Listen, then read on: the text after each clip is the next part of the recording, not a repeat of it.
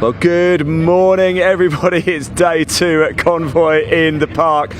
Christina, you can't disappear on us now. You've got to come here. Yeah, Tom, can you just get Christina? Oh, she's hiding. One of our brilliant marshals, Christina. Do you know something, Andy? She always gives me sweets as well. So you owe me some sweets today. You owe me some sweets today. Thank you so much. Right, Andy, here we are. What a day we've got. Day 2, Convoy in the park. The sun is shining. It is going to be even hotter. Bit of a breeze here. 17 races in total. I think that is a record for us. 3 TCR races, and it's going to be good, right? I hope you slept well last night. I slept like a log. Good. It's going to be a busy day, isn't it? Yeah, really good day ahead though. I mean, the glorious weather, one of the best racetracks in the country, and what we saw yesterday I think was a tantalising taste of what's to come today. I'm really looking forward to it. It is a jam-packed schedule indeed. Yes, we start with TCR UK. We'll just run through it very quickly for you. Then we go to Mini Challenge Clubsport. Then we have our first British Truck Racing Championship race of the day, third of the weekend. Then we move into the pickups. How good is that? 11 laps. Looking forward to seeing those guys out. Then it's the Audi Cup, then the Civic Cup, then the CNC Heads, then more TCR, then more trucks, then the lunch break, which probably won't happen. Then the Mini Challenge again, then more pickups, then more Civics, then Audi, then TCR, then trucks, then Mini Challenge, then pickups as well. 17 races, wall-to-wall action. We are live as well on the BARC YouTube channel and the TCR YouTube as well. So hit that like button, hit that subscribe button. The live chat is open. We want to hear from you today. We want to know, where are you watching from? Are you at home? Are you at work? Whereabouts are you? What city? What town? What village? What hamlet? What field? We would love to hear from you. Paul Walsh in the commentary box. Andy will be joining very shortly. We would love to know where you are and who you're supporting as well. Andy, you got a busy day today. Not only TCRs, Civics and Audis as well. What are you most excited for? Oh, that's an impossible question to answer. I mean, TCR set up absolutely brilliantly. We're getting down to that nitty-gritty end of the season now, which I love, when the points really start to come into play. There's a bit of needle sometimes between the drivers, and we've thrown a little bit of a hand grenade in this weekend in the shape of Adam Shepherd, our reigning champion. He's back for a one-off appearance. He's been off competing in TCR Europe and stuck it straight on pole position at what is by far his most successful track. And he's scoring points. He's not a guest driver, so he could really play a part in this championship battle. Callum Newsham, Max Hart and Jenson O'Neill going, all covered by virtually nothing.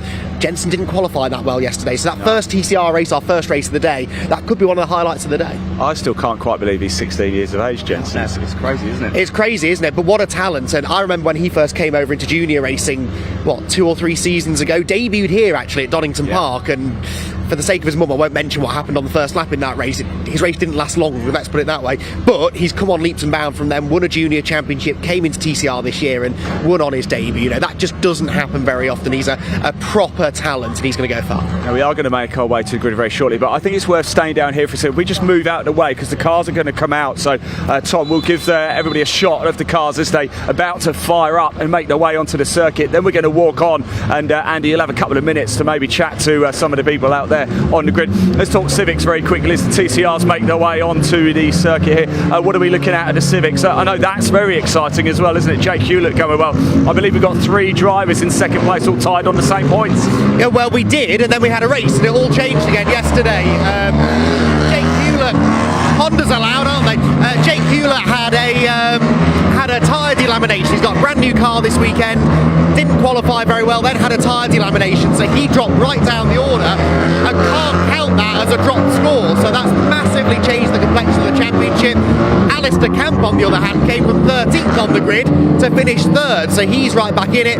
That championship, a bit like TCR, I think, is going to change race by race. And it's quite hard for the drivers who are in that championship battle to keep a steady head, because they're on top 1 minute and then they're 5th in the points after the next race. It's crazy. Right, let's go for a walk, shall we? The cars are making their way down. Let's head over onto the circuit. I did ask Andy what he's most looking forward to. He said it's an impossible question to answer. Well, he answered it for about 5 minutes straight there, Andy. So wasn't that difficult, was it? Right, let's make our way on the brilliant Donington Park circuit. Of course, the national circuit slightly shorter as well. I was holding these boards a little bit earlier too. So something I've always wanted to do is I've always wanted to do this. Look, do you want to see my best pose? Go on then. Okay, ready? Out of 10, Andy.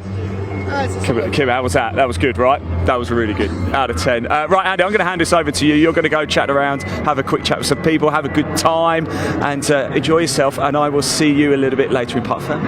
I look forward to it. Thank you, Ian. Right, let's have a wander. Well, there's no cars here yet, but there are plenty of people milling around on the grid. And as I said, what a fascinating qualifying session yesterday. Adam Shepherd returning, he's on pole position. Callum Newsham, though, one of our title contenders, he was about half a second adrift of Adam for most of the session, and then his last lap got within 7,000ths of a second of pole position. That's going to be a titanic battle into Redgate Corner. It's quite a long run down into Redgate Corner, downhill as well. The cars really generate speed quickly, and that first corner is always an action hotspot, so really intrigued to see what happens here.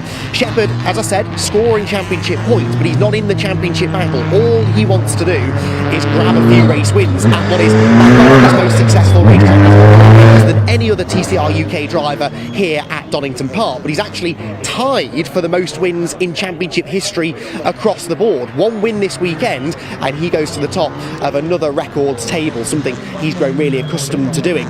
There is a slight snag though. No reigning champion in TCR UK history has ever won the next race after being crowned champion. Of course, Adam hasn't competed in any races this season. This is his returning race, and it's going to be fascinating to see whether he's able to do it. Adam Shepherd then pulls up into pole position in the number 1 Audi. The Van in Motorsport team will go to work at swapping the tyres over, and once they've started that process, we'll dive in and have a little bit of a chat. The first job he's got to do is to line up the all-important tape on the pit wall so that he knows exactly where to line up when he gets back here in a moment or two. But I reckon in a moment we can probably dive in and have a little chat. We'll try not to get in anybody's way. Let's open the door of the Audi and hear from our reigning champion. Adam, first of all, great to have you back. What a way to start. You're on pole, but not by much. Yeah, it's very close. We had a good qualifying. We was on pole for most of it, and thought we was clear by a while away, so we backed off the state tyres, and it got very, very close at the end. So bit lucky to have backed off and still have pole. So yeah, fingers crossed we can have a good race and try and get the win. You're 1 win away from breaking the all-time wins record in TCR UK, but to do that you've got to beat Callum. What's going to be the key factor in deciding that, do you think? I think if we get a good start and lead into turn 1, we know we've got the pace to stay out front. Try and get a clean start. We've never launched this car before, so that'll be new. Yep. Very similar to the Cooper, granted, but yeah, just try and get a nice clean start and see if we can break the gap. Very best of luck, Adam. Thanks for having a chat. Adam Shepherd, then reigning champion, back in the series. Callum Newsham, as I said, starts alongside him. Let's see if we can jump in. Again, they're just marking on the wall there with the tape you can see, and he'll line that up with the B pillar of the car, or the A pillar of the car actually, so he knows exactly where he's going to be. I'm going to just jump the queue slightly and have a chat with Callum. Callum, really close qualifying session yesterday. Adam is scoring points, but he's not a championship rival. What's the game plan here? Yeah, very closely qualified. I don't know. I'll see how it goes off the start. I want to beat Adam. I need to beat him. I need maximum points. But yeah, we'll just see how it goes and see what. Yeah. Adam has won 4 races here at Donington. The only other driver to have done that is you at Croft. So if he beats you in this one, he's taken a record off you. That's good reason to go and beat him. Yeah, exactly. That is a good reason. So he's obviously fast around here, but I think there's not much in it between me and him, so it might be a good race. I'm hoping so. Thank you very much. Callum Newsham then starts his Elantra, the first of the championship contenders actually, starting from the front row. Harry Blore with a really good qualifying effort in third position in his Honda, and Max Hart in his Honda starts fourth on the grid. You've got to go all the way down though to the fourth row of the grid to find Jenson O'Neill going, the teenage sensation who's been doing so well in the championship this year, and he's got some serious work to do. Gearbox problems yesterday for Jenson means that he's got a lot of overtaking to do to get back onto the podium. It's going to be a fascinating race. Strap yourselves in, everyone. 20 minutes of TCR UK action. The first of 3 races today is coming up next.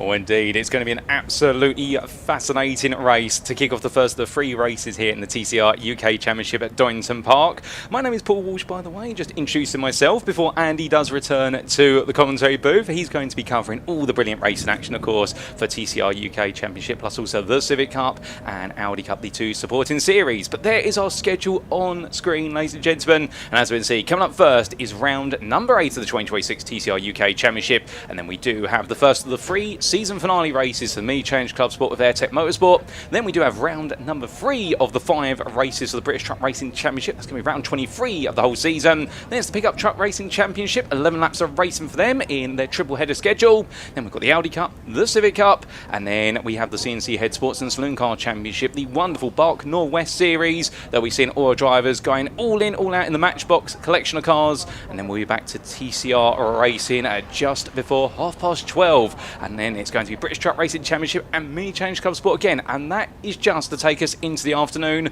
We have got an absolutely ram-packed schedule, grand total of 17 races on the schedule today, ladies and gentlemen, on this Sunday. And we'll keep popping messages in the YouTube chats as well. We can see all 3 chats there, and hello to you all. And I can see a whole variety of individuals tuning in, whether it's from South London, Wiltshire. We've got somebody tuning in from Ohio. I suspect that's going to be the early hours of the morning. And well, do keep on saying hello there. Let us know where you're tuning in from. And well, I do believe that coming back into the commentary booth with me now is none other than Andy McEwan. I'm out of breath already, Paul, and we haven't even started. That's my first of 5 or 6 journeys, I think, from grid up to the commentary box. But hey, it's all worth it, isn't it? What a day we've got. I mean, not just TCR UK, as you've been touching on, but such a busy day, 17 races.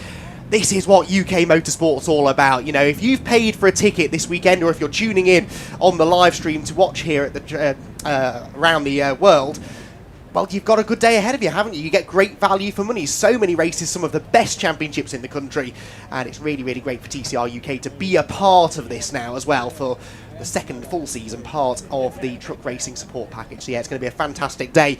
And this first TCR UK race, I think, is going to be an absolute thriller. 7,000ths of a second between Adam Shepherd and Callum Newsham. But as I touched on the grid there, they're both coming into this race with completely different objectives. Adam Shepherd is not in this championship fight. He's not interested, really, in having a solid points day. He just wants 3 race wins. And he's got the pace, he believes, to be able to do that. No driver, by the way, has ever won 3 races in a weekend in TCR UK. I know we haven't even started race 1, and I'm getting ahead of myself here slightly, but if anyone could do it, the reigning champion and the driver with the joint most wins in championship history could be a good pick. Shepherd then on pole. Callum Newsham, who does need a good points day, is starting alongside him.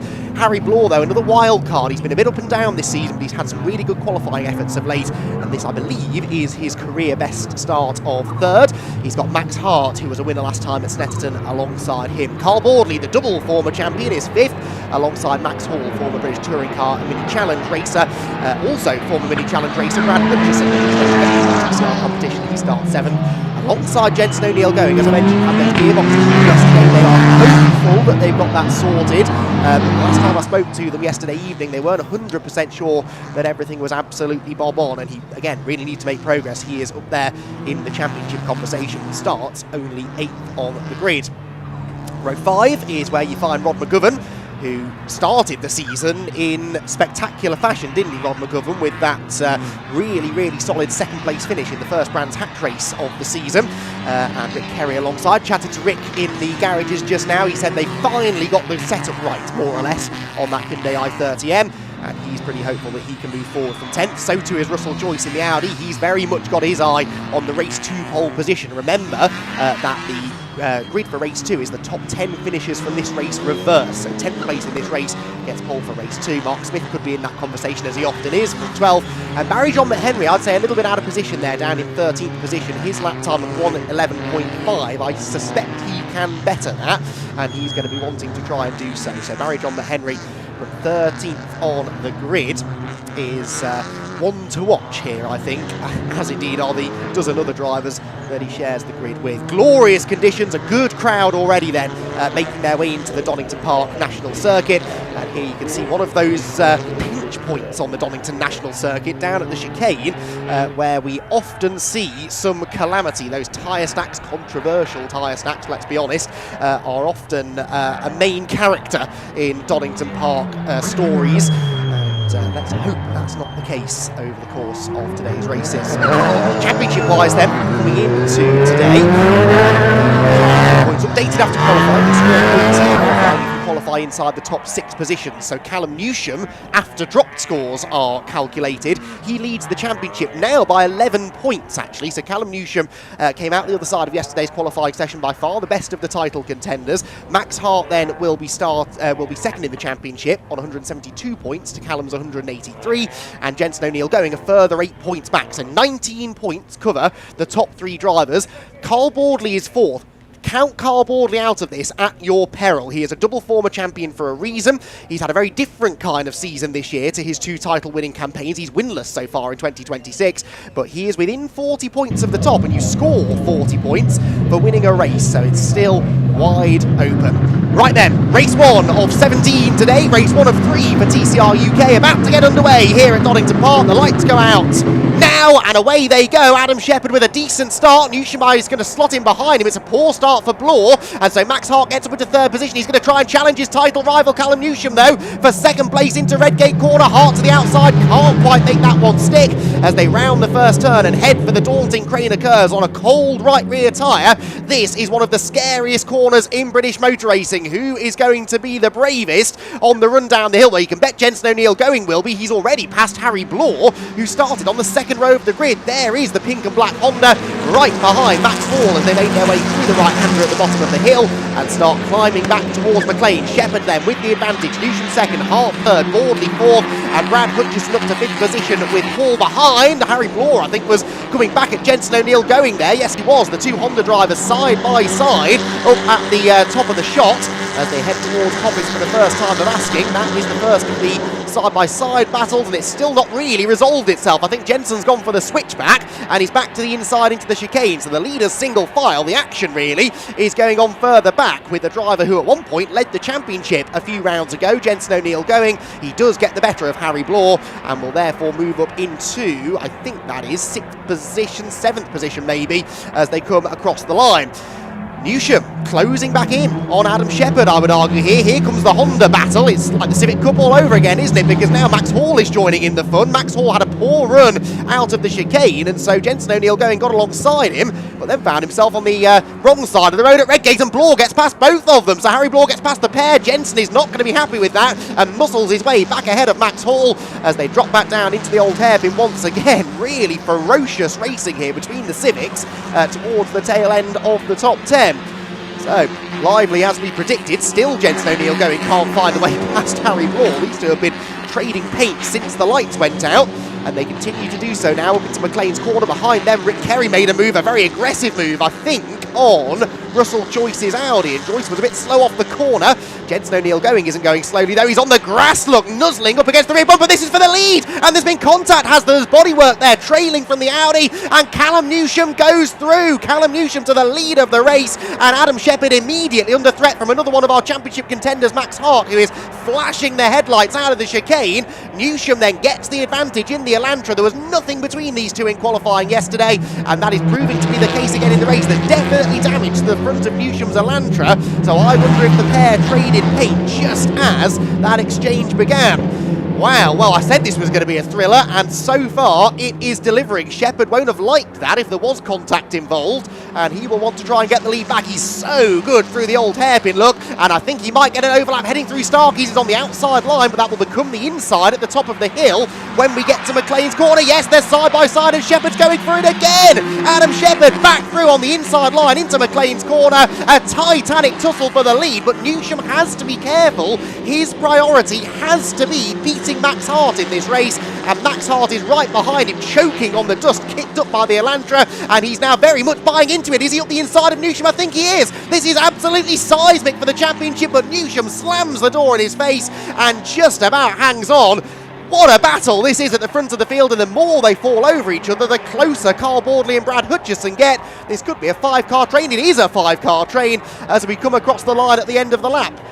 Wow, remember to breathe, Andy. It's a long day. Save yourself for later. The drivers aren't thinking like that, though, are they? This is breathless stuff. And Adam Shepherd, well, if anyone thought he was just here for a nice Sunday drive in his shiny new Audi, they can think again. He wants to win, and he doesn't really care that he's trying to beat some of our championship front runners at the moment. So, Audi, Hyundai, Honda, the top three. Another great thing about TCR competition is the parity between the cars, the global balance of performance that changes from round to round, aims to keep the competition tight, which, as we can see, is exactly what it's doing. In the pit lane is Jensen O'Neill going. Jensen O'Neill going third in the championship is in the pits. Now, Jensen has not had a non-finish yet this season. This looks like maybe a return of the gremlins from yesterday. That's Max Hall, isn't it? Yes, Max Hall is joining him. So 2 of the Hondas in the pits, but is that a return of the issues that affected Jensen's qualifying session yesterday? He's always in for a tough weekend, carrying ballast as one of the championship front runners. We've got the global balance of performance, but there's also championship-specific compensation weight. And so if you're doing well in the championship, if you're winning races, you carry ballast into the next race. And of course, Jensen O'Neill did win at the second race last time out at Snetterton. So he's carrying ballast, and that's really put him on the back foot so far this weekend. And now more mechanical dramas, possibly damage, I suppose, from contact. It could be either or, have taken him potentially out of the race. That is important. It will count as a dropped score for Jensen, so he'll count back what is currently his lowest score of 21 points, so it's not a complete disaster. But with Newsham running second and Hart in third, and Boardley up there, I said don't count Boardley out of this championship battle just yet, this is going to be really significant for Jensen's championship aspirations.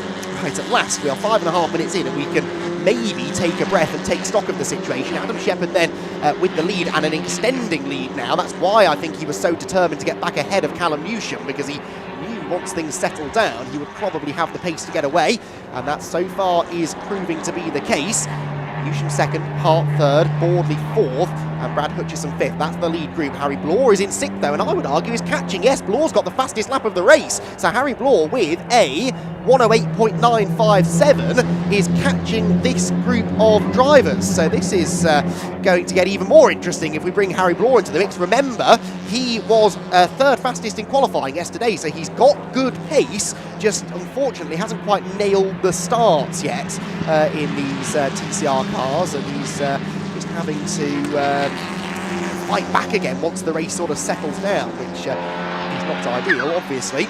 These are short, sharp races. It's proper elbows out stuff at the front, and so if you lose ground, it's very hard then to get that ground back, which is the problem that Harry is sort of finding.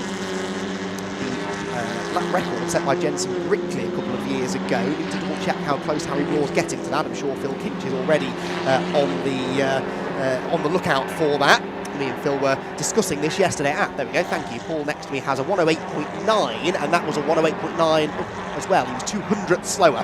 932 is the lap record, and Harry Blore has just beaten it with a 9.20. So Harry Blore is now the lap record holder at Donington Park, and Donington Park is our fastest track when it comes to average speed. This is actually faster than Silverstone. It was faster than Thruxton even when we went there a couple of years ago, although it was raining at the time. And so that is the fastest ever race lap in TCR UK competition, set by the young Harry Blore. I said he's got good pace once he settles in, and he's now starting to show it. Right, up through through Starkeys come Boardley and Hutchison. This now the closest of the battles. Brad Hutchison in 5th position, wants to convert that into 4th, and he is going to. Look at the inside at McLean's corner, nuzzles the Cooper alongside the Honda, and this could bring Harry Bloor into the equation as well. Boardley is notoriously a difficult man to overtake, and he's proving to be, because Brad Hutchison still hasn't made the move stick, and Harry Bloor is in his door now as they come out of Coppice corner, right up on the grass. Oh, they're 3 abreast down the back straight. That won't end well. Hutchison realised that. There's bodywork flapping from Boardley's car, which is now starting to resemble the stock cars that he had so much success in back in the day. Bloor and Hutchison side by side, and Brad had to bail out of that one. Otherwise, he'd have had a one-way ticket to the tyre stack, which would have destroyed the front of the Cupra. So sensible driving that from Hutchison. But a great example there of how frustrating this track can be for the drivers, because it's all about momentum. If you go for a move, which Brad did at McLean's, and you don't make that move, you lose all of your momentum, and you can easily end up losing a place, which is exactly what happened to Brad, who's experienced enough to know that, but he also knew he had to try and make the move on Carl at some point, and that has cost him a position. It was a nice little freebie, really, for Harry Bloor. I say freebie, he had to work for it still, but he's moved through now back into the top 5, and I don't think he's done yet. He's the fastest man on track. A win might be a tough ask from here. The podium could still be doable for Harry.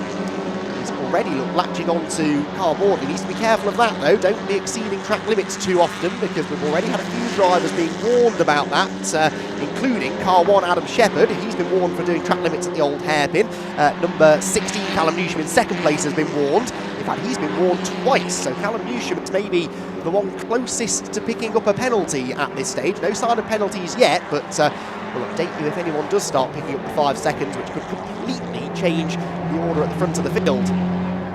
Championship-wise then, this is good news for Newsham at the moment. OK, he'll be frustrated that Adam Shepherd's got the better of him, but he's currently extending that 11-point advantage he's got over Max Hart. He scored 35 points for finishing 2nd, 30 points for finishing 3rd, so that would go up to 16 points by my very rough calculations heading into race 2 later on. That, though, of course, is a reverse grid race. Anything could happen, and anything could happen here in this battle for 4th. Well, actually, it was a bit of a done deal in the end. Harry Bloor slithers up the inside of Carl Boardley. Harry Bloor is going to be a tough man to keep behind you in this race, I think. He's got the Civic dialed in, and he's made progress into 4th a bit more quickly than maybe I expected him to, in fairness. So he has now got nearly half the race to try and chase after the leading 3.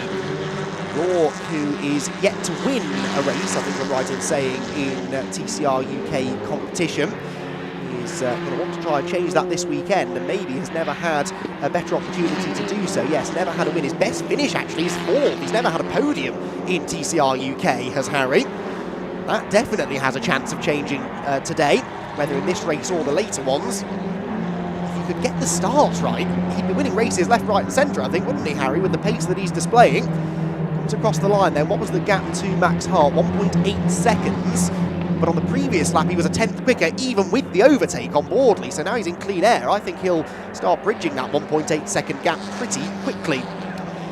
Now, I've lasted 11 minutes of this race without mentioning the weather, which is very un-British of me, but it is warm today. I don't know whether you've noticed, the sun is shining, as has become the norm, really, over this summer of 2026, and that means that tyres start to become a little bit of a question mark. Now, these Goodyear tyres are fantastic tyres, don't get me wrong, but in these heats, around this track in particular, where you're constantly turning right, the only time you're turning left, really, is through Starkeys and Schwantz curve. They're not really corners, and then the exit of the chicane. Apart from that, you turn right constantly, and in a front-wheel drive touring car, that left front tyre takes a beating around here, especially when it's warm. We've had tyre issues in the past around here on much cooler days than this, so hopefully the teams have got their tyre pressure settings right. And hopefully they've also got their camber settings right, because that's what really wears the inner edge of the tyre away, and that's what can lead to tyre dramas later down the line. Right, well, I teased track limits penalties, and unfortunately they are now coming to fruition, and one, tragically, is for Harry Bloor, who is in 4th position. Harry Bloor with a 5-second track limit penalty. I caught him myself doing it in Adam McLean's corner. If I could see it, then the stewards definitely could. The other one who's been pinged is Brad Hutchison. So Harry Bloor and Brad Hutchison both have 5-second time penalties to be added on.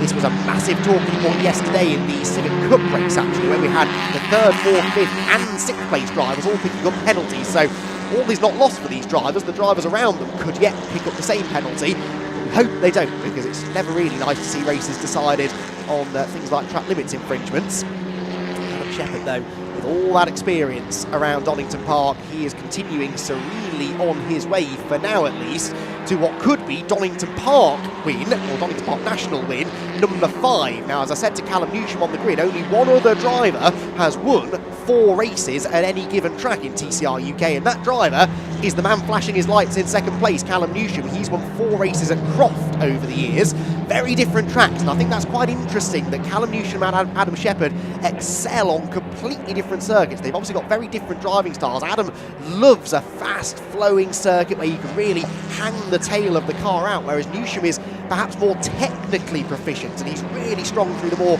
tight, twisty sequences of corners. That's something that, of course, Croft is very well known for, and yet here at Donington, still very, very little to choose between them. And Adam, if he can win this race, will break that tie break, and he'll actually break another one, because he's tied at the moment for most TCR UK race wins. He and former double champion Lewis Kent have 14 wins apiece, so a 15th win today for Adam Shepherd will put him to the top of another record pile. He already has more laps led, more fastest laps, more pole positions than any other driver in TCR UK history, and Adam Shepherd could be about to steal another record here this morning. Is Harry Blore about to steal a podium place away from Max Hart, I wonder? Max is fading slightly as we move into the latter part of the race, and it does look to me as though Harry Blore is the quicker of the two, but Max has really dropped away from the top 2. Here comes Blore to the inside into Redgate. He's going to commit to the move, and I don't think Max will fight this too hard. It's not really worth running the risk of contact and ending up in the gravel trap, and indeed he does allow Harry Blore to go through. The reason it's not really worth that for Max Hart is that he's already had a non-finish, that race at Brands Hatch, which he should have won. He had a clutch issue, I seem to recall it was, when he was leading the race at Brands Hatch. That's already counting as a drop score, so any more bad results can perhaps start to now count towards his championship total. He can't afford contact at this point in the season, so Max sensibly there, I think, allowing Harry Blore through. I'll tell you what, Harry has still got 5 minutes left in this race. It's such a shame he's got this time penalty, because without it, dare I say it, could a win have been possible? I think certainly second place could have been on the cards. I reckon he's got the pace to catch Callum Newsham here. Whether Callum perhaps is just pacing himself, having seen that Max Hart is dropping away from him, I don't know. But yeah, Harry Blore with the time penalty, sadly, is unlikely to keep a podium finish. But if he can pull 5 seconds over the cars behind, that wouldn't be the case, of course. Intriguingly, Brad Hutchison's penalty has disappeared on our timing screen. He's no longer got a red marker next to his name. It could be a glitch on the timing screen, but maybe they've taken that penalty away. Paul will... yes, penalty rescinded. Okay, so Brad Hutchison has had the penalty rescinded. Doesn't matter, he's in the pit lane. It's all for nothing for Brad, unfortunately. Maybe the message didn't get through to him quickly enough, and he's come in a bit of a huff with the penalty that he thought he'd been given. I'm sure that's not the case. Brad loves being out on track. He's probably the most enthusiastic driver on the grid. It's such a shame to see him continuing to battle issues. They've had a few niggly little gremlins in that Cupra. It's his first season in a Gen 3 Cupra this year for Brad, and once again they have bitten. Carl Bordley has now been given a 5-second penalty though, so we give one penalty back and another driver receives it in Hutchison's place. So Carl Bordley then is given a penalty. I wonder whether maybe Brad was erroneously given Bordley's penalty or something like that. That's pure speculation, but I have heard of things like that happening before. Anyway, Bordley now has 5 seconds against his name, which takes a bit of the pressure off Harry Blore, because Bordley is one of 2 drivers within 5 seconds of Harry, so potentially Harry would only drop 1 position as it stands. So 4th place could still be the finish for Harry, but that would leave him tantalisingly close then to that maiden career podium. This is Mark Smith, meanwhile. He's got Russell Joyce behind him. This is the battle not to be on pole in race number 2 later on, because they're currently 9th and 10th, although actually that's about to be made the 9th with Hutchison in the pits, and that means that the Audi in the background, Barry John McHenry, the Irishman, he would inherit the race 2 pole position as things stand. So Barry with a good chance to start off the front of the grid later on. There he is, the beautifully prepared blue and white Audi, which was raced by Alistair Kellett at Croft, but has been in Barry's very capable hands for the rest of the season. He could well be on the front row of the grid later on this afternoon.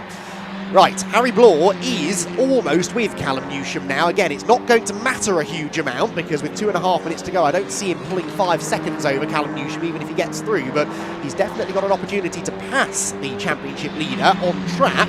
and that would be a massive feather in his cap if he were able to do so. I wonder whether you would hope with the radio communications that are allowed in this championship between the teams and the drivers, you would hope that the teams have told Callum Newsham about the penalty for Harry, and that Callum might not fight this one too hard if and when Harry comes knocking. But of course, if Harry can get past Newsham quickly, he might yet get 5 seconds over Max Hart. He was a second and a half ahead at the start of the lap, and that gap could grow even further if he was in clean air. So definitely worth Harry trying to make this move stick quickly. Smoke there trailing from Newsham's car heading through Schwann's curve. That's nothing really to worry about, and just because they run the car so low to the ground that they bottom out as they lean on the right hand side through the left-hander. Law is now starting to ask some serious questions of Callum Newsham as they head down into the chicane then. Slightly defensive line taken by Callum, but he then hovers back over onto the racing line to turn into the chicane. We're about to begin the penultimate lap of the race, so 2 more laps to go. Shepherd's win looks a near certainty, although I realise as I say that I've got a history of jinxing Adam in TCR UK races. Apologies in advance, Adam. Callum Newsham, though, for second place, on the road at least, is far less of a certainty. He's keeping Harry Bloor at arm's length, though, for the time being. Hart and Boardley in a similar sort of squabble, where Boardley looks the quicker of the two, but actually, because of his penalty, it doesn't really matter if he does go past Max, except Max won't want to lose too much time to Harry Bloor ahead, really. If he falls outside of that 5-second bracket, then Harry could well take that third place away from him.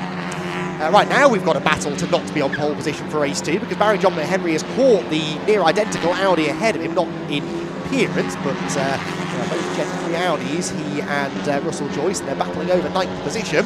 As here, Harry Bloor, he's going to go to the inside of Callum Newsham, who I thought was going to turn across the nose of the Honda there. Harry Bloor charges through into second position, but what a shame about that track limits penalty. I don't think it's going to yield a podium finish in this race, but all of the ingredients are there for Harry. Just needs to put that full race together, and he will be on the podium in no time.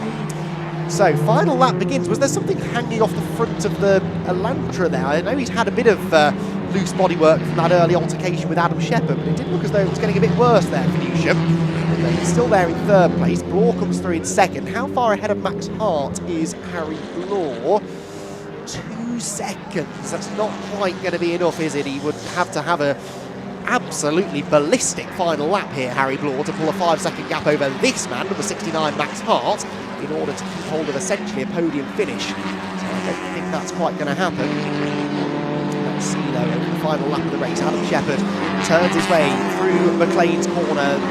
The most successful driver in TCR UK history is Adam Shepherd. There are other drivers with more championships than him, but pretty much every other metric had Adam Shepherd at the top of the tree, and he's about to move the goalposts again. One record he won't break is the most podiums. He's tied on 30 podiums with Callum Newsham for the most of all time. Callum looks destined to join him on the podium today, but Adam won't mind that too much. He turns his way out of the final chicane, heads for the checkered flag, and Adam Shepherd picks up exactly where he left off last season. The reigning champion is a winner again in TCR UK on his guesting return to the championship. Callum Newsham second and Max Hart in third. The top 2 in the championship, second and third respectively, with Harry Bloor fourth and Carl Boardley in fifth after their respective penalties. Rob McGovern should be next, but there's quite a gap, isn't there, between those top 5 and the rest of the field. McGovern will come through momentarily, with Rick Kerry in 7th. I spoke to Rick earlier on. He was hopeful that he could move into the top 10, and that's exactly what happened. There goes McGovern, and here comes Rick Kerry in the Hyundai i30M. Not the newest car on the grid, but in the right hand still capable of decent results, with then Mark Smith coming through in 8th. Mark Smith's best finish is a pair of 6th places, so not quite matching that, but it's a solid finish that for Mark, whilst Russell Joyce will get the better of Barry John McHenry in the battle for 9th position. Well, so much to unpack after that first TCR UK race. Max Hall will be the last finisher down in 11th position. Jenson O'Neill going a non-finish. So much to talk about. I'm going to leave Paul to do a bit of that talking for a few minutes whilst I head down to interview our podium finishers. Well, thank you, Andy. And as Andy dashes down to get ready to interview our podium finishers, well, fantastic race, ladies and gentlemen. Plenty of battling from the start to the finish, but here are your provisional results. As we can see, Adam Shepherd, your winner on his return to the grid as defending champion, but guesting here for the purposes of this race weekend, and a bit of a breather from TCR Europe, and taking that win by 2.4 seconds ahead of Callum Newsham in his Hyundai Elantra, holding on to second place, despite the fact being passed by Harry Bloor, but Bloor being relegated back to fourth due to a 5-second post-race time penalty, and Max Hart also moving back onto the podium. Bloor taking fourth, but also taking the lap record with him. I see him go even quicker later on today. And Carl Boardley there taking the final spot inside the top 5. In sixth, it was none other than Rod McGovern, ahead of Rick Kerry, with Mark Smith, Russell Joyce, and Barry John McHenry completing the top 10. And well, fastest lap, 1 minute 8.920, dead on the dot.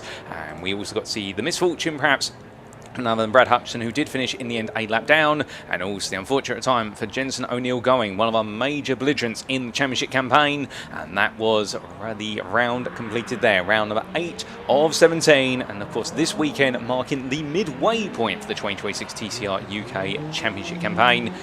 2 more races coming up later on today, but what a race it was, and Adam Shepherd in the end really showing his fluorescence at this wonderful Donington Park National Circuit. His ability to flow through the bends quicker than anybody else, and looking absolutely in control. And it'll be interesting to see when we do shake up the grid a little bit later, of course, because remember the race 2 grid will be set based on the race 1 results, with the top 10 inverted. It'll be intriguing to see what exactly that does for all of the battling.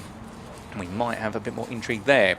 Now, as all of our drivers do get themselves set and ready to go for what will be the next race, well, of course, we're almost ready to go for what could be the prospect of an interview or two. We are just waiting for Andy to get into position. He's having to do quite a bit of Olympic sprinting, I do believe. I don't know how he does it, to be fair, and still manages to keep his breath.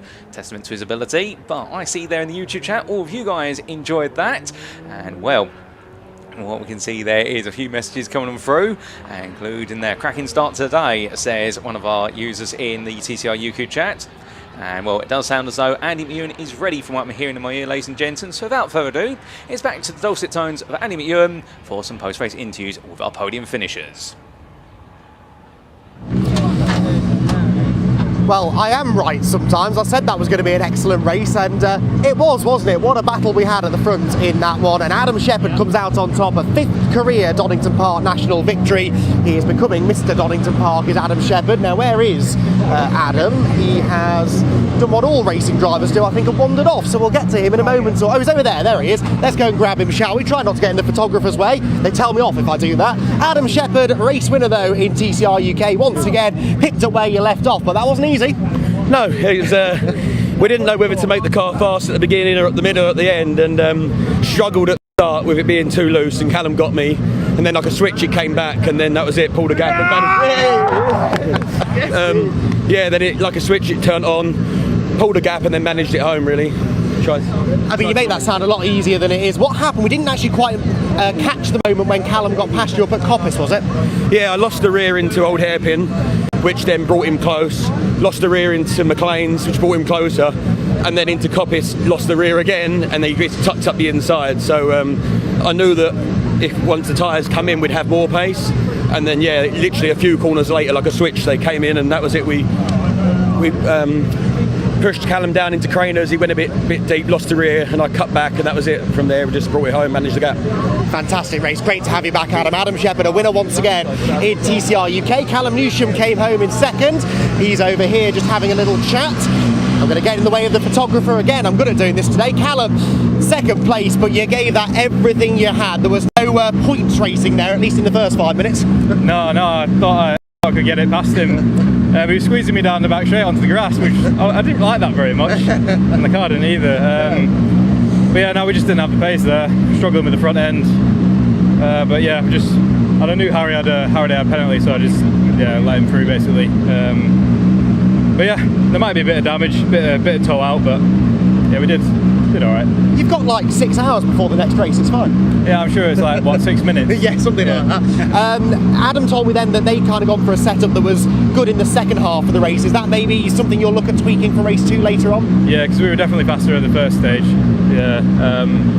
But yeah, no, we'll go back, look at the data and onboards, and yeah, go from there, see what we can do. Good stuff. Congratulations, Callum Newsham in second position and Max Hart's third. He's just being interviewed by the circuit commentator, but we'll see if we can sidle in there in a moment and have a chat with him. Remember, he and Callum Newsham top two in the championship at this stage, and quite an important battle that, with Callum Newsham getting the better of Max. Max, can we grab you as well? Sorry, you're a man in demand. But that's what happens when you finish on the podium. Another good points day. Yeah, good day, that's for sure. Really happy with it. I had a plan going out there, and I sort of stuck to the plan, so I was, pleased enough with the race. I mean, Callum and I had a front row seat to that little battle, and it was quite fun.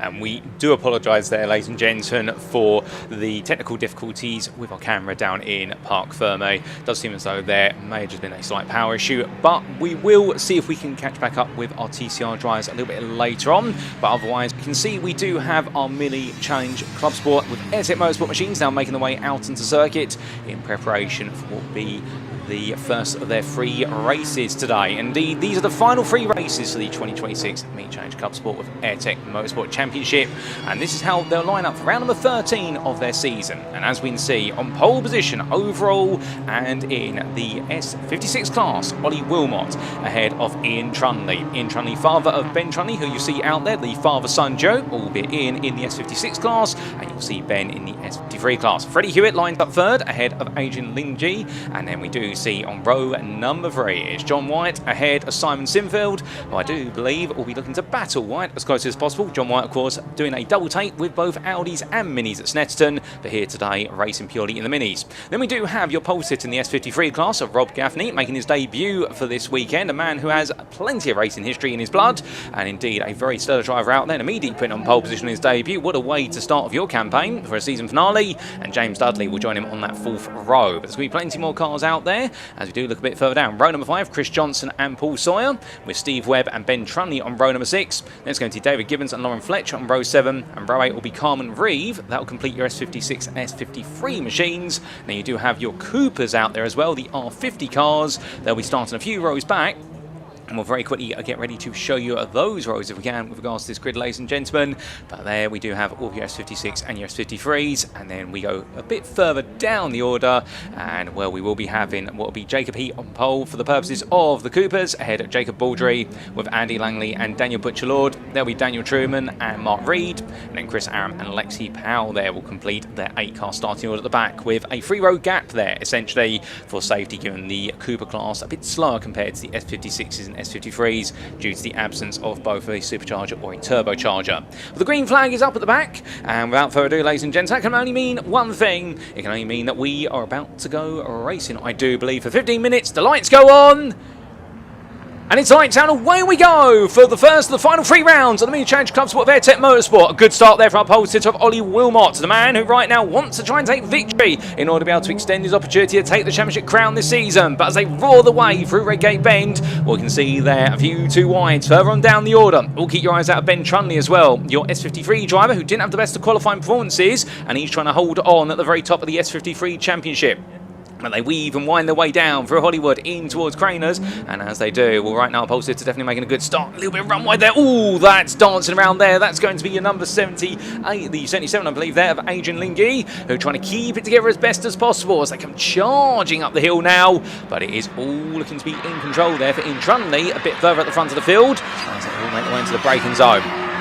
Plenty of battling going on, no doubt about it here, as all the drivers weave and wind their way up through McLean's, and well, shortly coming in towards Coppice Bend. And well, we do see there the number 5 of Freddie Hewitt trying to stay close, trying to stay on the back there of Adrian Lingy, and also Ian Trunley there trying to get a bit more involved as well. But as they all roll the way off, well, it has been an absolutely fascinating opening lap so far. More to come between all these drivers as they get ready to complete lap 1 and go on to many more. But as they come down to the braking zone here, now it's going to be single file for a time. So I think all the early battles now will have just taken a bit of a breather. We do see the 777 there. That's John Wyatt feeling a bit of pressure. But after one lap of racing, it is going to be leading the way in Trunley, who's taken the S56 and overall lead ahead of Freddie Hewitt. Then we do have Ollie Wilmot sitting in third, followed by Adrian Lingy, and then it's going to be Sinfield in fifth, followed by Dudley. Then we have White. Then it's going to be S53 leader, who is in the number 46 of Gaffney, ahead of Sawyer, and Webb will be completing that top 10. And so outside the top 10, best of the rest at the moment in 11th is going to be Johnson. And keep in mind, your Cooper class, it is the number 42 of Langley at the moment, ahead of Baldry, but only 3 tenths separating them, with Butcher trying to get involved as well, and Heaps, a bit more fighting there. Butcher Lord, I should be clear on his name, in the number 23. He does have a double-barreled surname, but battle at the front of the field again, and Ian Trunley feeling a bit of pressure there, but it looks like it's Hewitt and Wilmot really trying to exchange places, although saying that, no, in fact, it is Freddie Hewitt who moves into lead there, and now coming up the inside, elbows out there, Ollie Wilmot, the man who right now, of course, leading the championship coming into this round by a grand total of 17 points, very eager to make his way forward. He ideally needs to beat Freddie Hewitt if he wants to be able to give himself the best possible reassurance that he will be the champion as of the end of today. But as they come down to that braking zone here for the S's, well, that top 3 really getting stuck in, and Adrian Lingy would like to be there as well, but he needs to pull himself a little bit closer in order to be able to do so. So here they will come down towards turn 1 again, and there you can see Lingy in the background, and then a bit further back we have got a 2 wide starting to appear there. That is going to be your S53 leader of Gaffney trying to make a move on Wyatt if he can. Will he be able to do so? Well, not at the moment, but he is going to just stay behind, and the Amigo Motorsport machine right now definitely being a friend to all the S56s in front of it. Remember, of course, those S53 cars, they are not competing with the S56s. They are all racing for class position and class points. But there we do see your overall leaders coming down the hill again and going into the old hairpin, and then we do catch up to the tail end of the S56s, and then the one S53 that is trying to hook onto the back of the McGaffney. But as he roars his way onwards, keep in mind, of course, this is his debut round. He can't win the championship, but he can definitely try and take some major points off his rivals out there. As they continue, we look back up to the front, and right now side by side, and here are the 2 big guns of S56, and it is going to be Wilmot trying to go one way then the other, going for the switch back there, but run out of road on the inside of Coppice Bend. And Freddie Hewitt trying to hold on. Freddie Hewitt, of course, and his relative home circuit, Snetterton, taking his first 3 wins in the season in a row. Whereas meanwhile, Ollie Wilmot has been a bit greedy this season with 8 wins out of a grand total of 12 rounds. And so, as they roar the one out at the moment, the only other driver who's taken a win this season at S56 has been Andy Langley, but otherwise the 2 of them have really shared the spoils. We come back here now to your Cooper, your 50 class. They have their 1.6 litre engine, sans turbocharger or supercharger. And as they come down towards the S's, well, this is a battle on. Andy Langley under a bit of pressure here as he comes down to that braking zone. And what's it going to be between them? Can he hold on? Well, no, there's going to be a move made there, and that's going to be a 33 at Baldry squeezing on through. And, well, lovely move being made there by Jacob Baldry, the man who right now not leading the championship. He's down in 7th in the championship, but definitely would love to have something to say about winning ways. But then we come all the way back to the front, and Freddie Hewitt still holding off Ollie Wilmot at the moment. These 2 have shared the podium more than anybody else this season. And, well, when you've got the 2 stars right at the front in S56, it's understandable why. They really are digging their teeth into this one. And I do know that right now, as they make the one around, we do have some families out there really enjoying watching the racing as well, including for Freddie Hewitt, his mum Emma, who is watching this from the circuit side, and also the family will be cheering and screaming for him onwards as he roars his way around. The 23-year-old MOT tester of Freddie Hewitt, who was your 2024 champion in the series, I do believe. Let's double check my notes there with regards to that. And he was the S56 champion, so he's no stranger to it. And last season it was Ollie Wilmot who took the championship in 2025 at S56. So the 2 of them right now trying to essentially break the deadlock. They both have 1 championship crown, but who's going to be the first to get 2? It's yet to be done in this championship. We've never had a repeat champion in S56, or have we had that in S53 since the class was conceived. But as we look back to the start-finish straight, that's going to be a 55 there. Try and hold on a little bit longer. That's Sinfield right now under a little bit of pressure from Dudley. Dudley trying to take a bit of a poke here. We do know that James Dudley loves to be a little bit creative with the moves he makes. And, well, we'll have to wait and see where that story continues. And we come back then to the battle of your Coopers. Oh, a little bit twitchy there for Andy Langley. And Jacob Baldry still just keeping away. Now, bear in mind, in terms of the championship of the Coopers, it's Jacob Heath in the number 20 who leads currently. albeit he is out there. He's down in third place in the class at the moment. Well, in fact, he just moved up. He's got ahead of Truman, and we've had a bit of a change of positions there, and we may end up seeing them all come together later on with the Cooper class, because they are normally very closely matched on pace. Now, speaking of match on pace here, that is going to be your number 77 and number 5. Oh, hold up the phone. That's a big drop down from the field there. There's been some sort of mistake for Freddie Hewitt, because he's dropped a long way down. He's not catching up to traffic here. He's finding himself. He's got a problem with that car. He is losing a lot of pace there. And surely not. This is going to really hurt Freddie Hewitt massively. He needs to be beating Ollie Wilmot if he wants to try and take this championship here today. But the problem is that car's not going as quick. Now, he's staying out, so perhaps he's been able to fix the issue in the car. If not, however, he might have to press on and just simply try and grab the points. There are 3 rounds here, and keep in mind that they do drop their 2 lowest scores over the course of the season, so drop scores will have their part to play in saying who will be the champion later on today. And all that will be provisional, of course, subject to any reviews of the clerk of the course and the stewards, as we do have some of our drivers further on down, including there, of course, the 469 of Lauren Fletcher for NT219 Motorsports. She's doing a good job there, chasing after Gibbons and trying to pick up a place if she can. Only 6 tenths behind the number 10 at the moment in the S53 class, and running on the strongest pace that we've seen in more recent rounds as Fletcher continues to get to grips with the car.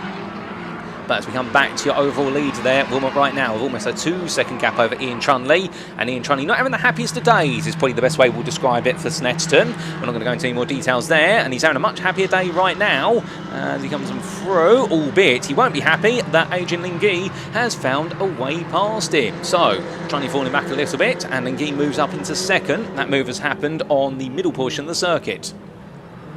As we do come back there to Freddie Hewitt right now, still carrying on here. So whatever it is with the car, there's something down in terms of the pace respective to his rivals there. If you consider that Ollie Wilmot right now is lapping in the 1 minute 21.3s, Freddie Hewitt by comparison, that last lap was a 26, now it's a 24.2. So I think Hewitt has found the crux of the issue. He's now picking up some pace, and well, we'll have to see what he can do later on, whether he can actually get back onto that podium.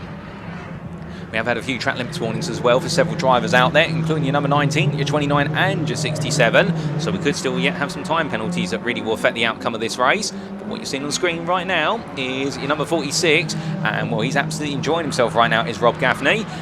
Roaring his way on around right now. Previous experience, by the way, Clio Cup, also Janetta Racing, also has raced in Brit Car previously. And well, the car is freshly wrapped for Amigo Motorsport. It was wrapped on Wednesday in preparation for its first outing. And well, it did have some difficulties as part of its warm-up stroke practicing, including a crank pulley that broke and had to be replaced. But all those issues have been solved, and right now you can see just how quick he is going. And well, Rob Gaffney is definitely looking to make a full campaign in the S53 class as a 2027. I can imagine many of his rivals out there, including Ben Trunley, will be raising an eyebrow thinking if this is the pace he's bringing to the table today, what a weapon he could be next season, as he looks to try and take on there was the 55 of Sinfield. But we come back here to some fighting in the R50 class, and all that's getting very elbows out there. That's your 42 Langley under pressure from Heap, and Jacob Heap right now trying to take second place here as he wants to try and extend his championship lead. 44 points in it at the moment between him and Daniel Truman in favour of Heap. Truman's down in 5th place at the moment. In fact, we're trying to promote himself to 4th when he can. And in doing so, well, he'll be very happy with that if he can make it happen. But the two still fighting side by side. And, well, don't you worry about the fact you've got Butcher Lord queuing up behind. So you've got Truman as well. You can see Truman in the rear of the picture trying to get closer as your 23 of Butcher Lord watches on. But Heap's on the inside here, coming in towards Copies. It's going to be a good move there. And can he seal the deal? No, he understeers a little bit wide. So we'll come back to that shortly for the next part of their story. But meanwhile, we see the 777 there of Wyatt keeping Gaffney behind at the moment. In fact, I think the two of them have swapped places back and forth. If Gaffney's had a mistake or not, not sure. But what we are sure of, here's the continuation of that fight for second in the Cooper R50 class. And a bit of elbows out there from the Union Jack Machine of Langley, really trying to hold on. And that's going to open up a doorway here. And so we will see a bit of progression there from a driver. And that's going to be a place being made up there by, I do believe, although our time is saying that Jacob Heap has fallen down the order there. In fact, he has. So I think he's been elbowed a little bit wide. So in the gap between what we were seeing and what we've just seen, Jacob Heap has been expelled down that order. So filling the picture there and falling back to 5th place in the Cooper class. So suddenly, was looking an opportunity for second, has now become a need to fight his way back forward. Then we do see your 23 of Butcher Lord then. He's got the wouldn't say the number 10 direct behind him, although don't quote me on that immediately there. In fact, that is Gibbons. I think he's had a long slip down the field. I think that's more the number 20 of some description, or somebody's got the wrong number on the car. But my eyesight needs to be tested. I should have gone to Specsavers, some would say. But forgetting about that at the moment. Oh no, surely not. R46 going slowly there. That was your S53 class leader, and that was Rob Gaffney. Car really crawling along there. A bit of debris coming for the car in front. Doesn't pick it up. And as he makes his way on through, well, there is an issue with the Amigo machine right now.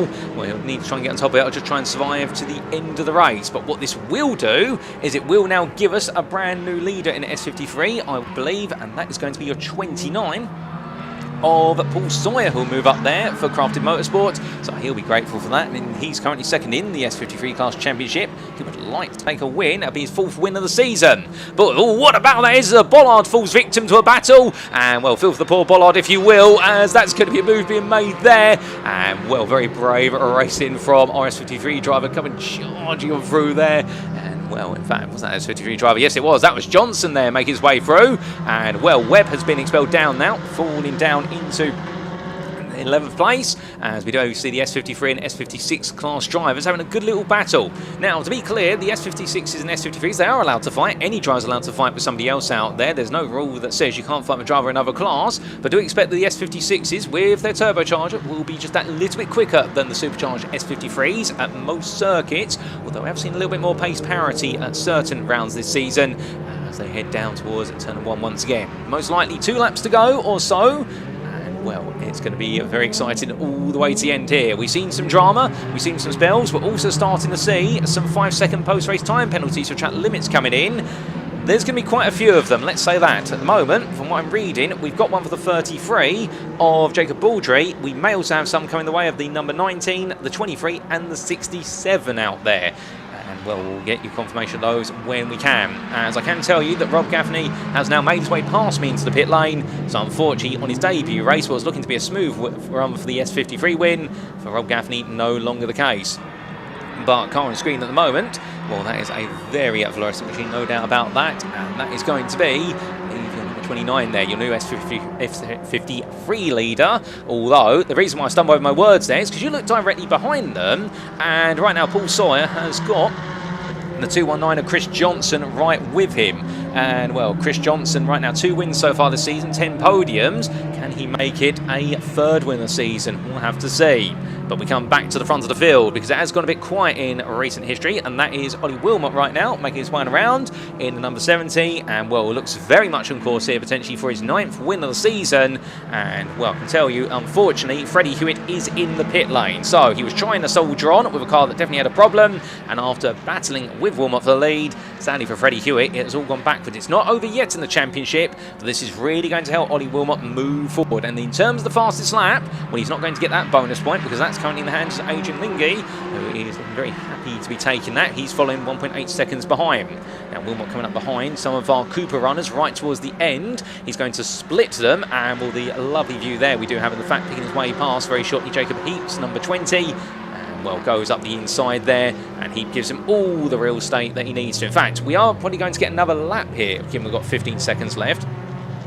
So as he comes on down to that braking zone right now, it won't quite be over yet. It's going to be very close, however. I didn't quite see whether the last lap board went out last time out. So 5 seconds to go. Something tells me it's going to be literally dead on the dot here for the checker flag. And last lap board does go out. So with 2 seconds in the end has been as counted, it's going to be Ollie Wilmot having to do 1 more lap. Goes on to a 12th tour of the circuit. But right now the 2-second gap to Adrian Lingy, he's going to be feeling quite safe all the way to the end. But whilst it may have gone quiet at the front of S56, there's still plenty of excitement here, and this is the battle for the lead of the S53s. And right now, here comes Johnson on the inside, going for that potential move. Can he get it done? Yes, he can. Lovely move being made there. Paul Sawyer has no comeback on that, and Webb and Ben Trunley now watch on. But Ben Trunley doing a fantastic job. Son of Ian out there, running in Ian's original car as he raced in it 2 years ago in 2024. And Ian's gone on to another car in the S56 class. But meanwhile, Ben Trunley trying to get stuck right into this, really sinking his teeth into it. Albeit the only problem is he has got the rather nuisance 231. Oh, and meanwhile, the 219 at Johnson there losing out. Throws his hands up inside the cockpit as well. Frustration perhaps. Perhaps he's missed a gear, made a mistake or something. But make no mistake, that's a new S53 leader. That's going to now be Paul Sawyer coming on through.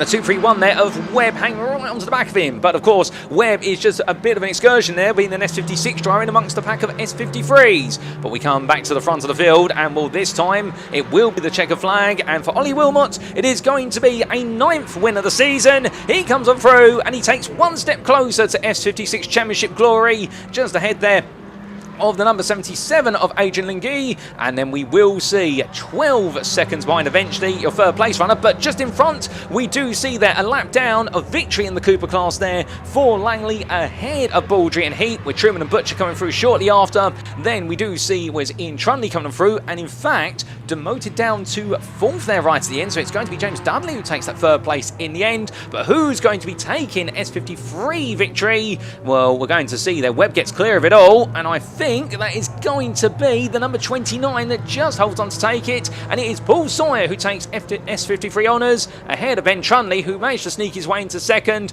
and Johnson in the end with a heartbreaking 3rd place when it could have been the chance there from take on through what would have been his 3rd win of the season for Chris Johnson, not to be. And so in the end it is going to be Paul Sawyer who takes his 4th win in the S53 class. We are going to shortly have Gibbons come through, and well, there he's going to be, I think, still being chased by Lauren Fletcher, who's been literally glued to the rear bumper all the way through the end. Lauren really coming on strong today in that battle. And then we do see Reeve coming across the line there as well to complete those, finishing on the lead lap, 13th place. But what a race, ladies and gentlemen, and indeed so rapid all the action, but you have to expect it in the Mini Challenge Clubsport with AirTech Motorsport. And here are your provisional results, and as we can see, Ollie Wilmot taking his 9th win of the season, and what an absolute superstar drive from him. To be fair, was stuck in a battle with none other than Freddie Hewitt, but with an issue with Freddie Hewitt's car, we did see in the end Ollie Wilmot allowed to run away to that win, but always had Adrian Lingui close behind, and it was Lingui who took the fastest lap. James Dudley completed the top 3, S56 and overall, with Ian Trunley following behind. And it was John White, Simon Sinfield and Steve Webb completing the S56 runners.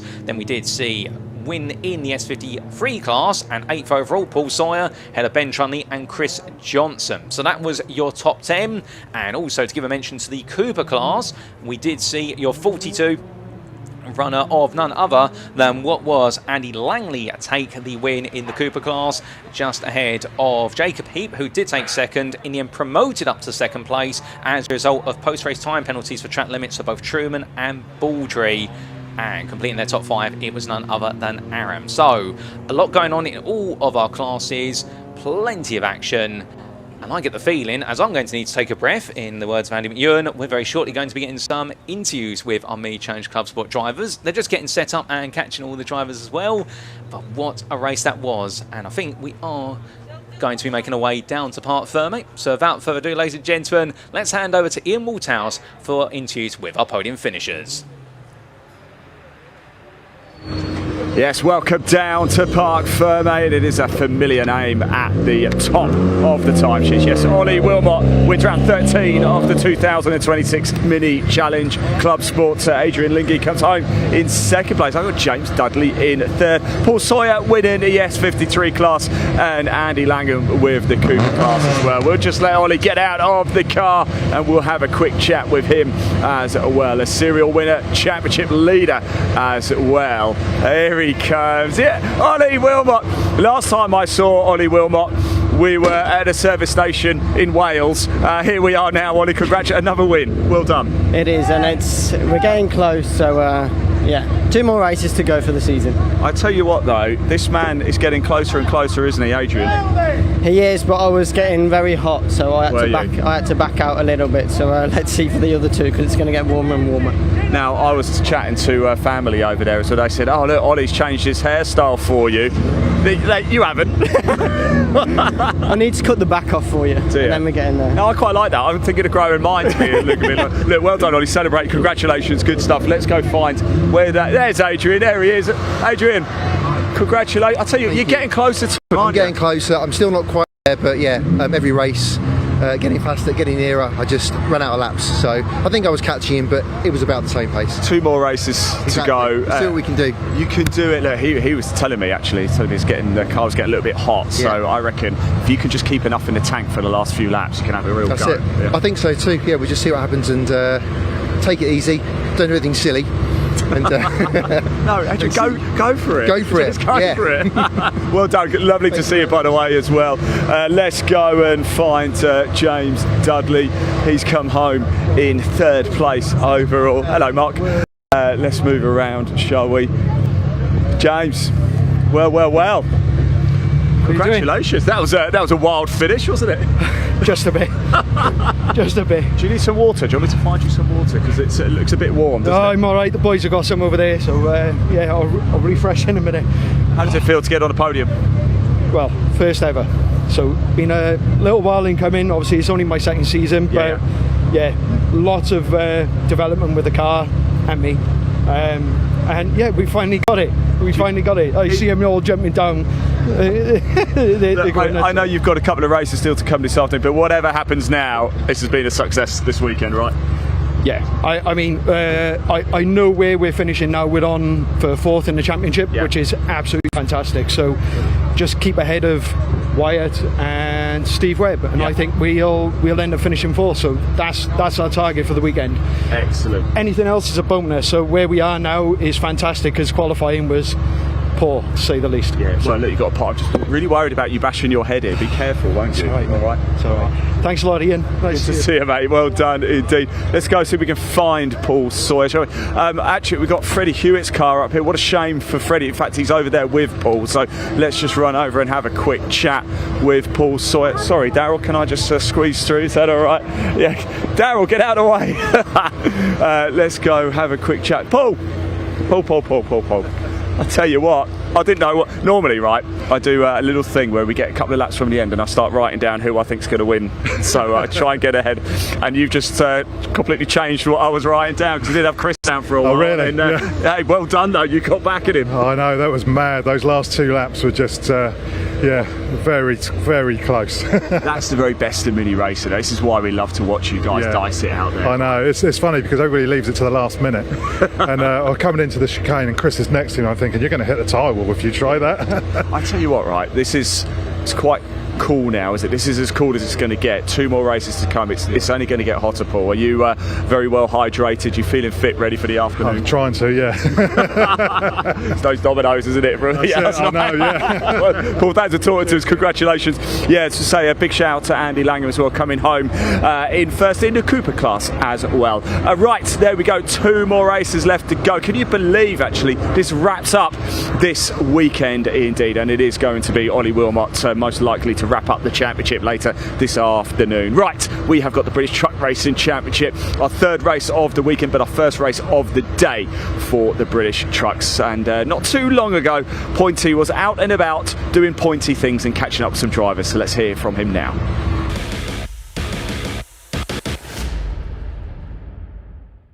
So here we are, bright and sunny Sunday morning with Jake Evans. Very late finish for you last night, 1 o'clock. Not the latest you've had. No. Repairing the truck. Are you ready for today? Yeah, I think we're ready as we'll ever be. With the spares we've got round us and the help from Weaver Motorsport next door to get us back running. We'll go out and try it now, and if it survives 1 race, it'll survive 3, I'm sure. That is the optimism we like to see. Now, obviously, we know yesterday the points have moved around a little bit. Quite a bit of climbing for you to do today. It's really turned into a tight championship again this year, hasn't it? Yeah, we're slightly on the back foot now. You know, the rub of the green went our way at the start of the year, and it's come back round now as it always does with the Karma. So it is what it is. We've got to go and make sure this is reliable now, so we can score at least some points this weekend.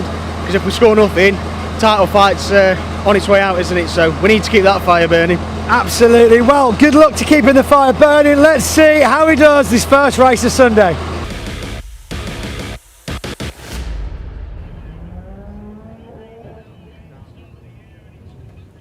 And well, ladies and gentlemen, we get ready now for round number 23 of the British Truck Racing Championship for 2026. And joining me here in the commentary booth, it's crazy how he can be in so many different places at once. We've either got clones of him or he's an Olympic sprinter. It's none other than Pointy. Good morning to you. Good morning, Paul. With a physique like this, I doubt I'm an Olympic sprinter. Let's just cover that one straight away. Yeah, another fantastic day here at Donington Park as we look out over on the crowd gathering. I was in the outfield, the paddock earlier on today, and the swarm of spectators coming to see us live today is absolutely incredible, and have we got a day of racing for you. Let's have a quick look at how everything's coming down then. Finishing top 8 yesterday, Callum Eason means with a reverse grid today, he's actually starting on pole position from Division 2. Next to him, Craig Reed from Division 1. Back on row 2, we've got John Bowler next to Michael Oliver, Simon Reed next to Stephen Powell, Dave Jenkins next to Stuart Oliver. These two are next to each other quite a bit at the minute, especially during the races. We'll see how quickly they can move up into those top couple of rows in the first lap or so. Moving back then into row 5 now, hopefully. Well, very shortly we'll come to row number 5, and there we go. We're just buffering it, just putting a penny in the meter, as they say. Pressed it too many times now; it's all disappeared. Anyway, we can go off here. It's fine. So we've got Steve Powell next to Terry Gibbon next to Neil Yates, and then we've got Simon Reed next to Steve Powell, John Bowler next to Michael Oliver. Who's brought it back up now? There we go. Warren Harvey, John Powell next to Bradley Harvey, starting the Division 2 pack. Warren Harvey next to Archie Handy. Jake Evans, who managed to fix his truck again last night. We just saw that interview there, and then bringing up the rear, we've got Tom O'Rourke, Simon Cole, I believe, on the back. Next to Nathan Smith, who had a DNF yesterday. Fingers crossed, he's all back up and running. Doing quite a bit of social media is Nathan Smith at the moment, which is good for any fans that want to follow him from his sim racing. But look at this. This is something you don't get to see very often. A Division 2 truck on the front of the grid. There's going to be some serious pressure and some serious talent behind him. A lot more power and a lot more speed, to say the least. Oh, 100%. Now, what do you do in Callum Eason's situation? Do you just try and take it easy, knowing obviously you've got the best part of 7-8 trucks between yourself and the rest of your Division 2 counterparts, or do you in a way make it just a bit difficult for your Division 1 peers to sort of come through, sort of say to them, I'm going to block you a little bit, but I'm not going to fight you too hard? It's just like Division 1 is within grasp. I am coming, I am here.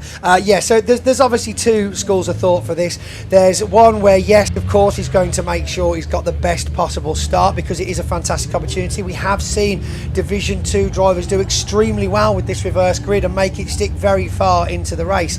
But of course, then you will have a lot more power from the Division 1 trucks. So he just needs to be careful, especially on that first bend. As we know, even Division 1 trucks can come a cropper with each other. That people with a bit more power and punch don't try and force their way past in the worst possible place. However, of course, keeping your shoulders wide as long as you're on the pace, there is no reason why you can't stay at the front, hold that racing line, hold Division 1 back out of the way, as I say, as long as you're on pace. Otherwise, we're going to see the blue flag and you'll have to drop back out of the way. Oh, indeed. And, well, speaking a little bit about our pace truck that leads the field on around there, I believe this one from MV Commercial, have we got a different truck for every single race? We have indeed, yes. So, and another special fact about this from some of our YouTube viewers out there today is actually being driven by Trucker Tim, of all people. Yes, indeed. I believe we might be organising a special guest appearance for him on the comms later on for race 2 as well. But yes, the MV Commercial pace truck out first race this morning.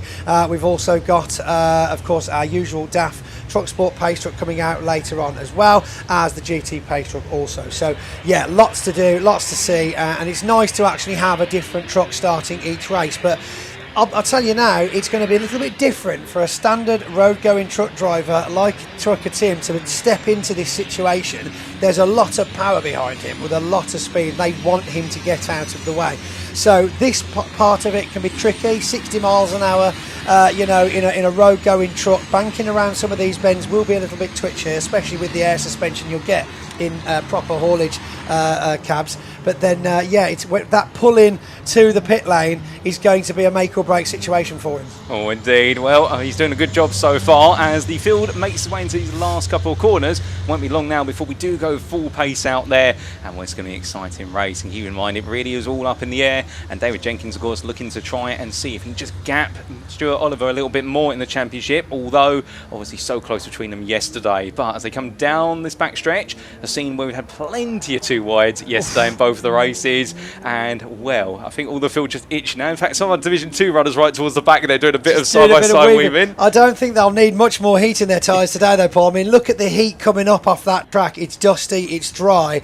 I mean, effectively for the first half of the race, the tyres will come up to temperature very quickly. We'll see a lot of big chances being taken. This corner, of course, yesterday where we had some oil down from Jake Evans, so that was cleaned last night as well. But yeah, as they come round through the chicane to the start of the race, let's see how it all goes down. Oh, indeed. And without further ado, ladies and gentlemen, as the field makes its way onto the start-finish straight, it is going to be lights out and away we go for round number 23 at the 2026 British Truck Racing Championship, and leading the way down is already the number 68 there, and that's going to be Craig Reed. Callum Eason being swarmed and holding the inside. Eason playing it smart there and staying out the way of all the roughage that could occur from the haulage as they make the way through. But speaking of roughage, there's a bit of contact there. 33 being caught out. That's going to be Neil Yates, and well, it does look as though Neil there, something's broken on that. We're trying to settle himself down. Not a happy start for Yates. Not good at all for Yates. No, it looks like a little bit of contact with Terry Gibbon there and Ricky Collett's truck as he's now all over the back of Jake Evans. But yeah, Callum Eason dropping back quite quickly. But here we go, the battle between Dave Jenkins and Stuart Oliver, just as we predicted.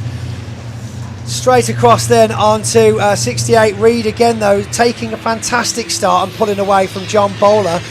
John Bowler, of course, getting plenty of help from a fantastic team this weekend, not to mention head of engineering Zulu on their team as well. Shout out to you, sir, who's been with the team now for a few weekends, doing fantastic work. And as we can see, it really does show out on the track. But then behind John Bowler, we've got Michael Oliver in the number 12 GT truck, who is in contention for third, but still under a little bit of pressure from the other Reed brother, who is looking for that space. Oh, and we have a red flag to this race, and that is to the number 33 of Neil Yates. So in the end, he's had to park it just after coming out of Redgate. But in fact, he's parked it there on the circuit, so it's just come to an abrupt halt, and where it didn't look too healthy when he came out of Redgate. Was, I mean, it's, I think it's certainly something to do more with the truck than anything else. There doesn't appear to be much damage there, but yeah, red flag on the first lap will mean a regrid, which can, of course, depending on how long it takes to do the recovery of Neil Yates, really throw a spanner in the works for the timetable today. We've got some serious damage on the front of Tom O'Rourke there, though, as we can see. I don't know where that happened, but yeah, it does appear that he's trying to get it moving, but of course it's I mean, has he lost drive? It could be a gearbox issue by the looks of it if he can't get any power through. But yeah, another close-up there of the Fruhoffen MV commercial Tom O'Rourke truck 86. I wonder where that went. What happened there? The only thing I can think of, perhaps he was caught up. We did see a couple, when obviously it went wrong for Yates, there were a couple of other drivers who did go quite deep in, hit him in the side towards the end, so perhaps he got caught up. And where did he start in relation to Yates? Because it was the front row, well, a bit further back there. Where was Neil Yates? He started in 10th place, and, well, our number 86... So Tom O'Rourke managed to get past 5 drivers to find, to get anywhere near Neil Yates. Potentially, but he's got it going again. Yeah, that's interesting. So possibly a starting issue, a little bit of black smoke. It does appear to still be some damage on the fiberglass on the side. You know, funny, I was actually talking to a chap yesterday, last night actually, that does the fiberglass and painting on one of these race trucks, and he actually bought a bit of bumper off a fan, because even though it was signed, because he said it will literally save him about 3 hours work. This small kind of 60 centimetre wide bit of fiberglass panel off the front of one of the trucks, and he said it was worth the tenner because it will save him about 3 hours in actual work using that bit to be able to build off it rather than having to rebuild the whole thing again. So it's, yeah, anybody going home with whole bumpers is dealing with about good few £100 worth of labour, that's for sure. Oh, indeed. And here we get a replay at the start. So let's see if we can find out what happened to Neil Yates here, as the field did spread out, did end up with a bit of a free-fall wind. We get the wonderful slow motion here, and well, as they came on through, I think that was Reed there just on the outside. So Callum on the inside line, taking it slow. We then get a bit of a dive from Tom O'Rourke as he looks for, so it's Terry Gibbon, sorry, as he comes through. So it was Terry Gibbon, Callum Eason and Neil Yates on the side, but Neil shouldn't have been going that slow already. So I'm still thinking there's a technical issue there. So he definitely, was in the right position racing wise, but certainly not the right speed. So I think they'll be looking into what actually went wrong with the truck there, and whether he comes into the pit lane or whether he regrids. That'll be the question. Well, I think your point is going to stand up there. He's beaten me to it. I can tell you one thing, he's a lot faster out the commentary chair than I am, but we're just taking a look out of our window there to see all of our drivers and where they do retake their positions on the grid as the marshals clean up the debris. We do see the number 95 there, that being Terry Gibbons' Man TGX for Richard Collett Truck Racing. It sports a few war wounds on the front left bumper from the driver's perspective, but to be fair, you wouldn't expect any of these machines not to have a few bruises and scratches on them over the course of a given race. And then we do see Callum Easton parking up behind, but well, he's missed the sorry to interrupt, he's missed the pit lane entrance, so he's definitely going to try another start as we see him come down the pit straight to join the rest of the pack. So yeah, 33, I'm not sure whether they'll have a team pop out and have a look at that or not to see whether it's race worthy or not, but he certainly seems to think it is, otherwise he'd have come in. So it's going to be an interesting start. Perhaps it was just a temporary fault, but yeah, not sure we've got enough time to get anybody out there, so they're regridding them as quickly as possible. And of course this gives me another opportunity to just point out and say a massive thank you to all of the Orange Army from and on behalf of the trucks and the pickups who've yet to race this weekend, just with the amount of work and pressure that they put into these weekends to be able to take us racing, because of course without the volunteers in the orange suits we would not be able to bring you such a full racing package. Oh, indeed. Fantastic to have so many marshals here doing all the hard work. And also, I dare say, I mean, we had an absolutely bumper spectator crowd yesterday. And I was just on the Saturday. I mean, I look out a commentary booth window at the moment. It is absolutely packed. It's a real festival atmosphere as well at Convoy in the Park. I mean, you've got so many show trucks on that banking just to the left of the start-finish straight as we look at it. Obviously not on your cameras, ladies and gentlemen, on your screens. But I can tell you one thing, it is an event not to be missed every year. Absolutely. I mean, it's the biggest event. We've got between 12 and 1,400 show trucks, with us. We've got, and that's not including all of the trucks on the manufacturer stands. We've got displays, we've got entertainment, there's circus skills, there's wrestling, there's mini monster trucks for the kids to drive in, let alone all of the things happening on the main stage with live music going on through the day. It's just one of the biggest and best events we do all year. But of course, I think looking across the calendar of truck racing, really, it'd be difficult to pick a circuit that doesn't see a great support from the spectators, because all the way from the beginning of the year at Brands, we've got a truck show there that they put on. That's a bit of an event. They've always got a fun fair. Pembury is Convoy Cymru. We've got Thruxton as a convoy. Snetterton, always a great circuit with loads of people. I mean, just look at that. Look at that display. We've got the cranes out there. There was kids. It was fantastic to see. I was riding across this morning, and there were kids with towing slings hanging off these massive IHABs, and they were just using them as actual swings, swinging out over the banks of Donington Park. Just incredible to watch. But yeah, people lining every rail in here, and as I say, from start to finish with the truck racing calendar, thanks to our fantastic sponsors, BARC of course, and the support from all the circuits, they're all turning into the best event of the year.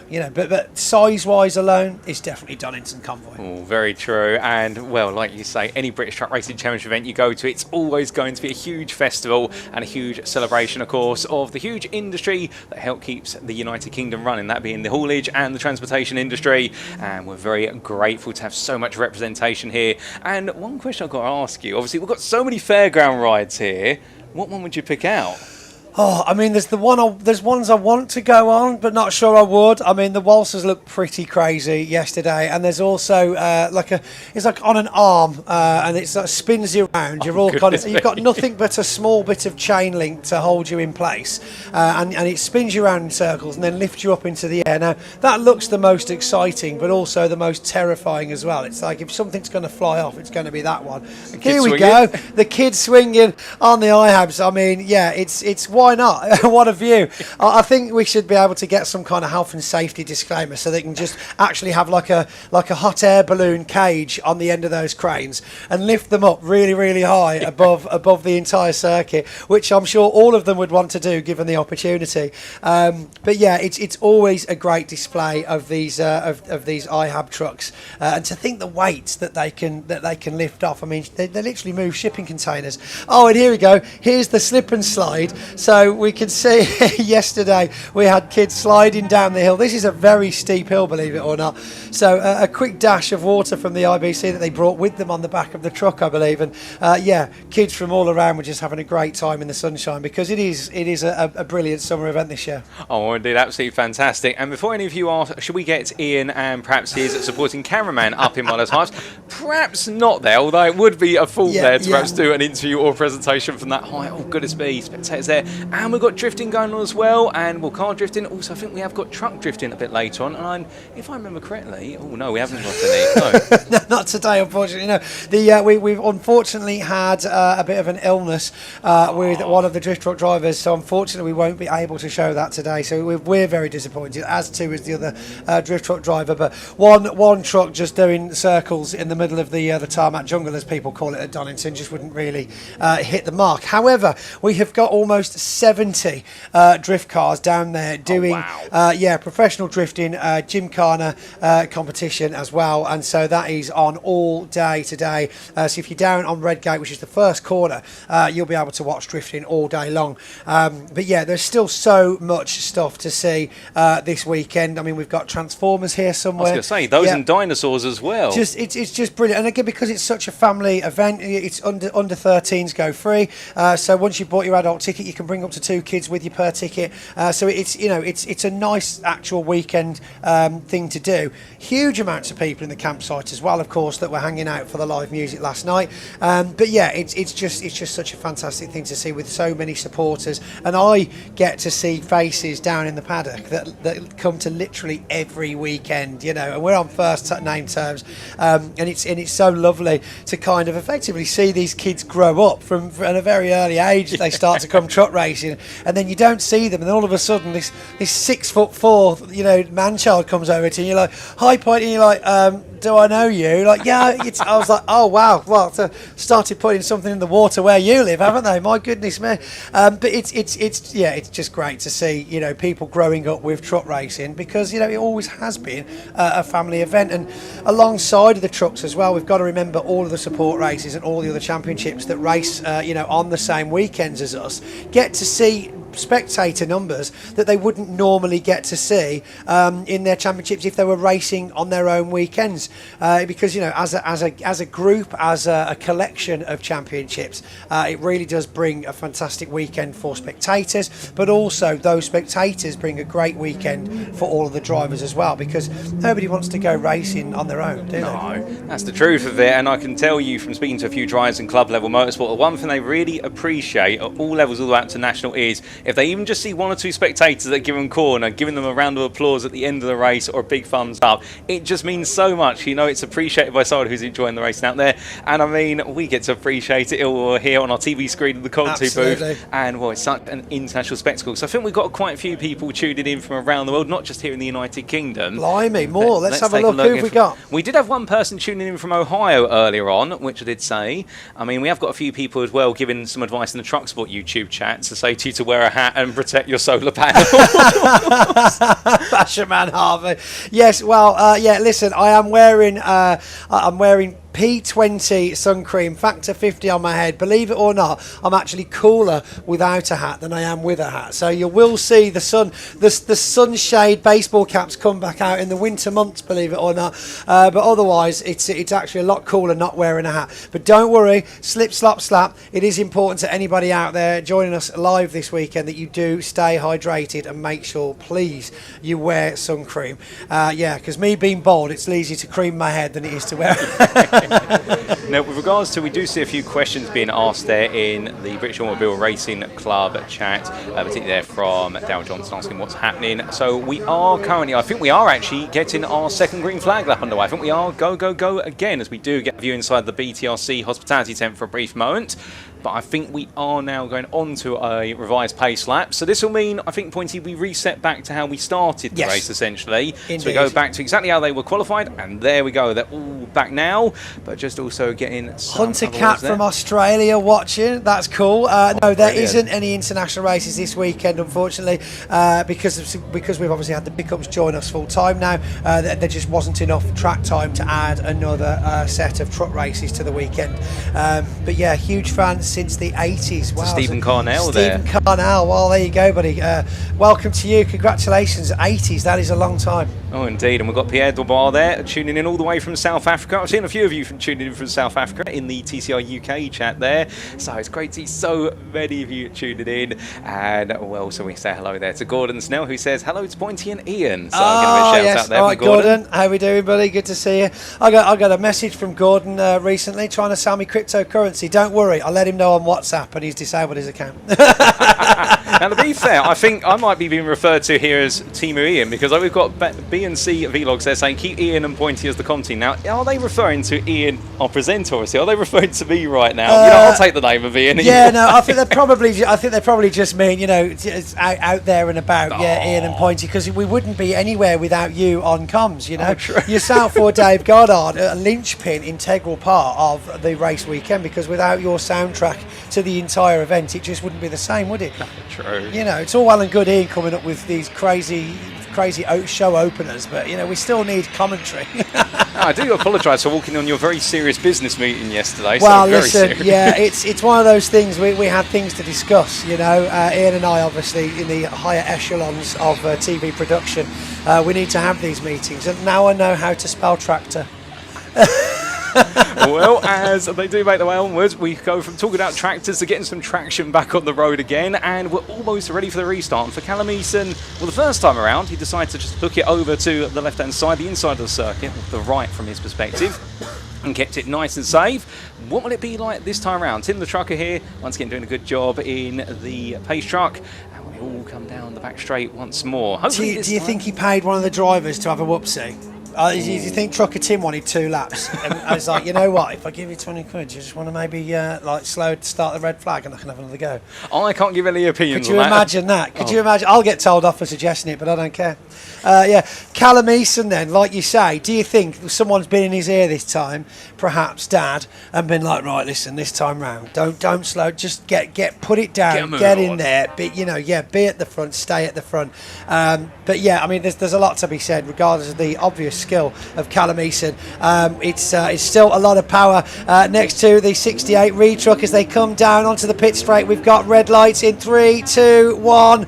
Come on now, it's out, it's go, let's go racing. An early start for Steve Powell there as he looks around the outside in the number 3, but there's plenty of pressure from number 12 Michael Oliver coming around the outside there of Reedy onto the grass a little bit with Callum Eason, and it's John Bowler and Michael Oliver next to each other around that first bend with pressure from behind in the number 7 Stuart Oliver next to Steve Powell behind him. Back again with Reedy and Dave Jenkins dropping back a little bit further than I'm sure he'd have wanted to, but it looks like Michael Oliver making a fantastic start here in the first lap. It's neck and neck as they make their way around bend number 4. It's very, very high pressure here, but it's giving room, of course, for Reedy to pull very far forward. But Stuart, look, he's still looking for that gap through. And Dave, you can feel the tension in Dave Jenkins there, can't we? In the number 69, as he's like, come on, move out of the way, I want to get past.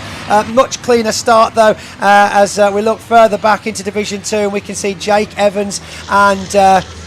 So it's Callum Eason for Terry Gibbon Division 1, then to John Powell and Jake Evans looking at the back. But the number 68 Reedy's absolutely flying ahead, as I think Michael Oliver's finally found his place in second. Oh, indeed. Really, right now, absolutely going for it there. More sideways and straight coming out of Coppice Bend. And here they come down into the Essex chicane for the first time in the restarted race. And right now, a big move being made there by the man who definitely was sporting a lot of wounds earlier on his truck. And he's going to make that move absolutely stick there is number 86 of Tom O'Rourke. And they've got that repaired. Callum Eason also starting to get a bit fighty. So after one lap, it is going to be the number 68 there. Craig Reed that leads the way, and behind them we do see your number 12 and Michael Oliver following, but it's going to be more fight in the mid-pack. In fact, Division 2 there, we have got Callum Easton still trying to lead the way, although he's going to yield to Nathan Smith, your Division 1 runner, and Gibbon is not going to be too far adrift here.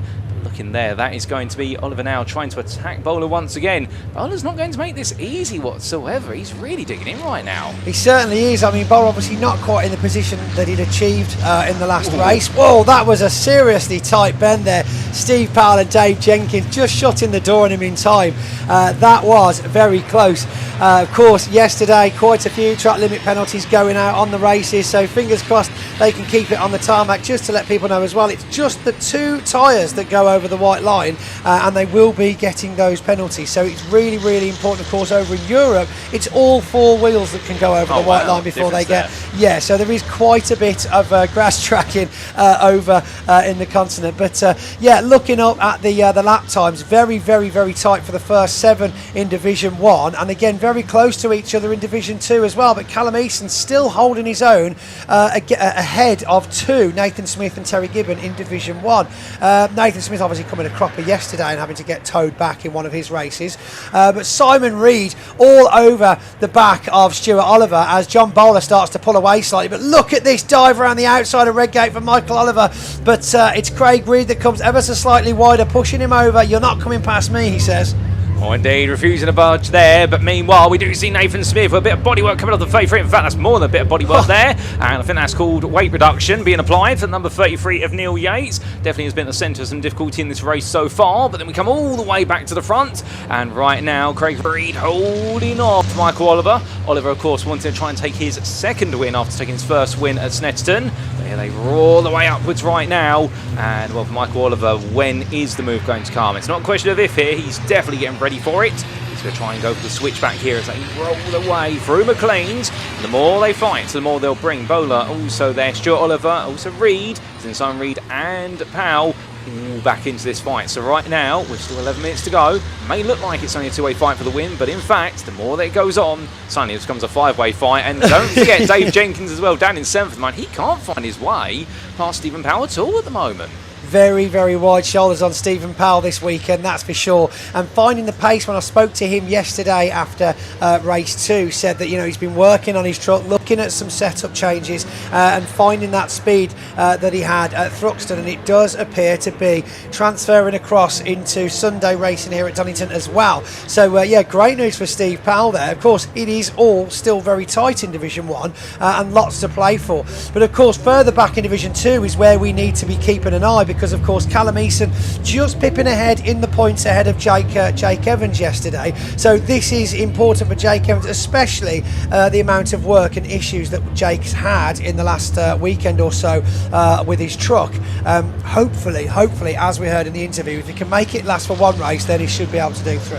Oh, indeed. I've got my fingers crossed for Jake Evans, because the team, they've had to go through so much in order to be able to go race. I mean, I think it was at Snetterton as well. They had to combine together 2 engines to make an abridged engine in to go racing. It was a lot of work. I mean, they actually got Team of the Weekend by our sponsor Solidex and Ride Universal. They actually provide us with a special trophy at the end of each weekend that they have laser cut out of sheet steel and provide us with some special edition thermal mugs that go out to the team that they think has just worked the hardest, been up against the most things, and I just think it's lovely, you know, and Jackie gets to present that and John Green at the end of that, and it's just fantastic to have them come into every event now. That, you know, they're not just sponsors, they're not just partners, they absolutely love the truck racing. So Oh, and it's fantastic. Well, we do get all these different groups involved and all the different awards as well. Not just, of course, the awards for winning out on the circuit, but also recognising the efforts of the teams out there who don't always get a chance to be in the sun. And we did briefly see from Archie Handy running 6th in Division 2, one of our youngest members on the grid, and to be fair, still doing a good job, although he's got a bit of work to do to chase down Bradley Harvey.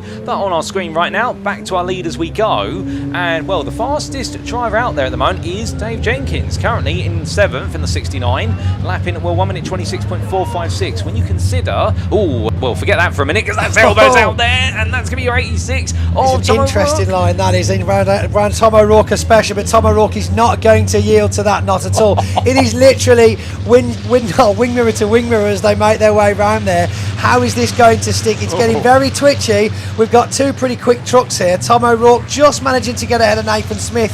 Nathan Smith looking to cross around behind him, just getting his nose up the inside, but that's not going to be enough to let him through. No, it's not here, and right now I have to wait and see how they come into our picture. Shortly from stage right, they will merge. There they are, and it's going to be a big lunge up the inside into Schwann's Curve for Tom O'Rourke, and he will hold that position there. My goodness, Nathan Smith will be thinking to himself, where on earth did he come from? The answer is from behind you. But as we do see on number 89 of Jenkins, they're still going to attack, and right now getting more involved there with Stuart Oliver. it's still looking as though Jenkins and Oliver really back and forth there as much as humanly possible. But then we do see well, in fact, not Jenkins there. Apologies, that was none other than Simon Reed, I should say there, getting my 8s and my 6s mixed up. But as we do see our number 11 there of Nathan Smith looking for a potential move, and well, he's going to get so close on the braking. I think he's almost pushing him into the corner rather than go for the braking zone itself. But it does get a little bit elbows out as it goes. This is terrifying to watch. I mean, you can feel it. The fear is palpable with me, ladies and gentlemen, because of course as soon as something happens on track, the entire day just goes out the window, and there's a lot to do today. But yeah, Nathan Smith showing everything he's got, absolutely chasing the 86 Tom O'Rourke, who just will not let him pass. But I tell you what, Nathan's got the pace, he's certainly got the ability. Can he find the gap? But back at the front then, we've got John Bowler in a train with Stuart Oliver, Simon Reed, all looking for spaces past each other. But Michael Oliver gaining quite nicely now on Craig Reed. Much smaller gap than we saw earlier on. These two look like they're in a race of their own, as John, of course, is playing defensive for four very quick drivers behind him. Oh, no. This is not what we wanted to see. That's heartbreaking. That's going to be number 10 there of Jake Evans, one of the big contenders in Division 2 Championship, parked up literally the exit of the pit lane before Redgate there, and well, that's going to be another non-finish for him, and fingers crossed and get to the bottom of it soon. We want to see Jake out there. We don't want to see him off track, because right now he's been such a star this season, but whilst he may be experiencing a stoppage, we're not stopping this battle at the front of the field. And like you say, Pointy, right now Michael Oliver, he was this close at the start. He's fallen back a little bit. Now he's going for it again. Is there a sort of, you can only run so long behind another truck then, you're at risk of perhaps overheating? I can imagine how hot it is right now. Or is he just thinking, breathe a little bit, then go for it again? I mean, there's going to be a bit of a break in the slipstream there. I mean, these are effectively brick walls doing 100 miles an hour, so aerodynamics is very, very slim. But of course, if you get close enough, there can be an opportunity for bump drafting. Hopefully no bump, more drafting. This is the important thing to mention. But yeah, it's to follow someone's line so closely, it puts a lot of pressure on the truck in front, but of course it also puts a lot of pressure on the driver doing it, and any minor mistake or any minor slip up is going to cost either of them a lot.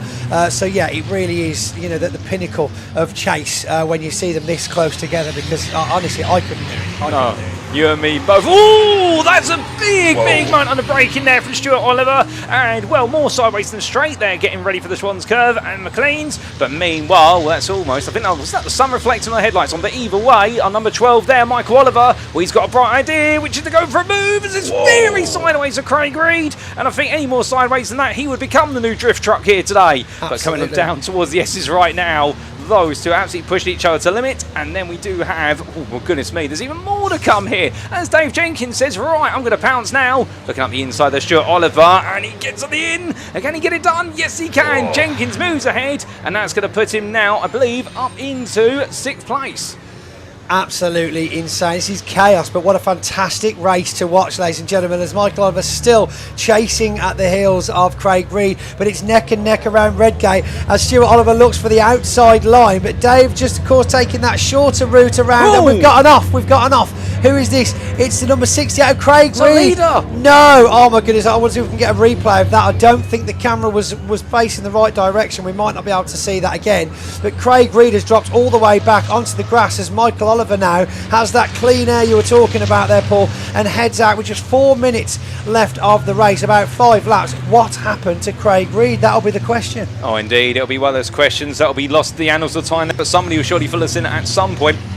As all of our drivers continue on here, of course, everyone's going to have to push on as best as they can. But Michael Oliver now very comfortably into that lead. And, well, still we do have there John Bowler holding on. But number 3 there of Stephen Powell, thinking about a cheeky move versus Simon Reed, but he's going to need to be a lot closer than that. We still see Jenkins there following with Stuart Oliver for company.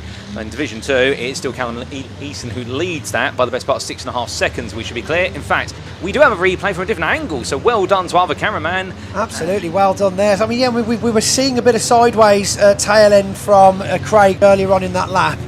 Maybe, just kind of lost it on that back end ever so slightly. We watch him come around again now, though, onto the pit straight again with that huge gap behind Michael Oliver. But of course, John Bowler moving up into second, and then brother Simon Reed still fighting for a Reed on the podium. But further back, we've still got Nathan Smith and Tom O'Rourke just trying to find a bit of free space away from each other, but they are all over each other, aren't they? Well, you know, they normally say go get a room when two drivers battle. Go get a circuit, I would say there, because they were absolutely enjoying themselves in that battle. And well, as they continue on, well, we do see there right now, John Bowler, well, he's not fighting for third anymore. He is fighting for second, and it's going to be a huge result for him. And, well, his best result has been one win this season, but a second's going to feel like a win at this point with how many drivers he's keeping behind. And that's not easy competition he's keeping behind him. It's not, no. I mean, we've got a very experienced driver, Simon Reed, and Steve Powell directly behind them. And that is getting very close. Of course, Dave looking a bit more strategic here, keeping a little bit of a gap behind Steve Powell, because he will be taking an opportunity if he sees a gap. And I think this is where Dave Jenkins, the 69, can come into his own sometimes with that experience, with that skill of just waiting and biding his time. And we usually see a cheeky dive just on the last couple of laps where he'll find a gap that no one was expecting, and he's absolutely straight into it. But Archie Handy now down in Division 2 with plenty of support from his from teammates, of course, from spectators as well, because they do like Simon Cole and Archie Handy as a father-son team down there in Div 2, don't they? Oh, indeed, and I think we have got quite a few father-son duos out there, and if not, it may be a brotherly love as well. But speaking of giving a bit of love there, well, right now that battle for second, and Simon Reed getting ready potentially for a move. He's eyeing it up. This is the penultimate lap. We've got one more to go after this right now. It's not going to come this time as they make the way down the hill. But understanding John Bowler, he's held on for so long at this point. Simon Reed's got to be a bit more inventive, and waiting in the wings will be Stephen Powell. He sees even the smallest of openings. He'll definitely have a run of it. Now, I think we have got some penalties potentially coming in. We do only have a 5-second penalty for track limits, and that is for our number 6 in Division 2 of John Powell. So he's currently running second in the class. Meanwhile, there is your 26 of Callum Easton, your leader in Division 2. And a lovely close up there, looking straight to the cab.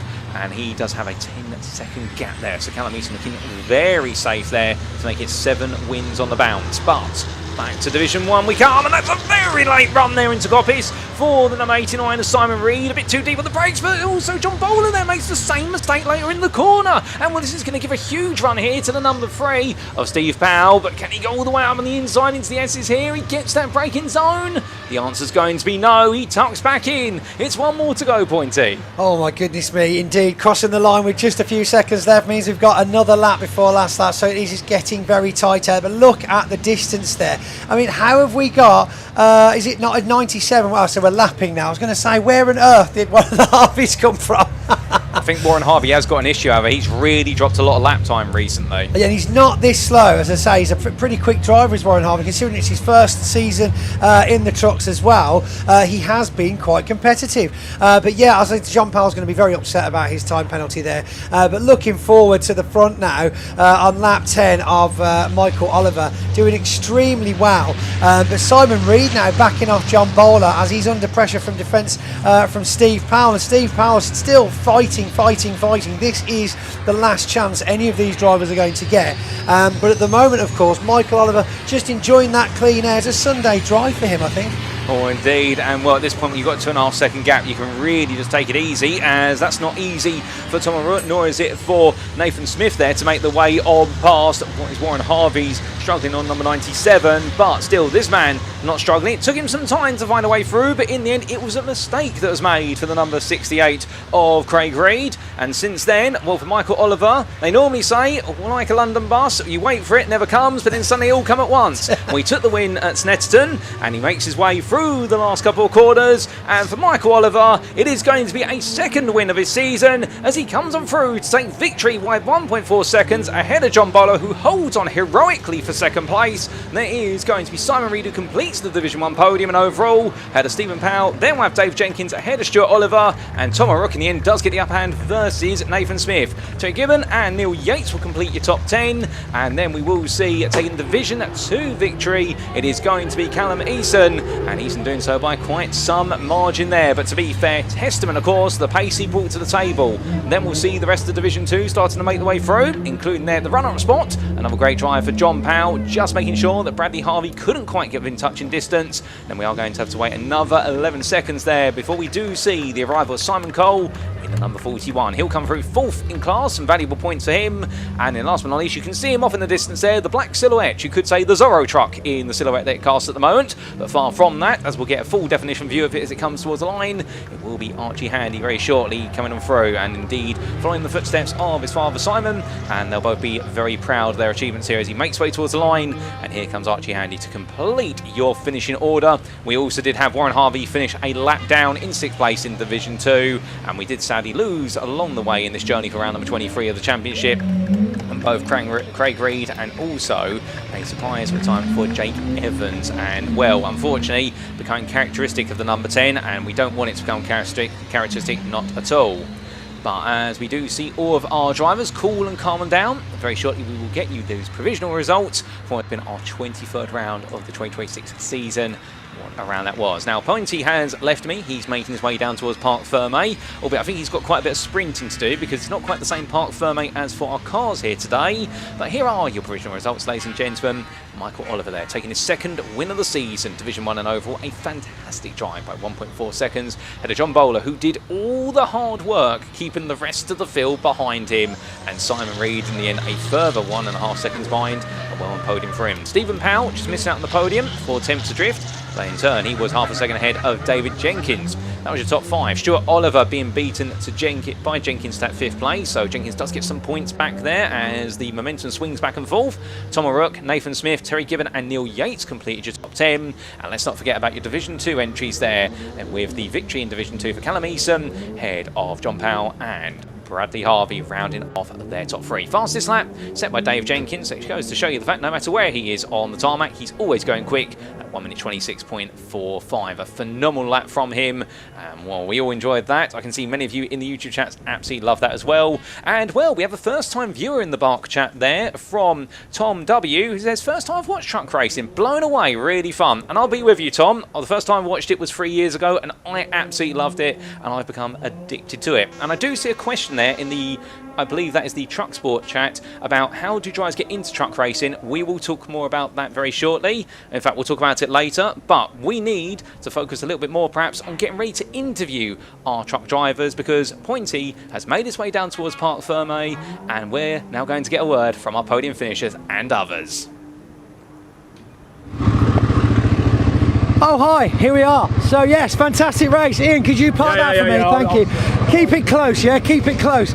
Right, so a little bit different this weekend with Parc Fermé, and of course we're going straight to the awning to speak to our good friend Michael Oliver. Now of course it's going to be very tight now, as you remember, because we've got the pickup trucks out very shortly, which of course I'll hopefully go and commentate on as well. So once we get Michael parked up, we can have a quick chat to him, and then we can get on with the next race of the day, the very, very close race of the pickups. Their first race of the weekend. Of course, they've also got 2 more races today, and we'll be doing a joint trophy presentation if you're watching this from around the circuit, hopefully at around 11:30 now, because we will be running a few minutes late. Anyway, let's get in here. Come on. Come on over, yes. Well done, buddy, well done. Great race. Thank you. First of all, tell us, we didn't quite catch it. What happened to Craig? You've gone into turn 1 and he's just hasn't been, I think he must have busted a spring or a shock. He's just gone, turned entry and then just gone straight on. I was going to say, because we saw him lose his back end a couple of times in the lap leading up to that, and then all of a sudden he's in the gravel. I was making him work, Well, yeah, I mean, that was a phenomenal race to watch from start to finish. So many battles, but you were not letting up on the pressure. The pressure that you were putting on Craig Reed was incredible. I went going into that. I had a new tyre in the front. I thought, I've got to push Craig as hard as I can to get his tyres as hot as I can to get one chance. And it was getting so good. It was nice, clean and fair. I tapped him on the back once and I let off to make sure he got the drive. So no, it was mega. It was mega. Well done, Michael. Fantastic result. We'll be giving some trophies out after the pickup truck race, but of course you can go and watch the race now, can't you? Do I need to go for the trophies, do I? Yeah, you might need to go for the big one at the top step. Oh, top step! Yeah, top step, mate, top step. Ladies and gentlemen, fantastic result for Michael Oliver. I don't think we're going to make it back round to see Callum Easton, but I'm sure with yet another race under his belt and another podium finish for him, phenomenal track record so far, I think it's time we go and see the pickups. So thanks for joining us. Fantastic result for Michael Oliver. Back to the pickups, where I think I had a chance to chat to a couple of drivers.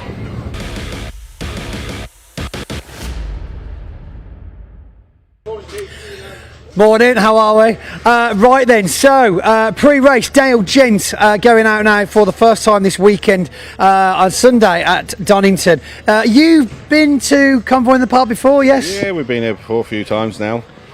Pretty big weekend. It is a good weekend, it is. It's good for the kids as well and the fans with all the trucks over in the centre there and that, and hopefully there'll be some good racing. Absolutely. Any kind of predictions? Are you hopeful for this race? I mean, you know, you're kind of third in the championship at the moment, I believe, so it's pretty tight now. It's very tight. It's I could do with them having a DNF, the two front ones there. It would make my life a little bit easier, but I'm hoping we've got some good pace in the truck. We'll see how it goes. We have struggled a bit of pace throughout the year. I don't know why we've been scratching our heads on it, but hopefully we found something for this weekend and we'll see how it goes. Well, fantastic. Well, good luck for the first race of Sunday, Dale. Good talking to you, buddy. Thank you very much.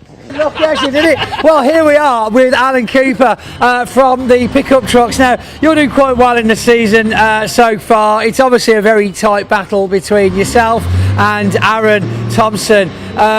You know, how have you found the season so far for yourself? Yeah, it's been a very good season for me. It's probably been the best season I've ever had since starting the pickups.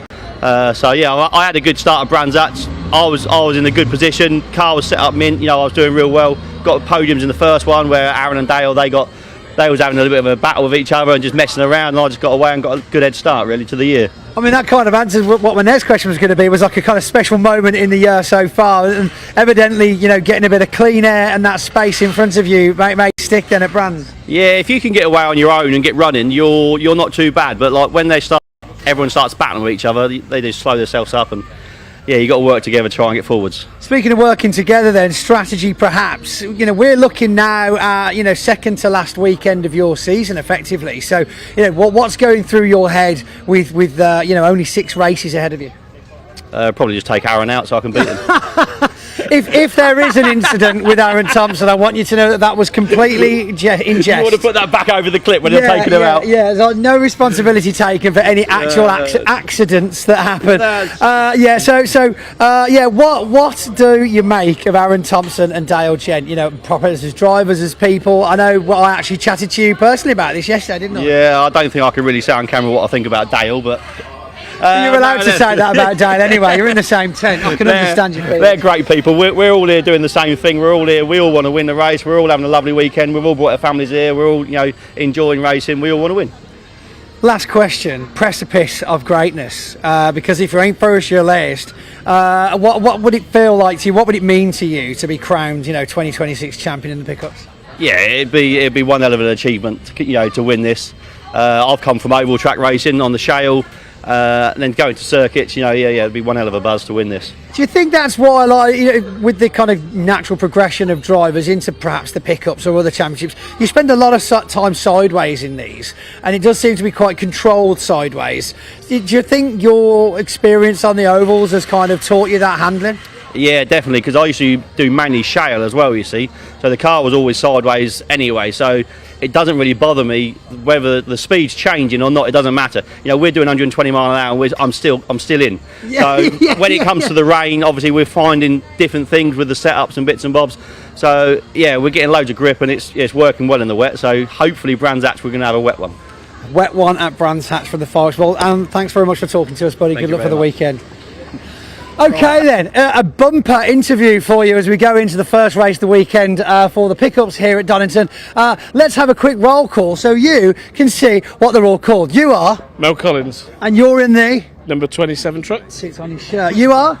Mark Chalmers. And you're in the? Number 85. You see how the clothing goes. This one's slightly more difficult because he's not in a recovery truck. I'm James Goldstraw and I'm in the number 52. Number 52. And I'm Jonathan Hadfield and I'm in the 42. Brilliant. Oh, there we go. You happy? There we go. And then we've got 3 of the 4 cars behind you at least. Right. First race of the weekend. 2 weekends left of the year. How are you feeling so far? We've not done very well so far, so we can only get better. Can only get better. Things they made a song about that. That was so. I mean, will you be playing that over in your head? Yeah. D-Ream. D-Ream. That's who sung it, was it? I'm not very up on music knowledge. Far too old to know that. Not as old as James. Not as old as James. James saw it. James was there to get it released. What about your weekend ahead? Should be good. The engine's new. It blew up at Snetterton. We used his car. So, you did. We spoke to you about that. And have you been out in yours yet? No, we finished it yesterday. Oh, it was on the rollers yesterday. So it's going to be an exciting trial by fire today. Then? It will be. Hopefully it will all be good. We've got to try and keep up with Mel loitering at the back. So we'll have a good go. No, there was that a shade. I feel like that was a little bit of shade. There you go. We're with Mel at the back. Unbelievable. John, what about yourself? I think it's going to be a hard weekend ahead. I got to be. The Payco's dropping rebuilt. James destroyed it at Snet. Big job after that. He broke his truck as well. Yeah. I lent it him nicely, and they were destroyed it. Can't get the staff these days. You did tell me to wreck it. I did. I believe the sentence was, "I'm not lending it. There's a wasp. Leave the cameraman alone, wasp." It's okay. God. So I'm glad he didn't move. Might have known there was one there then. That was good. You styled that out well. Yeah. You want to see him dancing? I know. I just did see him dance. It was incredible. Mark, what about yourself? 2 weekends left of the year. Where are we? Yeah, we're going well. We're 8th in the championship, so it's all right for a first year, isn't it? Are you enjoying it? Yeah, loving it. Like, everyone's really nice, get on well with everyone, so yeah. It does seem a really not. Yeah, well, listen, we can't all speak for you, John. But yeah, so I mean that's good to know, isn't it? This is what it's about. Yeah. It's like racing costs, a fair amount of money, and if you're not enjoying it, then what's the point?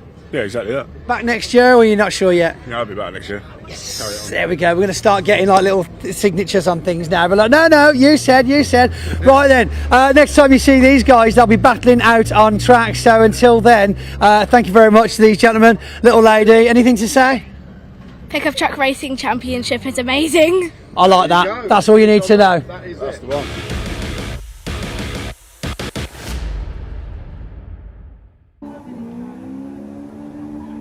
Oh, fantastic to hear from so many of our different drivers in the Pickup Truck Racing Championship. And indeed, if you've not tuned into the Pickup Truck Racing Championship before, you are absolutely going to love it, as I do believe our pickups are gradually making their way out into circuit now, as we get set then for the first of their 3 races in their penultimate event of this season. They come, of course, fresh from the Snetterton 300 circuit, and they've now made their way here to Donington Park National Course. And there they all are. Parts our engines are being turned over, and just like that, Pointy has made his way back into the commentary booth. I'm going to give him a minute just to breathe, get his headset on that. But the one big thing we need to keep in mind coming into their 16th round of the season is it is exceptionally close at the top of the championship. It is a 3-way fight between Alan Cooper, Aaron Thompson and Dale Gent. The gap between them, 12 points between all of them. It is so tight at the moment, and there is nothing between them other than its consistency and wins, with Aaron Thompson taking 9 wins this season. You think that would be enough when you've won 9 out of 15 races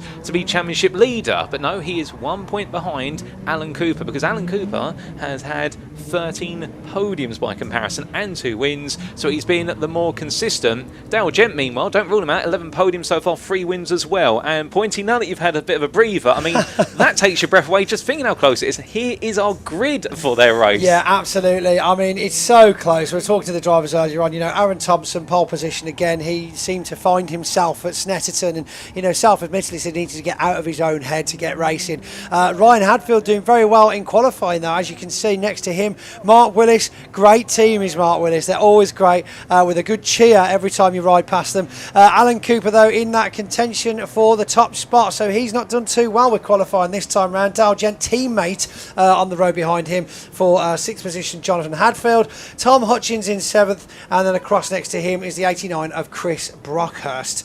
Of course, Chris Brockhurst having some issues earlier on in the year. Simon Warden, the 71 for row 5. In 10th, we've got Michael Smith. Back at row 6, Mark Chalmers and Melvin Collins. And then finishing off on row 7, 13th position, 77, Chris Land and and James Goldstraw. And can I just say, what a top bunch of lads they all are. I tell you what, they're really nice people. It's great to get to know them this year. Still really struggling with names. I'm terrible with names. I mean, it's taken me 12 years to learn most of the truck racing drivers, and I still forget them sometimes. So, but they've been very, very accommodating, and they're just such great families, and they all come along and they're all really enjoying being part of the truck racing, as I said earlier on. So it's fantastic to have the pickups under the Clubsport banner. A really great addition. Oh, 100%. And, well, just to fill you in, if you're new to the pickup trucks, what do you need to know? Well, they're all powered by what is either a 2.3 litre General Motors engine or a 2.5 litre Ford Duratec, outputting approximately 230 brake horsepower to the rear wheels. These are very lightweight machines. I think they're just sub 1 tonne when it comes to driver, car all put together. I think about 900 kilograms. So you're expecting them to be very light over the rear end. You will see them dance their way through the corners, and no better place to dance than at Donington, what some would say. And, of course, we will have a rolling start. They're behind the safety car, so not too far before we get our 11 laps underway. They are certainly a lot more nippy around these corners than the trucks. Yeah, I mean, full custom build space frames from the ground up. You know, the shells are obviously recognisable, but at the same time from there, that is where the comparisons end. Yeah, red top engines, of course, as we all know from Vauxhalls, General Motors. If you're into the car game, red top turbos or 2 litre Vauxhall engines, quite a reliable lump. But of course, just those two engines, both putting out very similar powers, it really does come down to the skill that's involved. But this front row is going to be an exciting one because, of course, you know, with these two drivers next to each other, I'm excited to see what Aaron Thompson does with this first start. Paul, over to you. Let's see how we get on. And so, ladies and gents, without further ado, it is time for round number 16 of the championship to get underway. They roar down towards turn 1, and Aaron Thompson being jumped immediately on that front row as they head into the braking zone. Ryan Hadfield, defending champion in the number 1, takes over at the front, and there's even more fights in there as Aaron Thompson being elbowed out very wide. They all just about make it through Redgate corner, and it's number 65. They're going on the attack, but rolling the way down the hill right now. Well, Mark Willis definitely getting stuck in there. One of his best qualifying points of the season so far as they all twitch their way on cold tyres.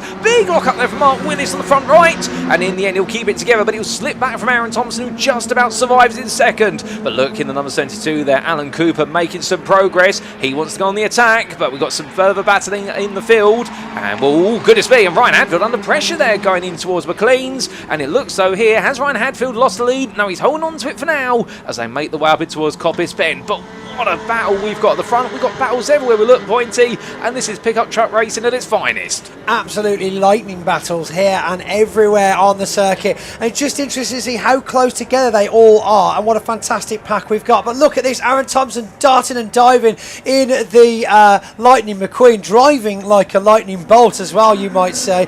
But look at this, as they come round the chicane onto the pit straight, they are like a train. Goldstraw and Thompson, though, pushing along behind him as he comes around, darts about. Has he got the power for the outside line around Redgate? It doesn't look like he's going to make the nose pass, though, as he tucks back in behind. But further back we've got Mark Willis and Alan Cooper just pushing Mark Willis ever so slightly wide. This is an extremely exciting first part of the race. 2 laps in, and I had to have a quick look at some of the lap times there, with Hadfield pulling a 1:18.6, and just 0.2 of a second behind him though is Thompson, and then 1:19.5 for Mark Willis, rounding up your top 3. But Mark Willis looks like he's dropped ever so slightly behind Alan Cooper now, and Alan Cooper, and it's Thompson for Hadfield as well. So it's all change in the top 3 in just half a lap. You can see this is going to be a fantastic couple of races. Oh, indeed. I've got an absolutely infectious grin on my face right now. As meanwhile, looking further back, don't rule out Jonathan Hadfield either. Returning to the grid in the number 42. He battles his way into 6th and trying to keep the 29 Tom Hutchins behind him at the moment. We're seeing that top 5 gradually break away. And, well, here comes Cooper. He's taken 1 place already this lap. He's now going to make it 2. On the inside he goes, and the number 72 taking over from the number 1 of Ryan Hadfield. And Hadfield slipping down the field as he falls to 3rd. But remember, just because you're not leading isn't a bad thing. They pick up a huge toe off each other on the straights, and that could be really worth a lot of pace in the draft. But that top 5 splits, then the fight for 6th. Jonathan Hadfield versus Hutchins still. They'll be going too wide into Redgate corner. We'll see which way it swings this time. And round off that top 10, we do have Chalmers ahead of Goldstraw Goldshaw and Smith. So it is plenty of fighting there, plenty of points up for offer, and well, this is effectively a 15-minute race, but done by lap count, so it'll be 11 laps in total. And Ryan Hadfield right now looking so twitchy there as he falls behind Willis as well. Ryan Hadfield, despite taking the lead early on, he doesn't look very settled at the moment. Absolutely. Of course, Cooper there making some moves in that last lap, taking fastest lap as well at 1:16.25, so he's definitely trying to climb. But we can see out there at the front though, will he be able to catch Aaron Thompson? Alan Cooper himself saying yesterday that we're going to keep pushing, but effectively it's waiting for Aaron to make a mistake. I mean, that is high praise from another driver, but it really is a battle for second at the moment as we see Willis, Hadfield and Alan Cooper, Dale Gent all bunched up together. Further back though, we've got James Hadfield, Hutchins and Carl Chalmers right on top of each other, and they are all just battling around. This is so high octane. I've got to admit, this is probably the first race I've managed to watch from a commentary's point of view, and I'm hooked. Oh, you and me both. Well, as we go into lap number 4, that gap between the top 5 and the rest of the field continues to slightly grow. There's your number 93 there of Michael Smith. He's still enjoying himself out there, trying to cut and thrust a little bit for A1 Performance Products. Now keep in mind, of course, we come into this weekend having seen the first ever perfect weekend achieved by the man who leads the race at the moment, of Aaron Thompson, so he's trying to go for another perfect weekend if he can.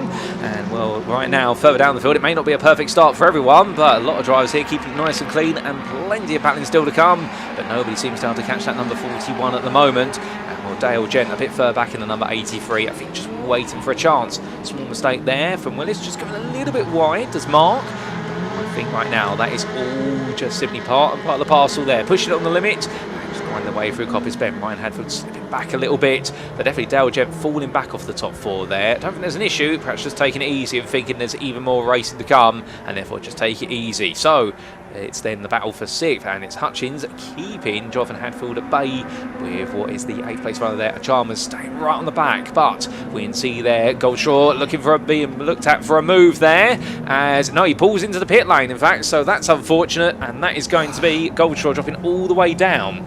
I wonder why he's coming there. I mean, it's interesting. You don't see the trucks coming into the pits at all, so it's a new experience for a lot of spectators in the trucks to see vehicles coming into the pits like this. But yeah, back out there though, it looks like gaps are climbing there between Cooper and Gent and Hadfield at the back there. It's really quite close. I mean, whereas we've got Willis there in 3rd position, the 65, all over the back of Alan Cooper, but Alan Cooper just can't seem to keep on track with Aaron Thompson. It's crazy speed there as we see Dow Gent and the rest of the pack come through there and bringing up the rear. It's Land at the back. Still though, not many seconds between them, front and back, but we will start to see we're at the halfway mark of the race now. These gaps will start to get a little bit bigger as the tyres start to warm up, drivers start to become a bit hotter as well, of course, and that can have the opposite effect that warm tyres do. Yes, indeed. As we look to our 52 there, continue to run, and in fact James Goldshaw has carried on, so he came into the pits and has made his way back out, not getting anything with regards to a penalty of any description, so perhaps just coming in there, hearing something in the truck, and then going, you know what, actually it's still okay, I might as well carry on. We are getting some black and white flags now, particularly for the number 72, so Alan Cooper being told off for track limits, but he hasn't got a penalty at the moment. 2 wide here into Redgate we go. That's the number 83 of Dale Gent, feeling the pressure there. In fact, he's really slipping back right now. This is not Dale, and that's going to be now 6th place he falls into, as here comes your number 29, and Hutchins here, well, he's going to try and go for it, but Gent comes back at him, so Gent retakes that 5th place, but this is not what we normally expect him. We normally expect him up there with the leaders, and right now the man who's 3rd in the championship, is there a problem? Or is Donington Park just proving to be a bit of a bogey circuit? Well, we'll see here as they come up into the braking zone for Schwans and McLeans, and right now, if it's not going to be Hutchins, it's going to be Jonathan Hadfield who wants to run at this. It's very, very tight, that's for sure. My goodness, it's still such a great battle at the front there, isn't it? Hadfield all over the back of Willis, but Willis holding him off quite nicely, I think, there. And it's great to see Willis so far at the front. A lot of experience with these drivers, and of course, they didn't all start with pickups coming from different series in the past. They've given them all all certain advantages. But we can see now who's this coming past Dale Gent. Dale Gent's certainly got an issue with the car. I mean, the truck, sorry, spoke to us about it earlier on. Definitely not got the pace this year that he's been used to in the past. So, you know, he's still trying to find what's going on with the truck there to get that pace back. But dropping back another 2 positions in a lap, this can't be good for him. No, it's not, as he's passed by the number 93 there of Michael Smith. And not to be unfair to Michael there, he's pushing on. But Dale Gent right now definitely having to yield positions, not something right. Oh, hold up a second. And, well, that's not right there. There's a bollard hanging off of the front of Aaron Thompson's machine. And that's oh, goodness me, that's a big slide there for Willis. And well, Ryan Hadfield completely brazen, as you like, just simply says, right, power through and don't go the way he's going, and moves up in a 3rd place. But Aaron Thompson right now, he's definitely bought himself a souvenir, but I don't know if that souvenir is going to help cool down the pickup, nor is it going to help with any drag. I can see a meme coming with a snapshot of the front of Aaron Thompson's truck. Yeah, I mean, it's just, you know, it just looks great to see. You know what I'm thinking of? Because he absolutely loves Lightning McQueen from Cars. Do you remember the first Cars movie where he sticks his tongue out at the finish line? Maybe so. Literally that right now. It certainly looks like he's putting his tongue out to the crowd. That is incredible. You would like to see how that even got in there, though. I mean, I don't even remember seeing any bollards on Donington, so maybe brought it from home, one he made earlier. Brought it with him. Well, if so, I think the poor little bollards there, perhaps it would likely be, I'd say, at Starkey's or even perhaps at Redgate, although I don't know if they still run a bollard at Redgate Corner these days, given how much the apex curb is cut. But as he comes on through right now, in terms of the pace there, it has slightly slipped for Aaron Thompson, although he does have one benefit, which is we have a 5-second penalty for Alan Cooper for track limits, which he's going to be gutted about. So for Aaron Thompson, whether he knows it or not, he doesn't need to win this race on the road anymore to be able to hold on to victory. Although I think both drivers at this point will be thinking one thing, and that is just simply push on at this time. I was going to say, you've met Aaron Thompson before, haven't you? Oh no, 42. No, that's John Hadfield. John Hadfield's found the grass. He comes back on quite close there to another driver, pushes him ever so slightly wide. My goodness me. But yeah, I mean, you try and tell Aaron Thompson that he doesn't need to win on the track just because there's a time penalty behind him. That's not going down well. He's not going to listen to you at all. But yeah, I mean, I wonder what happened there. We've had another time penalty as well, I believe, for Michael Smith, the 93. That's the man. That is the one. So yeah, but then again, the question of whether or not those track limits were because he got forced wide by Hadfield coming back onto the circuit. So something possibly to look at there. But this 4-way battle up behind the number 42. He's very, very close for Hadfield. Dale Gent still looks like he's back in the race, though, sort of, with Dale Gent there. He seems to be holding his own with quite a few trucks building up behind him. Oh, indeed, Dale Gent. Whatever the issue with the pickup is, he now seems to either got on top of it or he's found a way to mitigate it to a degree. As we do see there now, Smith being attacked on the inside. That's Brockhurst going for a move. He seems to be enjoying himself out there, no doubt about it. It's Chris Brockhurst at Everyman's Garage, the man who missed Snetterton. He was gutted to have missed our trip to Norwich, but now as he makes his way now, trip to Norfolk, I should say. The closest city is Norwich. They always get the two mixed up. But right now on the brakes, he's not going to mix that up as he goes for a move, but it's not going to quite work there. Has to hit the apex curve hard. And well, we do see Smith there decide to use all the road and a bit of value-added grass. But as we look back up the field, now we can see, meanwhile, the lime green mean machine still being attacked there by Gent. And well, I think that's going to be none other than Hutchins feeding that pressure as they roll the way up the hill, unless I'm mistaken. But right now, so much back and forth between them. In fact, no, that is Jonathan Hadfield there. Let me correct myself. And Hadfield trying to hold on to that 6th place for a little bit longer. But this fight for 6th place right now, really giving the top 5 the ability to break away. But here he comes. It does Dale Gent looking around the outside. Onto the brakes they both go. Hadfield, to be fair, he has history at Donington Park of getting his elbows out. I can tell you that. And they're going to go side by side on the exit. Well, they touch. It's absolutely brilliant door-to-door racing, and it's a drag race to Redgate. My goodness me. Well, they do say rubbing is racing, and that is done absolutely beautifully. But yeah, we've got Hutchins and Brockhurst there. Brockhurst still looking for a gap past these two, because if these two come together again, there's going to be a space. But it's interesting, we saw Dale drop back so far, and now it seems to be quite competitive with regards to the pace, and neither of them are looking to let the 89 through. But he's all over the back of the pair of them, and if these two keep battling, there's going to be a very easy gap for Brockhurst to make his way past. But look at this, it's the number 89 of Brockhurst. He's making his way past wide. Hadfield. It's 3 wide through the corner. We've got sideways action from Brockhurst, and we have a spin out with 42, and he sends 42 off as well as the number 85. My goodness me, Chalmers has been taken out, got caught up in the action as we see both of them make their way into the gravel at this stage of the race as well. If they can't get themselves going, I'm not sure whether we're going to see a red flag or not. 42 of John Hadfield manages to get himself going again, but it does appear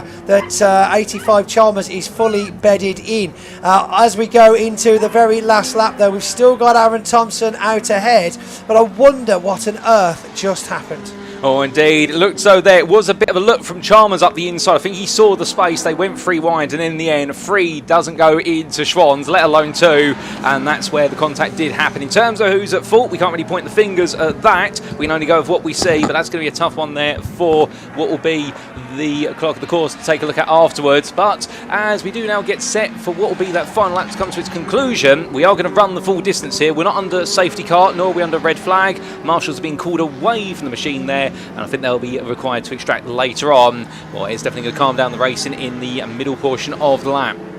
As we look to our 65 there of Willis, carrying on and running very happy in 5th. Here are your 2 leaders right now, and well, they are in the opposite order of how they sit in the championship coming into this round. But as we do see Aaron Thompson leading what is Alan Cooper through the S's. He may have picked up a bollard, but as far as he's concerned, the Lightning McQueen machine, the 41 of Aaron Thompson, will take another win just ahead of Alan Cooper at the line. Slender margins between the 2 of them, and then it will be 3rd place to none other than Cooper, albeit will he hold on to it given his penalty in the 72? The answer is going to be yes, he will. So Alan Cooper there, my apologies, he drops down there, so Ryan Hadfield picks up will be that 2nd place with the penalties, and then we will see Hutchins coming home in 4th place ahead of Dale Gent, who somehow recovered his way into 5th, and then we are going to see at the number 71 there, Simon Ward pick up that 6th place. A little bit later on, we will shortly see an arrival to the finish line of one of our other pickups, and coming across that line very shortly, I believe we are going to have Willis there. In fact, they're all calling and coming down here as they make their way through. Willis backing off then. In fact, that is going to be Land who just takes it off him. I think Willis has got a problem right at the finish line. He's shaking the truck from side to side there. So in fact, that is going to be now the 77 of Chris Land who picks up the 7th place. Willis does drop down to 8th right at the line there, literally by a slender margin. And well, then we are going to see Brockhurst and Jonathan Hadfield complete that top 10 as classified. But here are your provisional top 10 results, ladies and gentlemen, and well, what a race we've had. Aaron Thompson coming on through to take that. Alan Cooper having that post-race time penalty, he didn't have to worry about it, but as Pointy was saying, is Aaron Thompson ever going to back off when he's in the lead? The answer is no. Ryan Hadfield taking the 2nd place, being promoted up from 3rd as a result of a 5-second post-race penalty for Alan Cooper, and Alan Cooper, championship leader, will no longer be your championship leader. He'll lose it to Aaron Thompson with that 3rd place finish. Tom Hutchins, a very solid result for him, taking on home that 4th place. I do believe one of his finest up there now becomes his 4th top 5 of the season. Dale Gent completing your top 5 there, although lost pace early on but got it back later in the race and had to fight hard there to get into the top 5. Simon Ward took 6th, just ahead of Chris Land, and then we did see Mark Willis ahead of Chris Brockhurst and Jonathan Hadfield. And well, that was your top 10 there. Fastest lap being set by 72 of Alan Cooper, and that was a 1 minute 15.39. Phenomenal race, no doubt about it, and I think we are almost ready now to catch interviews with our pickup truck racing championship drivers. So it's over to Pointy, ladies and gentlemen, to hear from our top 3 and perhaps a few more. Can you believe it? I made it before. We made it down to Park Ferme before any of the trucks have made it here. You're my hero. You're my hero. No, I'm just impressed. I just think it's a perfect opportunity to just have a massive shout out to all of the guys behind the camera so far this weekend. 100%. Because you know, with all the guys at home as well, working on the editing and mixing it all together. Because I just think it's gone very smoothly so far. Or have I just jinxed it? Just a reminder, it is. Yeah, Everything's live, completely free to tune in and watch. So wherever you're watching, please do hit that subscribe button. We do have a team of people who have spent the entire weekend out in this heat. out in a field bringing you these pictures, so they're doing a great job. Big thank you to Tom as well. I think we did about 30,000 steps yesterday. That's insane. Crazy, isn't it? It's a With lot. the camera. But we love and it. a tabard. We absolutely love it. And trousers. He's only got little legs. I don't know if you heard earlier, he just said my little legs as well. And look, there we go. Look, trucks. Look, see, can you see? Mark, how we doing, buddy? Good to see you. Good to see you. How you keeping, mate? Oh, absolutely fantastic. What a great race that was. So high speed octane, wasn't it? It was fantastic. You know, pickup trucks always provide some great racing, you know, and we've seen, what's that now, 6 wins on the trot for Aaron Thompson. He's certainly found something, hasn't he? He's got the championship lead now as well. He was only 1 point behind, so he picks up the championship lead with that. It bodes well. Yeah, absolutely fantastic. When you watch this celebration, when he pulls up, because they will let him through in a minute, he'll come straight up to the number 1. My prediction, jumping out onto the top of the truck and just doing the ka-chow move that he's now very famous for. Is it ka-chow or is it ka-chigga? It's ka-chow. Ka-chow. Yeah, ka-chigga, I think, was in the film. Someone like tried to copy it. Oh, is that what it was? I couldn't remember which one it was. Yeah. I think was it Cars 3? Let us know in the comments. Which cars was it when one of the other championships started doing the ka-chigga? Let's not get in trouble with Disney. No, it's okay. We're just promoting Disney. Disney is great. Everybody loves Disney. Other cartoon production companies are available. Pardon? Is it Disney? It is Disney Pixar. It's Disney. Yeah, no, Disney own Pixar now. It's okay. Yeah, it's the same thing. They bought it. It's fine. They buy everything. They're great. We might actually get Aaron Thompson. Shall we just go over to him? Let's just go. This is ridiculous. I mean, we want to speak to the driver.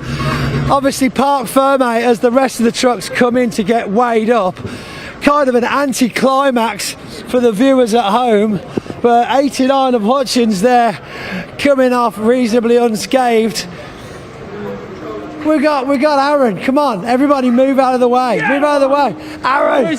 Good job. We didn't get to see your celebration. I promised the crowd a celebration. It was going to be fantastic. Yeah, we go. We've got the screenshot now. That's brilliant. How are we, boy? Great race. Yeah, just control. I mean, Alan Cooper woke up this morning and remembered how to drive a pickup truck, so tried to give me some heart palpitations, but I didn't let him. You know, woke up this morning, big bowl of sweet corn. You know. Jolly Green Giant stuff, so got it done. Just control. As a half shaft popped in qualifying yesterday. The boys worked so hard to get that fixed. I mean, if you're going to do it properly, as we say, and it was done properly. And then, you know, Hadfield on lap 1 just massively jumped the start and then flicked up the cone coming onto the back straight into my grill. So, I mean, we're pushing 110. I did wonder where that cone came from. Again, it is what it is. But when you're breaking the clean air, towing people around, and your engine's pushing 110 degrees. You know, it was just a good race. But yeah, honestly, buzzing with that. Absolutely fantastic. I mean, I was going to ask actually, with that, you know, that bollard in the front, that will have been causing a heating issue. Oh, massively, yeah, and heat performance drops massively. So the fact that he was in clean air, I was in clean air, and he had the tow behind me. Again, there's no aero wash or anything in these fast bricks, as I call them. You know, all the advantage is with the guys behind, and so as soon as that heat soak gets in, the performance drops massively. So. If that's what we could do with it taped off solid, then I'll see you in race 2. Watch this space. Don't go anywhere though, because we've got the circuit comms to have a chat to you as well. Mark, we're all over here in the white shirt, but because we've got such a tight package for you this weekend, I believe we're going straight now over to the Audi Cup. Hang on, Pointy. I've got Mickey Mouse. He's a lawyer from Disney on the phone. Let's have a chat with you. I'm not here. Yeah. Audi Cup coming up next. I called out a Vidal not so long ago, so let's hear from him now. Bye, Pointy.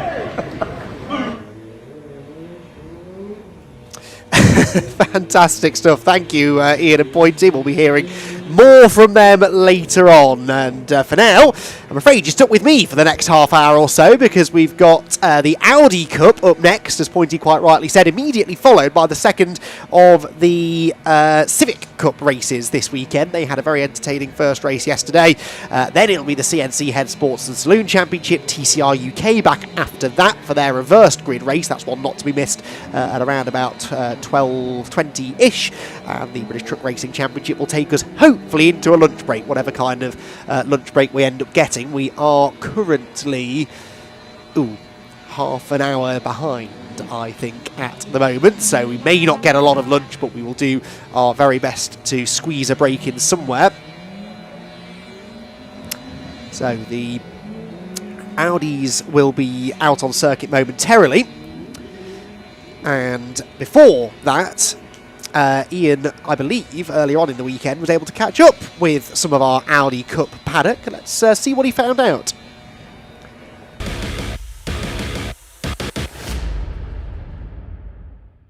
Hello everybody, welcome down to the pit lane. Slightly different actually for the Audi Cup, 8th race of the season. Remember, this is a series, not a championship, so there's no points up for grabs. However, rather than assembly, they're actually going out to the garages. We made our way all the way over there just to have to walk back again. But we don't mind, because I've seen my old smiley mate Ian Dowler's here as well, who's not smiling right now. That's not why you're not smiling, Ian. A little bit nervous for some strange reason. You? I don't know why. Why are you nervous? Yeah, I don't know. You've done this a million times, haven't you?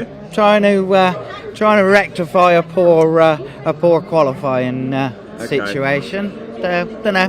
Listen, you've been on the podium this season. It was a great podium as well. Can we achieve the same thing here today? I hope so. That is the aim. That is the aim. But we'll see. We'll see. We've got some work to do. Do you like Donington Park? I do like Donington Park. I do like it, but I'm just never seem to be really quick around here, which is really weird. I've got to change my driving habits. Maybe you like it, but perhaps it doesn't like you. Yeah, I think it might change that, Ian. We need to change that today. It's good to see you. Good luck out there. Thank you, mate. I hope Cheers. we'll be talking in Park Ferme, yeah? Right, let's move. I just want to bring everybody down here a little sec. Here are they. They look fantastic, don't they? Carl Swift, the man on pole position. Swift by name, swift by nature. It's absolutely nothing to do with the Audi Cup, but how cool is this, by the way? Look at that, the Allegro. That is absolutely awesome. Anyway, here we go. Time to go racing. The 8th race of the season for the Audi Cup here at Convoy in the Park. Let's hand it over to commentator Andy McEwen and Paul Walsh to take you through the action. Enjoy.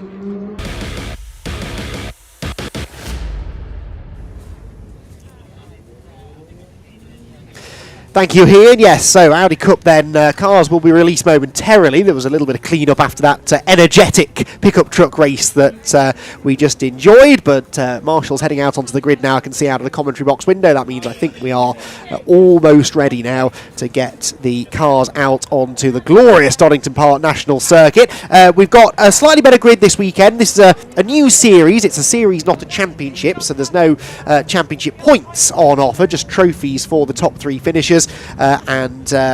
We have slightly increased the grid size this weekend. 10 cars out this weekend. It's moving steadily in the right direction. Carl Swift, former TCR UK race winner, who returned to Audi competition last time out at Snetterton, is on pole position, and Andrew Rogerson is alongside him. Those are the 2 drivers who have done much of the winning so far this season. Andrew Rogerson formerly, and then Carl Swift joining last time out and getting straight to winning ways. Ross McCarr is experienced in this category. He starts 3rd alongside Sam Meagher, with Mike Harris and Patrick Booth sharing row number 3. Ian Dowler and Harrison Foley are together on row 4. Harrison, I think, is a new name to the grid, but great to welcome him to the series this weekend at Donington Park. And then the back row of the grid, Ruby Smith and Mark Jenkins complete the 10 runners. So entertaining race ahead, hopefully. I've said a few times this weekend, Donington Park National is one of the best tracks in the country when it comes to one-make racing, and this is another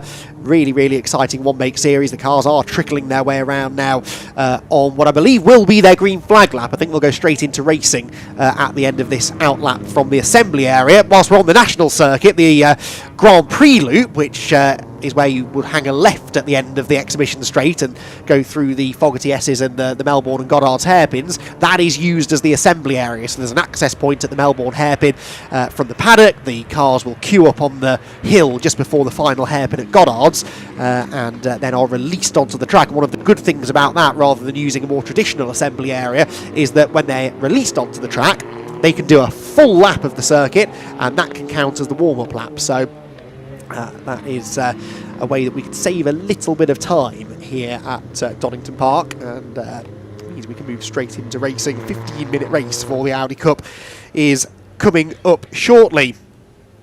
So Carl Swift, who was a championship contender in Audi racing a couple of years ago and had a pretty good championship challenge going on until he ended up upside down at Alton Park on the start line in one particularly memorable race, and then after that never really got back to winning ways. But He is a staunch supporter of this series, really wants to see it grow, and so he has decided to come and do a part-season campaign in 2026. He starts the 45 car from pole position, but Andrew Rogerson has certainly been a thorn in Carl's side. That weekend at Snetterton last time out, we had some brilliant battles between the two of them, and those two in qualifying were separated by only half a tenth as well, so there was next to nothing in it. Carl, actually, when we interviewed him for social media after qualifying yesterday, where is Carl Swift? Carl Swift, oh, here he comes up the middle of the grid, so he's well out of position on the way to the grid for reasons unknown, but he is being waved through to the front of the grid. It looks like maybe we are going to get another green flag lap after this one, potentially. Have to wait and see, but yeah, Carl Swift does now pull into pole. Anyway, as I was saying, Carl, when we interviewed him after the qualifying session yesterday, said on the social media interview that he out-qualified Andrew by 1/10 of a second, and Andrew overheard this and was very quick to run up to me and correct him and make it known it was only half a tenth, and Andrew was confident that he'd have the pace to go with Carl in the race here this morning, as it still is, just about. Yeah, I think we're in for an intriguing battle between those two. It was only another 4 tenths back to Ross McCarr, though, to be fair, and Ross was only a couple of tenths quicker than Sam Meagher, so that's pretty close as well. Those two, if Swift and Rogerson do battle at the front, and the second row starters could well get into the mix and give us an even more entertaining scrap for the race win. Right, green flag is being waved at the back of the grid. Is this going to be a start? I think it is. So keep an eye on the starting gantry. If those red lights come on, then we're going to go race this time around with 15 minutes on the clock for the Audi Cup. The marshals clear out of the way. And no, green flag lap we're going to get. So everything I just said about that lap where they're released from the assembly area counting as the green flag lap and saving us time is sadly incorrect, but there you go. We're going to get another lap and then go racing. But I suppose the fact that Carl Swift was strangely out of position there means this is a good thing for him, because if that had been the green flag lap, I suspect he would have had to have started from the back. So anyway, Carl will start from pole position. Last time out, as I said, we were at Snetterton, on the Snetterton 300 circuit.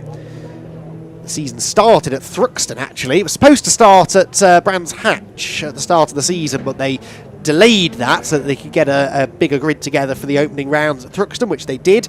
Then they went to Pembrey with the Civic Cup in South Wales, and then they joined the TCR and truck racing bill at Snetterton last time out. Donington this weekend is their penultimate event of the season, and then it all concludes at Donington Park on the international circuit on October the 3rd, which is going to be a big weekend, that, actually, for the Maximum Motorsport side of the paddock. Maximum Motorsport, the organisational team who run TCR UK, Civic Cup, and now for 2026 the Audi Cup, because they are also that weekend, along with TCR, Civic and Audi, hosting the inaugural TCR UK Endurance race, which is they're busy planning as we speak. And that's going to be something a little bit different for our TCR drivers to contest, and to have an opportunity to do something that TCR cars are specifically designed to do, which is not only sprint racing, but also a longer distance pit stop race with driver changes. So if you are interested in getting into that race, contact the Maximum Motorsport team. Jack, Nicky, Stuart, the rest of the team will be more than happy to help get you out on the grid. And, of course, if you're interested in racing an Audi Cup, likewise, they are more than happy to help that happen. There are plenty of cars out there. I think at Snetterton, people were telling me 50 or more of these cars were built, or the kits were bought to convert them from a road-going Audi TT to an Audi Cup car. And yeah, we'd love to have you out on track. This is a series that is going places. I'm sure next year it will run as a fully fledged championship. That's the plan anyway.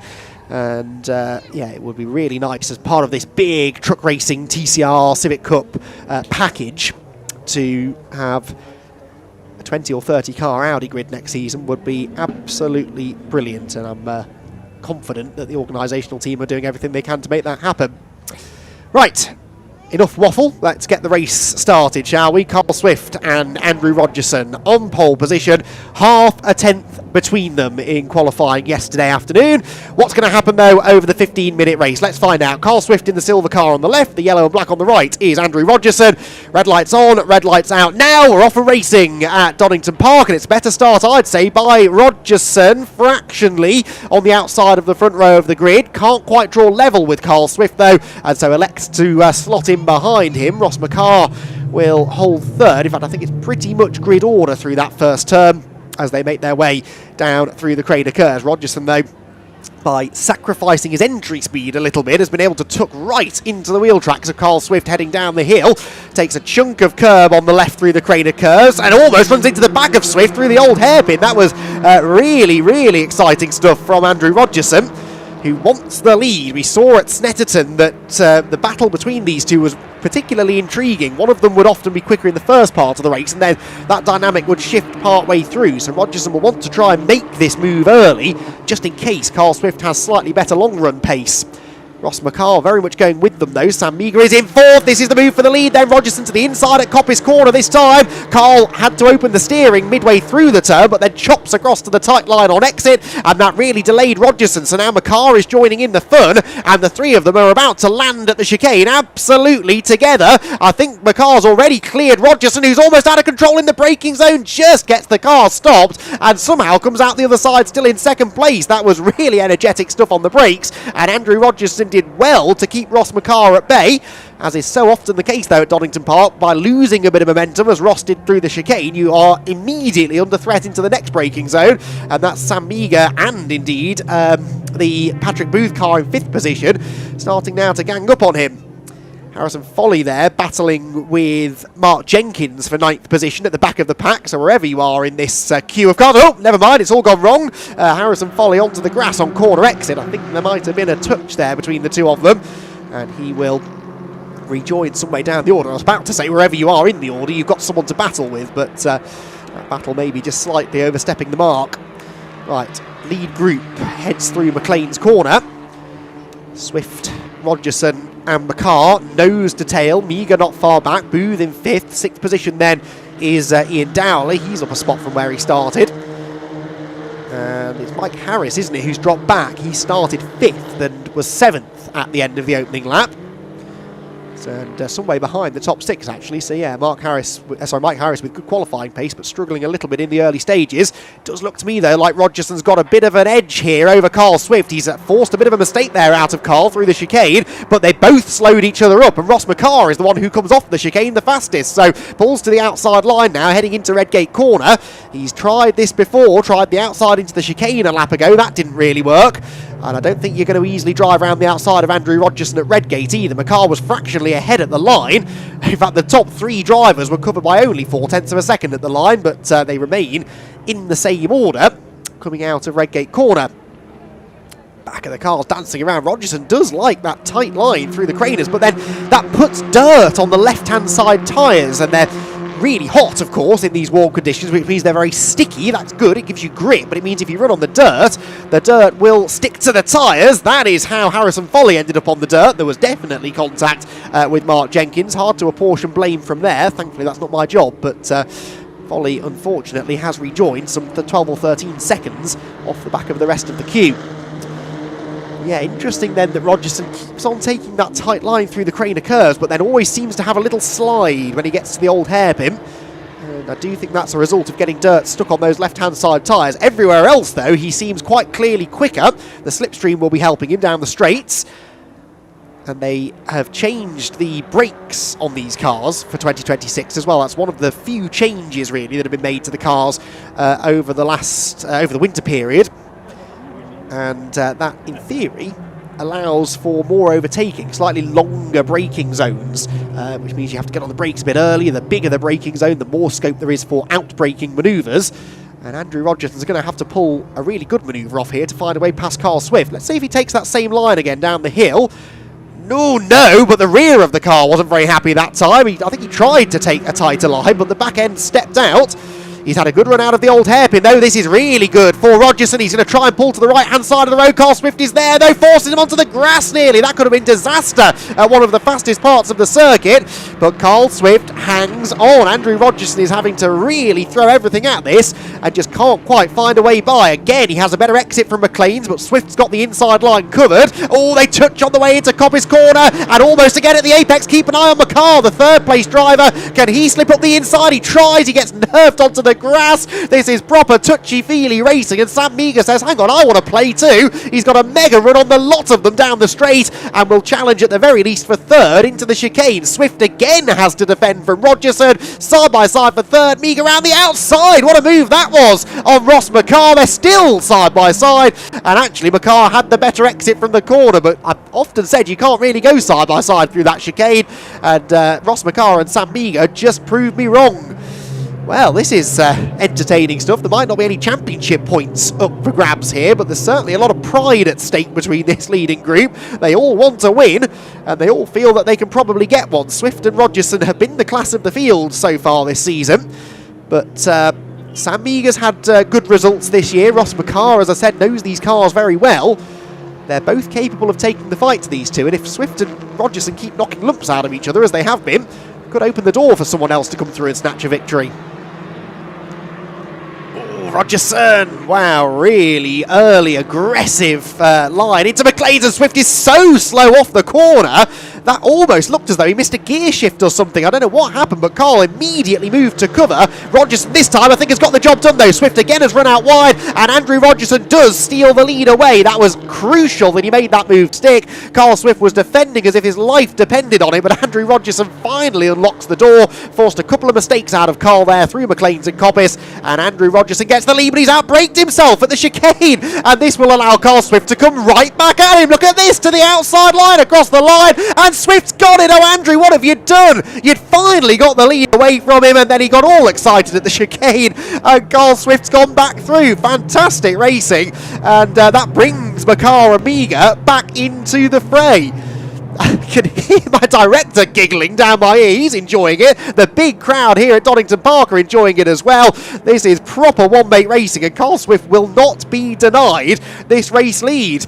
Again, Rogerson takes a lot of grass on the inside through the Craner curves. This time, though, he hooks up a better old hairpin. Which way does he go? He goes left because Swift has gone right. Now, this is the inside through the kinks at Starkeys and Schwantz, but it's the outside for McLean's corner. It's not normally the ideal line, but Swift seemingly is struggling through this turn. Rogerson will look instead then to get a better exit from the corner and maybe duck up the inside into Coppice. No, Carl says absolutely not and forces Andrew to the outside again. This is where Rogerson got the lead briefly a lap ago. I don't think the same will happen this time though, and Swift just drives around the inside edge of the track to keep that second place car at bay. Fabulous stuff. We're only just halfway through this race. It's a race that keeps on giving. McCarr and Meagher are very much back with these two. As Rogerson goes to the outside into the chicane, they're both on the limit of braking capability. And Rogerson nearly headbutts the tyre stack. And look at Sam Meagher. Sam Meagher from 4th to 2nd absolutely stole those positions from Rogerson and McCarr. And he is now into 2nd spot. Rogerson drops to 3rd. And McCarr will be thinking, how did that happen? I was challenging for 2nd in the braking zone. And now I'm 4th by the time I arrive at Redgate Corner. Right, now what happens? The dynamic has shifted somewhat now because it's no longer Rogerson in 2nd place, although Sam Meagher almost looks like he's opening the door for him there through Hollywood. That didn't really work. Rogerson's going to have to try and make a move quickly, and does, up the inside into the old hairpin. Nice move made. It was a bit of a block pass, but that's the only way really you can overtake anyone through the old hairpin, and he now just needs to try and keep them both behind for a corner or two, and he can set back off after Carl Swift, who has scarpered up the road. Look at the gap that Swift has got now. But I think Rogerson is the quicker of the two, so I suspect that gap is going to disappear reasonably quickly. We'll see though, maybe Carl just needed a lap on his own, not being harassed by Andrew Rogerson to find his groove. I'll watch the lap times with interest over the next few minutes to see whether Andrew is going to have the pace to chase after Carl Swift once again. So just under 6 minutes of this enthralling Audi Cup race to go. Carl Swift, your leader, will give you the gap in a moment. Rogerson back to 2nd, Meagher 3rd, McCarr 4th. Patrick Booth and Ian Dowler are starting to catch these two now as well as they head down into Redgate Corner. The gap officially 2.7 seconds nearly between the top two. Yes, this is a race that's catching everybody's attention, I think, at the moment. Down into Hollywood again. Watch the lap times, though. Is Rogerson going to be able to get back onto the tail of Carl Swift? Off goes McCarr into the gravel at the old hairpin. I knew I shouldn't have looked away for a split second there. I didn't see how that started. Maybe we can get a replay, but Ross McCarr, he's going no further. He's stuck in the gravel trap. The rear, I think, just stepped out on the way into the corner, but what led to that, I don't know. And Ross McCarr is out. That's such a shame. It looks from this shot as though he's still there, but that's because Patrick Booth is running the same livery, the sort of Martini-esque livery on his number 33 car, but Ross McCarr's 73 car is going no further. As I started to say, in the first sector, Rogerson was actually a fraction slower than the leader. In the middle sector, a fraction slower again. So, yeah, Carl Swift is finding his mojo now slightly, with Rogerson no longer banging on the door, trying to find a way through. What a battle that was, though, between the leading group in the early stages. Across the line they come. Here's the replay. Right, keep an eye on the car that's just about to appear into shot at the top. He's just locked the rears under braking, hasn't he?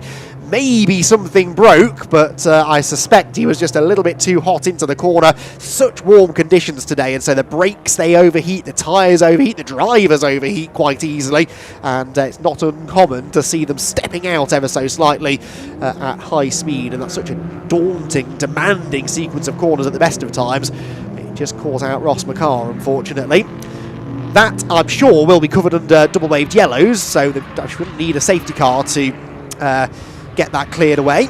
Caught a glimpse there of the 273 car of Harrison Foley. Remember I said he was 12 seconds off the back of the pack after that spin? Well, he's almost caught back up. He's only 2 seconds now behind Mark Jenkins, who nerfed him into the spin in the first place. So that could be a battle worth watching when he gets there. But for now, Carl Swift serenely continues on his way. He's weathered the storm, hasn't he, brilliantly in this race. Not his previous lap was 2.5 tenths quicker than Andrew Rogerson. Rogerson, yeah, about matching him this time in the first 2 sectors. We'll see what the lap times are. Swift will come through, and he sets a 1:19.694, a 19.4 for Rogerson. So it was quicker, but is that enough? 2.7 seconds the gap with just under 3 minutes to go. I'm not convinced it will be. Here, meanwhile, comes Ruby Smith down into the chicane. Where's Ruby? 6th position at the moment. In a little bit of no man's land, really, although the car behind her has just been given a 5-second penalty. That is Mark Jenkins, who I said was being caught by Harrison Foley. Jenkins actually got past Mike Harris on the previous lap in the 37 car, and so there you can see the 69 machine with that little war wound on the left front corner getting away. Oh, Foley so sideways, backing the car into Redgate, which of course is a yellow flag zone as well, so that won't go down particularly well with race control as they continue to deal. Well, actually, it's a yellow flag zone all the way down the hill, is it then? Because there was definitely a yellow flag at Redgate, but that's not actually where Ross McCarr's car is. It's down here at the old hairpin, where, bafflingly, Mike Harris is still defending into what is definitely still a yellow flag zone, I would imagine. Anyway, that defensive move means he's a bit slow off the corner. Harrison Foley will get in the slipstream heading up the hill. Try maybe to make a move into McLean's. Well, that's, I was going to say, a very defensive line. I think actually he was getting out of the way there, Mike Harris. He knew that Foley was quicker and did not want to run the risk of tangling with him. So Foley up to 8th, but that will become 7th because of the 5-second penalty for Mark Jenkins. But I'm sure Harrison would like to come up and pass him on track, having had that little collision with him earlier. Oh, bits fly off Jenkins' car. I said he was carrying some damage. There's even more damage now. I think that bodywork has just worked itself loose after the contact with Harrison Foley earlier on. And finally, it's peeled away down the back straight. He's not pitting, but there is a little bit of bodywork rubbing look on the left front corner. So that's going to be a distraction, if absolutely nothing else. Perhaps slow him down. He's defending into Redgate corner, but Foley is visibly quicker. Look, goes to the outside. Now, don't do it again, guys. Let's keep it clean this time. The 273 car with the switchback manoeuvre finds a gap on the inside, just about, and does breathe a sigh of relief, I suspect, as he finally gets past the 69 machine and heads down the hill visibly quicker than the cars around him. So, that was nearly a calamity, but Harrison... Did he save that slide? That was a big slide going into the old hairpin. Front-wheel drive cars, though, so if the tail does step out, you can catch it reasonably easily, just floor the throttle and steer into the slide. I say that as if I'd have even half a chance of doing it myself. I wouldn't, but the theory is easy enough to understand. Oh, Sam Meagher. Sam Meagher's got a penalty now. Sam Meagher in third position has a 5-second penalty. There he comes. Look, the blue and white car. So another driver to have been pinged for exceeding track limits. Now he's 4.8 seconds ahead of Patrick Booth and is lapping quicker than Patrick. So if he can get another 2/10 on Patrick on this, the final lap, he should be able to hang on to third despite the penalty. But Sam Meagher, in his pursuit of the leading two, picking up a penalty, and so too has Harrison Foley. That won't improve his mood any. That charging drive back up to the back of the pack has unfortunately come as a result, partially, of exceeding track limits somewhere. So 3 drivers now carrying penalties. Sam Meagher, Harrison Foley and Mike Jenkins. So can Patrick Booth maybe drag the 33 car onto the podium after all? Well, in the first sector, the answer would seem to be no, because he lost 6/10 to Sam Meagher, who only needed to take 2/10 out of him on this lap to stay more than 5 seconds ahead. All of this, though, is of no consequence, I should say, to Carl Swift, who pitches the number 45 car into the final chicane. He's going to take a very dominant-looking victory, but we know it was anything but. That was a proper battle between he and Andrew Rogerson, but it's Swift who is victorious. He takes the opening race of the weekend, with Andrew Rogerson second and Sam Meagher third at the line. Is he more than 5 seconds clear of Patrick Booth? That's the question. The answer is yes, by actually 1.2 seconds in the end, and so Patrick Booth will stay in fourth. Fifth should be Ian Dowler. There he is, the red and black number 55 car.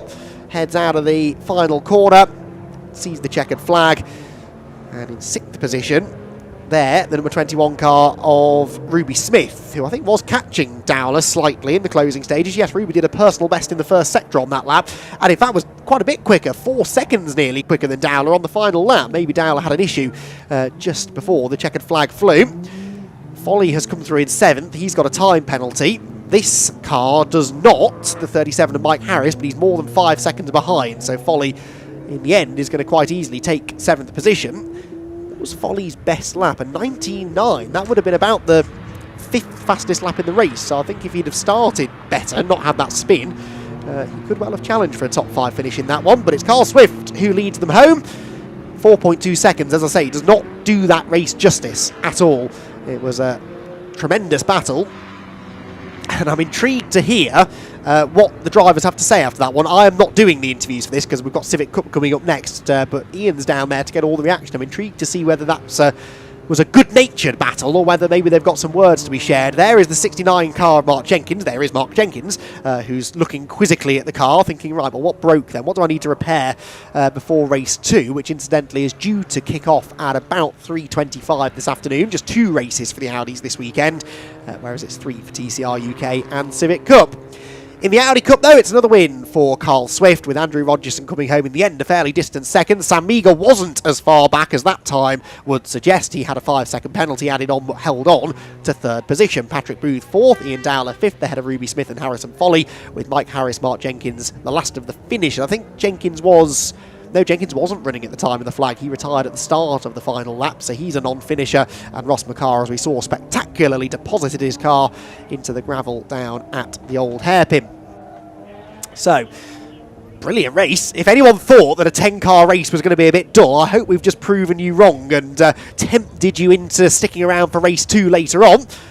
It was a brilliant battle, and I'm very much looking forward to the second stanza, which, as I said, will come up at about 3:25 later on this afternoon. Right, lots to talk about after that race, as has been the case through most of the races this weekend. Let's get all of the lowdown from Ian down in Parc Fermé.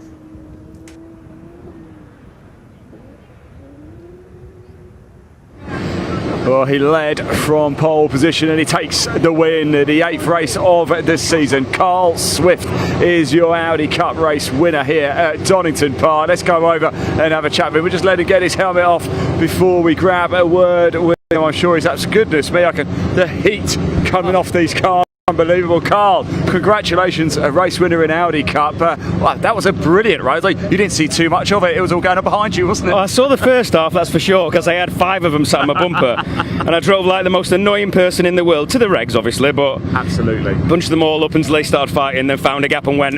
Brilliant. That was the tactic, eh? Oh yeah. Andy was too feisty in the first couple of laps to try and do him on pace alone. I'm a nightmare for looking in my windows. You're certainly swift by name and by nature as well, Carl. Look, another race coming up a little bit later. I imagine you've learned quite a bit from the car and the circuit here. Yeah. I've learned that the tyres feel like chewing gum. Did I? And that following the pickups and the trucks is hard work. Okay. What are we thinking later? Because it's going to be even hotter, you know. I know. Hopefully we're not following the pickup trucks as well and covered in gravel the track. I'm not sure off the top of my head. Hang on. I can very quickly look for you. Look, I've got a magical timetable.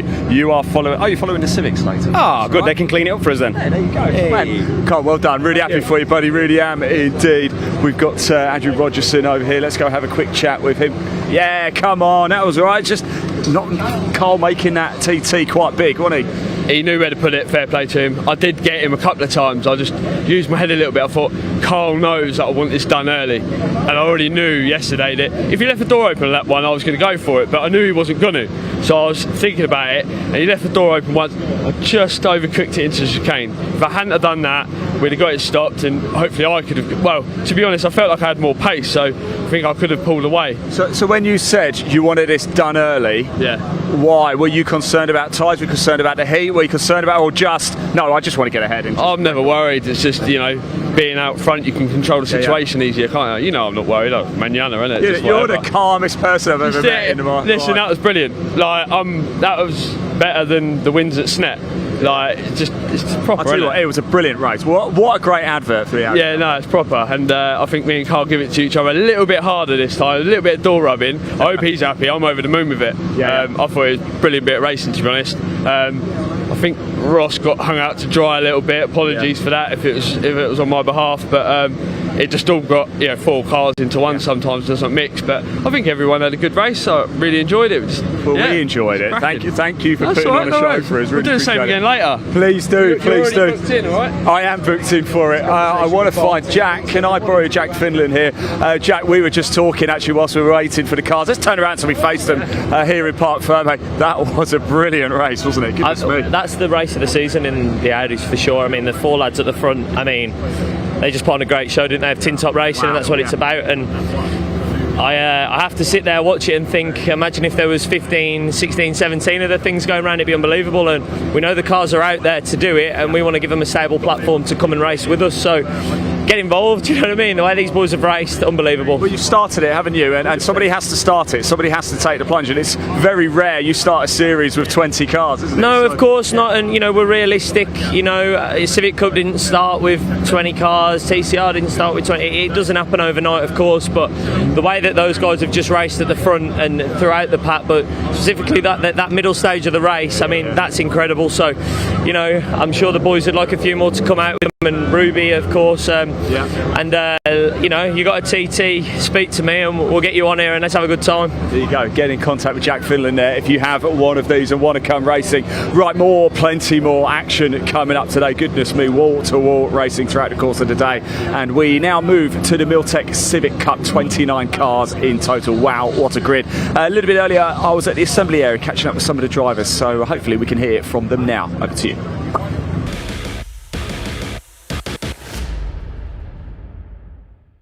Hello everybody. Why have you stopped, Gary? Why have you stopped? Gary's, that is so nice. Yes, welcome down everybody to the assembly area. Round 12 of the 2026 Miltech Civic Cup about to get underway. Louis Austin is here. Let's have a quick chat with him.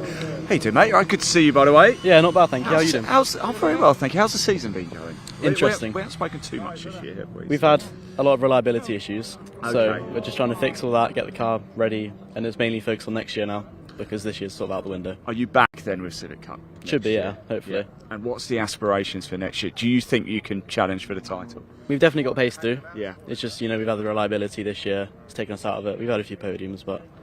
Well, look, what can we do from here? You're a little bit further up the field. We can do something, right? I went from 21st to 12th yesterday, so Okay. top 10 maybe, make up a few places. Well, based on that, you'll be right at the sharp end, won't you? Not sure about that one. Look, it's good to see you, mate. Good luck. I'm really pleased you're coming back as well. You're committed now, you said it. Yeah. So let's keep going down, shall we? Let's go have a chat with our good friend. There he is, Mr. Butsy over here. Will. How you doing, my friend? It's good to see it. I love the hat, by the way. This is pretty Nice, nifty. Where do we get these from? Ask Amy at Wilbutty Research. There you go. There you go. Well, what are we going to do in this race? Just go forward like we did yesterday. Yeah. Well, it was down in qualifying, which we was expecting that anyway. So we was 28th in qualifying. Race 1 we got up to 17th, so we was plus 11, so we can't really complain about that. So it's everything to play for today now. Where's the biggest challenge around Donington Park? I'd say it's the chaos on the first lap, because it could be anywhere. You can't predict the corner, because it could be turn 1, it could be through Craners, through copies, going through 3 wide, it could be anywhere. So it's just lap 1 really. I suppose you guys run so close to each other as well. It makes for a thrilling race. And 29 of you, a great grid again, isn't it? Yeah, definitely. Well, Civic Cup's the closest one make championship in the country, so when you're first to 30th and it's less than 2 seconds on qualifying, you can't. It could get any closer than that. There you go. It doesn't get any closer than this. You heard it right here. Do not take your eyes off this. Time to get going for the Miltech Civic Cup here at Donington Park. Andy, over to you. Not bad, was that? Good luck, mate. Yeah.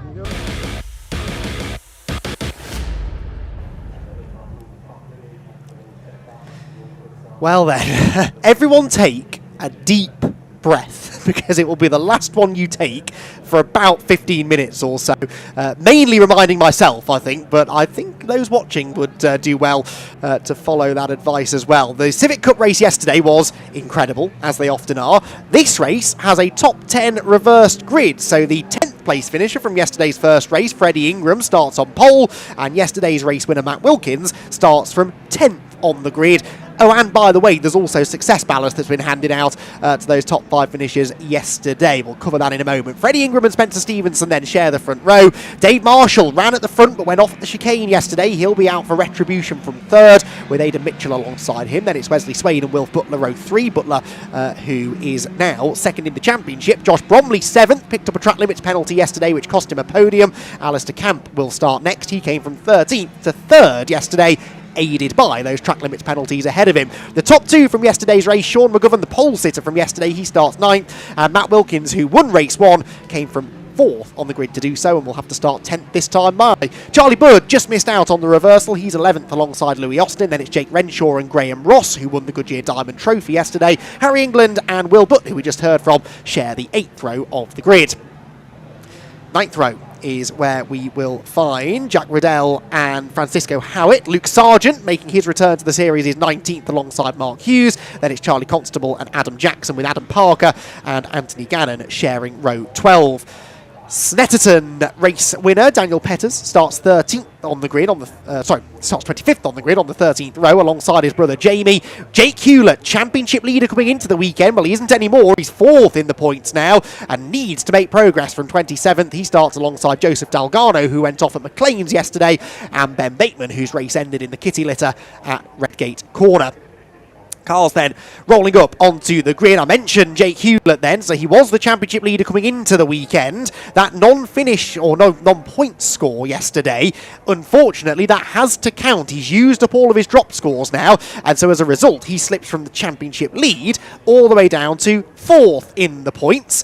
Now, that sounds like a disaster. It's not ideal, don't get me wrong, but he's only 14 points off the new championship leader, Alistair Camp. So Alistair Camp, after that 3rd place finish yesterday, leads the points. Wilf Butler is 5 points behind him in 2nd. He's got 7 points in hand over Dave Marshall, who is 2 points ahead of this man, Jake Hewlett, who will be coming from 27th on the grid. He had a tyre delamination yesterday. This is a brand new car. It's not the car that he started the season with. He brought a new car in this weekend in testing during the week. He was driving around here and the bonnet flew up and did a lot of damage to the front of the car. They got that repaired, and then he had a tyre delamination, a right front tyre, he was telling me, quite early on in yesterday's race. So that's got to have been either a curb strike or contact, ran over debris, not sure. He wasn't sure at the time what caused it, but either way, he needs to make progress from 27th on the grid. Right then, here we go. 15 minutes of Civic Cup racing getting underway, and it's not a brilliant start from Freddie Ingram from pole position. Dave Marshall gets boxed in, and Spencer Stevenson, I think, will get the lead on the way into Redgate Corner. Marshall in the grey FN2 pulls to the outside line, and he's going to try and sweep round the outside of Spencer Stevenson through the first turn. That ain't going to work, and it will be Spencer then who holds on to the advantage coming out of Redgate for the first time of asking. In fact, Marshall gets shuffled back down to third nearly here by Freddie Ingram. He'll have the inside line through the Craners. Is that going to prevail? No, Freddie is still there to his outside, which now is the inside for the old hairpin. So I think Dave Marshall's going to have to settle for third through the opening exchanges. Yes, Freddie Ingram does manage to get the better of him. Then it's Wesley Swain and another one of the slightly newer shaped FN2s. The blue car poking out of line is Josh Bromley. He's on the grass heading into McLean's Corner, where the leader Spencer Stevenson snatches a break, but just about keeps the car under control. Up towards Coppice we go then. So Stevenson leads, Ingram second, Marshall third, Swain fourth, Bromley goes fifth. Look up the inside, and Wilf Butler tries to go to the outside. Now Wilf Butler is, as I said, 5 points adrift of Alistair Camp at the top of the championship table, but Campy has actually just gone past him. Look in the pink, the black car with the pink highlights. Alistair Camp took advantage of that wide moment for Wilf Butler and has managed to move through. Harry England is late on the brakes. Is that going to lead to contact? Out onto the gravel goes, I think that's Jake Renshaw, bounces back onto the road. It was Renshaw, and that could have easily been calamity. Look at this. It looks ridiculous, doesn't it? 4 abreast heading into Redgate. We're side by side for second. Dave Marshall to the outside of Ingram. I think managed to make that move stick. We're 5 abreast into Redgate. That's certainly not going to work. One car gets tapped sideways. That was Luke Sargent. Will Buck was involved in that, and I think it was Charlie Constable who got to the inside of Sargent. How they all came out the other side, I couldn't begin to tell you. Side by side for second. Marshall still can't find a way past Freddie Ingram. Has he gone right round the outside at the old hairpin? That's a brave move. It's a Dave Marshall move, and he has indeed gone through. Bromley coming with him. So Josh Bromley for the podium is a real shout here. Dave Marshall will be kicking himself after that mistake that he made at the chicane yesterday, and Dave Marshall drops to third in the championship as a result of that, but he's only 12 points off the championship leader Alistair Camp, who is several places behind him and carrying ballast. The winner from yesterday's race, Matt Wilkins, has to carry 40 kilos of success ballast into this race. Sean McGovern carries 30, Alistair Camp carries 20, Bromley's got 10 kilos on board that car that sits in third position, and Wilf Butler with 5 kilos. Everyone else runs at the base weight of 1,200 kilos, basically. We add then success ballast, onto the top 5 finishers from each race. The same will apply from this race into race 3 later on. Hope you're taking notes, because there's a lot of information to take in there. I realise what I can tell you is that Dave Marshall is the fastest man on track. He's just set the fastest lap of the race despite going round the outside of most of the first half of that lap. Did he have a go there at Stevenson for the lead? I think he did. Let's see as they come out of the corner. No, Spencer's still in front. I think Bromley's the danger man though. Josh Bromley, who I'm fairly certain has never won a race before in the Civic Cup, is right with those leading two. There are the championship leaders meanwhile. Alistair Camp, the black and pink car, Wilf Butler, the black and white behind him. The top 2 in the championship, but if Marshall can go on and win this race, he could take the championship lead. That is how tight things are in the 2026 Civic Cup, with after this weekend only 2 more weekends of racing to go. Butler was having a little go at Camp in the background. I don't think he made that one stick. They're starting to get bottled up behind Freddie Ingram, who's just slipping down the order slightly, having started on the pole position. Freddie, new to the championship this year, the youngster is doing really well just to be sticking with some of these established championship contenders. Marshall there with a bit of a look to the inside on the way into the chicane. Spencer Stevenson had that covered. What Dave wants is for Spencer to defend on the way into the chicane and be a bit slow on the exit, but Spencer, in fairness, drifted back over onto the racing line, didn't compromise his line too much, and pops out the other side still as the race leader. First, second, third, fourth, fifth, sixth, seventh, eighth, ninth, 10th, the whole field basically, absolutely nose to tail with nearly 5 minutes of the race gone. Who's going to make the first move? Is it Campy? Yes, to the inside of Freddie Ingram. That's an important move for Alistair Camp, and that's an important move for Jake Hewlett, who goes for 13th position. We are 4.5 minutes into this race, and Jake Hewlett has climbed from 27th on the grid to potentially have just taken 13th away from Charlie Burns. Camp, the championship leader, bouncing on the grass to the outside of Freddie Ingram. That could open the door, couldn't it, for his championship rival, one of his championship rivals, Wilf Butler, but he's about to have another championship rival on his tail, I think. Jake Hewlett is on a mission and carving his way through the order. The leading 4 then getting away. It is then Ingram still 5th. Butler to the inside of Camp. That was important. Wilf Butler to the inside of Alistair Camp has got him and forces Camp out wide. So Alistair Camp could lose a couple of positions here. Wes Swain was in behind. Did Wes Swain, manage to follow Wilf Butler through? We'll get to that in a moment. You need 6 pairs of eyes to watch all of this. They're still side by side in the background, but Camp's on the outside line. The leaders then, single file for now, turn into the chicane with still Stevenson the leader. What's going on behind? Well, there is Butler. Then, yes, Camp is losing out. Look, he's been overtaken. Oh, not actually by Wes Swain, though. Swain has dropped down the order. That's Matt Wilkins to the outside of Camp now. Matt Wilkins, who is still an outside bet for the championship, in fairness, comes into this race only 22 points off the championship lead, and he's up the inside of the championship leader now into Redgate corner. To the outside goes Hewlett. Jake Hewlett is a part of this battle now. Can he sweep right round the outside? He's going to get alongside McGovern at the very least. Jake Hewlett is almost into the top 10. This is one of the most incredible drives I've seen for a long time, pretty much since yesterday when Camp came from 13th to 3rd. He's on the curb down the grain of curves, almost gets lent on by Matt Wilkins. He's still coming round the outside. This is incredible stuff. Alistair Camp gets way wide over the curb. Needs to be a bit careful of track limits, but he will argue that he was forced out there by Matt Wilkins that time. And now Jake Hewlett is right there with them. This is sensational stuff. Camp getting knocked about a bit in this race. This is very unlike his charging race forward yesterday, but carrying those extra 20 kilos of success ballast will not be helping him. And remember, he's racing here with a lot of cars that aren't really carrying any ballast at all. Josh Bromley nearly into the back of Dave Marshall. That's the fight for second. And they are still going to be side by side nearly into the braking zone at the chicane.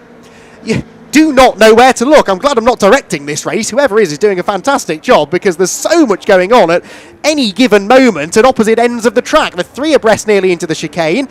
That is Charlie Budd, I think, who was making a move. We're not even halfway. 4 cars, nose to tail for the lead. Wilf Butler, though, I'd say is catching them. Yes, Wilf Butler, personal best lap, and with an 18.8, was about 7 tenths quicker than the leader. So Wilf Butler, who is only carrying 5 kilos of success ballast, that won't be making a huge difference to the performance of the car. He could yet be a threat for a podium here, and that could be really significant. Wilf Butler has 1 race win to his credit, a number of podiums, and that's why he sits second in the championship. He'd love to get himself back into the top 3 and perhaps take that championship lead back off Alistair Camp.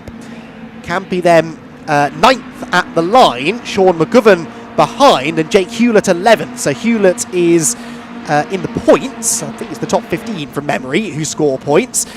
What's that all about? There's someone very sideways in the braking zone. Ooh, do we have a car in the gravel at the top? Yes, we do. I thought we might do. Not sure who it was. It might have been Joseph Dalgarno at the corner at which he retired yesterday. We'll try and figure that out in a moment. And now Matt Wilkins, the yesterday's winner, is on the grass. That opens the door nicely for Alistair Camp, and maybe Sean McGovern and Jake Hewlett as well. In fact, definitely Sean McGovern and Jake Hewlett, who will both get through. So that's another place gain for Hewlett. He is now into the top 10, and that is another of our championship contenders that he just overtook. Wilkins will be kicking himself for that one. Fastest lap of the race now for Wilf Butler as Dave Marshall goes for the lead. A big lunge into Redgate corner, and Dave Marshall in the end made that look reasonably easy. He caught Spencer Stevenson napping there, and he's got to the front of the field. So Dave Marshall, who for a number of years was a regular race 2 winner, he always has done well in these reverse grid races. He's now started winning other races as well. He's very good in qualifying now. He's got a brand new car for 2026, and he definitely does credit that car with his increase in performance this year.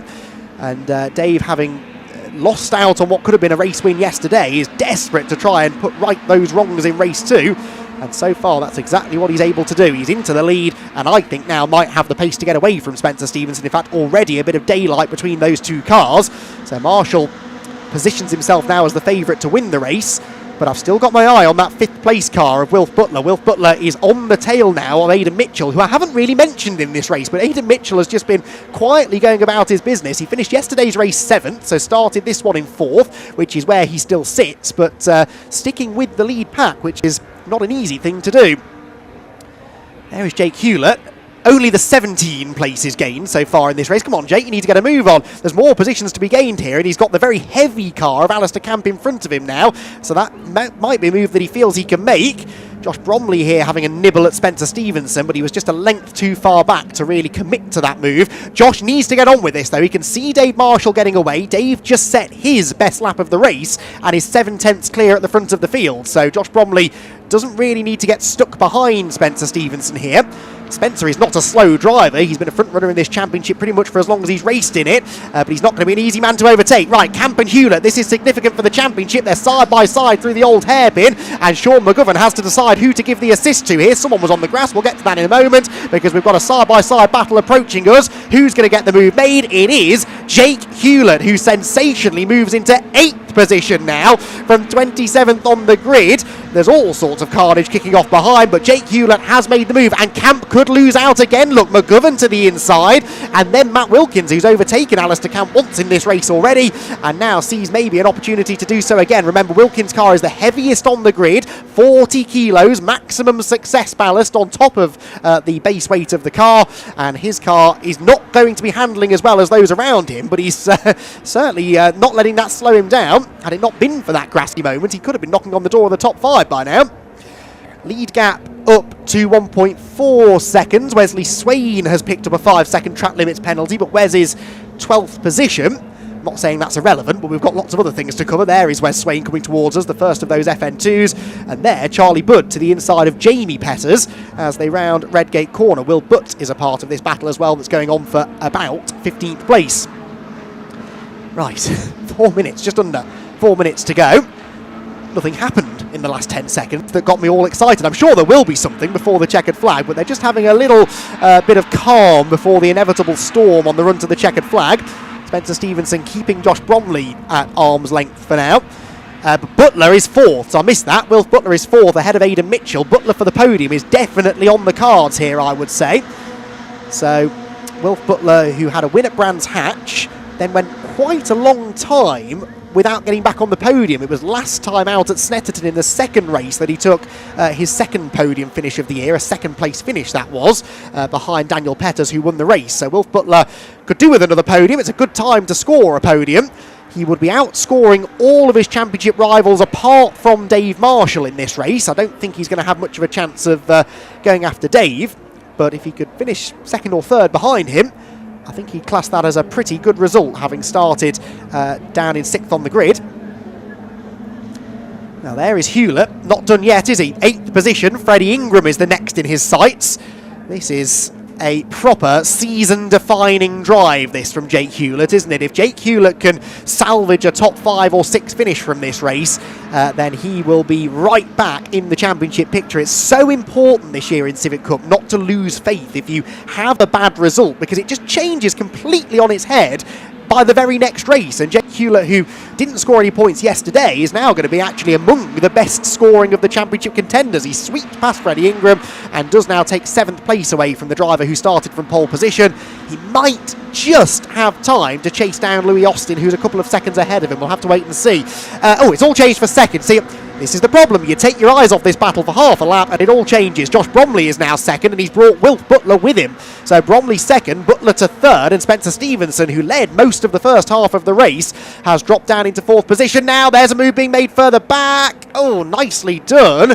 Who was that? That was Ingram. No, Austin and Mitchell, wasn't it? Louis Austin getting past Aidan Mitchell.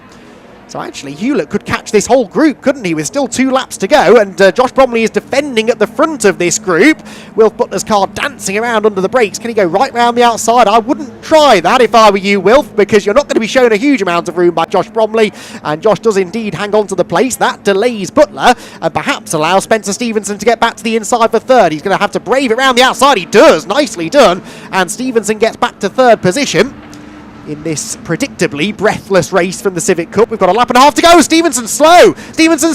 No, disaster. Spencer Stevenson, who led all of those laps early in the race. I think he's got an issue. Maybe gearbox, maybe drive shaft. The car's got no power as it heads up the hill, and Spencer Stevenson, I fear, is destined for retirement. That's heartbreaking for Spencer, who just can't really catch a break at the moment in the Civic Cup, and another really good result is going to go begging.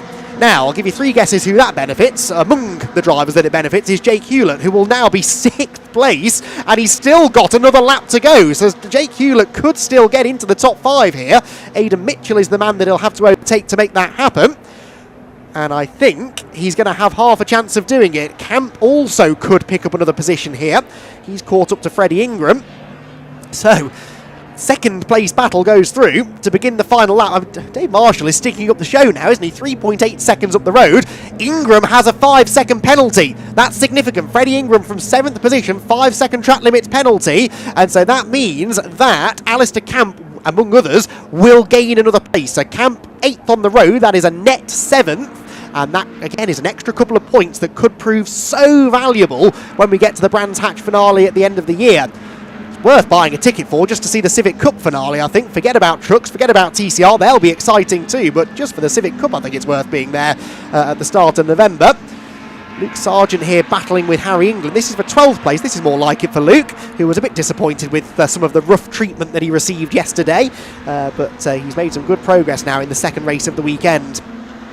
So, checkered flag is about to wave. I'm both disappointed to see the checkered flag because I don't really want this race to finish, but also slightly relieved because I'm not sure I could have taken much more of this. Dave Marshall is going to win the race by a much more comfortable margin than I think anyone had any right to do, but once Dave hit the lead, he was able to get his head down, show the pace that we knew he always had, and make up for yesterday's disappointment. Dave Marshall wins the second race of the Civic Cup here at Donington Park. Josh Bromley second, and no sign of a pesky track limits penalty this time, and Wilf Butler in third. That is a really important result for him. Louis Austin fourth, that might be his best finish so far in the championship, ahead of Jake Hewlett, who got fifth on the line. Jake Hewlett from 27th to 5th. A round of applause for Jake Hewlett. That is incredible, and how important could that prove to be in the championship battle come season's end? That is astonishing stuff. Aidan Mitchell 6th, Alistair Camp 7th, Sean McGovern 8th, Matt Wilkins 9th, and Luke Sargent got into the top 10, I think, as a result of some of those track limits penalties.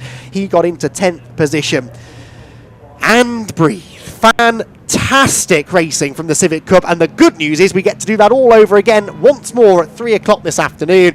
I've got to summon up the energy now, Paul, to get down to Parc Ferme whilst you run us through the results. Oh, thank you, Andy. That was absolutely incredible. A phenomenal race there from the Civic Cup, and our drivers absolutely delivering, as the series always does. But Dave Marshall there, in the end, taking a bit of a runaway win, just ahead of Josh Bromley and Wilf Butler, completed your podium. Lewis Austin in 4th, Jake Hewlett 5th, and what a drive from Jake Hewlett, going from 27th to 5th place. Well, they say miracles do happen, and we absolutely made it happen there, did Hewlett, a hero of this race. Aidan Mitchell 6th there, just fending off Alistair Camp, who in turn had to try and contend with Sean McGovern, who kept in close company, and Matt Wilkins and Luke Sargent completing that top 10. And Luke Sargent, after the rough treatment of the race yesterday, having a bit of an easier race today. But the fastest lap set by your number 70 driver there, a Wilf Butler, a 1 minute 18.52. Phenomenal laps being delivered there, and a race which was absolutely packed full of action, regardless of where you looked up and down the running order. Indeed, you couldn't have asked for more excitement than that one. And the good news is, you get even more Civic Cup entertainment later on today, as Andy mentioned a moment ago, their third and final race here of this Donington Park weekend for Convoy in the Park. Be at 3 o'clock there, just preceding what will be the return of the Audi Cup as well. And, well, we are just waiting now for our drivers to make the way through, and of course, well, what will be Andy McEwen to have arrived at Parc Ferme. Indeed, how he does it here, whilst I'm allowed to sit in the commentary booth, he's definitely running a back and forth there, and definitely clocking up the miles and also the steps of the day. But he's not quite ready at the moment, and indeed we're still waiting for the cars to come down. But I can tell you one thing, coming up after this, ladies and gentlemen, well, of course, it will be the return of BARC Northwest's finest, the CNC Head Sports and Saloon Car Championship. They'll be coming back for what will be their 8th round of their season as part of their away round here at the Donington Park National Circuit. And, well, you saw a packed grid there for the Civic Cup. You're going to see just as packed a grid. And here's a quick reminder of our schedule as we continue forward. Now, do keep in mind, we are currently running the best part of around 40 to 45 minutes behind schedule as a result of the difficulties in our races earlier on this morning. So all that most likely mean is the 1 hour lunch break that we did have scheduled actually is now going to be condensed down considerably. But without further ado, we're going to make our way down to Parc Ferme, because we do have Ian Walthouse, and he's got the proverbial relay baton prepared in the form of the microphone to hand to Andy McEwen for the Civic Cup interviews. Right, welcome down to Parc Ferme. Andy McEwen's just made. I thought I'd start to give you a little breather because you just legged it down a pit lane, haven't you, Andy? Great race, and a third win of the season for Dave Marshall, who'll be a very happy man. You got your breath back? Are you just ready? about, I think. Well, I'm going to hand over the baton to you. There you go. Thank you. Wow. Wow, what a race. Where to start? Winner probably is a good place to start, isn't it? Dave Marshall, who is just de-helmeting over here. What a drive from Dave. Sorry, Mark, do you mind if I just jump the queue? I'm making it up as I go along, Mark. I apologise. Dave Marshall, what a race. Yeah. That was just great. The car felt unbelievable. We had a bit of a brake issue literally like 3 minutes before we came out. We rectified it. It was mint. It managed to make me do a move in Stevenson turn 1. Yeah. Mint. Proper Civic Cup race, that, wasn't it? And really vital for the championship, right? It's so tight. You can easily go from first to fifth in the points, as we saw for Jake yesterday. So any chance you get to win one, you've got to take it with both hands. Yeah. Whether it was a championship battle or not, you want to win, don't you? Yeah, and me and Stevenson said, get our heads down, but to be fair, the whole pack was on it. I don't know how it looked, but it felt really close. But yeah, just managed to get Stevenson and then just got my head down, turned the mirror, crack on. Mint. I didn't get a chance to ask you yesterday what happened in the first race at the chicane. You might not want to talk about this, but no, absolutely fine. There was a bit of an altercation. We've sorted it out. Okay. It is what it is. But that wasn't what caused the incident. That was like me. So that just got a bit of gravel and crap on my tyres. Then I went into the braking zone for the chicane. And full-blown lock-up on the rear straight away. And I thought I was doing the GP loop for a start. Real shame to throw away that many places. But yeah, the lock-up and losing the places, that was on me. Fair enough, it all worked out in the end. Dave Marshall, race winner, second place somewhere over here. Over there. Here's Josh Bromley. Well, you've got the squad from Box Construction here, I believe, this weekend cheering you on, and they'll be happy to have seen that. Absolutely, you can see the smile on his face over there. And as I came across the line, they've got a box up there, so I could see them all hanging off the edge. It was a great feeling, yeah. And a great race. I mean, I can see by the look on your face you enjoyed that. The result is one thing, but that was just a proper battle. Yeah, absolutely. I managed to get a few places quite early, to be fair, and then, pick him off. Dave, congrats to him. He made a great move on Spencer. I think it caught him off guard, and I didn't have quite managed to get past Spencer early enough to go along with him, but second, more than happy with that. It's a great result. So. And you're making a habit of this now. There's a bit of consistency starting to come, isn't there? Yeah, we had so many issues at the start of the year with it being a new build, some electrical gremlins.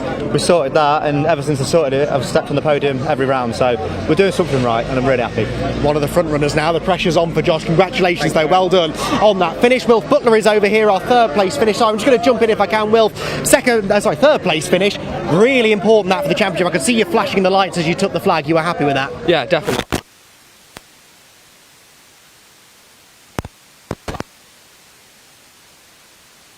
You're on it this weekend, aren't you? It's all starting.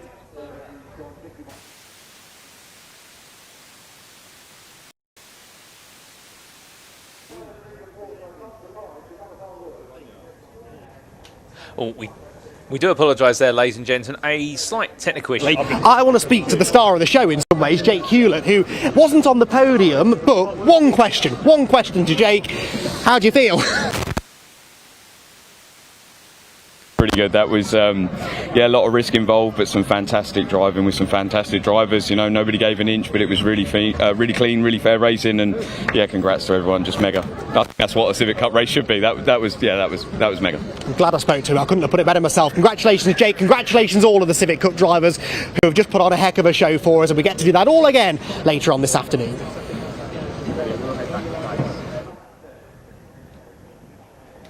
Oh, thank you, Andy. And we do apologise there, ladies and gentlemen, for the slight technical issues midway through the post-race interviews for the Civic Cup race. I do think just a slight technical fault, but we're getting a look into that and make sure it doesn't happen again later on today as best as we can. But from a bit of clean-up there at the Roberts S's, we now get ready for round number 8 of the 2026 CNC Head Sports and Saloon Car Championship, and this is an absolutely bumper grid. Now, they had their first race of the weekend yesterday, but they line up today based on their second fastest qualifying times. This is not how they finished the race yesterday. Instead, they line up based on those qualifying times, and Simon Alloway taking overall pole position, and with it Class A pole. Joined on the front row by Chris Roberts in the 99, and maybe you may remember, of course, yesterday, Chris Roberts losing out towards the end of the day, seemed to have an issue with his BMW M4 that cost him a lot of pace and sent him all the way down the order, so be hoping that lightning doesn't strike twice unfavourably for him. Conor Modro, we starting third there, and he'll be joined on that row of the grid by Ryan Nelson, and he'll be very happy to be lined up with him, and and both drivers there will be eager to see what they can do to impress. Conor Modra, of course, being your pole sitter for what will be none other than Class B. Behind them on row number 3, it's going to be Zach Booth, second of your Class D starters, ahead of Andy Thomas, and then we do have Jasper Sapra in 7th place. Then is BMW 1M ahead of Paul Dobson, and the much loved Mazda RX-7 FB, well, he will be your Class E pole sitter. Then we do see starting 9th Jamie Cryer in the Janetta G20 ahead of the Fisher Fury of Anton Landon, and how those two had some fighting action yesterday. We're expecting even more from them today. And starting 11th, it's Thomas Dilly in his Ford Escort ahead of Thomas Franklin for the Renault 5 GT Turbo. We didn't quite get to see too much of it yesterday in race number 1, but better qualifying points in this one, and perhaps we'll see him move forward into that top 10 overall. Starting in 13th, it's going to be John Price in his Vauxhall Tigra ahead of James Owen in the Ford Escort Mark 1 RSR. And then we have Stephen Parker in this BMW M235i. Remembering, of course, the fact it's a very comfortable car for him, but things went a bit sideways when he did make his way up towards Schwann's Curve yesterday. Hopefully he'll keep it on the straight and narrow today. Jonathan Lee in the 91 starts 16th in his Honda Civic Type R, and then behind him on row number 9 it's going to be Howard Hunt, joined by Ricky Walker, and completing at your top 20 it'll be Chris Stone and Simon Hutt. Then 21st we'll have Jason Hennifer ahead of Stuart Burnett, our sole Class G entry, the Silhouette with the motorcycle capacity engine, the Spire GTR driver having fun out there, which is what it's all about. And then we do have John Maddock Jones and Marshall Groves line up on row number 12 together, 23rd and 24th. Watch out for the Vauxhall Vectra Challenger Groves, a very popular car.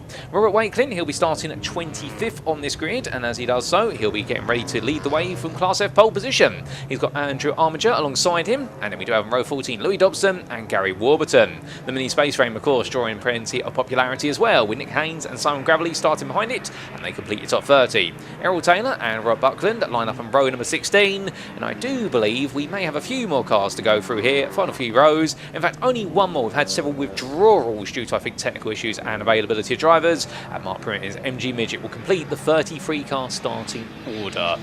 Goodness me, what a grid that is, ladies and gentlemen. And pretty much a quick summary is this is an absolute matchbox of a series whereby we have so many different cars out there, all different engine capacities. But what you need to know, we've got silhouettes out there, the silhouette specials. They're Class A, B, C and G cars. They are based on a car of which at least 25 of the original were produced. And then you've got your modified sports and saloon cars. That's your Class Ds, Es and Fs, and they are any sports or saloon car which was manufactured with at least 250 or more production models. And as our drivers make the way around, one absolute bumper mix. But who were the winners from yesterday across our classes? Because it's all about winning in your class. Class A, Simon Alloway taking the overall win as well, and keep in mind that he's had a difficult season so far, the defending champion in his Lotus Esprit V8 Silhouette, but having a much happier day in the first race yesterday. Meanwhile, in Class D, Zach Booth took the win in the end, with Chris Roberts slipping down the order with a technical fault, and we saw the Class B victory go to Mark Primit, enjoying a very good run to victory.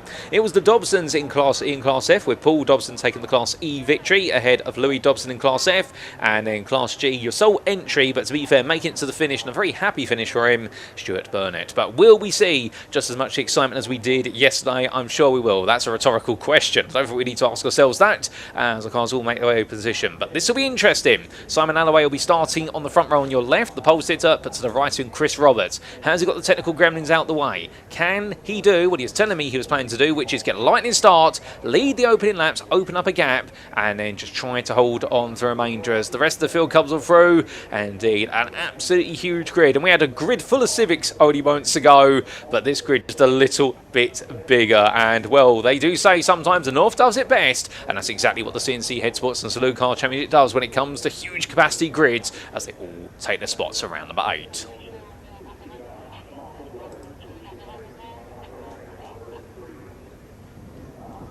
And so the last car taking its spot in position. We're all set to go. Green flag goes up at the back. That means it's time to wait, watch and see what the lights can do. And so here we go, ladies and gentlemen, for the second time. Round number 8 of the CNC Head Sports and Saloon Car Championship is underway as they all see the lights go out. And who gets the better start there? Will it be Alloway or will it be Roberts? And it is going to be Simon Alloway, albeit one of our Ford Fiestas there decides to take a trip to the grass, and will they try and bring it back on as quickly as they can, but all the field safely on through. 2, 3 wide as they head into Redgate here, and a whole medley of classes, but everyone right now jostling for overall position and trying to settle into the running order. But Chris Roberts has taken that lead out of Redgate at a Simon Alloway, and now can he run away with it, as we do see a couple of Janettas there making some early progress, and also Renault there, the Ginetta G20 of Cryer. Jamie Cryer doing good, albeit having to try and hold off there the push of the BMW 1M. But as they come charging on down the hill, getting very tight there. The mini space frame, definitely a much smaller car compared to all of its compatriots around it.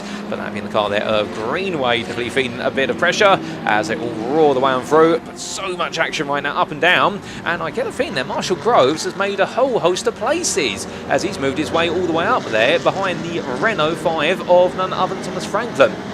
So Groves had a monster start here. This is a 20-minute race. We've got a very long time to enjoy all this race in action, which is what we absolutely love. But speaking of some action here, that's going to be the 164. That is Landon. Going up the inside is Fisher Fury. And goes on the brakes there, past him other Ginettas, make his way on past the 501. And we'll smooth move that on Andy Thomas then as Ginetta GTA. But at the front, well, here's the battle for second. Simon Alloway versus Booth. Booth in the Megane. And well, he definitely was a very quick customer yesterday. But the Ginetta's fighting here. Bielba's out, takes some grass into Redgate, and will just touch the grass there. You don't want to do more than that. I do believe that's the 58 of Ryan Nelson. Almost finding its way going wide. As meanwhile, Franklin there, big weave off the exit curb of Redgate. He's got to be careful that Renault very sensitive to surface changes. And as all the field makes way through, one brilliant open lap it's been. We've got more to come, and the Ginetta's right now battling back and forth. You would think you were watching the Brit Car Endurance Championship seeing Ginetta GTA's fighting, but no, you're not. This is the CNC heads. And meanwhile, we do see that Alloway and Booth close together. And right now, that battle for second, absolutely furious. But Chris Roberts, meanwhile, he's already checked out of this one. I think he's already trying to take his flight from East Midlands Airport. Albeit, I think he's actually driving home today. But then again, he needs to get that gap early, because we know that BMW will struggle with tyre and brake temperatures later on in the race by comparison, given the fact it's a very heavy car. But there we see your top three reopen a gap right now, and it is going to be your Class B leader there in this Fisher Fury of Landon right now, looking very happy with the way it's going. Oh, what's happened here? And that is, unfortunately, the Vauxhall Vectra Challenge and the Vauxhall Tigra Silhouette have come together. So Marshall Groves there, and just trying to discern which one of our Silhouette Tigras, because we do have two out there that has come to an abrupt halt. Unfortunately, they've got it caught up at Coppice Bend, and we'll have to wait and see if we can get a replay of what's happened. But unfortunate between them, no doubt about it. But meanwhile, two Ginettas here being accosted by none other than the number 7 of Conor Modra in his Westfield wide body. Oh, and that's going slowly as well. I don't believe it. And the Booth, what was looking to be an opportunity here to chase after the win, or at least chase after Simon Alloway's number 1, well, it's all come undone. And oh, another driver off as well right now. They seem to be dropping like flies to a degree, not the way we want it to go. I believe that is one of our Honda Civics taking a very gradual trip down towards what will be the Marshalls post there, where they have got the fire extinguisher on standby if needed. But whilst it is all chaos and calamity for so many drivers out there, not quite so for Simon Alloway. Double waved yellows there at Coppice Bend. That's a guarantee by our marshals. And we'll have to wait and see whether they decide they need a full safety car there to collect the cars. And as soon as I say that, well, you couldn't have timed that any better. I promise you that wasn't rehearsed. We are under safety car. And that is for the retrieval of the two cars at Coppice Bend. Oh, and the whole field there bunching up. And I think they've all just been caught out a little bit there, and I think it is also hand up from none other than the number 16 driver there of Zach Booth. Door wide open, that car is coming to a halt, getting it very clear to people that firstly he's okay, he's aware of what's going on. Oh, and we've also got the fire extinguishers out there on the grass on the start finish straight, and we have a red flag. So there's a lot of heat there on the grass, definitely a bit warm, and I can promise you that right now it's probably the best decision for this to be red flags. We've got multiple incidents at different points on the circuit, and Zach Booth there just trying to understand what's gone wrong with the car. But wherever you look right now, all of our cameramen and women have definitely found something that's occurred. Good news for our Civic driver, has jumped out the car, and well, the car being investigated right now, because it does seem to be some degree of fire, at least burning. I do believe that is the Honda Civic, the 283 there of Stone, unless I'm mistaken. So Chris Stone's race coming to abrupt halt in Class E. As meanwhile, Zach Booth there, well, I think just gradually unfastening himself from the car. Marshall stepping back there, given the fact they've got traffic coming through. But again, race is red flag, so therefore everyone will be required to make the way down towards whether they'll park up on the start finish straight, alternatively in the pit lane. We will have to wait and see. There's our JCB crane, well, our JCB lifter, getting ready to move the two cars out to the gravel. But definitely a bit of an unfortunate stop to the race. But as I do see a few of you remarking there of what's happened, and well, a few remarks there with regards to the fact that as well, some of these cars definitely getting boiling hot out there, and that's before they really do get themselves up to race speed as well. I do see there the mention, particularly if you're in a black coloured car, of course, the colour black does absorb heat a bit more from the sunlight, definitely be very warm, and I can only imagine how hot it must be inside those cars. But whilst we do have the suspension in this race, all drivers involved in incidents do seem to be okay. That's the most important thing. Well, let's just say hello to a few more of you there, including in the Clubsport YouTube channel. We say hello to Mel there, who's tuning in from Canterbury, Kent. So down in my neck of the woods, I'm not too far away from there, and well, excited for more British truck racing later on. We also do say hello there to a few of our viewers in the TCR UK YouTube chat, including Spearhead_1, who asked, when is the next TCR race? And well, it will be after this race for the CNC Head Sports and Saloon Car Championship, so you haven't got too long to wait.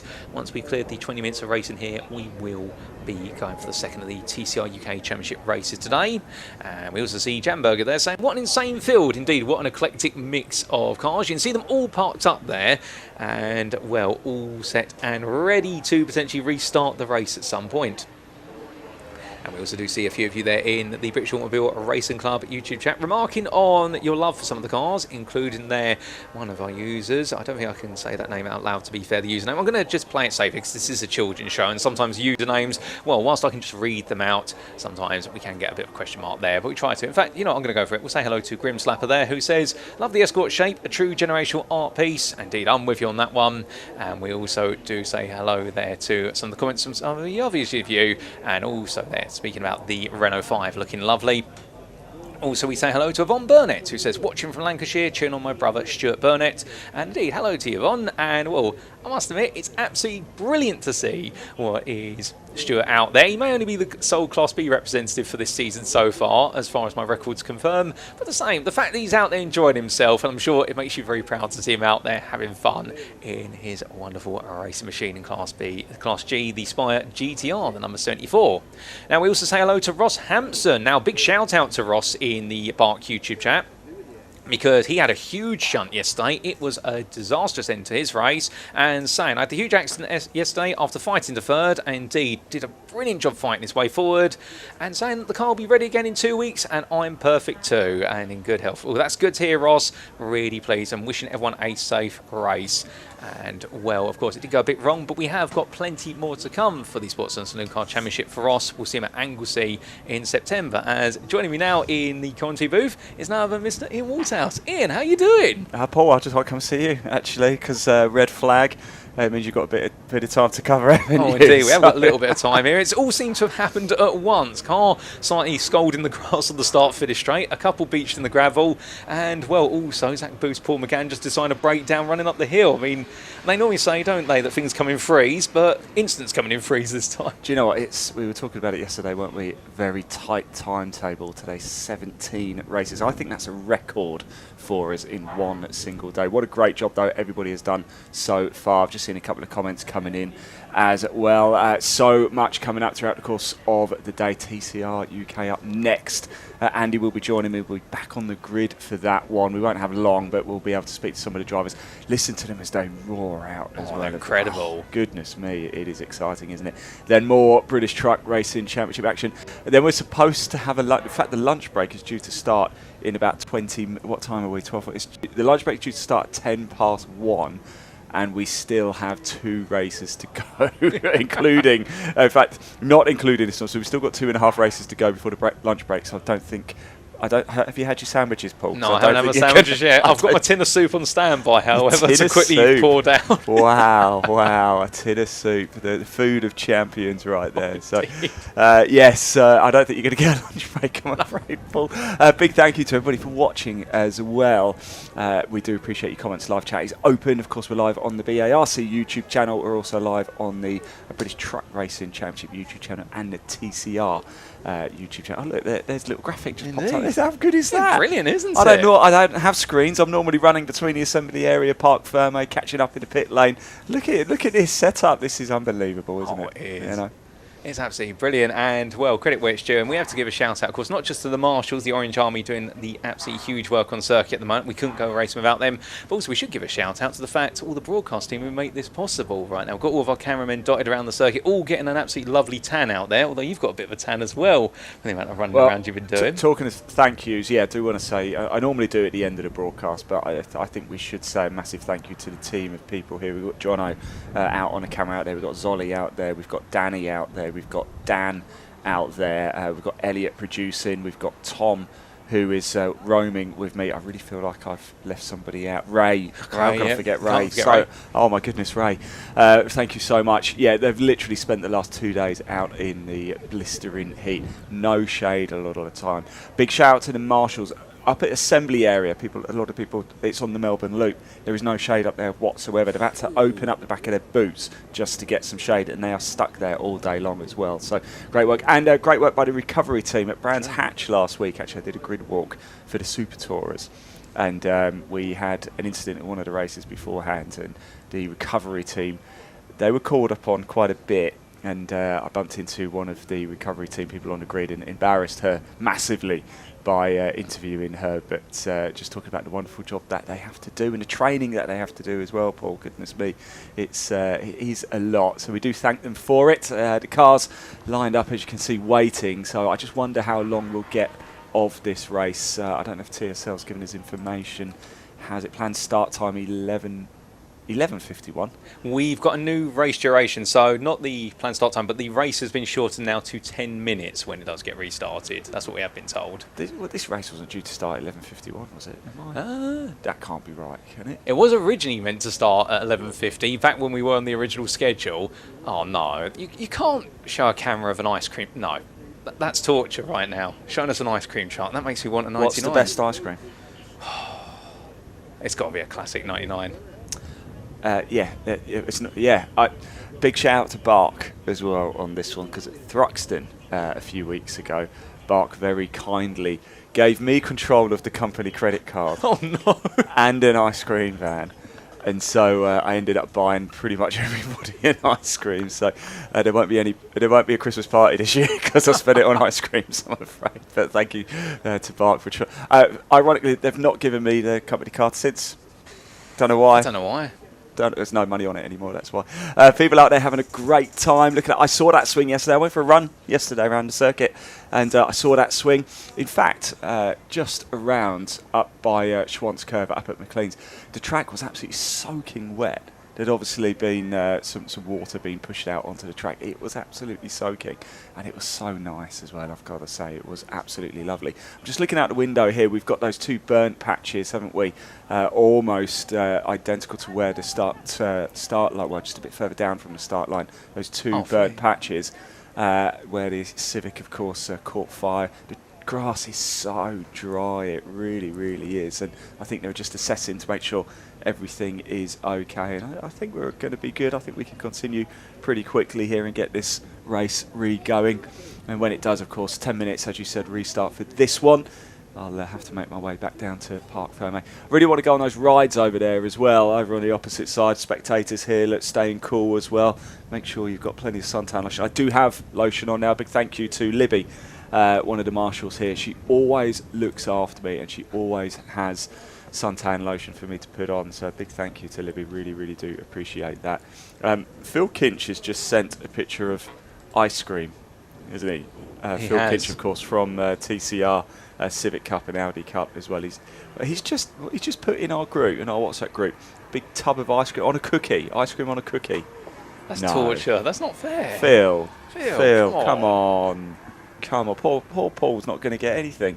I might make my way down to the GT Hospitality in a bit as well then, actually, Paul. See what they've got going. See if they've got any ice cream for us. I'm just going to get bombarded by pictures of you all enjoying food. I'm sat here in the commentary booth for the rest of the day. I'll bring you some. Oh, I'll tell you what, I've got some little squishies. You know, the Haribo. Other sweets are available, of course. Yeah, I haven't had Haribo in ages. Haribo squishies, they are. Very much looking forward to getting stuck into those. So I'll tell you what, I'll sacrifice them for you. Oh, I appreciate it, Ian. How about that? It's a noble sacrifice. Let's get back to racing, shall we? What has been look, every race has been so enjoyable, isn't it? It's been a particular performance by a driver out there that has really caught your eye over the weekend. I mean, I'd say so far. Obviously, Freddie Hewitt doing that for, well, not Freddie Hewitt, I'm mixing up with a mini challenge driver there, but our Civic driver of Hewitt in the number 17 coming all the way through from 27th to 5th. That was phenomenal in its own right. That's really stood out. Also in the pickup trucks as well, that runaway win from Aaron Thompson in the end, despite all the pressure. Am I right thinking that's now 6 in a row for Aaron? Is that right? I think it's 4 in a row. 4. Sorry, I thought I heard somebody in Park Ferme say. I wasn't at Snetterton, so I took all 3 at Snetterton. The first time anyone's ever taken a perfect weekend in the pickup truck racing championship. Wow, I'll tell you what, Aaron is such a nice bloke as well to talk to. He really, really, really is. Look, we're looking at some of the drift cars at the minute. I went down there on the back of Pointy's quad bike yesterday. You weren't drifting that around there. Well, it felt like it. When I was hanging on the back for dear life, and he was helping me not at all. I think he forgot I was on the back. So you know when somebody they don't realise because they've got all that space to sit on, and they take a corner a little bit too tight. But to them it's fine, but when you're hanging on literally by the tiniest little pole, it's quite difficult. Look, Pointy Plumber says, Ian's better than Pointy. He was busy. I was busy at Snetterton. I couldn't be at Snetterton, unfortunately. I did have another engagement, so there we go. Oh, goodness me. I'll tell you what. Love you, Pointy. Love you, When Pointy. I caught up with Tom, your roving cameraman, earlier, I said to him, so what was it like yesterday, Tom, in terms of following Ian and Pointy? And he said, yeah, it was good. And I said, and what was it like being on the back of the caddy cart with Pointy? He just sort of looked at me as though, don't ever do it again. It was almost as if he was having flashbacks, but to be fair, he's been having fun. They all have out there. Pointy's but stop moaning, you made it. Barely, Pointy, barely. But yeah, I did make it. Thank you very much. I think I'll just say, everybody, can I say thank you to everybody in the GT hospitality as well. They always let us in and let me eat their food. So thank you very much. Really appreciate it. Oh, and I want to say a big thank you to the TCR hospitality as well, because they always let me in and drink their coffee.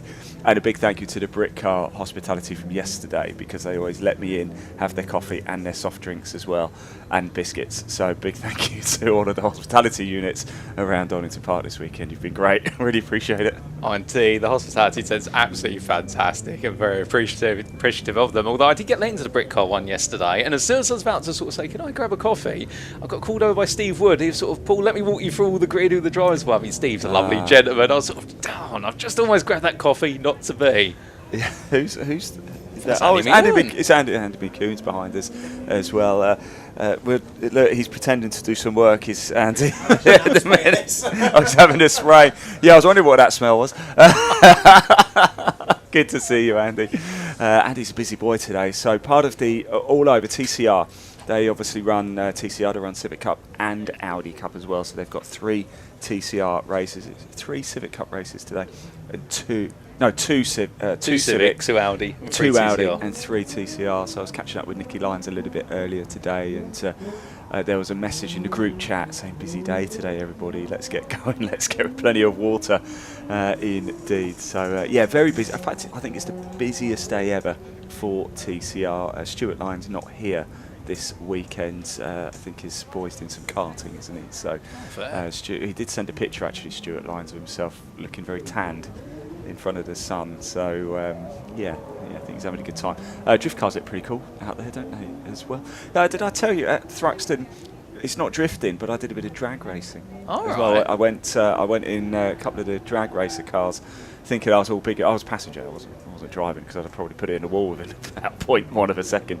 But I sat there and we were doing. It wasn't a quarter mile, so it wasn't like Fast and Furious. Of course, other movies are available as well. But the launch was unbelievable. I like to think I like rides. I like roller coasters, so I like to think I can handle that sort of thing. I wasn't quite prepared for the launch, and the way it just hooked me back tight. And I think we made. I can't remember how far it was. It's half a mile. I can't remember. It was down the Thruxton runway. Anyway, we did it in like 9.2 seconds or something like that. And yeah, that was an experience. I tell you, I'd love to have a go in a drift car as well. Again, I'd have to be passenger, because I would get it wrong very quickly. I think. You and me both. I'd love to be a passenger in a drift car just to get a feel of the lateral G's when they do go round the corners completely sideways. What's going on out there, Paul? Oh, they're starting to line them up. Oh, there we go. They're gradually being marshalled back into position. Hey, we can go. It looks like we can almost go. I can see Simon Alloway there in the Lotus Esprit. What a car that is, by the way. Do you know, interesting fact about that Lotus Esprit, my nose is bigger than the clearance of that car's front splitter to the road. My nose is bigger than that. I say, can you believe that? Of course you can. You know, there's this running joke that in the United States they won't use certain units; they'll compare it to anything else. Yeah. I wonder if that's now what they have to do for ride height, not millimetres. It's Ian noses. Yeah, Ian's noses. Yeah, I think we should make that a thing. Actually, maybe I'll go get it measured and weighed up at Scrutineering and see if I qualify for anything. But yeah, that front, look at that, the Lotus Esprit there, the number one. Of course, he was champion last year, wasn't he? Oh, he was. He's had a really rough season this year, though. Multiple non-finishes and non-starts, but it's good to see Simon back out there. He's a massive fan of the CNC Heads Sports and Saloon Car Championship. You see that gap between the front splitter and the road? My nose is bigger. Anyway, I'm going to leave you to it because I've got to get down to Park Firm. We've already got 10 minutes, so enjoy the race. Paul, thanks for joining us. Absolutely nonsense chat there, everybody, and we'll get back to some proper professional broadcasting now with Paul Walsh.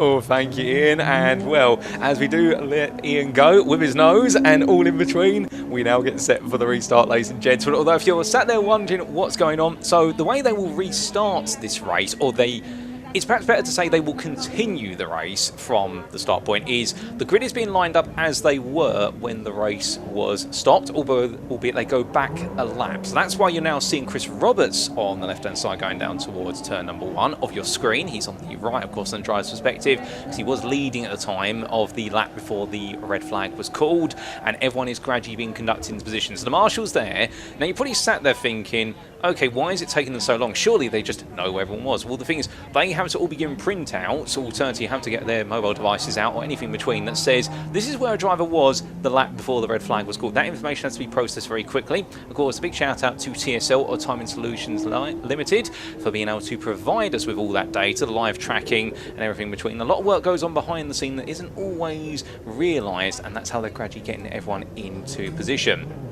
And, well, Mark Tucker there in the BARC YouTube chat saying we need to know how Ian knows with regards to the splitter gap to the tarmac on Simon Alex car, the fact that his nose is bigger. I'll tell you what, Mark, I'll see if I can find out. And, well, as they all get themselves ready to go, even so, still a few more cars being marshalled in there. Also taking a look to a few more messages, including Muggsy there, who says a good chat, honestly. And indeed, we had a bit of fun there with the conversation with Ian. And also see that it is down, saying the red RSR has broken down by the looks of things. Indeed, I think we might have lost the Ford Escort RSR there, although we will wait for confirmation. We should also point out, I need to correct something I said earlier on with regards to the Honda Civic that made its way down the start-finish straight grass and ended up torching a bit of the grass and the car with it. And that was Robert Wakeling's number 60 Honda Civic in Class F. So I did misinform you of that. Well, we can clear that up now there. So Robert Wakeling sadly out of this race. And as everyone continues to get themselves in position, well, we have definitely been delayed by a few instances today, and it's very likely if we are going to have a break, it will be a very short break at all. We have got a snatch going out there now, and, well, I think that is the point about the car being moved back into position, perhaps being pushed back there. So it does seem as though another one of the machines has decided that it's not going to be able to race. I think that is the red Ford Escort RSR that's been pointed out there by one of you in the YouTube chat, so you've all got good awareness as well. And, well, we are very grateful for that you're all able to chip in faults. And, well, of course, one of the things, if he is still listening, and I'm not sure if we're going to get a chance to. If we had a bit more of a delay, potentially it would have been great. If we did have Ross Hampson still here, it would have been great to potentially have him pop up and say hello in the content. But perhaps we can get him on the microphone to have a chat. Although I think if we are going to get restarted, that may not be feasible. Although we'll have to see if we can do that at some point as well. Because it's always good to hear through some of the drivers and get their perspectives on what is such a great series in the form of the CNC Heads Sports and Saloon Car Championship. And you do wait as well, just to give you a reminder that after this race we will have the second of the TCR UK races, and then we go straight into race number 4, the British Truck Racing Championship for this weekend. And then what was meant to be a lunch break will most likely be just literally a cough, a sneeze, and we go straight into the afternoon, and we'll be back with the Mini Challenge Clubsport to kick off the second half of the day, and then there'll be more pickup truck racing action before we get our Civics and the Audi Cup Series. And then we will rinse and repeat with the TCR UK, followed by the British Truck Racing Championship, Mini Challenge Clubsport, and the pickup trucks completing all of our racing here today. One thing to note about Donington Park as well, it's a bit unusual compared to most circuits in the United Kingdom. So for race days, every circuit does have a defined curfew, which means that racing must stop at a certain time. They have to switch off the engines because of local noise pollution. Donington Park's a little bit different because the nearest town to the circuit is Castle Donington, and right next door to the airport, and as we normally say, this is the circuit that sits in the landing path of East Midlands Airport. So therefore, noise disturbance perhaps less of a factor at Donington Park, and it means that the curfew that we do have for the racing by default is 6:30 compared to say 6 o'clock at most other circuits in the UK, which is of course also restricted perhaps by sunrise and sunset, but we might be able to go a little bit deeper. We'll have to see. There could be a bit of a shortening of the racing as well, which might be a consideration out there, so I'll have to find out what's going to happen. But of course, this circuit, a bit of an interesting one, and Mark Tucker there saying, I know the CNC has a pretty varied grid, but surely a JCB is too much. I don't think we're going to get the JCB going racing there, or the 0 to 60, so I think it would be a bit interesting. And I've got Ian back with me. I've come back because I thought they were about to go racing. Not yet. I think that they could be very soon. Rob, what would you most like to see? I've always thought like transit van racing would be good to watch. I think transit van racing would be entertaining. They'd just roll over so quick though, wouldn't they? I think. You know? Can you imagine going around Paddock Hill and they'd bash into each other? Gone. Rolled over.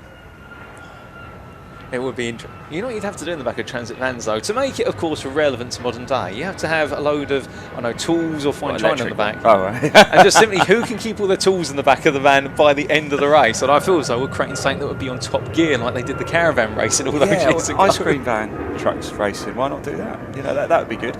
But somebody's got to make as many 99s as they can. Whilst going round. Anyway, let's get back to some proper broadcasting now. Paul, over to you. Oh, thank you, Ian. And well, Ian diving in and diving out there as we are back onto our green flag formation lap, ladies and gentlemen. So this is the restarted or resumed, if you after red flag, round number 8 of the CNC Head Sports and Saloon Car Championship. And as all tries to make the one through, well, they now gradually head towards what will be the start finish again to get ready to go. So they will line up as they were the lap before the red flag was called. So on pole position, it will be Chris Roberts in Class D and overall, with Class A posted there Simon Alloway, the man who did start on the original overall pole position but was passed by Roberts at the start. Then we have on row number 2, it will be Class B leader of Landon, head of Sapra. Row number 3, it will be Thomas and Modro. Then we'll have on row number 4, it's going to be Nelson and Cryer. And then we have on row number 5, Armiger and Owen. That being the number 8 there, I believe, of Jamie Owen, who is the car shared between him and Darren Owen, and that will complete your top 10. In 11th, we're going to have Dilly, just ahead of Paul Dobson, the man in the RX-7, who will be your pole sitter or your continued leader of Class E. And then we're going to have Thomas Frankland and Stephen Primmett in what is row number 7. Row 8, it's going to be Parker and Hennifer, with row number 9, consistent combination there of Class G leader Burnett and Hutt. And then we will have Lee and Walker completing top 20. On row number 11, it's going to be Buckland and Warburton, ahead of Hunt and Mallock Jones. And on row number 13, we are going to have there Dobson and Stone, with Haynes and Taylor on row 14. Keep your eyes out for Taylor's Toyota Yaris T Sport. And then we do have on row number 15 to complete that top 30, Gravelly and Groves, should they've been able to get themselves going once again after their trip to the gravel trap, albeit that was for Groves. And we also had the trip to the gravel trap for the 267 of Price in his Vauxhall Tigra Silhouette.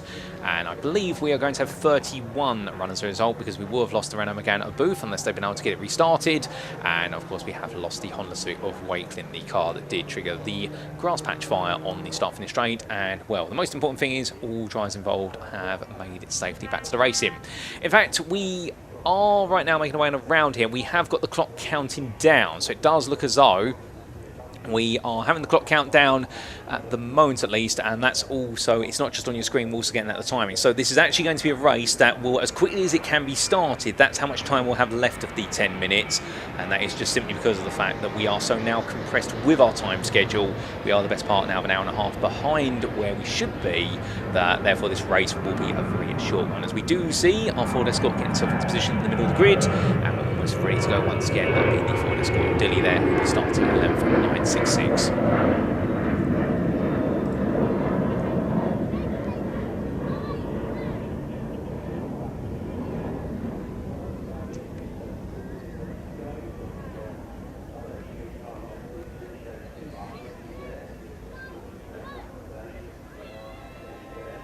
And well, Mark Tucker's saying there was actually a Transit Van Championship in Portugal in the 2010s. We'll hold that thought for now because we transition our way into the restart here. So green flag up once again, ladies and gentlemen. Let's get this race resumed, and it's lights out, away they go as quick as that. That catches out several drivers there who I think didn't expect the lights out to go out that quickly, and they roar the way down towards turn number 1. And Chris Roberts and Simon Alloway literally door to door there as they go in, but Roberts hold on. Oh no! And the mini space frame's been turned around in the rear there. That's Gary Warburton's 149. It's been involved in some sort of contact, and hopefully we can carry on the race in there. If not, that might bring at least a local yellow. We'll have to see. But as the field weaves and winds its wound down right now, we do see our Ford Escort there pushing on. The car is slightly out of position, but that's your 966 of Thomas Dilley.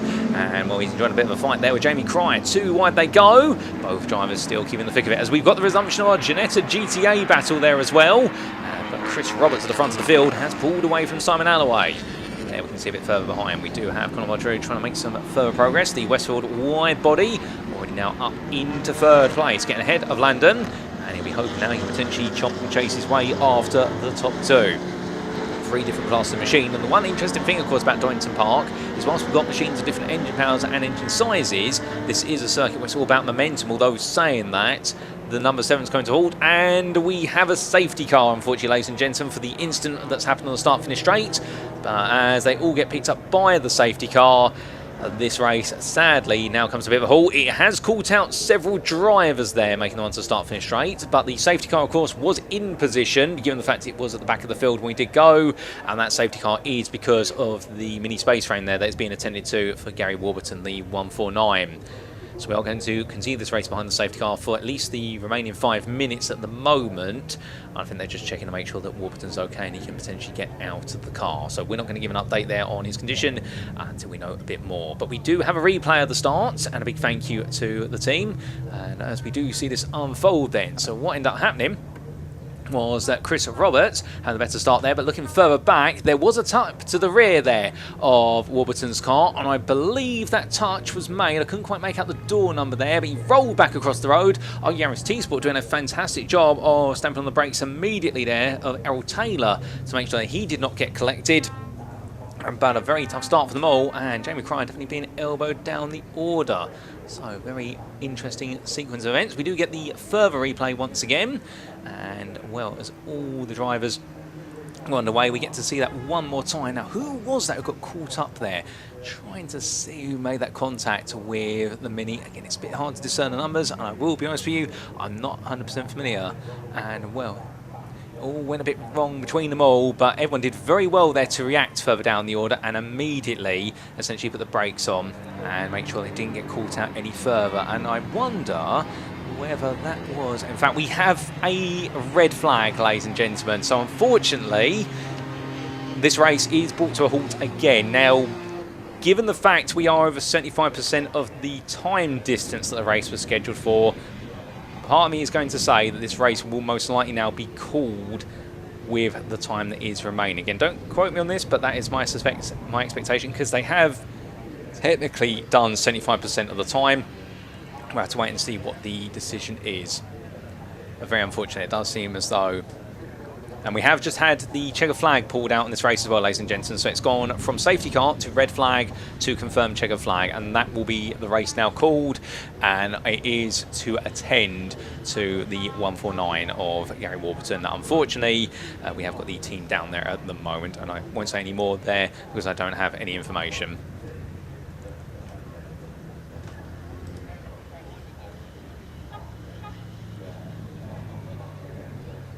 Unfortunately, an abrupt halt to the race then.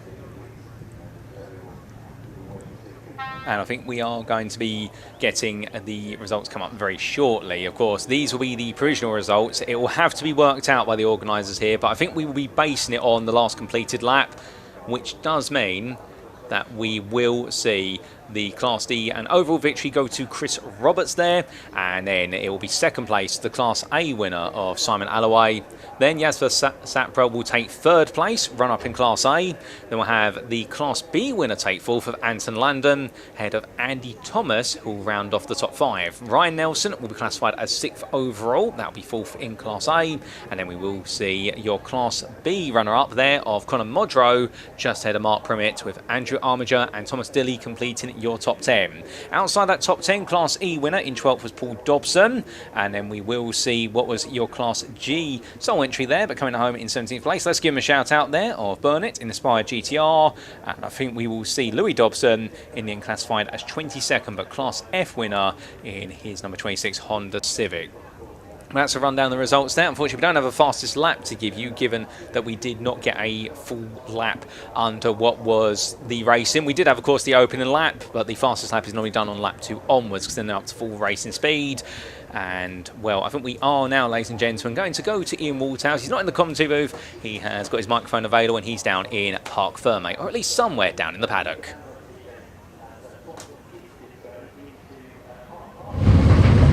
Well, welcome down to Parc Ferme, everybody. I've just told my producer we've got loads of cars. We do have cars, but the other side of the fence looks like they're going to go straight back out into the paddock here, so it doesn't look like we'll be able to speak to any of them. There's Jas Sapra giving us a bit of a wave. All right, Jas? Go on, you better go, mate. You better go. Good to see you. So Jas Sapra, third place in the end after a very interrupted race, wasn't it, indeed? Simon Alloway in second, but wins Class A, and Chris Roberts the overall winner of Class D. So there we go, plenty of action happening here. I am hearing rumours, potential talk that we're going to move into a lunch break now. I can't confirm or deny that, but listen, whilst we're here, let's try and get as many waves from the drivers as we possibly can. There we go, there goes another one as well. There we go, thumbs up. So many in total, 42 in total we've had. Look at this Mazda, I absolutely love that car. Yeah, that's what we like to see. Real shame for the CNC heads though, isn't it, to finish their weekend. We do say goodbye to them here at Donington Park. There's no third race for them, so thank you to the CNC heads. Not the way that they would have wanted, but motorsport is a motorsport. It does happen. I'll tell you what, we do have somebody coming into Parc Ferme. We might be able to go have a quick chat with him. A car that I'm a big fan of as well. It's Thomas Franklin in the Renault 5 GT Turbo. Let's go over and have a chat, shall we, with Thomas as he gets out of the car. Everybody else, as I said, is heading straight out over to the paddock. So let's go have a quick chat with Thomas, because it is a car that I'm a big fan of. Although, Thomas, how are we, my friend? I'll let you get your helmet off, bud. Tom, I've got to confess, look, you know I love this car, right? You know that.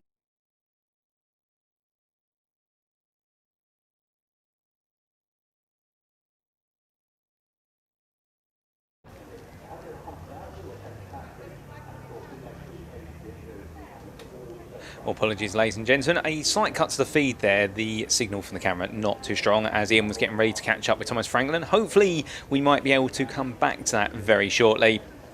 And we are just waiting now for confirmation as to what our schedule is. I think we can throw back to Ian now, so I think we're going to go back down to Parc Ferme. Unfortunate, but it is what it is. Tell me a story about this car. How long have you had it? I've had it since about 2018. I bought it as it was a bit of a rotten shell and transformed it into a decent little race car, to be fair.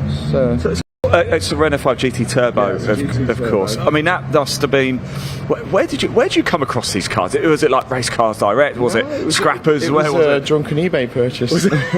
As usual. Yeah, I do that quite a lot. Yeah. So you what? Just sat at home one night, scrolling through. That looks good. Car, yeah. And then I've come so close to doing that a few times. My friend had to go and pick it up because I was on holiday. Yeah, thanks to Steve. I looked CNC heads. Great grids. I know today's race wasn't ideal, but yesterday's was a great one, wasn't it? Yeah. Amazing grids. What would you say to anybody watching this thinking of they've got a race car or they want to get involved? Race with a few series, and out of all of them, CNC is by far the brilliant. Like the pits, the people who run it, it's just a great atmosphere and clean racing on the whole. Never. I mean, the damage on my car is self-inflicted, so it's not doing down to anybody rubbing. But yeah, it's a really great series to be in. Friendly atmosphere, greatly run. they really look after the drivers, which is unheard of. So it's great. Tom, lovely to see you, mate. Have a safe journey. Where's home? Nottingham, just up the road. Oh, well, you can walk from here then, can't you? See you later, mate. Right, from one Tom to another Tom. Let's go have a look. I thought I saw Jake Hewlett a minute ago. I wonder if I can... Jake Hewlett here from the Civic Cup as well. He was championship leader coming to this one. I wonder if I can borrow him. Just watch yourself on the scales there, Tom. Jake, can I borrow you for a second? Or are you in very important meetings? He's in very important meetings, is Jake. I did have a little board of that, but a great race from Jake a little bit early. We'll let him crack on. What we don't want to do is interrupt the job that the scrutineers and the officials are doing here. They are far more important than ourselves. We can actually, goodness, let's go over into the pit lane, have a look. Right, I heard rumours that we might be going to a lunch break. We're not, because I can see the TCR cars are being pushed out onto the grid now. So Andy McEwen is going to come and meet us here. Let's stay here. Sorry, Tom. Just watch the cars as they come past. Listen to this, the TCRs. We're not in a lunch break. We are going to go racing for our second TCR race of the day and the weekend here at Donington Convoy in the park. Look at the lights ablaze there of Harry Blaw's car as he comes steaming past us as well. They make such a wonderful noise. Right, let's start walking up, shall we? Because Andy McEwen is going to do a little grid walk. There's Brad Hutchinson going by. I saw him, had said hello to him. In fact, Brad Hutchinson yesterday, they have their little hospitality out of the back. There's Jensen O'Neill going. He was championship leader coming into this weekend. Race 1 didn't quite go to plan for him. He'll be looking for a bit of redemption in race 2. There's Carl Bordley, former champion, of course, in TCR. Here comes Max Hall coming down. Of course, raced in the British Touring Car Championship as well, and Max Hart just behind him as well. Two very capable drivers. Callum Newsham going alongside as well, and we are going to make our way up. We'll find Andy McEwen. We'll have a little chat as well. There's the boys. How we doing, guys? All right? Good? Yeah, great stuff. Right, we are making our way up. Glorious sunshine here, beautiful weather indeed. Are you having a good time, everybody, as well? Are you enjoying yourselves? Because it is a fantastic weekend here at Convoy in the Park. I assume if you're watching a live stream you haven't been able to get here, but we are very grateful to have you here. We really do appreciate it in the live stream. Remember, live chat is open. Paul Walsh can see the comments. I can see the comments when I can get to my phone, when I'm not trying to launch my way up the grid. And we can also, please do hit that subscribe button as well. I must keep reminding everybody to say that. A lot coming up for you next week. We go to Scotland with Caterham Motorsport, so that will be a good one indeed. Let's get ourselves on to the grid here as we make our way across. See, there's Andy McEwen. We're going to go grab him. He can take the microphone and he's going to do a little grid walk. There he is, looking very busy indeed. Andy McEwen, looking busy. Look at that. He's tired, poor Andy. But you've been, actually, I'll give you your credit, a lot of credit to you. Every race you've been running down from there. Our commentary position is right up there. If you just turn the camera around, Tom, in between the two flags there, right in that building. And you have to run all the way down the pit lane, don't you, to get to Parc Ferme. Usually doing a good job. How are your feet? Are they all right?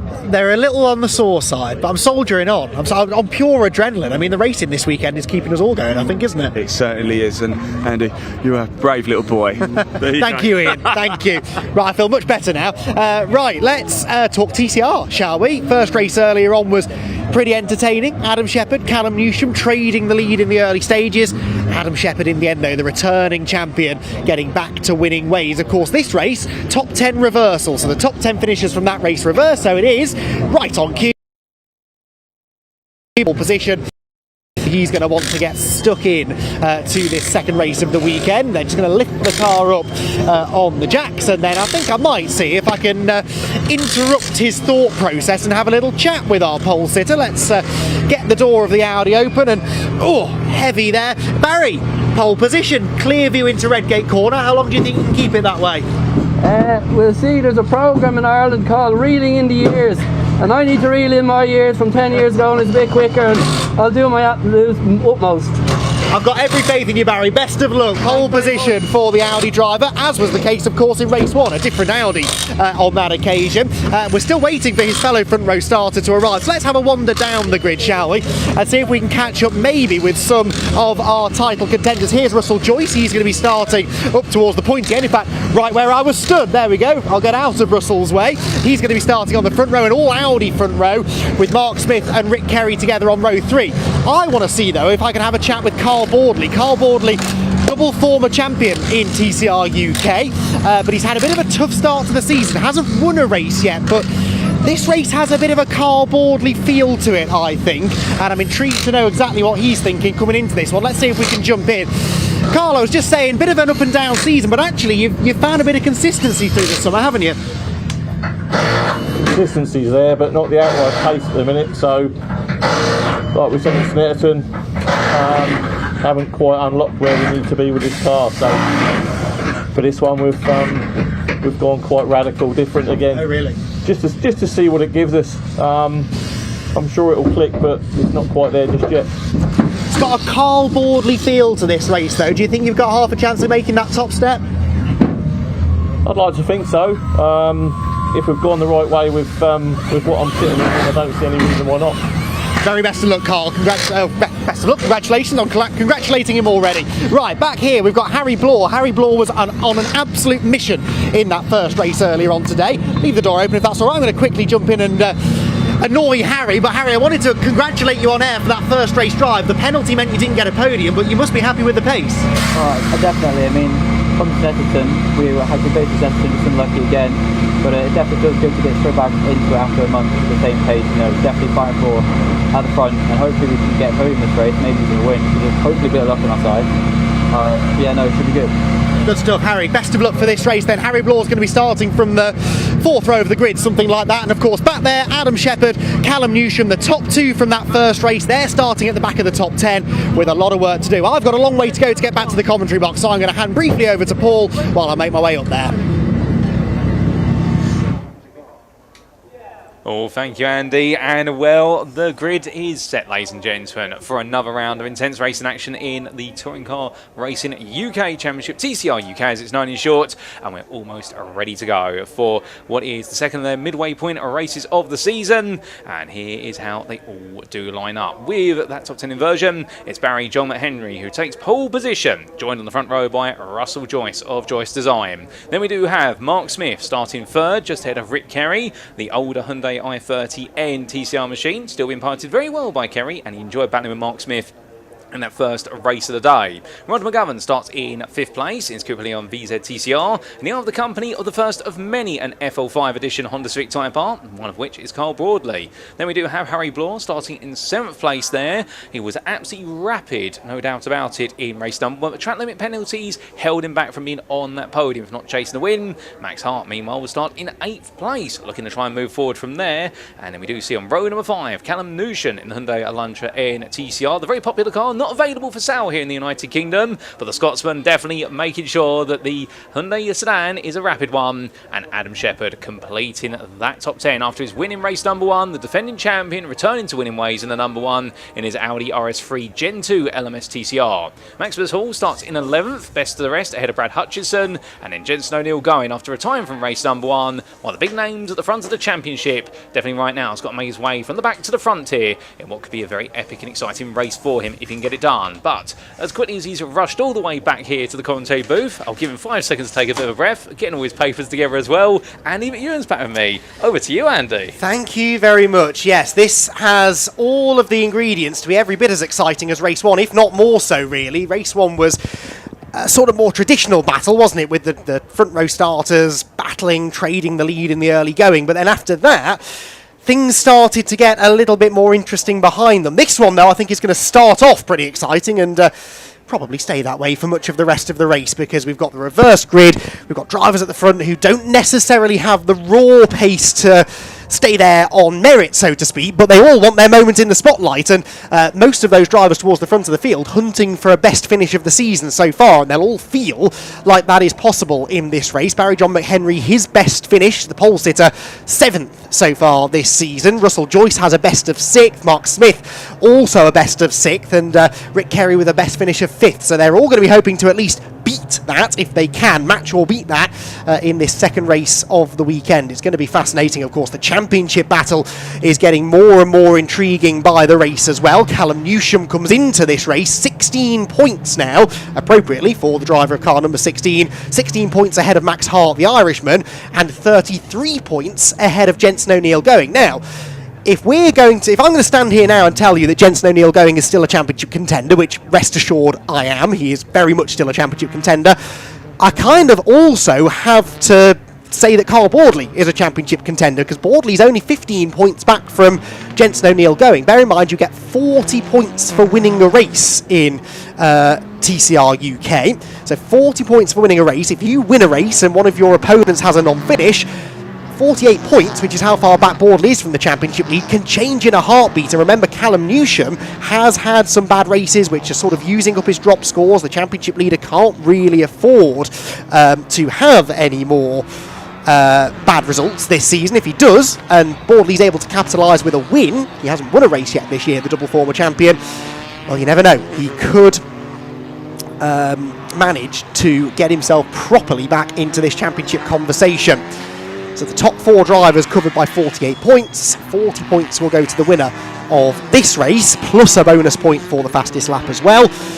And who knows what's going to happen. We've also got, along with the standard reverse grid, 2 drivers here at the back. Brad Hutchison and Jenson O'Neill Going are the 2 who had mechanical issues in the previous race. Hutchison's issue was a broken front splitter. He got involved in some contact up at the top of the circuit. It broke the splitter and they had to come in and get that sorted. Then the issue for Jenson O'Neill Going was a continuation of the issues that he was having in qualifying yesterday, gearbox, clutch related, and they haven't quite got to the bottom of it. That's concerning for him. He'll need to have a little bit more confidence in that car coming into this second race.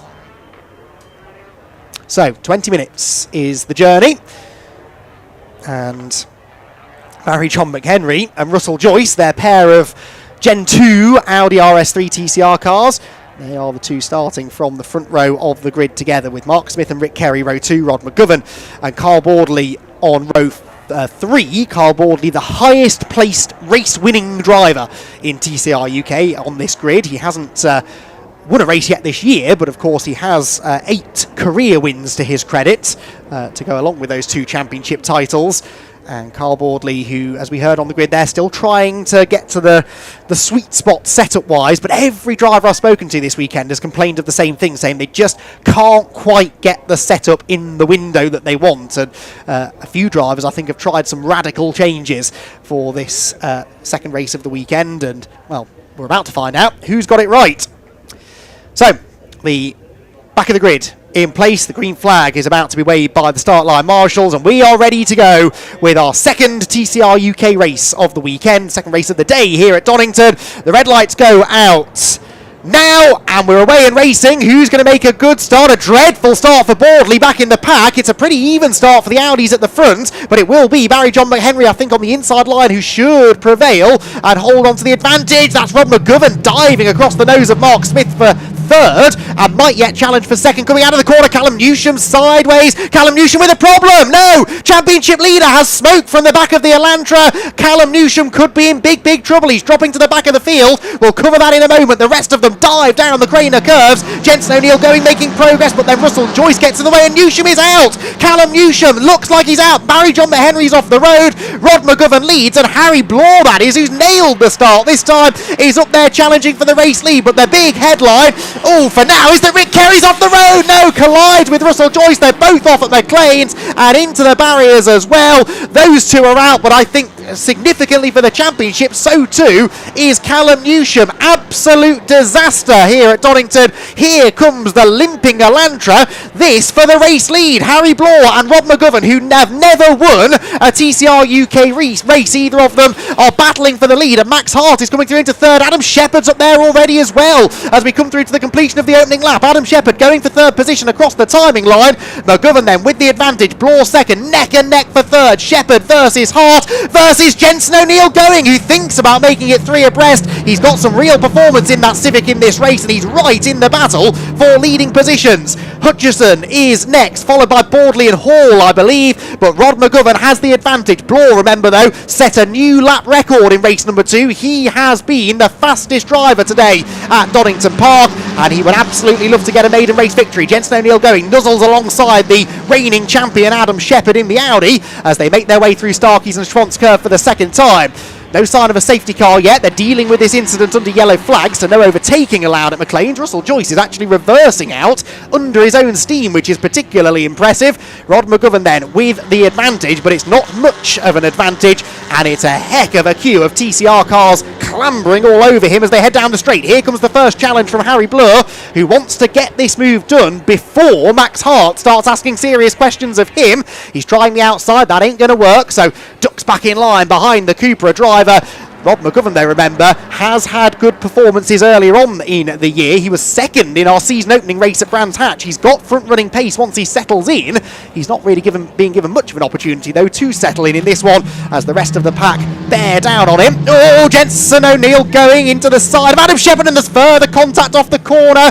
Let's hope that didn't do any damage to either car. Jenson, of course, in the championship fight, Shepherd not, and Jenson's in a real hurry to try and make up for race one's disappointment. Here comes the move for the lead. Harry Bloor to the inside, gets the lead away from Rob McGovern. Absolutely vital now that Max Hart gets past his fellow Irishman and into second position before Bloor gets away. Max has two wheels on the dirt and is going to go through just before they arrive at the yellow flag zone, where Baldley was having a nibble at Brad Hutchison. That's definitely going to be frowned upon by race control. Hart has gone into second, but Bloor pivotally has pulled a bit of a gap. Now, what's going on with Callum Newsham? This is the big question. Callum Newsham then, who slowed coming out of the first corner. The smoke is no longer there. He's been in the pit lane, I believe. Yes, he has. So Callum Newsham's been in the pit lane to try and get some running repairs made and has rejoined, I believe, a lap down, but at least is back in the race. Jenson O'Neill going, meanwhile, gets past Rob McGovern, who then squeezes our reigning champion onto the grass coming out of the chicane. And this brings Brad Hutchison, Carl Bordley and Max Hall into the mix as well. They head through Redgate Corner then. McGovern on the outside there, and all Cupra side-by-side battle for what is, I think, 5th position at the moment as they make their way down the hill. And Hutchison, I think, is going to prevail there. Can Bordley come through? No, not at the top of the Craner curves anyway. How's that radical setup feeling on Bordley's Honda? Not that good, I would imagine, because he's dropping down the order rather than climbing forward, and he's now got Max Hall all over him as they make their way up the hill. Right, things have just calmed down for a second, so let's take a look at the point situation, because the drivers get 2 dropped scores to use over the course of the season. Callum Newsham, the points leader, has had 1 non-finish already this season. His next worst is a 13-pointer from Croft. I'm not sure what finishing position that was, but I suspect this could end up being his other dropped score, and he's only going to score back 13 points from that Croft race where he also had mechanical issues, I seem to recall. So that Elantra has been rapid, but it's been a little bit temperamental of late as Rob McGovern goes through the chicane gravel trap and almost collides with Carl Bordley and Max Hall on his return to the track.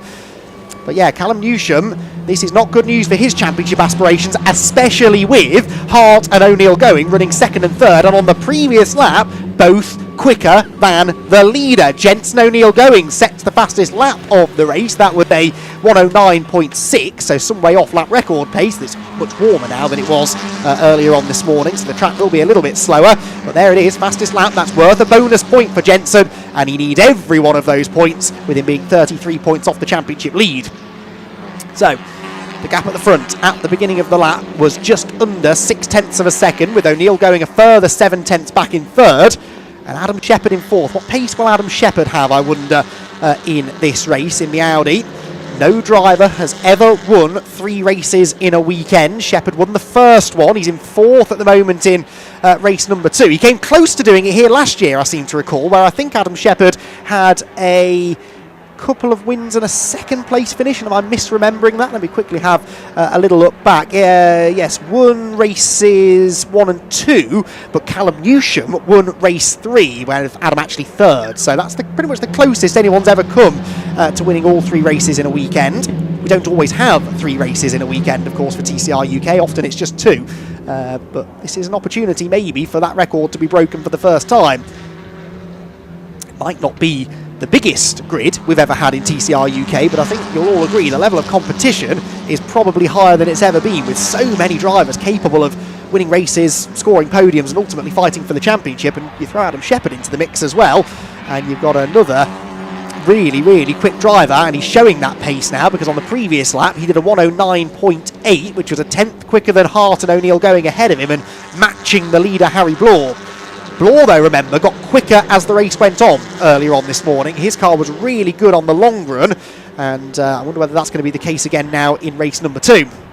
Meanwhile, 5th position, Brad Hutchison and Carl Boardley, with Max Hall keeping a watching brief behind them in 7th place. They descend upon the chicane, using all of the curve, and Boardley much quicker through the middle part of the chicane, but sort of had nowhere to go then with that momentum on corner exit. So he will stay where he was, I think, on the run into Redgate Corner. Hall thinks about the inside, but decides better of it. New fastest lap, Adam Shepherd, 109.6. Oddly, for a track at which Shepherd has dominated over the years, he does not hold the lap record, and didn't hold it coming into the weekend. It was actually a 2023 lap, courtesy of Jensen Brickley, that was the lap record coming into this weekend. Of course, that was taken by Harry Blore earlier on this morning, and Adam would love to try and take it back from him. Meanwhile, Boardley is trying to take 5th from Brad Hutchison, and had a much better exit from the old hairpin there, and should be able to get to the inside into McLean's, where there are no longer yellow flags out, and I reckon that is going to be Boardley through. No, they're off! They're both off! Boardley and Hutchison both into the gravel trap, but Hutchison's car kisses the barriers. Boardley carries on, but that was a big lunge from Carl. I thought he was going to make it stick cleanly, but there has been contact, and unfortunately Brad Hutchison is off the road and possibly going no further. That is heartbreak again for Hutchison, and Boardley won't be in a particularly good... He's off again now, Boardley. I think he might have damage, possibly a puncture, maybe something more sinister. Well, I feel like I shouldn't have said what I said to him on the grid now. It did feel like this was an opportunity for Carl. It's just slipped away from him, unfortunately, and Carl Boardley, I fear, is destined for the pit lane. I was chatting to one of the Capture Motorsport mechanics in the garage just before this race, and I said, I've got a feeling you might have some work to do on the cars after this one, and not just specifically Capture. I think all of the teams are going to have a bit of repair work to do after race 2. A reverse grid race always tends to be quite bruising, and this one has certainly been no exception. Yellow flags then once again wave up at McLean's Corner. We've got 11 minutes of this race to go. There's plenty of time for this leading group to change around, and it might be about to, because Adam Shepherd is up alongside Jensen O'Neill going for 3rd position here. Now, Adam, I know you've not really raced wheel-to-wheel with Jensen before, but let me tell you, he is not going to move aside for you. As we see down the back straight, there's proper touring car door-banging going on. Adam was getting involved in that sort of thing with Callum Newsham in race 1, and now he's trading paint with the Honda of O'Neill going. He slips through, though, and Adam Shepherd, who, remember, is not a guest driver. He is only a one-off entrant, but he's scoring championship points, so every position he gains is taking points away from our championship contenders. But I think Jensen could do a lot worse here than to just tag along with Adam and try and use him to catch up to the leading 2, because Shepherd in this race seems to be the fastest man on the track, except he's not, because Max Hall has just set the fastest lap of the race, 109.6. So interesting, isn't it, that we are, well, 7/10 of a second away from the pace from race 1.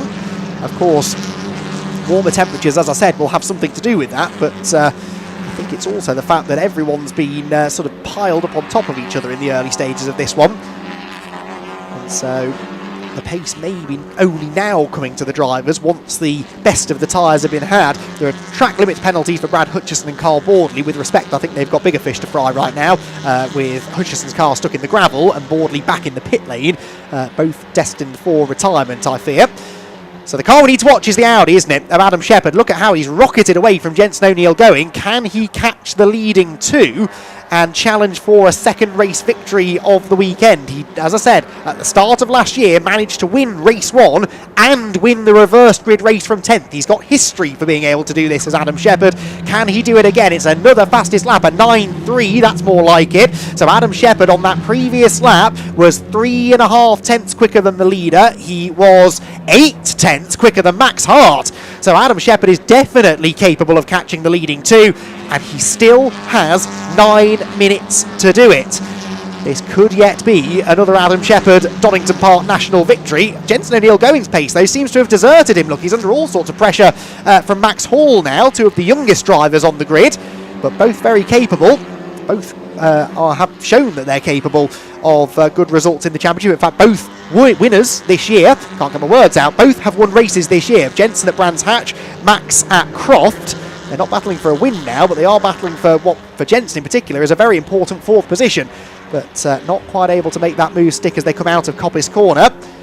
Down the exhibition straight towards the braking zone at the Robert chicane. Max Hall with the teeth bared, quite literally, on the front of that Honda. But that's not going to distract Jenson O'Neill-Going, who's just got to try and get back into a bit of a rhythm here and try not to lose any more ground.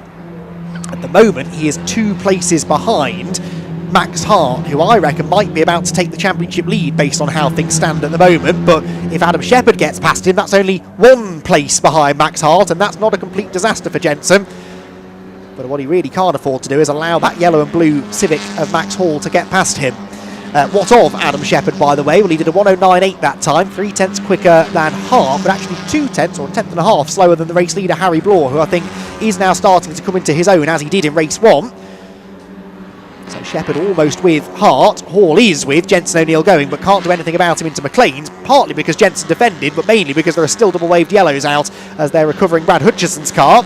So Jenson didn't really need to defend on the way in, but he did, and that's now compromised his exit. So Max Hall is once again clambering all over him as they come out of Coppice. Jenson is going to defend this vigorously, I think, as they head down into the chicane once again. This is the end of the 11th lap of the race. He does defend into the inside line. Hall, to his credit, is being very, very gentle with Jenson here. He's not put a really robust move on him yet. He is trying to be as patient as he can, but all the while knowing that he is quicker than Jenson, whose car squirrels under braking into the Redgate corner. But again, he knows he's vulnerable on the exit. By defending on the way in, Jenson knows that Max will be quicker off the corner, and so he just keeps the car tight, keeps the wheel straight, and doesn't wash off too wide on corner exit. Again, look, defends into the old hairpin, but watch how he'll park the car on the apex, doesn't use all of the road on corner exit. That obviously loses him speed, but it prevents Max Hall from then getting the switch back on the way out of the corner. It's really clever driving this from Jenson O'Neill-Going. He's clearly got some sort of a handling issue or some sort of a problem with the car. He's not as quick as he was at the start of the race, that's for sure. But he is valiantly hanging on to what could, at the end of the season, be a really important 4th position. It often is a 4th or a 5th place finish that ends up winning you a championship in the long run, because they're points that you salvaged from a race that didn't necessarily go according to plan.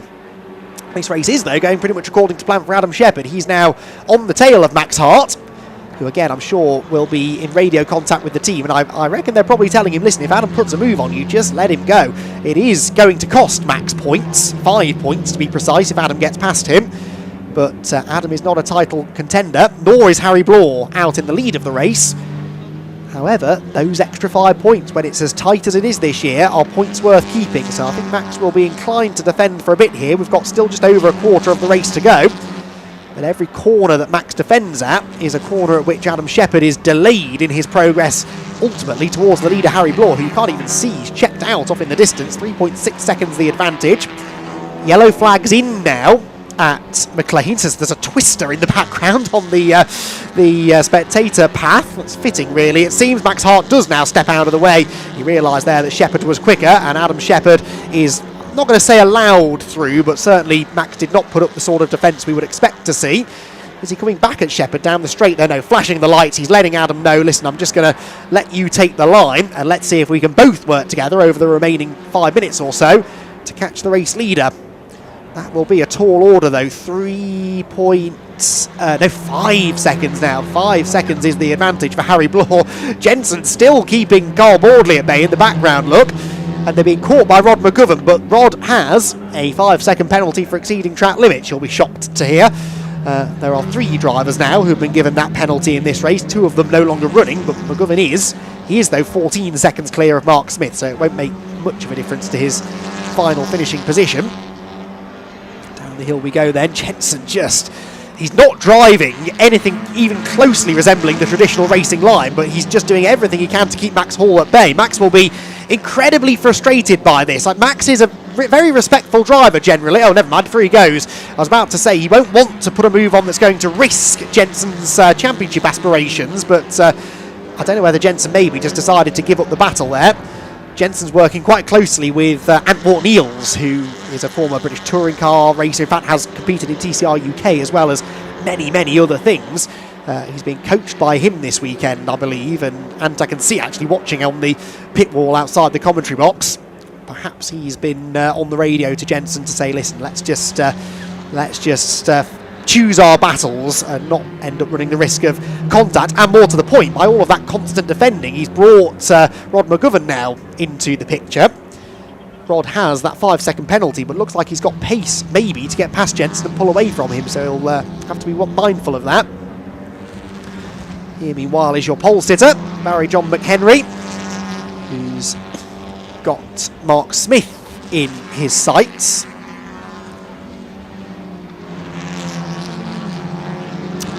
I think Rod McGovern is probably going to have a little go here at Jensen. Yeah, the car's just not accelerating off the corners, is it? It's clearly giving him some strife, and Rod McGovern in the end gets through pretty much uncontested. There's nothing Jensen could do. The car doesn't even look like it's handling right, does it? So I think he's got still maybe this gearbox issue, but he's, I think, fighting handling problems alongside that.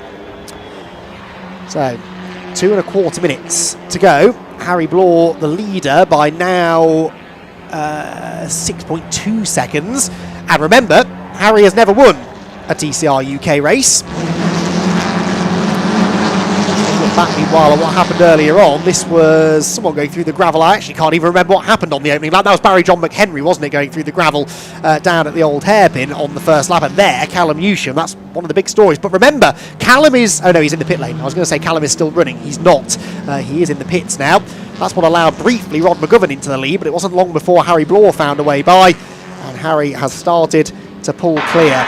Barry rejoined the circuit, but there was absolute carnage at this part of the circuit after that as Rick Kerry got squeezed onto the grass and bang, collided with Russell Joyce, and the pair of them skated off into the barriers. Russell did carry on, I think, but Rick wasn't able to go any further under his own steam. Russell returned to the pit lane. Then there was drama at Redgate. This was Jensen O'Neill diving up the inside of Adam Shepherd back when that Honda was working properly. I wonder whether that knock's done some damage to the rear suspension. I mentioned then that Jensen seems to have a handling imbalance on that car. This was what you could call a handling imbalance as well. Carl Fordley and Brad Hutchison clattering into each other, and that took them both out of the race as well. So it's been a bruising reverse grid encounter, this one. This was Max Hall going wide a few laps ago as well, having got past Jensen O'Neill going. But Harry Blaw has gone through to begin what I think will be his penultimate lap, actually. I think he should have time for one more after this one. There is Jensen now behind Rod McGovern. He needs to make sure he stays within 5 seconds of Rod. And Mark Smith and Barry John McHenry are about to start a pretty entertaining looking tussle for 7th position. They head out of the chicane, up towards Redgate Corner again. There is Adam Shepherd. 3 seconds clear of Max Hart, so he's clearly got the pace advantage over the Irishman, but he cannot catch Harry Blaw, who still holds the lap record. He doesn't have the fastest lap in this race, but his lap from race 2 is still the fastest ever TCR UK lap set in a race as far as average speed is concerned, and it could be checkered flag this time actually for Harry for what will be a very popular maiden victory of his career. He's not had a podium finish yet. Is he going to get a checkered flag this time? No, the time had ticked down to 0, I think, but we're going to go for another lap. Never mind. So Harry Blaw has... Oh, he crossed the line with 6.5 tenths of a second to go before the 20 minutes had elapsed. So yes, quite right there from the start line marshals to give him one more tour around the track. Barry John McHenry there bounced through the gravel briefly, coming out of McLean's corner. Mark Smith, therefore, gains a car length or so on him. But yes, Harry Blaw at the front of the field. 2 4th place finishes are his best finishes of the season. This is debut season in the championship, and he's finished 4th twice, as I say, and desperately wanted to get onto the podium. Oh, what's this we're about to see, though? Harry up through Coppice Corner. He's not...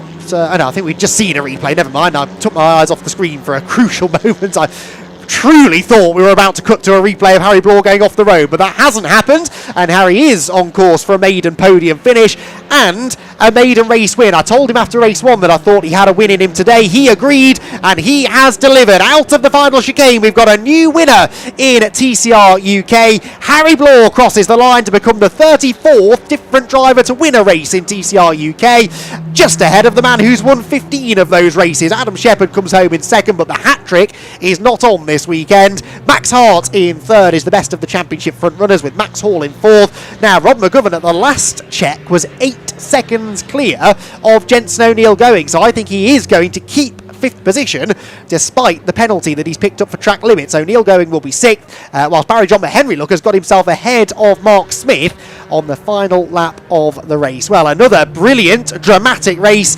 and Paul, we add another name to the winners' tally in TCR UK.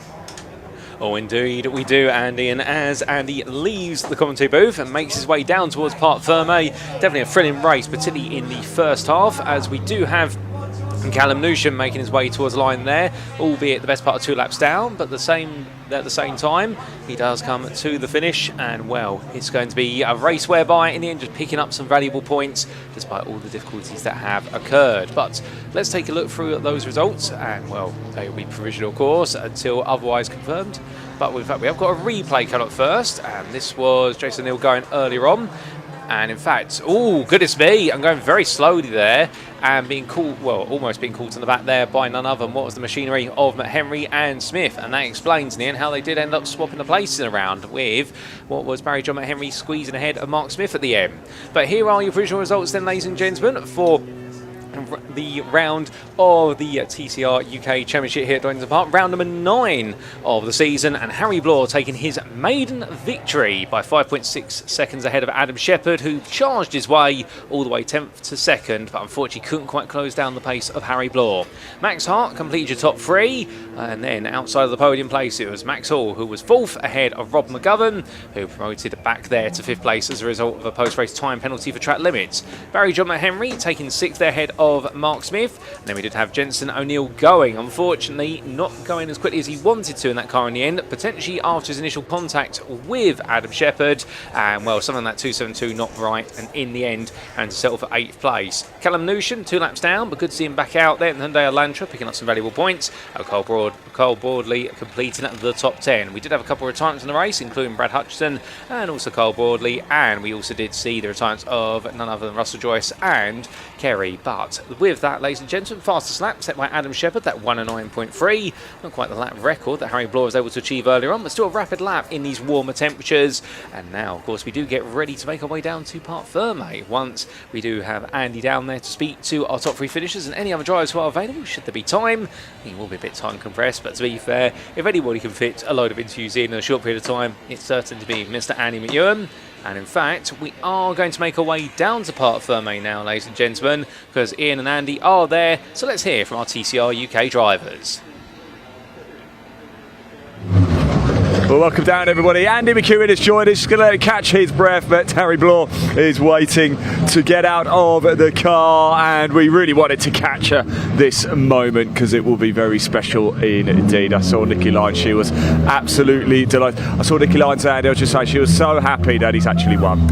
As am I, to be honest. I mean, I said to Harry after that first race earlier on, he's got a win in him, just needs to sort the start out, and then, hey presto, pops up in 2nd place halfway through the first lap. Absolutely nailed it. It looks like it's a very popular win indeed. There you go, Andy. I'm going to hand over to you. Have fun. Thank you very much, Ian. Right, let's dive in, shall we, and have a chat with our winner, Harry Blore, who becomes the 34th different driver to win a TCR UK race. That is his first podium and his first race win as well. He's going to be congratulated by Max Hart, and handshake, thumbs up, big smile on the face of Harry Blore. Let's dive in there and have a chat. Harry, told you could do it. Yeah, you did, you really did. Congratulations. I mean, you sorted the start out, right? I was just saying you popped up in, I think, 2nd halfway around the first lap. Did you try anything different that time? No, not really. I mean, I've been practicing in the garage before we went out with the bar, with the restart procedure. But no, I mean, as soon as I had a good start, I thought, you know, this could be something here. And then we were lucky enough on the inside of first corner for it to be the best place. Went from, I think, 7th to 2nd. And then after that it was good. You were quite fortunate as well. When you got the lead, Max didn't come straight away with you. You pulled a little gap, and that was crucial, wasn't it? Because then you could kind of settle into a rhythm. Exactly. I mean, like, it's not the best thing having been put in your first time in TCR with Max Hart behind you. But no, it was fortunate enough we have a space, and then after that we just built. You know, I locked in. You know, got calm and just went. You must be absolutely delighted. I'm sure you've got a long list of people to thank. Who's here supporting you this weekend? I've got family, friends, thanks to Java Coach, and thanks to my sponsors, Mackenzie Miller, Chaz Insurance, and loads of friends and family. My mum's in Spain, so she'll be seeing this, But no, it's really good. I'm sure they're all jumping up for joy. Congratulations, Harry Blore, a new winner in TCR UK. Where's our winningest driver in TCR? He's over here chatting to the team again. It's second place finish this time for Adam Shepherd. It's hot out there. Yeah, it's good. I enjoyed that. Got roughed up a little bit, but no, it's good. We come home in one piece, second. So yeah, it's brilliant. You did exactly what you said you were going to do, I think, after race 1. You took your time, you chose your moments. If you'd have got into second a lap earlier, could that have made the difference? Yeah, I think we got the fastest lap, so we had the pace to win, obviously. But Harry drove great. He kept his head, and once I got into second, I knew I was never going to catch it. So I was just kind of bring it home, hopefully manage it, don't get a puncture or anything. But yeah, no, it's good. Enjoyed it. How difficult is it, though? Obviously, you've come in as a one-off entrant, but you're taking points away from these championship contenders. Does that ever enter your mind when you go for a move on a Max Hart or a Callum Newsham? Yeah, I think ultimately we're here to win. I'm not going to get involved in taking anyone out or anything like that. I've got hit quite hard. But realistically, as long as I don't do anything stupid, I'm just here to win. So it is a shame that we're taking points of other people, but we've had it done to us. And if you want to win, you've got to beat everyone. If you want to be the fastest, you've got to beat everyone. So it was good. I enjoyed that. And you're back at the front of the grid for race 3 as well. Good luck for that one, Adam. Congratulations. Second place finished in that one. And in third, posing for the Paps, as always, is Max Hart. We're being asked to get out of the way of the photographers, but that's fair enough. They've got an important job to do now. I think we can sweep it and have a word. Max, back on the podium again. Exactly what you needed from that race. Yeah, it's like the last race. I mean, I thought third was maybe a bit ambitious, but you know, you have to be a little bit ambitious. Adam was catching me, and thankfully the team were able to tell me that Callum had some sort of problem or was down the field, so you know, it was just smart driving really then to let Callum pass. I think I might even put the indicator on, and then it was just about saving tyres. I didn't want to risk a puncture or slicing a tyre or anything, because we actually had a slice in the tyre from the last race, so driving smarter towards the end of the race while the pressures are at their hottest, I think, was the smart thing to do. And now I'm 99% sure I'm championship leader. So let's see if we can keep that momentum up into the last race. So yeah, no, happy. So tough though, isn't it? We're getting down to the nitty-gritty in the championship. You had that non-finish at Brands when you were on course for a win. So the pressure's on actually for all of the title contenders now to not have another bad result. Yeah, absolutely. As I was just saying to your colleague, I've been in this position before. I've led this championship. I've finished vice champion in this championship. I've got to use, I guess, the little bit of wisdom that I have, not that I have much, but I've got to use that to my advantage this year and box smart, as they say. Excellent, you're doing an awesome job of it. Max Hart then back on the podium, and we have one more TCR race to come later on this afternoon, along with a whole host of other races here from a sunny Donington Park.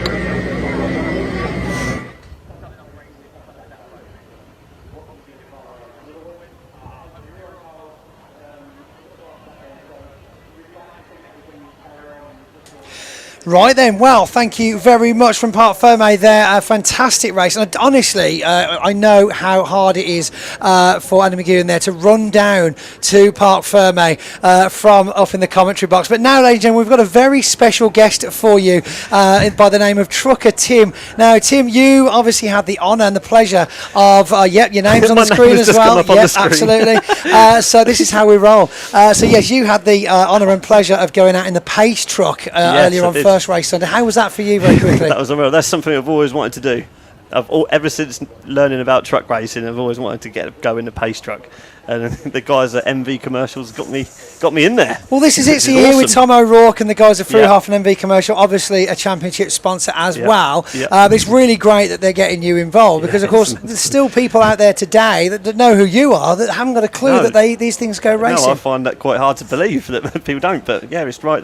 People don't know about it. And if you haven't been before, you need to come because it is absolutely awesome. It is a fantastic weekend out, and so we've still got 2 brilliant weekends left. One probably harder to get to at Le Mans, but then of course the big firework finale at Brands Hatch down in West Kingsdown at the end of the year. I think that's the last weekend of October. So tickets still on sale for that if you do want to come. I just have to say it's so odd to be. I've just been out in the pace truck, and now I'm here with you in the commentary box with all these screens and bits of paper and cameras and all sorts of buttons and things. I'm actually filming this for my YouTube channel, so you'll be able to see that on there. Hi. What we look like right now with my headphones on and everything. Just trying to get my head around it. It's intense. Yeah. Well, when do we get to see your stuff go out online? Well, this one might go out on Monday. Wow, early. That's tomorrow. That is tomorrow. It's been a busy night. If you've got any energy left in you this evening, then Right, now let's have a quick look then, shall we, at where we are going to have the trucks for race 4 of the weekend. Obviously, we're running very, very late at the moment. But if we have a quick look at the starting line, in pole position, we're going to be having Simon Reed on row 1 in the 89. Next to brother Craig Reed, 68. That could get exciting. Row 2 then down there is Nathan Smith with number 11. John Bowler next to him. The battle of the titans between these 2 young men. Always sparks flying. Michael Oliver next to Stuart Oliver. My goodness me, this is a family affair here. Dave Jenkins in 7th next to Stephen Powell, rounding off row 4. So very, very busy. Lots of skill and speed at the front of this pack. Moving a little bit further back now on to row 5, we've got 33 Neil Yates next to Terry Gibbon, who had a bit of a coming together earlier on with Tom O'Rourke, believe it or not. Down into Division 2 then for row 6 is Callum Eason, Bradley Harvey, Simon Cole on row 7, John Powell next to Archie Handy, and then on the final page, as it brings up onto your graphics areas, Warren Harvey in the number 97, who hasn't been on his usual pace this weekend, and of course another rear start for Jake Evans, still unfortunately struggling with his engine, very temperamental. So we're looking out now on to the grid start, and quite a view out of the window there. We've got the GT tyre partner for the championship there, their pace truck driven by Stuart this afternoon. And of course, we've got another pace truck for you later on, so make sure you're still watching for that. And lots more racing action as well, of course, with 1 more truck race and 2 more pickup races just from the Clubsport calendar, along with plenty of TCR UK and also Audi Cup, Civic Cup. There is lots to do. We're obviously probably going to get rid of a lot of the lunch break today because of the issues we had. But if you can, look to the left-hand side of the number 89, Simon Reed there. You might just be able to see a patch of black grass, which is where we had an issue earlier on, which is why we had to close the circuit for a small time. Unfortunately, a bit of fire, and we don't like fires, but everything is very dry at the moment. Now we can see them moving on. There they go. Look, that was me earlier, but I was in a DAF. You were not in an MAN. That's right. What was it like in the pace truck and with all of those monsters behind you roaring away? I would say seeing them in your mirror weaving, but they had the cameras, so it's on a screen, and you could see them sort of swerving left and right behind you. It was quite intense. I bet. I mean, were you used to taking it that fast? Well, I was only doing 50. Oh, was it 50? Yeah, right, 50 so you miles still an get hour. round corners, usually when you're towing, and you don't really get up to that speed banking round corners. But yeah, it was quite fast around some of the corners. Now, obviously, you've got a favourite. It's going to be Tom O'Rourke in the 86 MV Commercial. Yep. But if you weren't allowed to pick Tom, you know, which just on visuals alone, which one would we go in? You don't need to pick a number. Just kind of tell me a description of your favourite truck. Have I got to refer to my notes? I don't really know. Just pick a colour. It's fine. I mean, one thing I'm shocking at, if you pass me that... Oh, we've got some...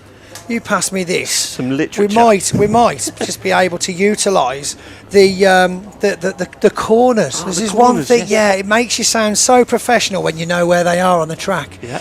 So at the minute, if you look at where they are, they're coming around the old hairpin. You've just come out of Craner Curves, down the old hairpin, and they'll be coming up to Starkey's now, where there used to be. Bridge. Yeah, where there used to be a bridge. Is there still a bridge, actually? Have I completely missed the bridge? It's a tunnel, isn't it? Here we go. No, there's a tunnel under. There's a bridge over. There used to be a bridge over. There is no longer any bridge. Now, there used to be. I'm almost positive to say there used to be, I'm sure, a Dunlop bridge over that. And I've noticed you swerve this corner. Schwanz curve, no, so they're actually making their way up into Schwanz through McLean's at the minute as they take a little right turn. Of course, it's all mirrored at the moment, and then they'll come right. There's the bridge. There's a bit of the bridge. A bit of the bridge. Yeah.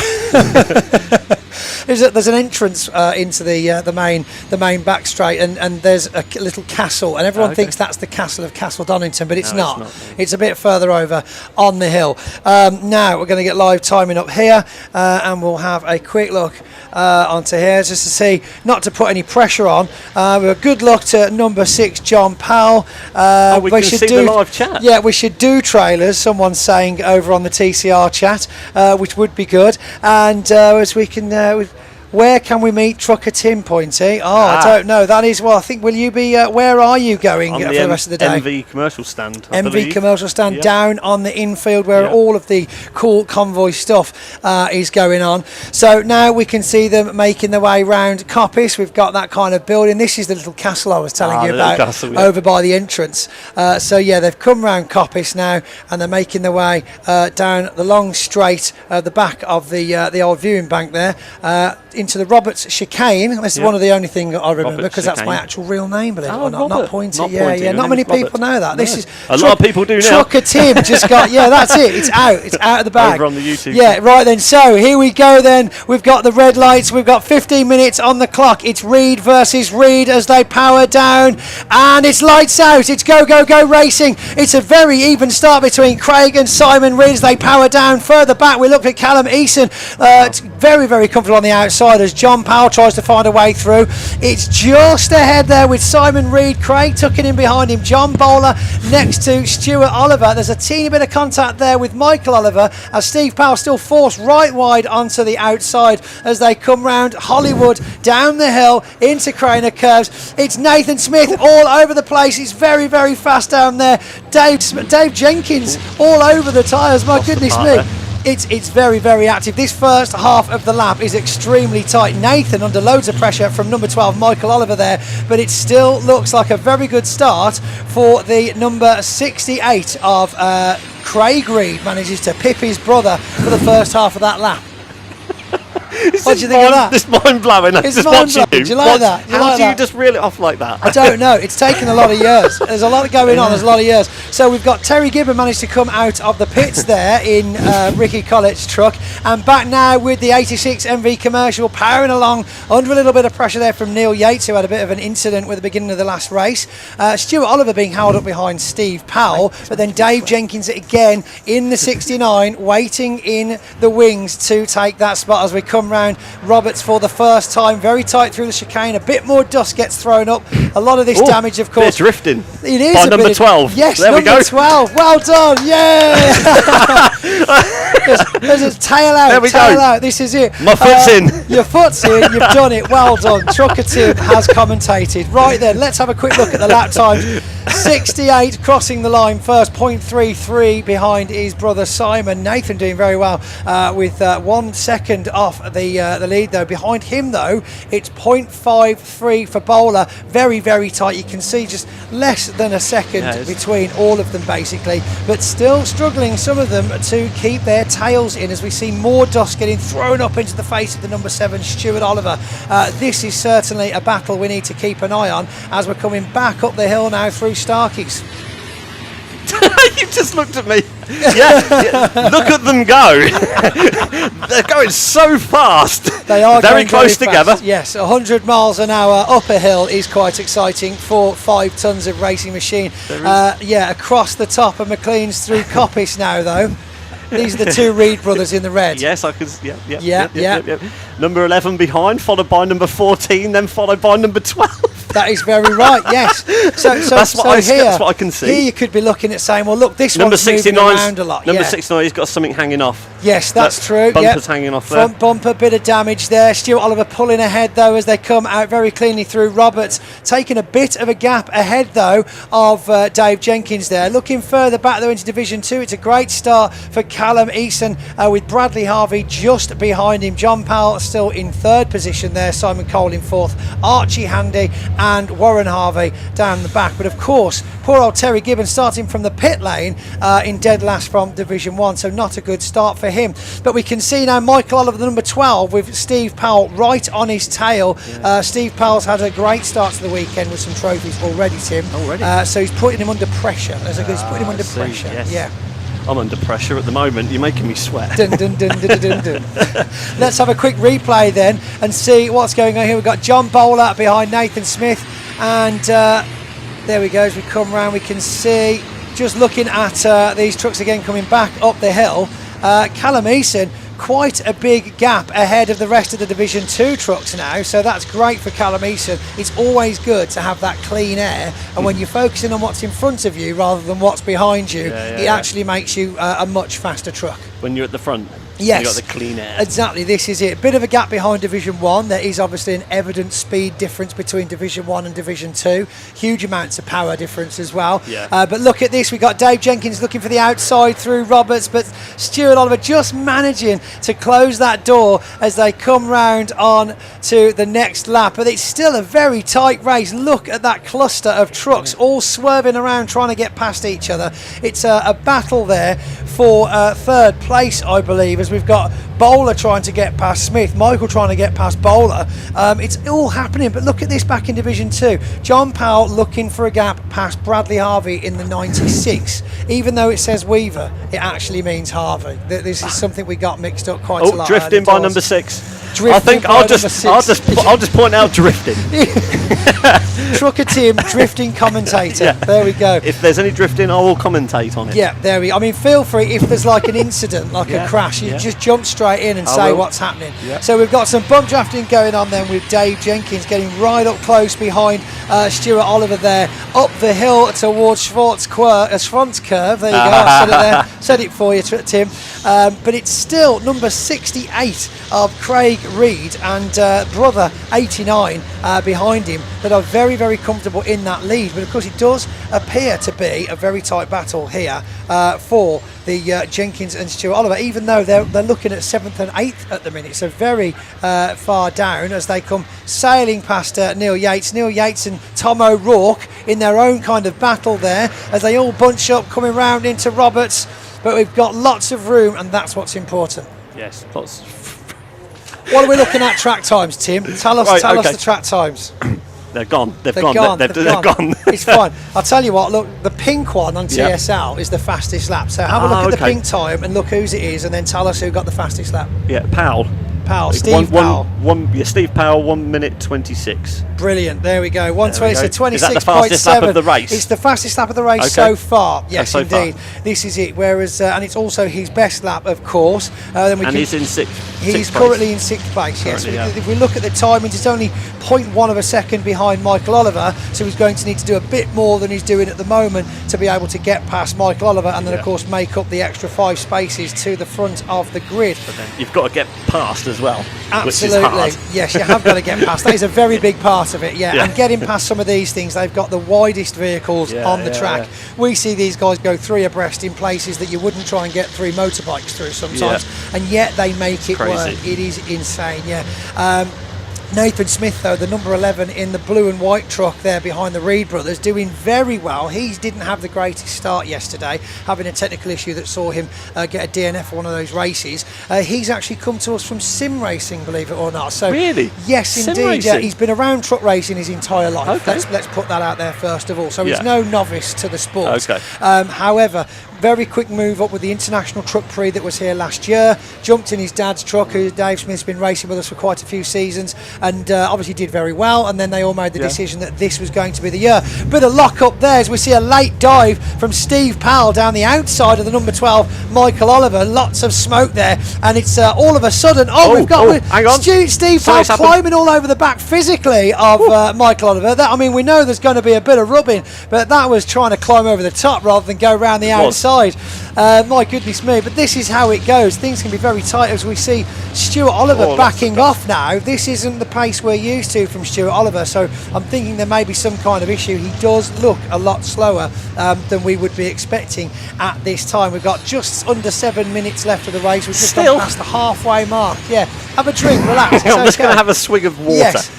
Dave Jenkins, of course, though, very happy with the issue of Stuart Oliver backing off a little bit now, giving him some clean air to get ahead as he starts to now hunt down Michael Oliver. TSL showing that Steve Powell's actually made it past, but of course, looking down there on the grid, he hasn't, so maybe the transponders are playing up a little bit. Reed Brothers still first and second. They are. There we go. Great update. And did you know, Reed Brothers 68 and 89 is actually 68 upside down?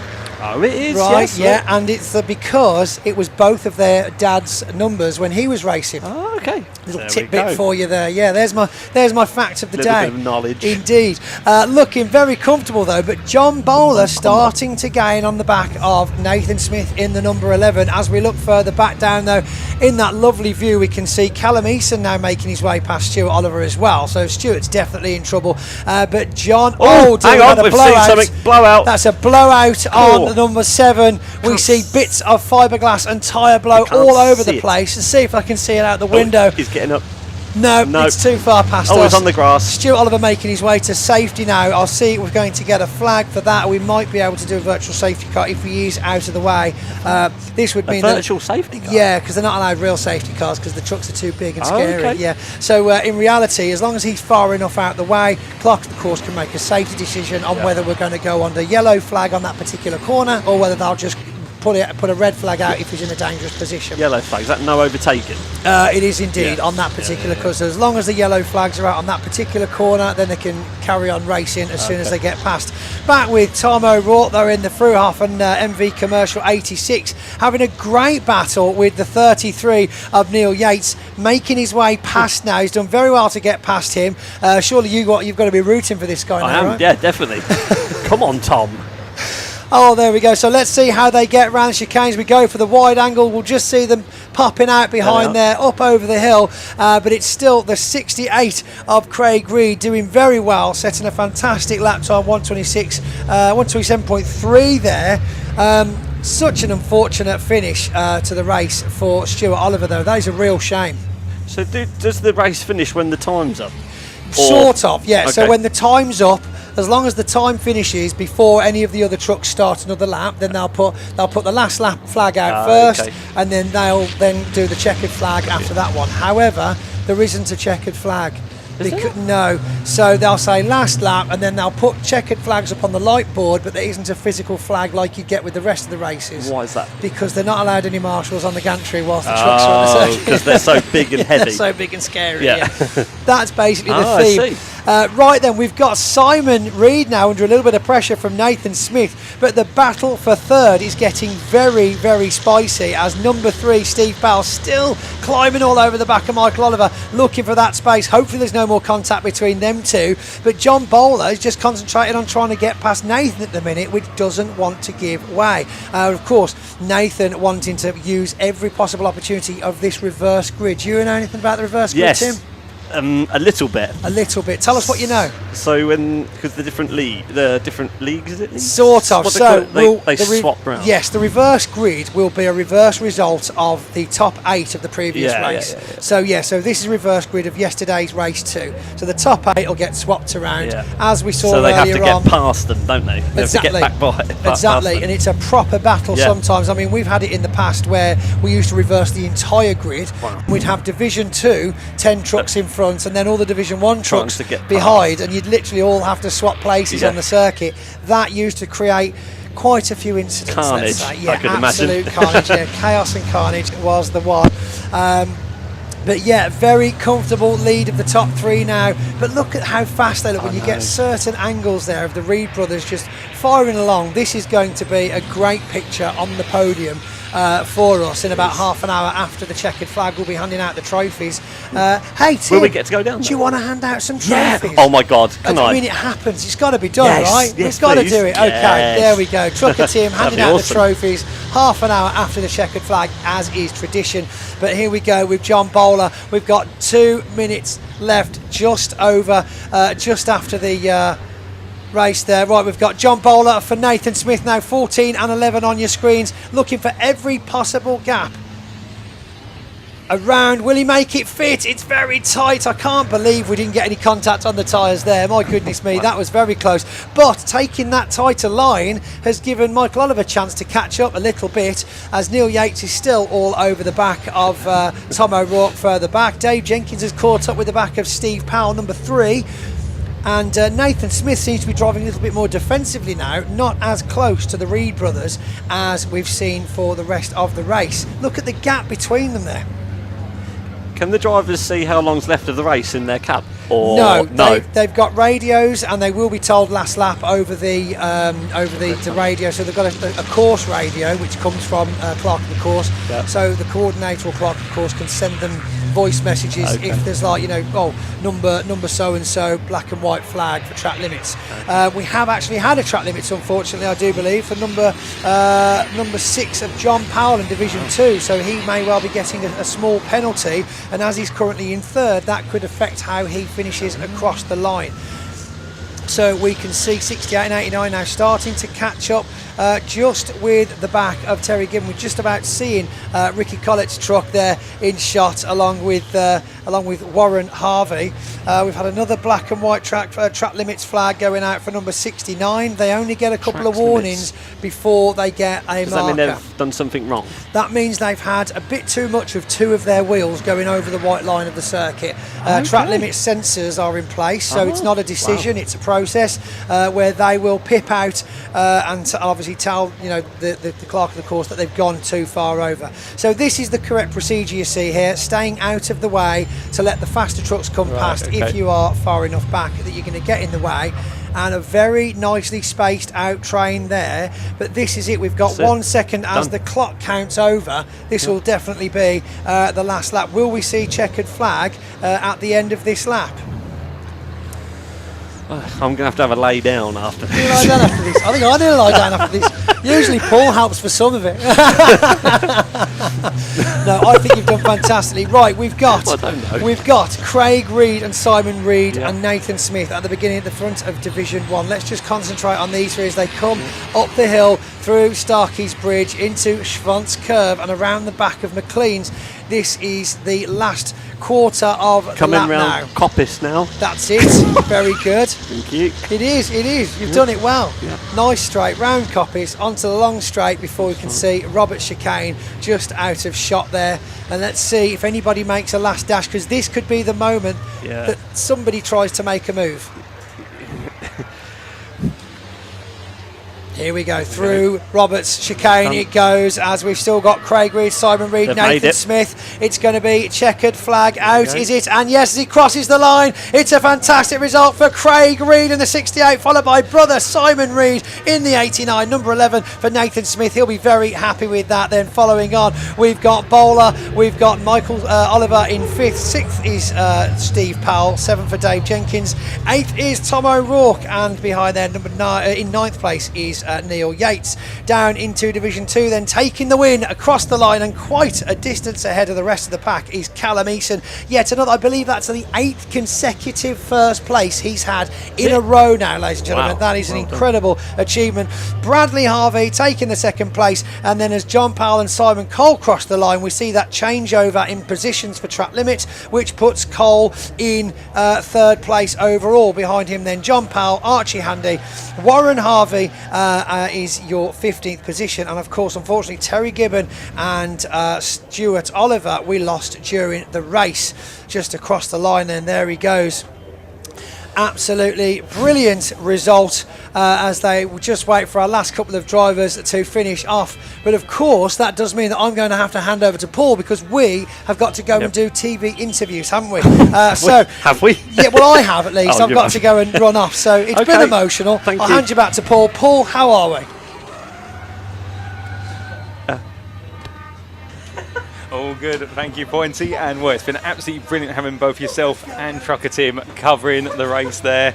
And well, I get the feeling that Tim's definitely enjoyed himself. And well, as we bring up those results up on screen there, your visual results from round number 24 of the British Truck Racing Championship for 2026. Craig Reed, your winner overall, ahead of Simon Reed and Nathan Smith. That being your top 3 overall and in Division 1. John Bowler taking 4th, ahead of Michael Oliver. Stephen Powell 6th, ahead of Dave Jenkins. And then Tom O'Rourke and Neil Yates completing your top 9. Round out the top 10, Callum Easton, your Division 2 winner, ahead there of Harvey, that being none other than Bradley Harvey. And round off the Division 2 podium, we did see there Simon Cole. Great racing from all 3 of them there, and we did see just behind them, it was the number 6 of Powell, unfortunately losing out with a post-race penalty. Didn't quite work out there for John Powell. And round off the Division 2 top 5, we had Archie Handy. But we are going to just have a brief breather between this race and, of course, then bringing those Parc Fermé interviews as we do have Pointy quickly dashing his way down there.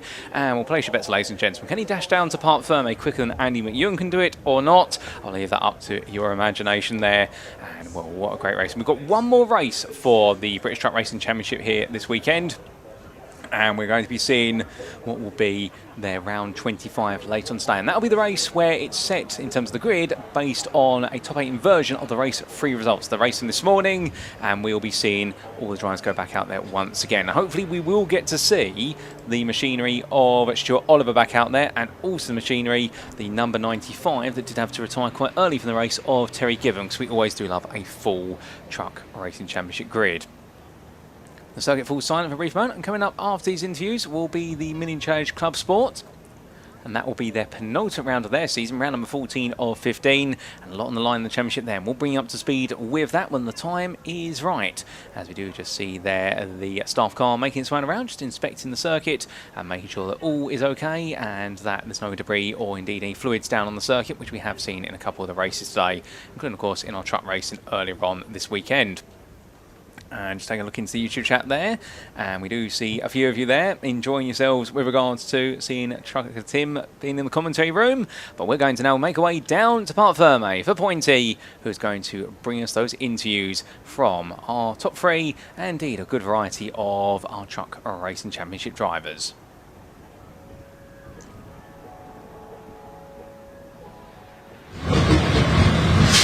Hello there! As with a bit of television magic, here we are down as we watch 89 and 68. Simon and Craig Reed pull back into the paddock. Very exciting to have them also mixed in with the spectators here at Donington. Now I believe one of them's been called into Parc Fermé, so we're just waiting for one to reverse in, and once we've got that, we will have a chat to the lucky winner. And what a fantastic start.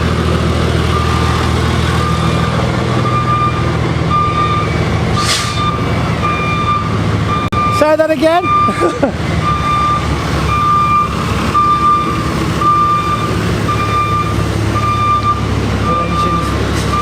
So we've got Craig Reed here, so we can have a chat to him. No, sorry, I missed it again, Dan. Sorry, mate. Right.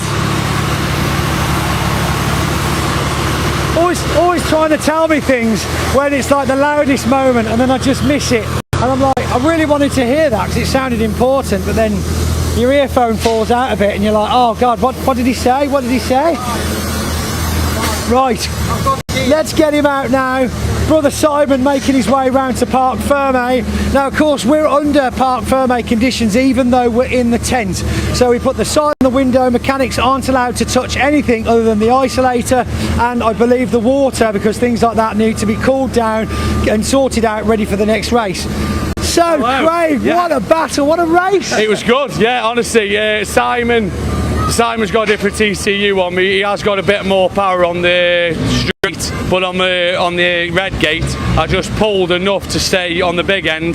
Listen, we never spoke about that race. Like, people think, oh, you're going to have a team audit. No, listen, we race. It don't matter whether it's Michael and my brother. Two trucks, two drivers. Listen, it don't make any difference. To be honest with you, Simon was patient with onto the main straight, but he's got so much power with that engine, with ECU he's got. But no, from zero to hero. So, like I say, with the last race, my steering T-bar broke, which is just one of them things. And also, I was revved up to try to you, nothing was stopping me winning that race. So it blooming looked like it. We could tell just by watching how you're racing. I mean, there were certain times I thought, how are they going this quickly? I mean, it was so good. I think the track limits, I'll be honest with you, qualifying in the first race I whinged about it, but to be honest with you, the track limits have really made us all the same. And to be honest with you, I think the racing is very fierce and very, I'm always at the back of my mind, I've got track limits, but to be honest, it really is making us all smarter, act up, and we are all pretty frigging quick, That's the problem, we're all intense of each other. Yeah, do you think with the track limits things, because obviously it's been quite a big push on that this year, do you think it's actually like accidentally forcing the drivers to follow quicker lines because they're having to follow the proper racing line? 100%. I was going into red gate, and at the start of the race my Garmin was showing red, and then I just sort of switched off, getting such a good line out of red gate, and it was going green every time. So listen, it is true, the best way around the track is the right way, and that is true. But like I say, to be honest with you, the team have done a mint job to, like I say, it was a job that was. Luckily, I've got my old girl here, so I managed to steal the steering part off that. Oh, goodness, that is good. Everyone seems to have spare trucks this weekend. It's crazy. Well, congratulations. Phenomenal result. Very good job. 30 minutes after the checkered flag, we'll see you on the podium. We've got a special guest handing out trophies as well. Now, I'm not sure, Ian, do you know if we've still got any kind of lunch break, or are we heading straight into the mini challenge? Lunch break officially ended 20 minutes ago. So I saw the mini challenge cars go up to assembly area actually whilst the truck race was going on, so I haven't heard officially, but I'm pretty certain there's no lunch break whatsoever. I wouldn't have thought. It's a good job we did have an hour on the cards at least, which has given us a chance to swallow that up and try and pull the schedule back together a little bit. Well, yes, we do have a couple of, hopefully we might have time to play out a couple of VTs that we filmed yesterday, some great causes that we've been working with. Hopefully we can hear from them, fingers crossed we can. Well, you've been doing a great job as well, by the way. Thanks, mate. It's a team effort. We couldn't do it without everybody doing their own thing, Yeah, no, absolutely. Yeah, well done. Because you've been driving your buggy down, haven't you? So you haven't been running. No, I've been in much better shape this weekend just because I've not had to physically sprint. Well, everywhere. I've got to say, you look very well, by the way. I'm not the only one. I've seen in the live chat is on. Of course, a lot of people commenting saying how well you're looking. Oh, so thanks. Line up, queue up, don't tell the wife. Right. Okay, right. Thanks, great job as ever. Really appreciate it, buddy. We'll see you a little bit later. Points will be back for the pickups and one more British Truck Racing Championship race a little bit later this afternoon. Right, so we are going to hand back because we're not too long to go for the Mini Challenge at Clubsport. Their penultimate race of the season. Can you believe that? Wow, they've only got 2 races left in total. I'm going to hand back to Paul, but we might be able to hear from a couple of videos that we filmed yesterday for some great causes. We might be able to hear from some more drivers. We've got loads of content coming up throughout the rest of the day. So I'm going to head back and I'll see you very soon. Oh, thank you, Ian. And well, ladies and gentlemen, we now do get set for the Mini Challenge Clubsport of Airtech Motorsport round number 14 their season, this being their season finale weekend. And well, we do have some recovery work ongoing at the moment. So, as Ian was mentioning only moments ago, we are going to talk about charitable causes. And just to give you a bit of a preamble to this one, ladies and gentlemen, I do believe we now have a little bit of a video feature in relation to the Childhood Eye Cancer Trust. Because as we do head into this, well, I'd like to tell you about this cause that some members of our camera team are supporting. The Childhood Eye Cancer Trust, the CHECT, or CHECT, is the UK's only dedicated charity which supports children, families and adults affected by retinoblastoma, or RB as it's known, a rare form of eye cancer that typically affects children aged 6 or under but can have lifetime-long effects. This August and September, CHECT is running a virtual hospital-to-hospital challenge where participants shall be covering the distance between Birmingham Women's and Children's Hospital and the Royal London Hospital within a month. This is approximately 122 miles in total, or just under 4 miles per day. 2 of our cameramen, Dan and Richard, are taking part in this challenge, and if you'd like to know more about this great cause, donate or take part in the challenge yourself, please stay tuned now for this little feature, or see the link posted in the YouTube chat. And we do have a QR code on screen as well, so therefore you can scan that QR code to know more about the cause. But without further ado, we'll hand over to our video feature to tell you a little bit more about the Childhood Eye Cancer Trust.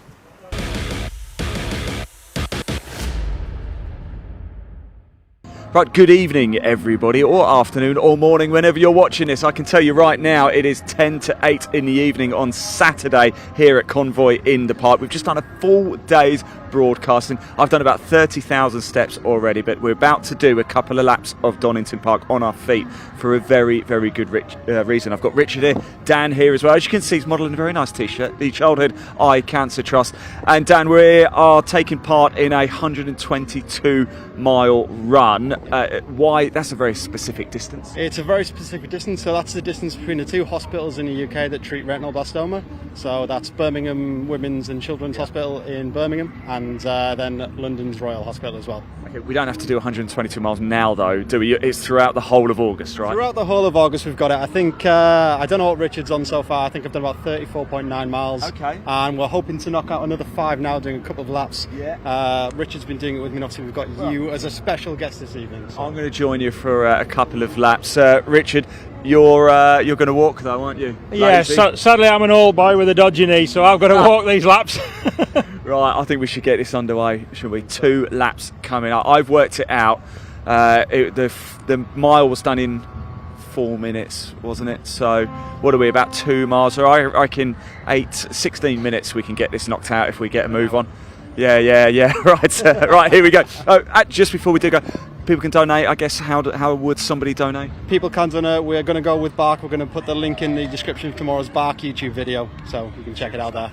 Right, tomorrow you'll see us. We might be a little bit tired. Dan, Richard, myself, all part of the broadcast team here. It's been a long, long day, but it's not over yet. Ready, chaps? Come on. Ready. Put your hands. Let's go. Let's go. Let's go. We're not holding hands the whole way now. Bye. Bye. I've just completed 5 laps. 3. I'm going to. Well, I'm joined by somebody very special. Ollie Hisco is here, the Director of Fundraising for the Air Ambulance Service. Ollie, what a job it is you guys do, by the way. But it's something that we really hope we never actually have to use, but it's not the case, is it? Yeah, well, we can't prevent life happening. We can't prevent the things that require an emergency. But I think for the public, it's about knowing that the air ambulance is there, the air ambulance exists, and it's a service we provide free of charge. We don't get any government funding, but that saves lives on a daily basis. You don't get any government funding at all? No, everything we do is funded by the generosity of the public, the generosity of companies. 2 companies here are some of our corporate sponsors, so there's MV Commercial and DHL, both here today fundraising for us. Brilliant. As part of their representation at this championship, which is just fantastic. So obviously finance is a difficult part of it, but then you actually have to get in the air and get out and save people. You've been here before as well, haven't you? Yeah, so the Derbyshire, Leicestershire and Rutland Air Ambulance is based in Nottingham. Yeah. And from a 999 phone call to getting to here is 7 minutes. Wow. Okay. So that's incredibly fast. That gets everything we need here. So on there, there'll be the highest trained level of paramedic. Yeah. There'll be a doctor. And there'll be all the equipment they need to do roadside surgery, to restart hearts, to do blood transfusions, to do amputations. So it's about bringing the A&E to the person as opposed to bringing the person to A&E.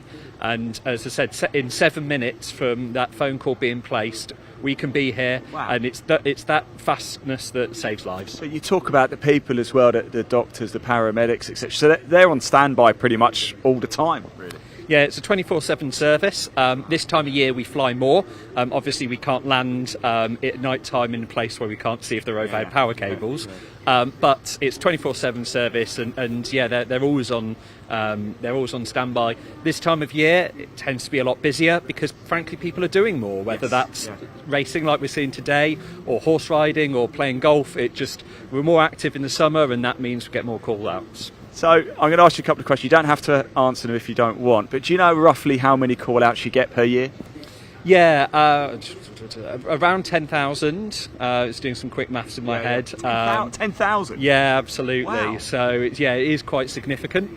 And you know, any single air ambulance alone might be getting up to 6 a day at this time of year. Wow. There's 22 air ambulances in the UK, so it is really quite significant. So can I ask this, if you know the answer, again, if you don't want to answer, it's no problem, but how much does it cost roughly?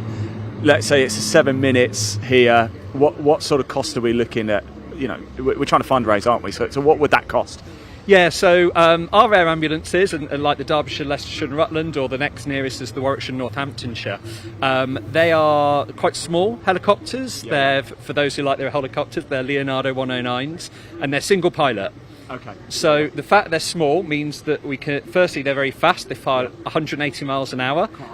So as fast as some of those trucks think they're going right now is actually that's how. Those trucks are great. They don't go 180. no, exactly. So 180 miles an hour without any traffic lights, and they because they're small, because they're single pilot. It's one of the cheaper air ambulances. It only costs £2,500 per mission. Oh, is that all? Oh, that's right. all. Well, That's budget all. then. Yeah. So in terms of you can't put a price on saving someone's life, but it puts it into context, doesn't it? The money that needs to be raised. That's it. You know that if you're in the most serious of incidents, and we only go out to the most serious of incidents, that you would want the very best. You'd want the doctor. You'd want that roadside ability to deliver the A&E there, and you'd want it there as fast as possible. And you know, a bit like race crews, we look at marginal gains. So we've got our from 999 call to in the sky to under 2 minutes now. Wow. Which is, you know, really quite significant. And the way we tell the public why do we spend so much money on training. Well, you try holding your breath for 2 minutes, and then we'll tell you exactly why we do it. You're absolutely spot on. The difference between sort of even 20 seconds could be the difference between life and death. As I said, you can't really put a price on it, but unfortunately we have to. So you've got to fundraise. How do we find out more? How do people get in touch or donate? So there's many ways. So AAUK is the national body. You can donate directly to them or find your local air ambulance. I work for the Air Ambulance Service, and you can Google us and donate to us if you want to donate locally to here at Donington. Ollie, thank you so much for all the wonderful work that you guys do. We really do appreciate it. You literally save lives, literally. Ollie, enjoy the rest of the weekend, won't you? And hopefully we won't be calling you ever. No, fingers crossed. And well, there, ladies and gentlemen, our two features in relation to two huge charitable causes, both there, the Childhood Eye Cancer Trust and also none other than the London Air Ambulance Service. But as our minis make the way into position for their race start, this is for round number 14 of the Mini Challenge Clubsport of AirTech Motorsport, their penultimate round of the season. And well, we won't have time to go through the entirety of the grid, I think, but in terms of your top 10, Ollie Wilmot lines up on pole position, joined alongside by Adrian Lingy, and then we do have James Dudley and Ian Trunley on row 2. Row number 3, it's John White and Simon Sinfield, head of Steve Webb and Ben Trunley, and Chris Johnson and Paul Sawyer will complete your top 10. And bear in mind the front row of the R50 Coopers behind Andy Langley and Jacob Heap, followed up by Daniel Truman and Jacob Baldry. But those are your front rows for both of your class packs, and the lights go on, ladies and gentlemen, and the lights are out. It's away we go. And for our BMW Mini Cooper machines, they roar the way down towards turn number 1. Side by side at the front there, it's going to be 3 wide, in fact, as they head into the braking zone. And it looks though that Lingy has made a brilliant start. He's going to scythe the field in 2 and make his way into lead. As meanwhile, our 50 Coopers, they're also getting 3-4 wide, coming in towards Redgate. But we can only look at one battle at a time as they make the way on through. And right now there we can see all the R56 and R53 machines all together, long line astern, as the R50s weave their way down the hill behind, coming through Hollywood into the Craner curves. But right now it's your number 71 there, or in fact 77 of Adrian Lingy, who is doing a fantastic job leading the way. As all the field now gets ready to make its way up towards Schwanskirch, and then it will be McLean's. Well, now we'll start to see the field go into single file, unless anybody's feeling daring on open lap on cold tyres and cold brakes. I've seen a bit of fighting there further back, and in fact we've had a change there coming out the old hairpin. Didn't quite catch that. The number 5 has moved back up the front, and in fact that has been a phenomenal start there for what was our driver. In fact, that's not the number 5, I want to say that's number 70 there, Ollie Wilmot. Oh, they come on through the corners right now, and I think there I'm getting a bit of delirious with heat haze on what I'm seeing on the screen. Bearing in mind you will be looking for your number 5 of Freddie Hewitt, who'll be trying to charge his way through the field as quickly as possible, and I think he is already into 4th place, and my goodness, what a charge that's been. But more fighting going on here as our drivers make the way from right into left. The 777 of John White there find himself stuck in the fighting. Indeed, everywhere you look right now there's plenty of battling. But after one lap, it's number 70 of Ollie Wilmot who leads the way just ahead of Adrian Lingy. And then we have the fight for third here, and already Freddie Hewitt has made his way all the way from the back of the combined R50, S56 and S53 field all the way up to third place. He dispatches there the number 7 of James Dudley in a flash, and right now he knows he needs to win this race as Freddie Hewitt if he wants to try and keep his championship hopes alive. Based on the mathematics we're doing at the moment, things are definitely teetering the way in S56 for the number 70 of Ollie Wilmot. But meanwhile, we see a number 46 there as well, and that is going to be Rob Gaffney there, back all the way to the front of the S53s as quickly as he started. Remember, of course, the fact he had the unfortunate non-finish at the very beginning, at the end of race number 1, so therefore things gone back, but he's charged his way all the way forward. And as for the Cooper S class, it is the Cooper class, it's still Andy Langley who leads the way there, ahead of Jacob Baldry and Jacob Heap. That's a big twitch sideways there from number 77, and Lingy right now just making a small mistake and having to get things back together there as he finds a bit of pressure going behind, and that's going to be Freddie Hewitt looking for a move shortly. Freddie Hewitt taking a little bit of a look there, going slightly off camera, as then we come a bit further back and we do see one of the Trunley family machines carrying on. Ian Trunley there just ahead of the batting duo, and that's going to be your number 216 looking for a potential move on what will be your number 26 there. Does it the 219, I should say, ahead of the 29, and that was Johnson trying to make a move on Paul Sawyer as Ian Trunley has slipped a long way down the field. Ben Trunley was just in front of them, so Ian Trunley I think has had something very wrong I haven't quite seen. But sadly, it's not worked out for the father of the Trunley family as it's working out for the son, Ben, who right now, if he was to take that second place, well, he would almost done enough to take the S53 Championship provisionally based on the math we've done. But then we come back here, and that's your number 23 for a brief moment, also trying to push forward, as all the fight is absolutely brilliant. But right now, there's only one car out there that's absolutely flying, and that is the 46 of Rob Gaffney, who leads S53, but he wants to try and take on some of the S56 runners if he can. Coming back through the field there, and Gaffney tries to close the gap to James Dudley and also John White. And in fact, hold up a second, that is Adrian Lingy now moving his way down the order. He's falling, in fact. He's been muscled down. I wonder if he's got a problem with the car, because there you can see, and that is Rob Gaffney past him now. The 46 is absolutely flying out there, but not so on number 77. So it does seem as though the driver, who is much loved for his appearances on the podium this season, he might be making an absence on the podium come the end of this race, at least in S56, if not overall as well. But back to the front we go, and well, one of the things you could always predict in the Mini Challenge Clubsport, as we do see one driver going very wide in the rear of your picture there. That's coming out of Coppice Bend. I think that is one of our Cooper R50 drivers who's made a bit of an error. We'll try and find out who exactly that is shortly, as they're going to be relegated down the order. And I'm sorry to say that we can confirm Ian Trunley is in the pit lane, so his number 41 will not be continuing its journey, as there we do catch our number, I want to say, is that going to be our number 19? That's going to be the 19 of Daniel Truman. Now, he's a big name in the Cooper Class Championship, given the fact he came into today second in the championship, chasing after Jacob Heap, trailing by the best part of 44 points.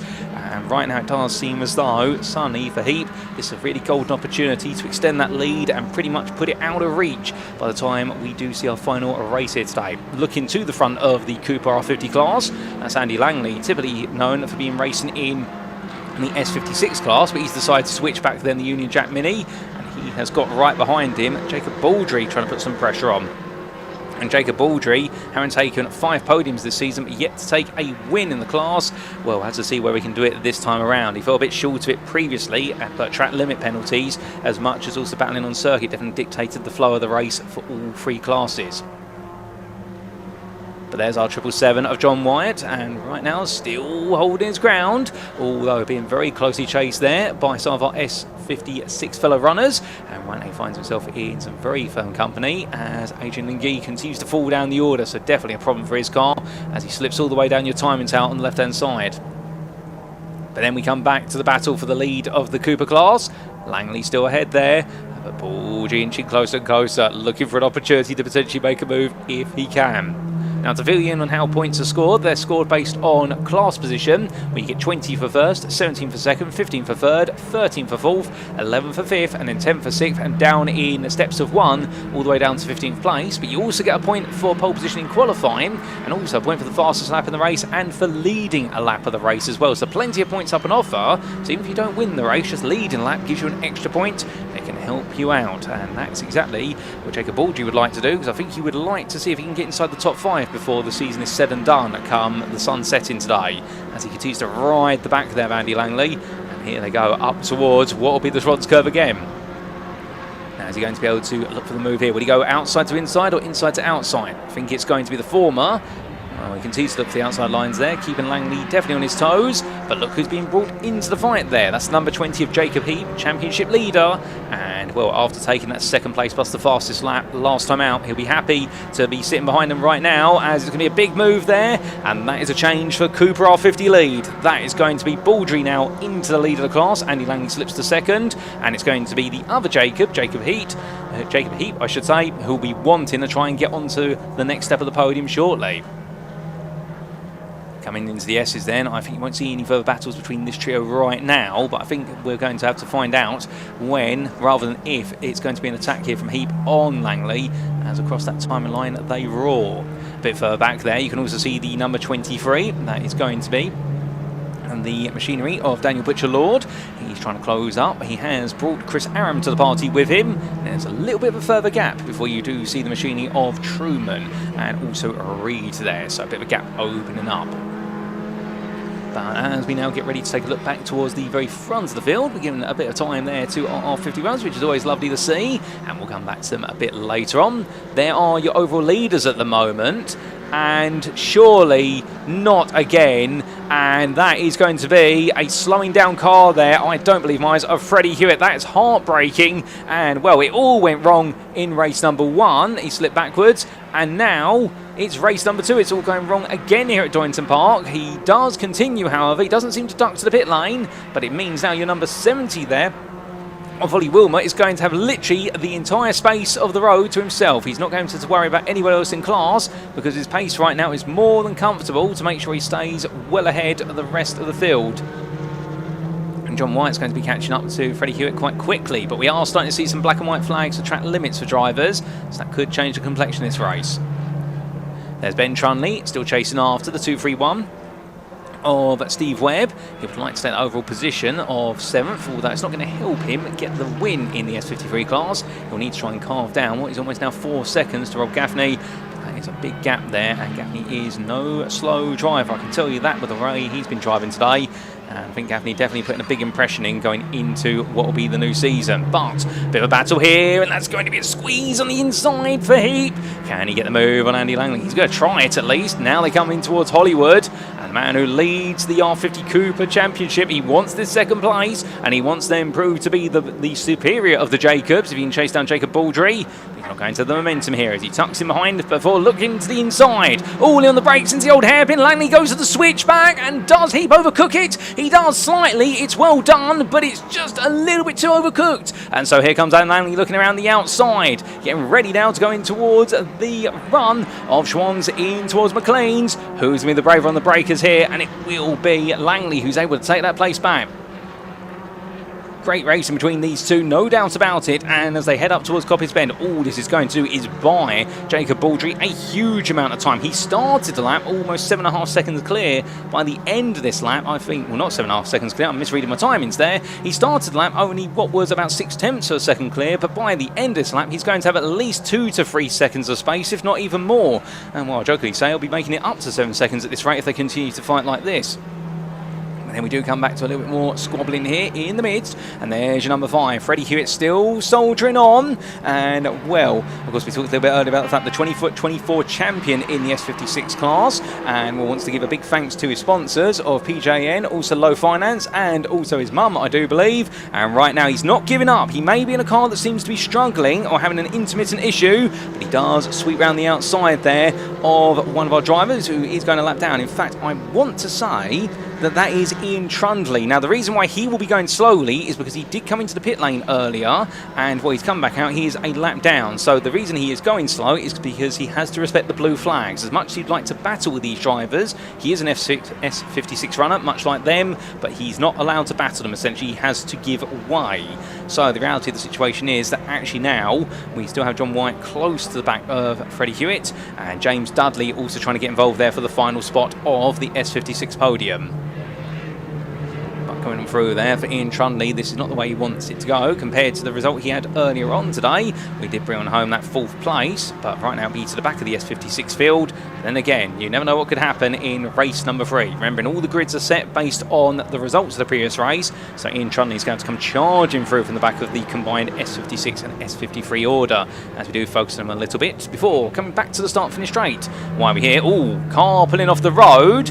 Well, that is an excursion there, but that is, I get the feeling, because there's something wrong with the car and they want to be no further part of this race. They don't want to be a nuisance out on circuit, and I want to say that is going to be the Trundley machine. So that's gone all wrong. That's Ben Trundley, in fact. Well, Ian Trundley had an issue at the start of the race. Ben Trundley, his son, has an issue midway, well, in fact, towards the very end of the race, the bookend in the race with issues with the cars. And for Ben Trundley, well, he did take the S53 win after a lot of changes to the results after round number 13 earlier today, where a lot of track limit penalties had to be doled out after the race had finished. And so that win, well, it's definitely one in his back pocket. And he came into this round with almost a 60-point advantage. So I'd understand that Ben Trundley right now should be feeling quite safe even with that retirement. That does not help him whatsoever, because he will have to commit that as a 0 score or one of his drop scores, because they do get 2. 2 minutes left to go. We come back to the front. This is Ollie Wilmot right now leading the way, and well, very much on course at this point to make it his 10th win of the season. He's only got another 2 laps, if that, to go at the end of this one. As meanwhile, the battle for 3rd in S56 is very much on. Now, James Dudley, in terms of how he ranks in podiums and wins, he's only had 1 win. No, he's not had any wins this season, as I managed to reread my notes correctly, and he's yet to have a podium either. His best results have been top 5s, of which he's had 4 of them until today, of course, where he did pick up that 3rd place in the S56 race of race number 1. So he'd like to make it another podium if he can, as that's number 5 having some more issues there. Freddie Hewitt pulling aside, and I think it's definitely right now a car that he's trying to push as much as possible. But Freddie Hewitt is just trying to nurse the car. I think he's found something that's gone wrong again and immediately reacted and said, right, I'm going to have to back off here and just see if I can nurse it. He'll want every point he can to just keep his championship hopes alive, although no matter how slim they are going into their season finale in the evening today. But we go on to then what is going to be our final lap of racing by my estimate, and the last lap board out there, plus also black and white flag for our drivers. And it's the side-by-side battle now for 2nd in S56, yielded by Freddie Hewitt, and there's going to be John White under some huge pressure. And so far in terms of podiums this season, White has had 2 podiums. He didn't pick one up in race number 1 earlier, so now he's trying to make it his 3rd podium of the season. It would be a season best 2nd place finish if he can hold on there in the golden machine. Remember, of course, is why the heroes of Snetterton, who definitely did have a lot of confidence and took that 2nd and 3rd place in races 2 and 3 of Snetterton. So right now he would match his season best result, but he'd be yet to take a win this season. You never know what could happen in race number 3 later today. They continue to fight, and off camera we still have the battle between Jacob Baldry, Andy Langley and Jacob Heap, although really Jacob Baldry is pulled away in the R50 class, and it's Heap and Langley fighting for the runner-up spot. But on screen, look from one way to the other, but James Dudley can't quite find a move there, and right now is to go for the switch, but it's not going to work. You have to try and scoop it around the outside, but as they charged away down towards the S's, well, the checker flag gets ready to wave for our drivers, ladies and gentlemen, and roaring the one down right now. Will James Dudley go for a final move? move. We'll come back to that. It's to be continued. As meanwhile, the continuation of victory stands there for Wilmot. Oh, goodness me. And that gets very hairy. Oh, the lad's elbows out there. And John White being sent straight to the tyre barrier across the Melbourne hairpin. And, well, that's definitely one of those moments whereby I wouldn't want to be in the camp of either driver or indeed the steward's room for that one, because that definitely was a bit of a contentious moment. But it will mean that we will see a victory in the S56 class for Ollie Wilmot ahead of James Dudley, albeit question mark about the one after his contact with John White right at the end. And, well, we see driver there a bit shaken in the car, and marshals attending as quick as they can. And, well, we will be seeing third place go to Sinfield. He'll complete the overall S56 podium. Rob Gaffney takes the S53 victory ahead of Webb. And then we do have Johnson there taking home second place in S53 with that sixth place overall ahead of Paul Sawyer. And then we'll have Hewitt surviving to eighth place overall and fifth place in the S56 class. And then we're going to have none other than Lauren Fletcher bringing on home a great result there, I do believe. And that's going to be for Fletcher, a fourth place in S53, one of her stronger results in the more recent rounds of the season, and completing the top 10, it will be Reeve there. But here come your 50 Cooper machines, and as they come to the finish line, it is going to be victory in the 33 for Jacob Baldry, and that is going to become his maiden win of the season, I believe. So congratulations to Jacob for that. Andy Langley held on to the run-up spot just ahead of Jacob Heap, who was denied, but he will extend his championship lead, because then finishing fourth behind in their class, it was Butcher Lord ahead of Chris Aram, and then we will see the 67 of Reed, and you have to go a bit further back before you did see Truman finish the race. So unfortunately for Daniel Truman, he's not closing the gap down to Jacob Heap, and at this point it is looking all said and done almost. But here's a replay of what happened right at the end in the battle for second in the S56 class. John White defending hard on the inside. James Dudley went for the switchback, but White went very deep and had to sort of half and half between the tyre stack and the corner. Got it wrong. Now, this is the point of contention. Now, did James Dudley lose the rear of the car, and as he tried to wrestle it back under control, make the contact with John White, or, well, the only other question would be, would it be 4 elbows out between them?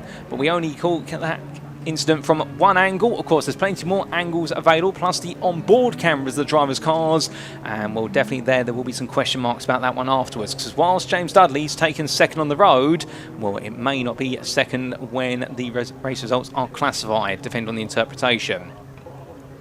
I think we are going to see if we can get a further replay of the incident.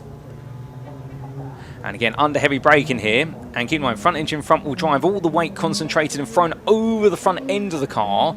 But John White definitely making a mistake here. But as they come through the right into left, we can see there Dudley having to definitely keep an eye on what White was doing, turn his head to definitely focus on White, who tried to rejoin on the circuit. And, well, as they roll out, White in the end getting things very, very much under control as best as he could. And then coming out the corner, you can see that James Dudley comes straight aside. And, well, big shunt there to the front right panel of John White's car. And, well, we'll leave it up to interpretation, ladies and gentlemen, of that incident. But we did see there provisional results. Ollie Wilmot taking on home his 10th win of the season in the number 70 for the S56 and overall category. James Dudley, your run up there on the road, and Simon Sinfield completing your podium in the S56s. It was S53 victory for Rob Gaffney, making amends for his non-finish earlier on, with Steve Webb round out the top 5. Chris Johnson and Paul Sawyer, 6th and 7th, completed your S53 podium, just ahead of Freddie Hewitt with his technical issues resurging, and Lauren Fletcher and Carmen Reeve completing your top 10, and your R50 winner was none other than what was there, Jacob Baldry. But we're going to go straight down to part of Ferme, ladies and gentlemen, because Ian Althouse is eagerly awaiting us. Let's hear from our Millie Challenge Clubsport drivers. Well, there we go, everybody. Ollie Wilmot, he has fire on his front grille, and we think that is the championship wrapped up. Ollie, congratulations. Obviously, we've got to get through part Ferme, bits and bobs, etc., but it looks like it's a done deal. It looks like it's done now. But, yeah, thanks to all the family and friends. It means a lot. You were just looking at the back of your car there. Everything okay? Bit of a tab by Lingy.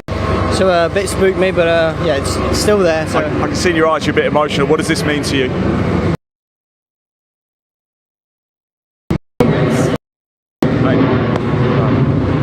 This also means I get extra cream on the scone as well, so thank you very much. Congratulations, Simon Sinfield there as well. James Dudley has gone off over there. I really want to find Rob Gaffney, winner in the S53 class. Let's go and grab him now. Hello, Rob. I promised I'd come and find you, didn't I? Congratulations.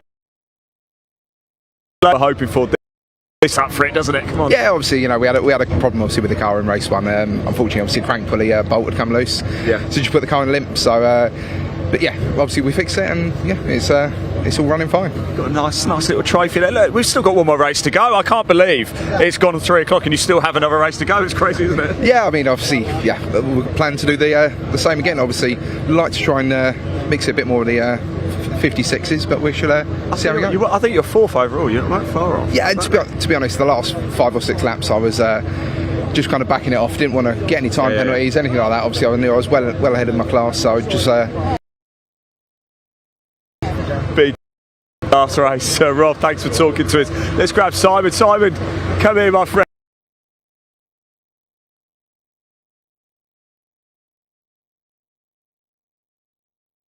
Put him on the and he's done it. You have done it. A bit of a wild race, huh? Wild race, yeah. I'll get the full picture when I've calmed down. Well, you came out, you parked up, it looked like you weren't even sure where you'd finished. No, I don't, Ian, I don't have the ability to count when I'm in the car. I just... Well, there was a bit of last lap drama, so I don't blame you. No, there's a lot going on, but it's the team and the people that have helped me to get me from last into the first corner at Brands at the beginning of the season.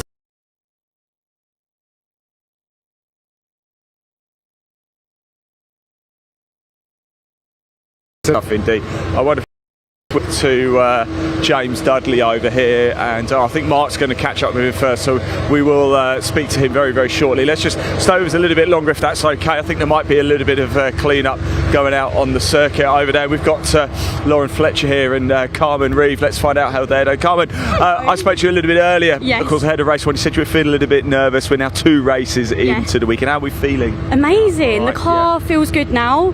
I feel good. That's all I can ask for, really. Can I just, the blue on this? Yes. Let's show, is that what it is? It's satin blue, yes. It looks pretty cool. Who designs it? Who does the style? Do you do it yourself, or? I think a little Google inspiration doesn't hurt, does it? Google helps, yeah. I would love to say, but next year we're going to go for a refresh, so. Okay, does that mean you're back then in Mini Challenge Clubsport for 2020? That is the aim. I'm going to keep you on your toes, but the aim is there. A full season is maybe works. Maybe. What does it take then? Other money, I take it. Is that what it takes? Partnerships. JBR Capital is the reason I'm here today. Without them, let's show it on none of this would be possible. So thank you to those guys. I hope I'm doing you proud, and hopefully I can showcase them next year. Carmen, you're definitely doing him proud. Thanks for talking to us. Really appreciate it. Let's keep going. I do want to find James Dudley if possible as well. He's over here. I wonder if I can just very quickly grab him involved. Of course, last lap drama. James, can I borrow you? Sorry, can I just borrow you for a very quick chat? I mean, obviously, second place on track, but a bit of last lap drama there. Just a bit. Me and John obviously fighting for position. I had a good run on him down the back straight. We both went into the chicane late on the brakes together. He looked like his trajectory was going to hit the rector cell. So I was like, I don't know what to do here. Just do I stay where I am? Is he going to bounce off? And he avoided it. I went around the outside of him, and we just came together.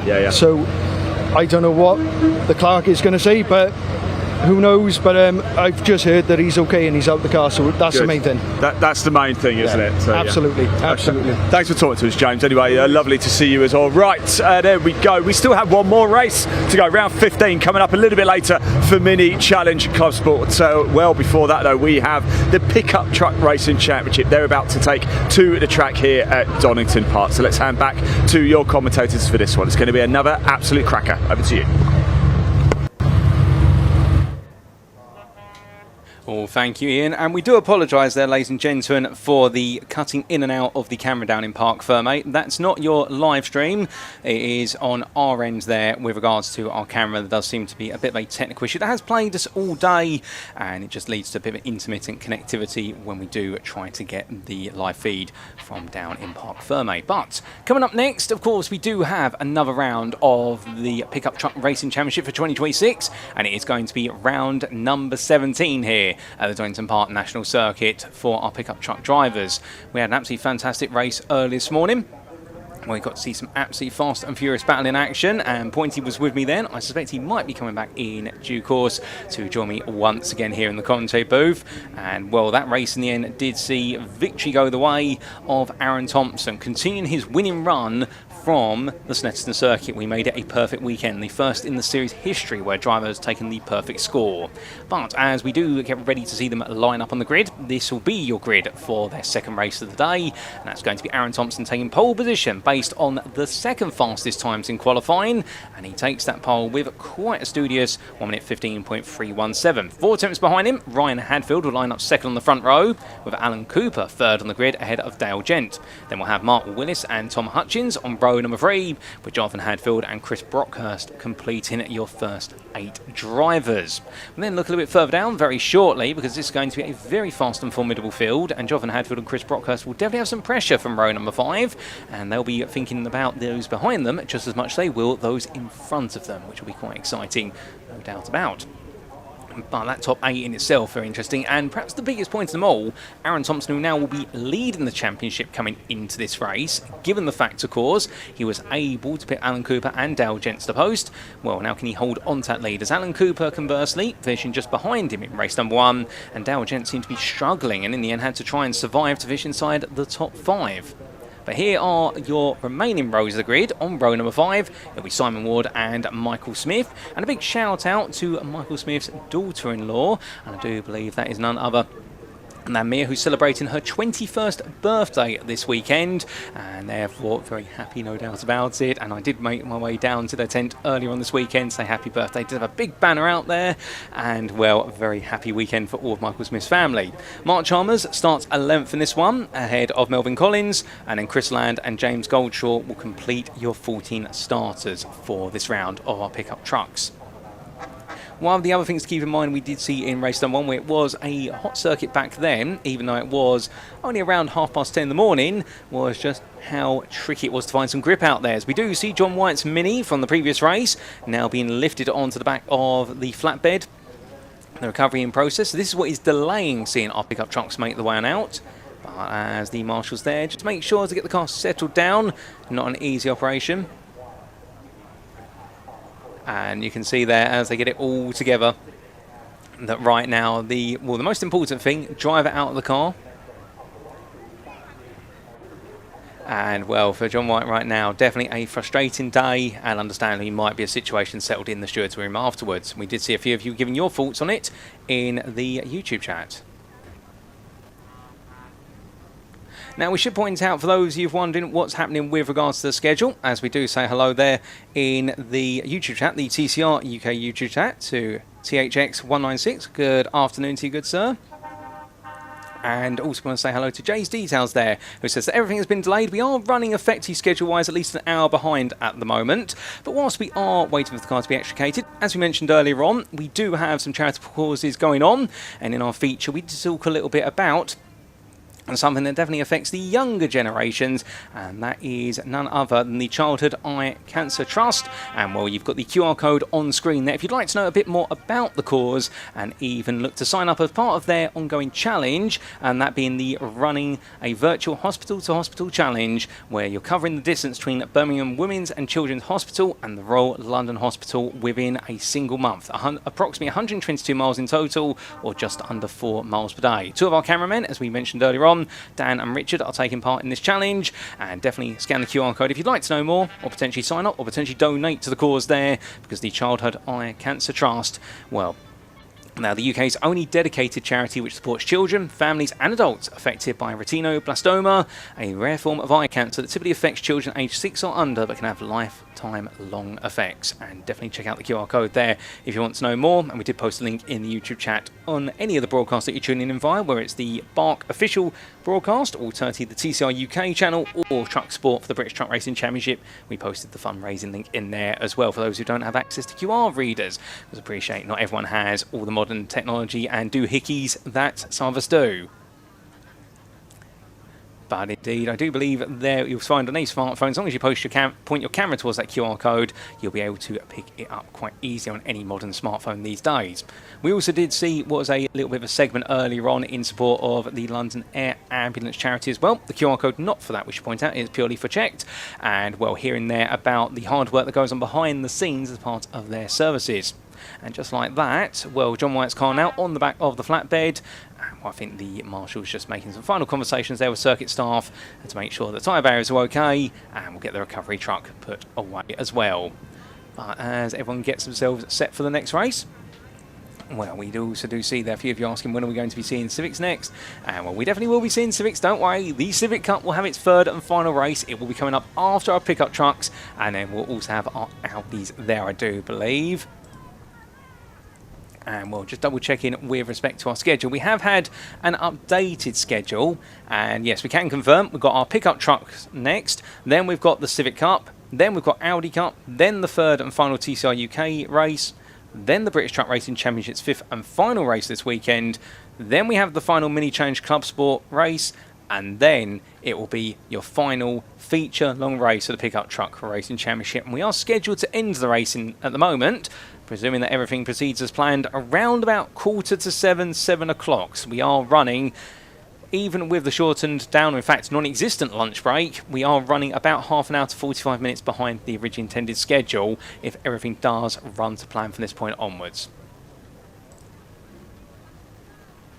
And we do say hello there to Womby Pie, who says, watching from Lilydale, Melbourne, Australia. Well, hello to you from the other side of the world, as we look to another side in time. If anybody remembers this, this is the remnant portion of Starkey's Bridge, which used to run entirely over the section coming out to the old hairpin. And indeed, there you can see the run all the way up from Schwann's Curve into McLean's. The Donington Park circuit, definitely very much decorated in history. And it all began back in 1931, the 25th of May, when a motorcycle race was held on an improvised dirt course on the Donington estate, which drew the best part of 20,000 spectators, and that race being won by Sir Frederick Squibb Burton at the time. And there we indeed have an absolutely packed spectator grandstands here today, with all the different show trucks, all the spectators here for all the variety of racing, including of course our headliners, the British Truck Racing Championship. And we also say hello there to Kieran Brisley, who's watching from the Isle of Wight. Well, good afternoon to you, Kieran. Hope you're doing well and enjoying the racing so far. And we also do see there a few of you relating to what is the situation, the delays, as we also do have some viewers there from South Korea. And hello to you, tuning in all the way from the other side of the world in the Asian region, as our pickup trucks are out on circuit. So they are making their way onto their formation lap. And we have no Pointy at the moment here in the commentary booth, but I suspect he might be waylaid, he might be doing some podium presentations, alternatively signing some autographs. But we do get set ready for what will be our second of our 3 pickup truck races. 11 laps this, approximately 15 minutes. And, well, of course, we do the number of laps, but what you have to consider is the fact those laps approximated the amount of time that it will take, and it will normally be around a 15-minute race. And just filling in for Wendy Howell there in the Truck Sport YouTube chat, saying when is the next truck race? We've got the pickups now, and currently, if we run to plan, the final British Truck Racing Championship race will be at approximately 5:20. But you might want to be ready 5 minutes earlier for that, because I appreciate there's a few of you who are very excited for the finale of the British Truck Racing here at Donington Park this weekend. Of course, they'll have some more rounds later on in the year.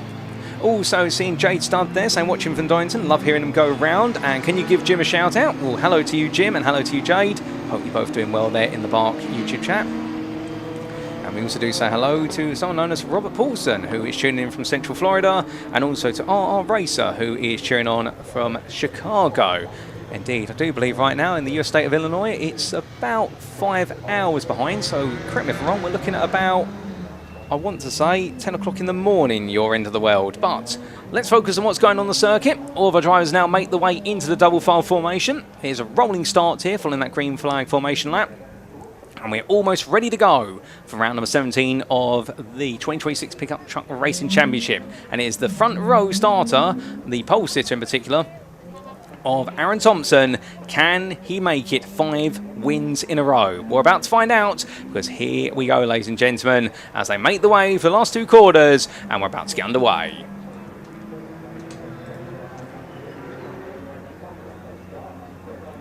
As they bring themselves up to speed, it is go, go, go for round number 17 of the Pickup Truck Racing Championship as they roar the way down. But look at this, Ryan Hadfield this time getting his elbows out immediately, but everyone tucks in 2 by 2 as they make the way into Redgate corner here, and Dale Gent will find himself right in the thick of the fight, and they all do, but several run wide, 2 come together, and it's the 27 and the 52 there that make the way to the gravel, and that's going to be Collins and also Goldstraw there, and definitely they are going to be stuck there, and I suspect that's going to be a yellow flag as a minimum. I wouldn't be surprised if we see a safety car to try and get those pickups moved. But with all of that drama at the start further down the field, the rest of the field does carry its way onwards, even if we did see a couple of pickup trucks biff themselves off the road. To the front as they come in towards the left into right combination of Schwann's and McLean's. And right now, Aaron Thompson still trying to hold on to that lead as best he possibly can. Ryan Hadfield definitely keeping him honest at the start, but what it looked like by the time they get to Coppice, and well, you can see there right now, you have got your 72 right there, but we see the racing come to a halt at the end of this lap, because we will have a safety car, and that is going to put pause in it. So Alan Cooper, as much as he would like that lead back, he is going to have to wait a little bit, and so they cool and calm it on down. It's understandable, there's your calls for the safety car. It is the 52 there and the 27 who had that coming together into Redgate, and unfortunately for both James Goldstraw and also there for Melvin Collins, they go no further in this race. Number 52 definitely buried in the gravel there, the rear left tyre in particular. Well, the marshals getting ready to help out, and they've also got the JCB on standby. And the JCB machinery, much like our marshals, are going to see a lot of work here today, no doubt about it, as we will continue the race under safety car. It won't be a red flag, and so we will gradually tick off the laps, albeit at a much reduced pace. In fact, I think we might be getting a bit of a replay of what happened at the start of the race, so brace yourselves for that, ladies and gentlemen. We'll get to take a look back at what happened, and also how we saw Thompson manage to just about hold on to the lead, and Aaron Thompson in the end, well, he was under a lot of pressure from the number 1 of Ryan Hadfield, but defended very well. But meanwhile, as we slow time down here in the replay footage, we did see there, I think that was a bit of a lock-up from our 6th place run at the time, either that or a bit of contact between them, and then to the right you saw that coming together, the 52 and the 27. And well, we also did see a couple of us go a bit wide there, and well, in particular Ryan Hadfield being escorted very wide. That was in combination there with our yellow machine. I want to say that was potentially Tom Hutchins. He ended up coming to a bit of a bruise, but then we did see, of course, with Aaron Thompson under pressure from Ryan Hadfield, that pressure then gave way to pressure from Alan Cooper, and Dale Gent making his way all the way into that 3rd place spot. 52 being recovered, now live on your screen, so being steadily made its way onwards. Both drivers out of their pickups by the looks of things, which is very good to see. And as the pickup truck gets gradually moved along there, and the marshal just making sure to keep the steering straight as possible as the JCB just pulls it along. Big shout out to the Orange Army. All of our marshals doing a fantastic job. It cannot be comfortable in those orange overalls in this heat. I do believe today we've seen an ambient temperature peak out about 30 degrees centigrade. And you do the maths if you want to convert that into Fahrenheit for those of you of perhaps American disposition or preferring alternative units, but the track temperature is going to be even warmer than that. But as all of our drivers come behind the safety car there, well, I get the feeling as well, safety car driver Evelyn, she's had a lot of work today, and credit where it's due to her. She's one of the understated heroes being in that safety car, and indeed everyone's seen a lot of work here over this extended weekend.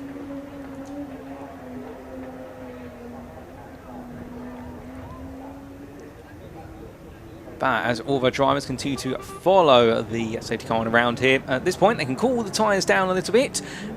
well, it just gives our drivers an opportunity to really think about how best now to approach the race when it does resume. Of course, 11 laps on those Hoosier tyres, and they do have quite a few restrictions on those tyres, which is at any given race weekend, they're only allowed to use a grand total of 6 tyres, and only one of those tyres must be new to the weekend, whereas the other 5 must have been declared from a previous 2026 meet. So therefore, you can't just simply turn up each and every weekend and put a whole new set of tyres on the car. Not on the car, I should say on the pickup there. Mind my manners. I'm making the mistake that I've previously made with trucks and cars, conflating them together. And, well, as our pickups make the way around right now, well, some of our drivers might be running a machine that may have got tyres on them, which have definitely seen better days right now. It's about nursing them, particularly when they're so warm. As they come on through, well, we do see the 27 now being gradually extricated from the gravel trap. Gentle pull initially, and well, then Sonny, it's going to build a bit of gravitas and momentum, and there it goes. But look at that front left suspension. Yeah, you can see the tyre definitely was embedded in the gravel, but with all the camber on it, makes it look like the front suspension has collapsed. Not quite there, although I think it's definitely not in the best of health. As I do see there, Melvin Collins still in the pickup. And, well, you can see there the tow line being pulled along. A lot of gravel in the front. And well, after this, we most likely will be back to going racing, ladies and gentlemen.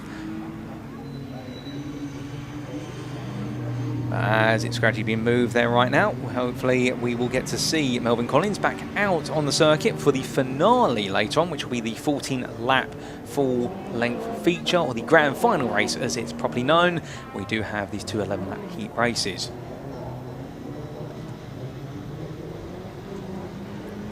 As all the drivers get set then, and well, the marshals just escort it along as best as possible. I do wonder there, given the tyre is not rotating, and whether the brakes are perhaps jammed on as a result of the instant for the front right, which could be the situation. It is on a sea of gravel, but then you do notice, of course, that the rear tyre is moving, so it might be a front brake lock there on number 27. As it gets to the tarmac, will he be able to get that moving under his own gravitas? Now it's being removed from the trap. There we go. And, well, in fact, not brake locking there, just being dragged along the gravel, not getting any rotation. And now Melvin Collins' pickup truck will have been removed from the circuit. So, most likely, we will spend lap number 4 behind the safety car. And then lap number 5, we will probably go racing again. There's your number 29 of Tom Hutchins, the one who was involved in that contact and the off at Redgate Corner in the open lap, albeit they were the first of 2 incidents. The other one, of course, is the one that's led to the safety car. But Ryan Hadfield won't be too happy that he's fallen all the way down to the back, and now he's got to fight his way forward from 10th place. I think the message is clear there as Thompson makes his way past Redgate. I think he's noticed that it's now clear there's no pickup trucks buried in the gravel, so he's now mentally getting ready to go racing. And what's already a sprint race in terms of its length now becomes an even shorter sprint. Will we see Alan Cooper go on the attack? The thought would be that Alan Cooper would definitely go on the attack straight away, given how quick he was at the start of the race before the safety car got called out. And also keep your eyes out for Dale Gent, because he was nowhere in terms of pace in race number 1, but he seems to have got things dialed back up. And that top 3 out there are your top 3 in the championship. Albeit it's currently Aaron Thompson who leads ahead of Alan Cooper, and Dale Gent is your 3rd place driver. You then do have a bit of a sizable gap in the championship, but leading the way coming into this weekend on 174 points to 163, it was Mark Willis ahead of Ryan Hadfield. But given the results from their first race, how has that changed things around? I hear some of you ask there.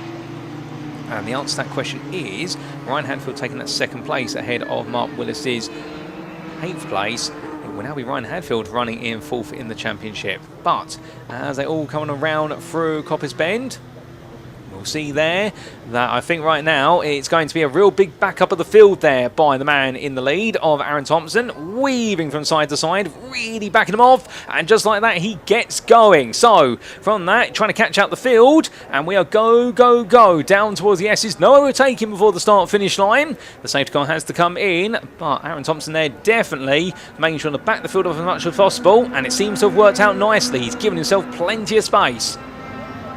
So without further ado, we are back racing onto lap number 5 of 11 here in round number 17 of the Pickup Truck Racing Championship.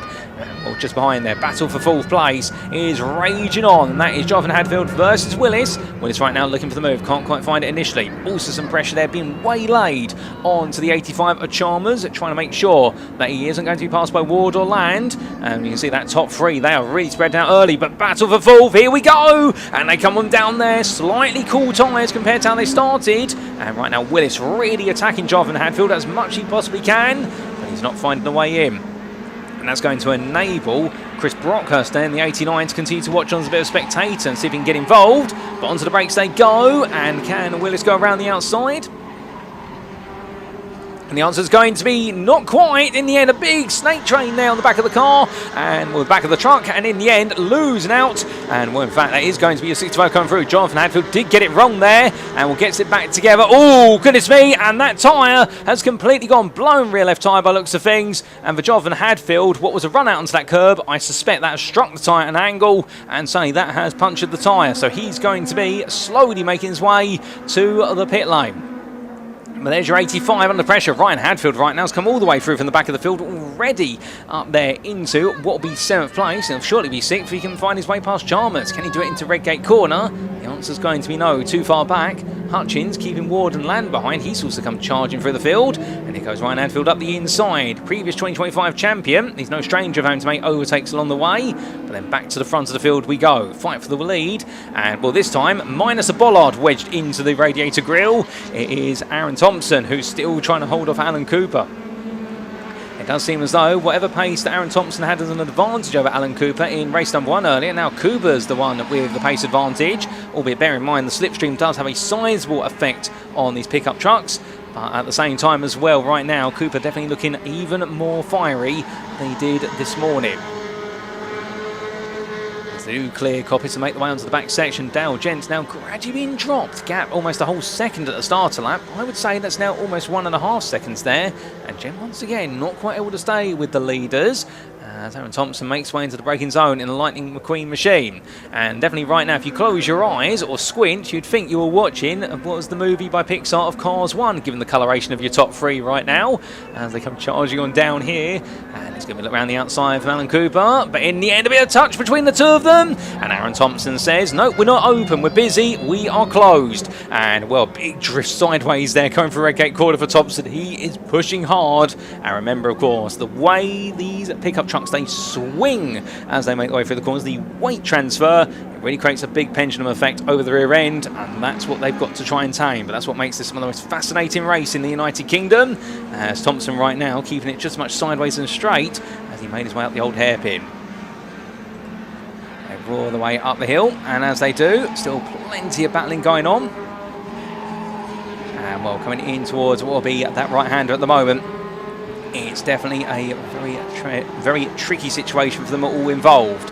But we'll have to wait and see what happens between our leaders at the moment, because they're definitely feeling the heat in those tyres. A little bit further back there to Ryan Hadfield. Right now trying to pull away from the 85 of Chalmers after passing him. Oh, goes very wide there, does Ryan Hadfield, but just about keeps it within track limits and getting a bit inventive with the amount of whip he takes at Coppice Bend. Aaron Thompson goes on to lap number 8 then. 4 to go, including this lap. And right now, 15.4 his lap. Cooper a 15.14. Very little between the two. And Dale Gent a 16.54. So, the best part there of a second slower. And does seem as though Dale Gent right now just having to ride this race out as best he possibly can. Well, the leader's making the way down the hill at the moment, and well, Thompson definitely feeling the pressure, but in turn Cooper as well trying to cut as much as he can, going through the crane of curves here. Absolutely brilliant between these two, pushing each other on the limit. It is Cooper who holds the fastest lap at the moment, which would be worth a bonus point if he's able to take it.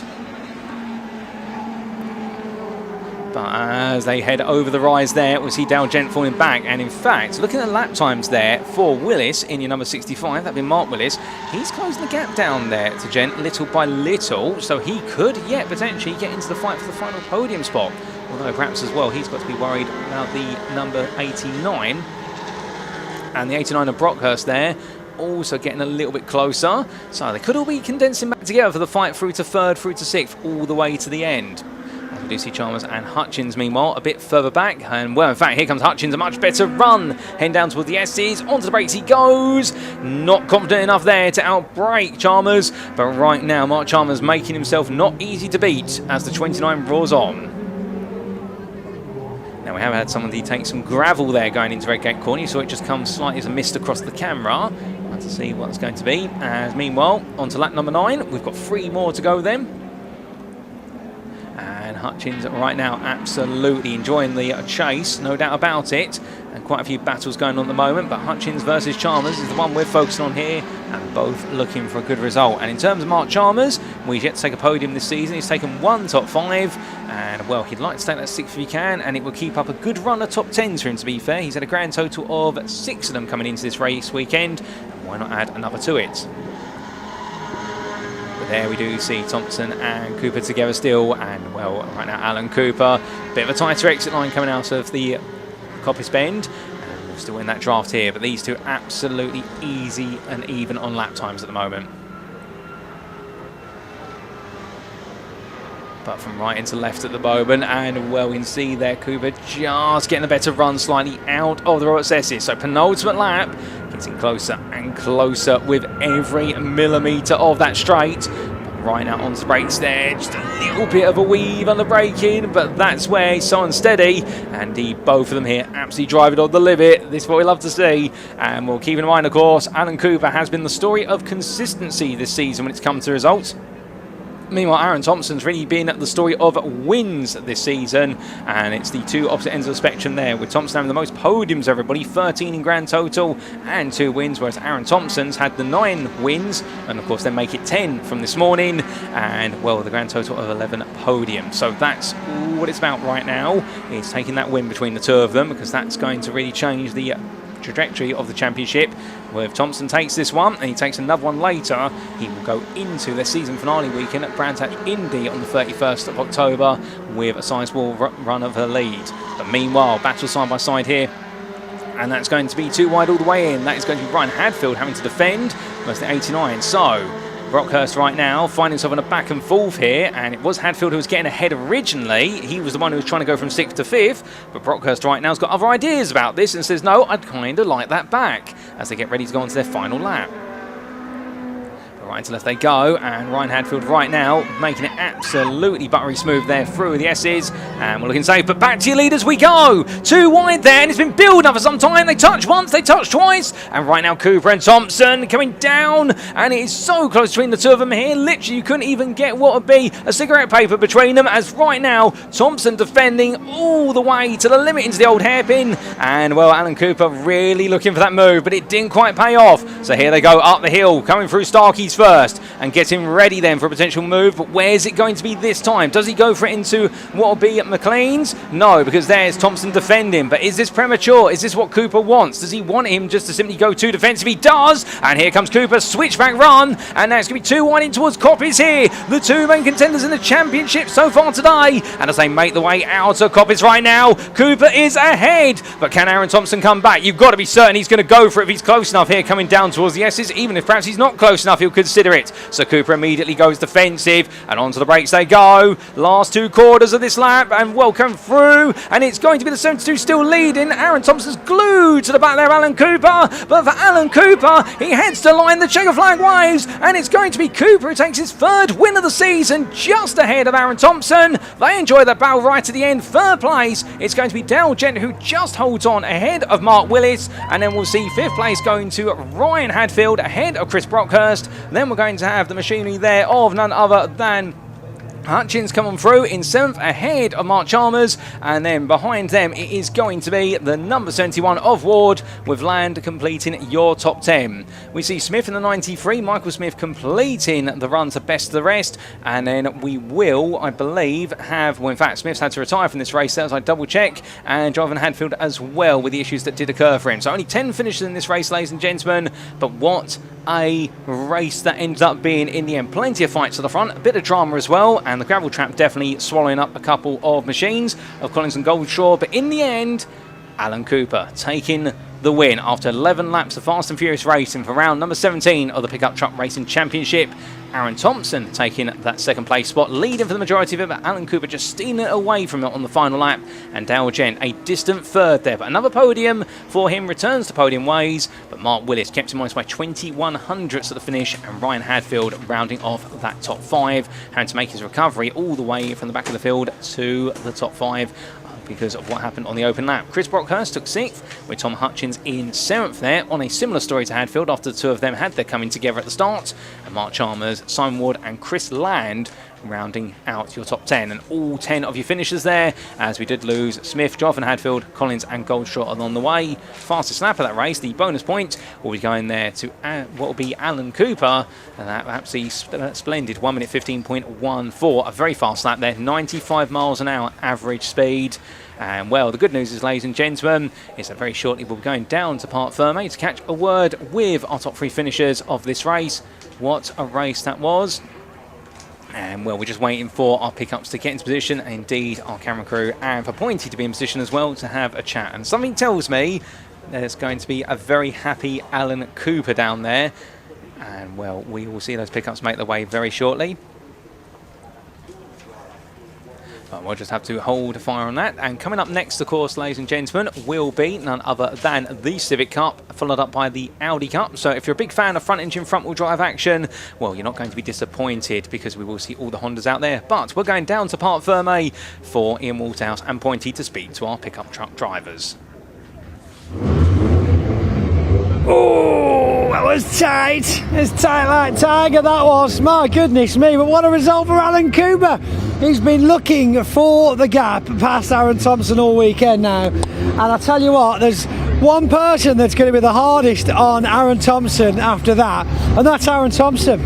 But let's, typically they're weighing the top 3 every time now.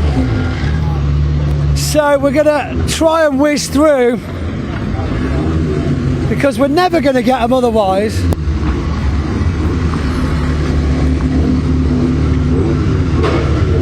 Let's get him out. Yes! A result.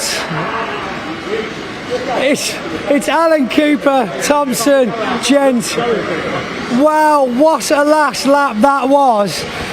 I mean, you were tussling and fighting and chasing. Just incredible. I mean, we didn't think that was going to happen. We're watching, and all of a sudden, a blink of an eye, and there you are. I think I got within striking range, and he started using a bit of mirror. Good job. A little bit of mirror, then he started being defensive, and I was still being clean, and I was just chomping bits off him, and we got it in the end. I mean, what? Yeah, I was just saying to the camera, the person that's going to be punishing him the most after this race is him. So, how did he get past you? Let's see. What was your angle? good hard racing. I mean, you know, we just hot conditions. Had 2 massive lockups in the first lap, and just sort of kept playing with us a little bit. So just mess around with that a bit. But no, again, I felt cool and calm, and everything was all okay. I knew he was there. It's so easy to follow. Yeah. No, that's not a discredit. But when you are punching the hole in the air and I mean, he was always going to stay with me because he's bloody quick. Let's not get past that. But listen, the 6 wins in a row, that had to come to an end at some point. All good things must come to an end. I told Alan. I was the one to burst his bubble. I told Alan. Give me the squash. I told Alan after Brands Hatch when him and his family helped us out massively with the panels and everything else. That if he was to be crowned champion of this year, I'd be the first person to lift him on my shoulder. It's been an absolute pleasure. Well done. Thank you very much. Thank you very much. Good race. That's what it's about, isn't it? You know, it's that battle on the track. You come off, and it's just still, look, credit where it's due. You beat me, you got past me. Fair play to the both of you. Yeah, like I say, the whole race he was in the lead. I got at one point I did get up the inside of him, and I just thought it's too soon to go to lead the whole race. So I just backed off, sat behind him. I knew I had a nice gap behind me. I thought if I could just keep within striking distance, and he start being defensive, his tyre's going to go off. I'm still there. The car, there was loads left in the car. So we was well happy with that. And the last lap, I never normally see the last lap board, so I never normally have a go. I saw the last lap board, I thought, right, I've got to go for it, and he went a little bit defensive, and that just ruined his lap time. I carried on using the same line, and I just took loads and loads off him, and like I say, he just tried to back me up in one corner. I just got up the inside of him coming out the corner, and got up there and got the old elbows out, and we were through. That's excellent. Well done. Fantastic. Right, well, we are severely behind. I'll hand you over to Mark, circuit commentary, and we are massively behind. And I do believe we've now got the Civic Cup back out on track. So away we go with some more racing.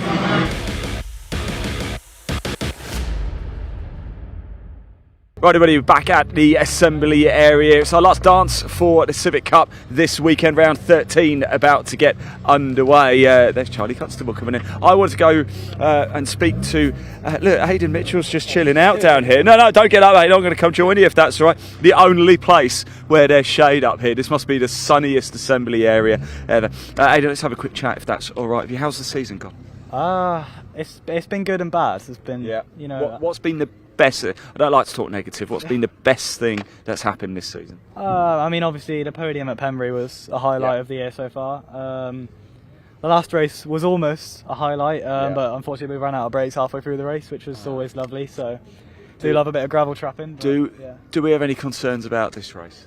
No, we're all sorted now. We've got some new pads in, and Josh has worked his magic as always, so we're going to be through the field. Well done, Josh. Well done. Look, enjoy it, won't you? I don't know if my back can get me up here. Wilf, come here, boys, both of you. I want to have a quick chat with the pair of you if we can. It's great to see you guys. Look, how's the weekend gone for you? Not great so far, to be fair. No, we're going to end it on a high note, right? Hopefully, yeah. Okay. Gone backwards in both races, but struggled with brakes a lot last one, and the one before that just got caught in loads of carnage.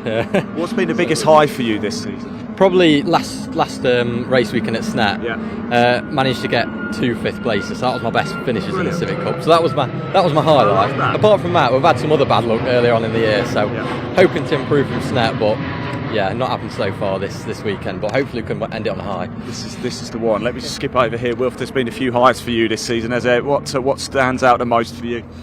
I think definitely Pembrey, we had a lot of pace. As well as Thruxton, but Thruxton we didn't have luck on our side. Pembrey got a 10-second penalty for a jump start, which brought that weekend down a bit, but all year we've just been very similar. Try and get podium here and there, consistent points to make prizes, sort of thing. Points make prizes. Boys, thanks for talking to us. Good luck out there, lads. Really do appreciate it. Yes, round 13. The number 13 is unlucky for some. Well, let's hope it's a winner for some. Well, it will be a winner for somebody. Who is it going to be? Let's find out. Let's hand over to your commentary team for the action. Enjoy.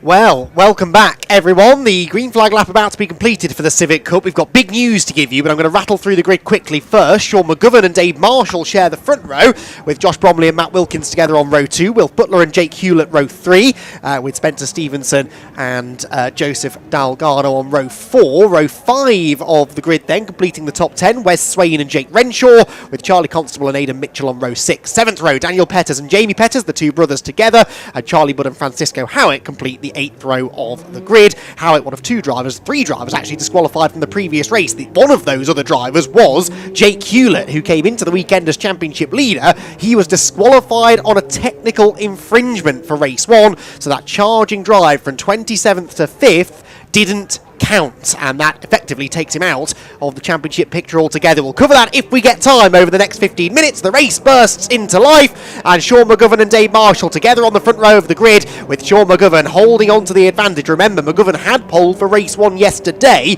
and got overtaken partway through the race by a charging Matt Wilkins. He will really want to hang on to the win this time. There is Hewlett round the outside of Wilf Butler through Redgate Corner as the field descends upon the Craner curves for the first time, but Sean McGovern, hunting a maiden first victory in this category, is in a really good position to try and go one better than the second place finish he had yesterday. Down through the Craners, a couple of them getting close to the grass, but everyone keeping it clean for now as they drop down through the old hairpin and head up through Starkeys for the first time. There's Spencer Stevenson. Mechanical issues took him out of the race earlier on. At the head of the field, though, Dave Marshall wants a second win of the day. Remember, he won that race earlier on. Is that Butler? That's Butler! Wilf Butler is off the road, second in the championship. I was about to mention he's only 2 points behind Dave Marshall, who moves into the championship lead, and Wilf Butler is off. It looks as though he locked the rear brakes there turning into McLean's. I didn't see any contact. That doesn't mean there wasn't, but I didn't see any. And Wilf Butler rejoins right at the back of the field. What further drama will this Donington weekend present us with in the context of the championship? There's Matt Wilkins charging around the outside of Josh Bromley. That was an incredible move on the outside into the chicane. McGovern leads, Marshall second, Wilkins is third. Remember, he shed the ballast now that was slowing him down in the earlier race. Here comes Marshall for the lead. No, McGovern had that one covered and gets the Jolt liveried Area Motorsport prepared car into Redgate Corner, still in the lead of the race. Well, drama aplenty. Dave Marshall, as I said, is your championship leader by 2 points over Wilf Butler, who is 5 ahead of Alistair Camp. Matt Wilkins is 4th in the championship, but he's a little way back. He's about, well, he's on 2.37, so he's a long way back from the championship leader. Oh, what's going on? This car's off. There's carnage down at the old hairpin. That's the 6, I think, of Charlie Constable off the road. But I think there was somebody else off. Who was he battling with? Joe Dalgarno, Charlie Bird. He was towards the tail end of the top 10. And unfortunately, Charlie Constable's going no further. There's another slow car, look, that just rejoined the circuit, having been tangled up in that. Not quite sure exactly what happened. But yes, that was unfortunate then for him. Now, success ballast, as I tried to touch upon, it is 40 kilos now on board Dave Marshall's car, having won that race earlier on. Oh, Spencer Stevenson slowing again. Spencer Stevenson's off the pace. Remember, he led much of the second race before the car slowed down, and he's off the pace again now. Matt Wilkins is second, so the point I'm desperately stumbling towards here is that Dave Marshall is carrying maximum success ballast, having won race 2. His chances of winning this race therefore massively impacted as a result of that. It is 30 kilos for Josh Bromley. Wilf Butler carries 20, Louis Austin carries 10, and Jake Hewlett carries 5, and I think he will still be carrying 5 kilos, even though he was disqualified from the race. I'm fairly certain you carry the weight based on your on-the-road finishing position rather than the actual amended finishing position. Charlie Constable's car there being moved out of the way. I think it might have been Joseph Dalgarno with whom he tangled, because Dalgarno's disappeared from the top 20, having been running in about 11th or 12th place at the time. So the Civic Cup never gives you a moment to rest, does it? And this third race is proving to be the same. McGovern, though, with no ballast on the car. Wilkins with no ballast on the car. Remember, Matt Wilkins was the winner yesterday when he had a ballast-free race car as well. So Matt Wilkins, we know, has good pace, and he's going to be chasing after McGovern. That was the battle for the yesterday's race win in the end, with McGovern leading early and then Wilkins catching and passing him. Spencer Stevenson continuing to limp around here, but that number 12 car is clearly not at speed. Here comes Alistair Camp. So Alistair Camp, who at the moment would move up into second place in the championship, the pink, black and green car, turns his way through the chicane. Campy, again, starting down the order in this one, because his qualifying session yesterday was massively hampered by a gearbox problem. He didn't set any quick lap time, so he's having to dig his way through the order, and Alistair Camp comes across the line in 16th, but converts that to 15th place by the time they reach Redgate Corner. 3 abreast further back, that is Joseph Dalgarno, who I think was the other car that went off at the old hairpin, battling with Anthony Gannon. Great to have Anthony back in the series this weekend, but yeah, Spencer Stevenson, you feel really would be better served here just pulling into the pit lane. That car clearly is not running as it should be, and everyone else is just having to duck and dive around him. He's got one of the Petters behind, then Gannon, then Dalgarno, and at the back of that group, Mark Hughes. So Mark Hughes behind Anthony Gannon at the moment. I'm pretty sure that's the battle for the win in the Goodyear Diamond Trophy. Up through Schwantz Curve they head then, into McLean's Corner. Oh, and one of the Petters was slow here. Who was that? So either Daniel or Jamie Petters off the pace. I don't know whether he'd been off or was also pulling into mechanical retirement. This, meanwhile, is Jake Hewlett ahead of Dave Marshall. So this is the ballast starting to tell. Dave Marshall in the green FN2 and the blue EP3 behind of Josh Bromley are the 2 heaviest cars on the grid, because they finished first and second respectively in the second race earlier on. So they're really struggling, whereas the cars around them are all ballast free. So this is the difference that the ballast will make. Dave Marshall, with no weight on the car in race 2, was able to charge through to a win, but now in this one he is slipping backwards, and it's all about damage limitation when you are laden with the ballast. It's what's making this championship battle so close this year, though, because no one can really string together 2 or 3 strong race results in a row. Because you win a race, that's all well and good, you score a load of points, but then you end up with 40 kilos and probably nowhere near the podium in the next one. So out through the old hairpin go. It was Daniel Petters, I can tell you, the Snetterton winner, who pulled into the pit lane that time, so his car does have a mechanical issue of some sort. having slowed at this part of the racetrack a lap ago. Alistair Camp in behind Will Butt, so Will Butt is near the top 10, 13th position. He's got Freddie Ingram and Louis Austin ahead of him, and Luke Sargent's back into the top 10 as well, in 10th place. He's the grey car, 116 at the front of that group, sorry, 115, and he is inside the top 10, which is where he finished in race 2 earlier on today. So down onto the exhibition straight we go again. The lead gap 1.7 seconds. McGovern actually with an answer at the moment for Wilkins' pace. I don't think that gap is coming down, just eyeing it up out of the window. So we can continue to focus on some of these battles going on behind.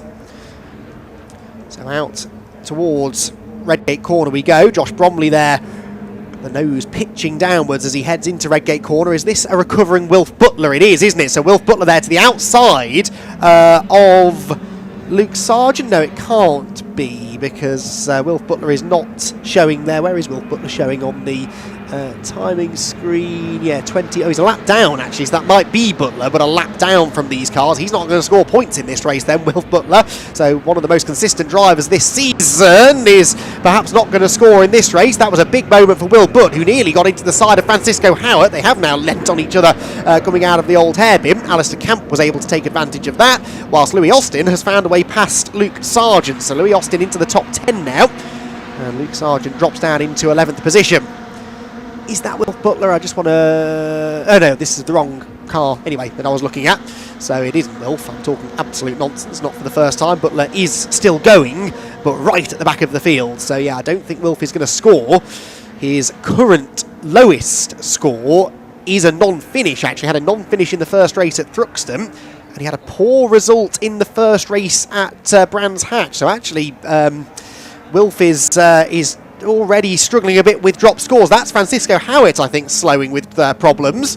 Francisco Howitt, is he pitting? Yes, he is. So Howitt, the latest to find problems here at Donington Park.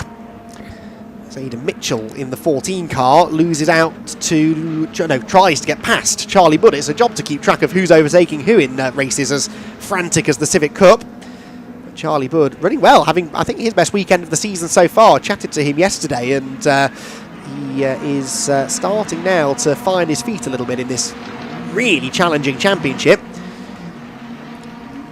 Lead gap stable at the moment. Jake Hewlett is the man on a charge, as we saw in the race earlier on. Jake Hewlett's in 3rd position and is catching Matt Wilkins. Now Hewlett, because he was disqualified from that race earlier on, he already had a disqualification again for technical infringements for the first race at Brands Hatch, a race that he led from start to finish. So Jake Hewlett has 2 disqualifications, 2 non-scores, but you can't count a disqualification as a dropped score, as Charlie Budd gets, I think, a little bit of a helping hand there from Aidan Mitchell through the chicane, bounces through the gravel, and will lose 8th position as a result.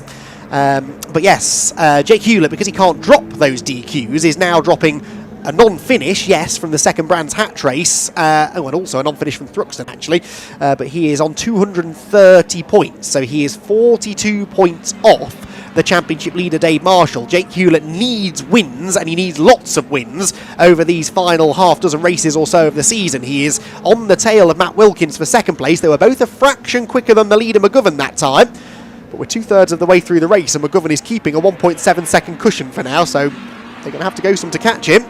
Hewlett thinks about the inside line into McLean's, can't quite do it. Dave Marshall there in 4th, sort of having a lonely race at the time being, with Bromley and Renshaw behind. Jet Renshaw on for 6th position if he can stay where he is. Hewlett, though, is on the attack, and I think he is going to have a go here down the straight. Holds a tighter line out of Coppice Corner, gets up alongside Matt Wilkins. Is he going to make the move, stick down into the chicane? I think he probably will. The car edges ahead down the straight. He's got the preferred line into the chicane. Doesn't really need to lean on Wilkins, but he sort of did, and through will go Jake Hewlett. He's going to be doubly fired up now after not scoring in race 1, being classified 27th. He started 27th in race 2, finished 5th on the road, and then that disqualification will be, unfortunately, further firing him up. I mean, maybe he can use that to his benefit, but yeah, not an ideal weekend this for Jake. Weekend that's promised much. Can he now deliver a race win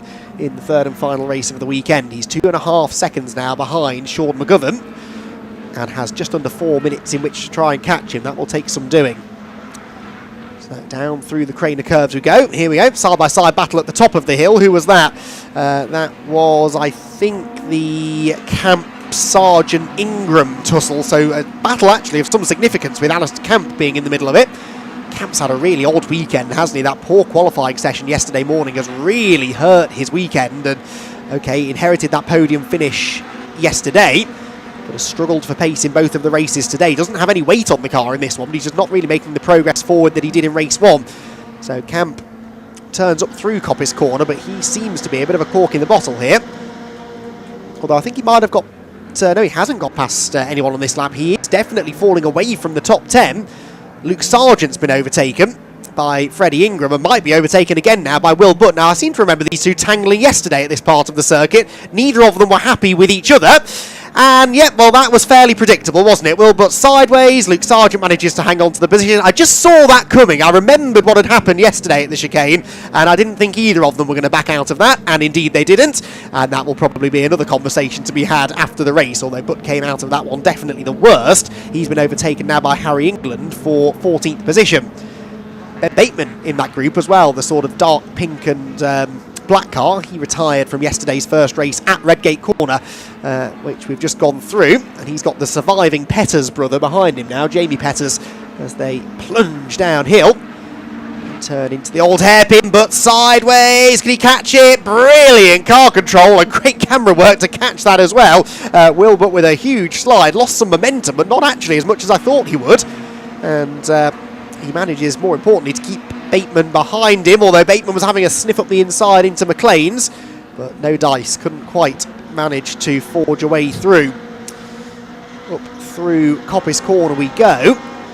At the head of the field, the lap times are pretty even between McGovern and Hewlett, so Sean McGovern clearly has found some long-run pace in this race. He said that the car went off a little bit in the latter stages of yesterday's first race when he was in the lead. That's why Matt Wilkins was able to catch him. In this one, he's getting away from Wilkins, who... Oh, hang on, where is Hugh? Oh, Hewlett's transponder isn't working. Okay, so Hewlett now comes across the line and was actually a tenth slower than the leader anyway. Will Butt gets past Harry England and heads down into Redgate Corner, but again sideways. Look at that, he's got all of the brake bias wound to the back of that car, but that time it did lose him some momentum. Harry England gets back to the inside and Bateman will go with him. Side by side down the hill. I think England will make the move stick. Bateman's going to have to fight it out. Now, I wouldn't go to the outside of Will Butt's car right now for that very reason, because it's filling most of the track. It's so sideways going into the corners. He somehow keeps Bateman at bay, but, oh, he's bouncing through the gravel trap over the grass. He's still out of control. Careful, Will, on the rejoin. Oh, did they all survive that? Are they all still there? 1, 2, 3. Yes, they are. But Will Butt, I think, sensibly lifted off the throttle there and let that group of cars go through.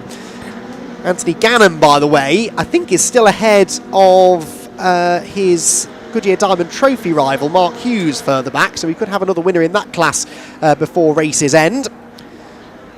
Down the exhibition straight we go again. The leaders have just gone through to complete the final lap of the race, so Sean McGovern with this lead over Jake Hewlett. This is for third, though, and Dave Marshall's coming back at Matt Wilkins. This is interesting. So Dave Marshall, despite the 40 kilos on board that car, is finding some real speed in the closing stages, and again, he needs every point, they both do, for the championship battle. The wing mirror gets dinged in on Marshall's car, but he keeps his foot in it, side by side through the crane of curves. Dave's on the outside for the old hairpin, but he'll try and tee up a switchback manoeuvre, carry the speed up the hill.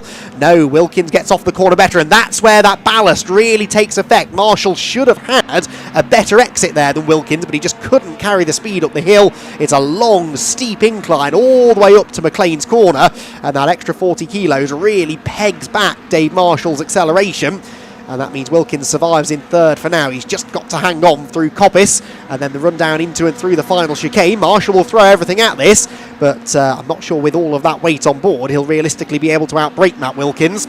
At the head of the field, though, Sean McGovern is on his way to a win. Now, he scored maximum points from one of the races at Thruxton earlier in the year, but that's because Max Edmondson, a guest driver, was the winner. This is the first on-the-road win in the championship for Sean McGovern, who wins race 3 here at Donington Park. Jake Hewlett will be second, and it's a drag race to the line for third, which is won just about by Matt Wilkins over Dave Marshall. So Wilkins this time managing to score a few points back over Marshall. Jamie Petters, meanwhile, dicing with Will Butt, whose car is predictably sideways. Oh, right through the gravel, bounces back onto the road in front of Jamie Petters. That was absolutely brilliant. Proper stunt driving there from Will Butt, and he's going to hang on to the position, would you believe? That's the hardest fought 15th position the Welshman has ever scored, and he did so in very, very spectacular fashion. Fantastic stuff. Questionable use of track limits, but we'll gloss over that and instead celebrate some very spectacular driving. Sean McGovern, though, will be celebrating a race win, and Paul, I'm going to head down to Park Ferme to celebrate with him.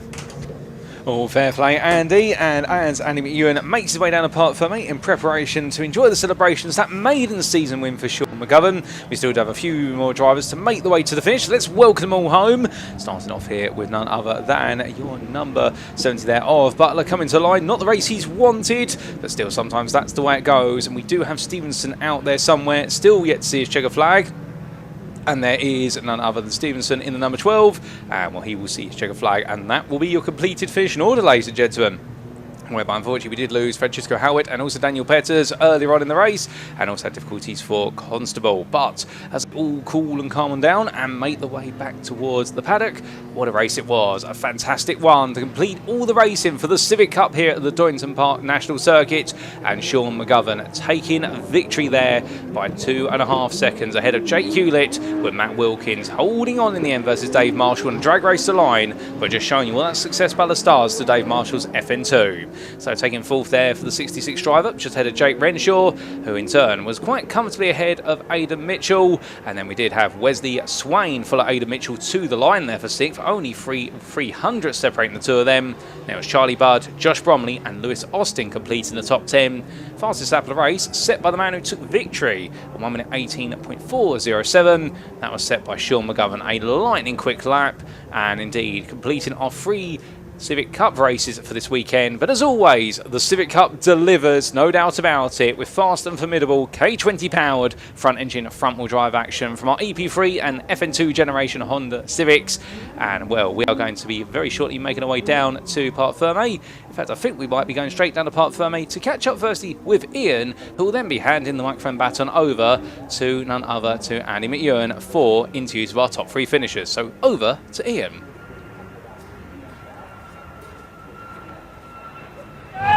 Yeah, welcome down everybody to Park Ferme for round 13 of the Civic Cup. Sean McGovern is your race winner, and he is so excited. Andy's coming down very, very shortly, so we'll pass the mic to him when he gets here. He is just celebrating at the minute. He takes his helmet off.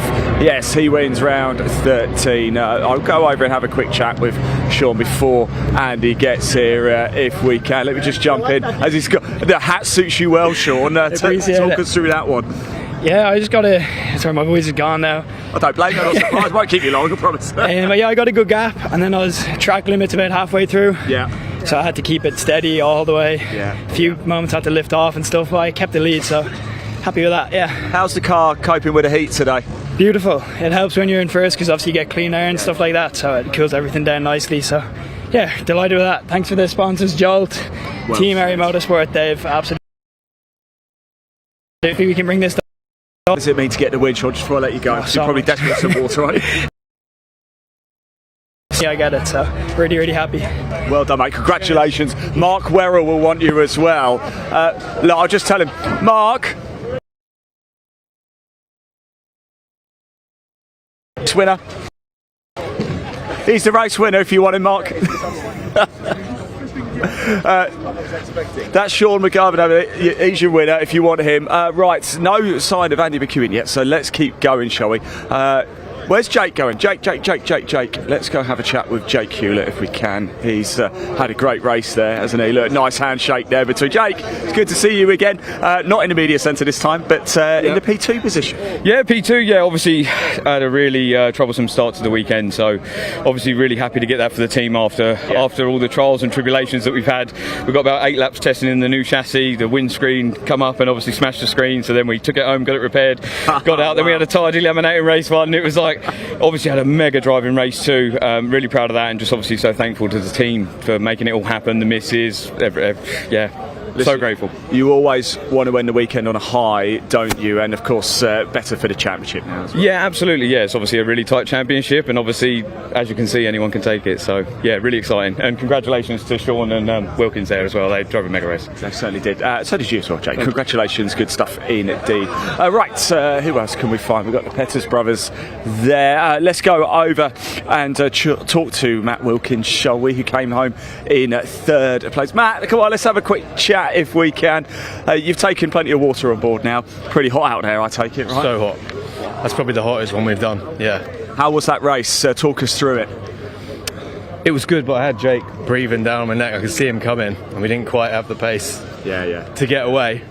To start with, I thought we were going to catch Sean, but then we went the other way. But you know, it's a podium, and that's what I was aiming for. I was going to say, it's been a pretty good weekend for you, isn't it?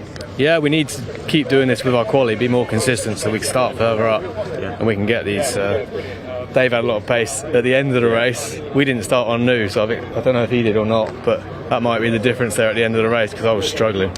Well done anyway, another podium. Great to see you as well, by the way. Congratulations. There we go. That is it. We say thank you to Civic Cup. More racing action coming up though, and we move on to our second race of the day for the Audi Cup. A little bit earlier I went for a chat with Ruby Smith, and hopefully we might be able to hear from her very soon. Over to you guys.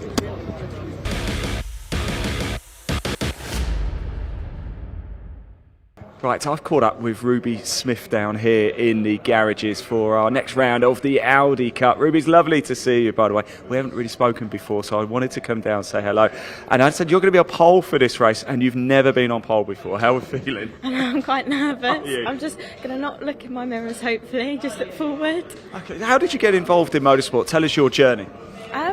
My granddad raced, and then my dad, so I've always been brought up around it. Your dad raced at Snetterton as well with you in the Audi Cup. How come he's not racing this weekend? He's actually away in Vegas at the moment. Yeah, he's not come. Oh, he's having a great time. He's watching though. He's watching the live stream. Got a message for him then. Give him a little message.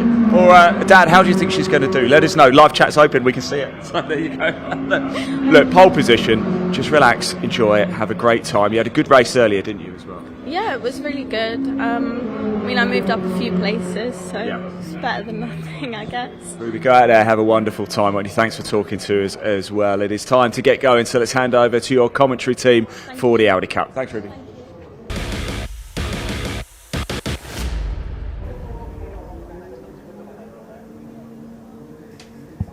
Well, I tried to get down to the Parc Fermé area, but didn't quite make it in time. There are so many people here at Donington Park, and I was provided with a shiny TCR UK golf buggy to get me there quicker, and actually by the time I'd fought my way through the crowds, Ian had already started doing his thing. So anyway, it is what it is, but it does prove, doesn't it, that this event has been a huge success this year. Yes, we've been blessed with the glorious weather, but it has always been a popular event, Convoy in the Park, and the British Truck Racing Championship has always been a popular championship. It's now fantastic to be able to bring the likes of Civic Cup and TCR UK onto this package and start to enjoy some of that obvious popularity with alongside the trucks and the pickups and all of the regular support series. Also really nice to have the Audi Cup part of the package this weekend as well, and they are heading out on track now for their second race. Their first race, remember, was won by Carl Swift earlier on. What a race that was as well. The battle between he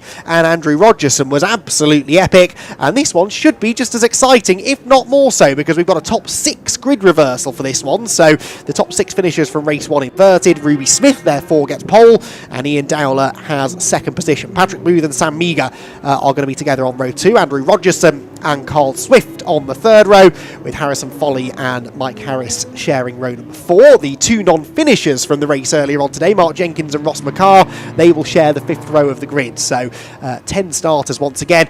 As I said earlier on though, don't be fooled into thinking that, oh, it's only a 10-car grid, this isn't worth watching, let's go and stick the kettle on, get a little mid-afternoon snack and come back for the proper racing later. The first Audi race was a proper race by the very definition of the words, and I feel fairly confident in saying that race 2 will be the same.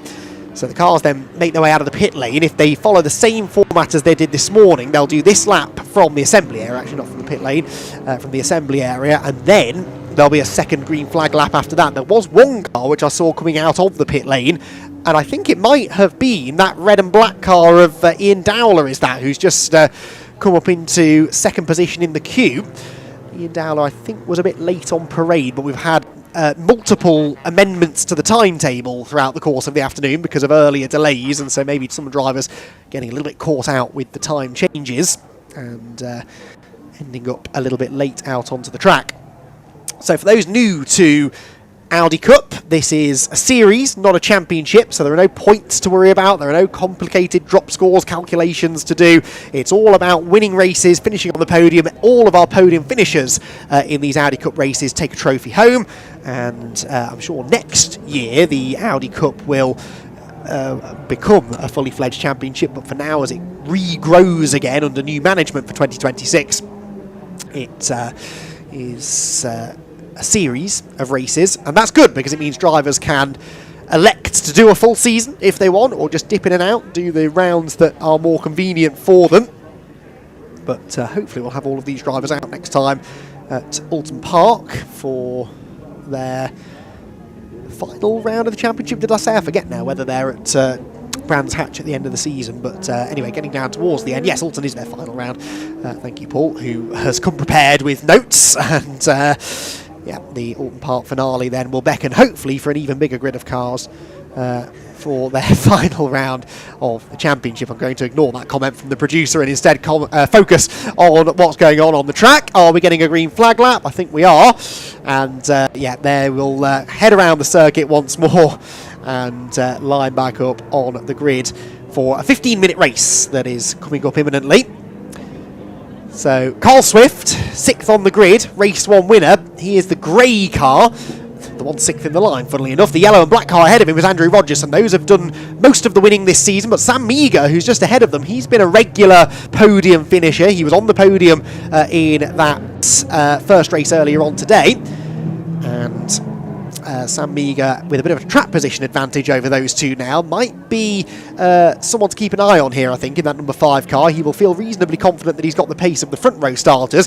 What he'll be less confident of maybe is getting past Patrick Booth, who has been pretty racy so far this weekend. Patrick was within a second or so of Sam by the end of the previous race, so those two pretty evenly matched.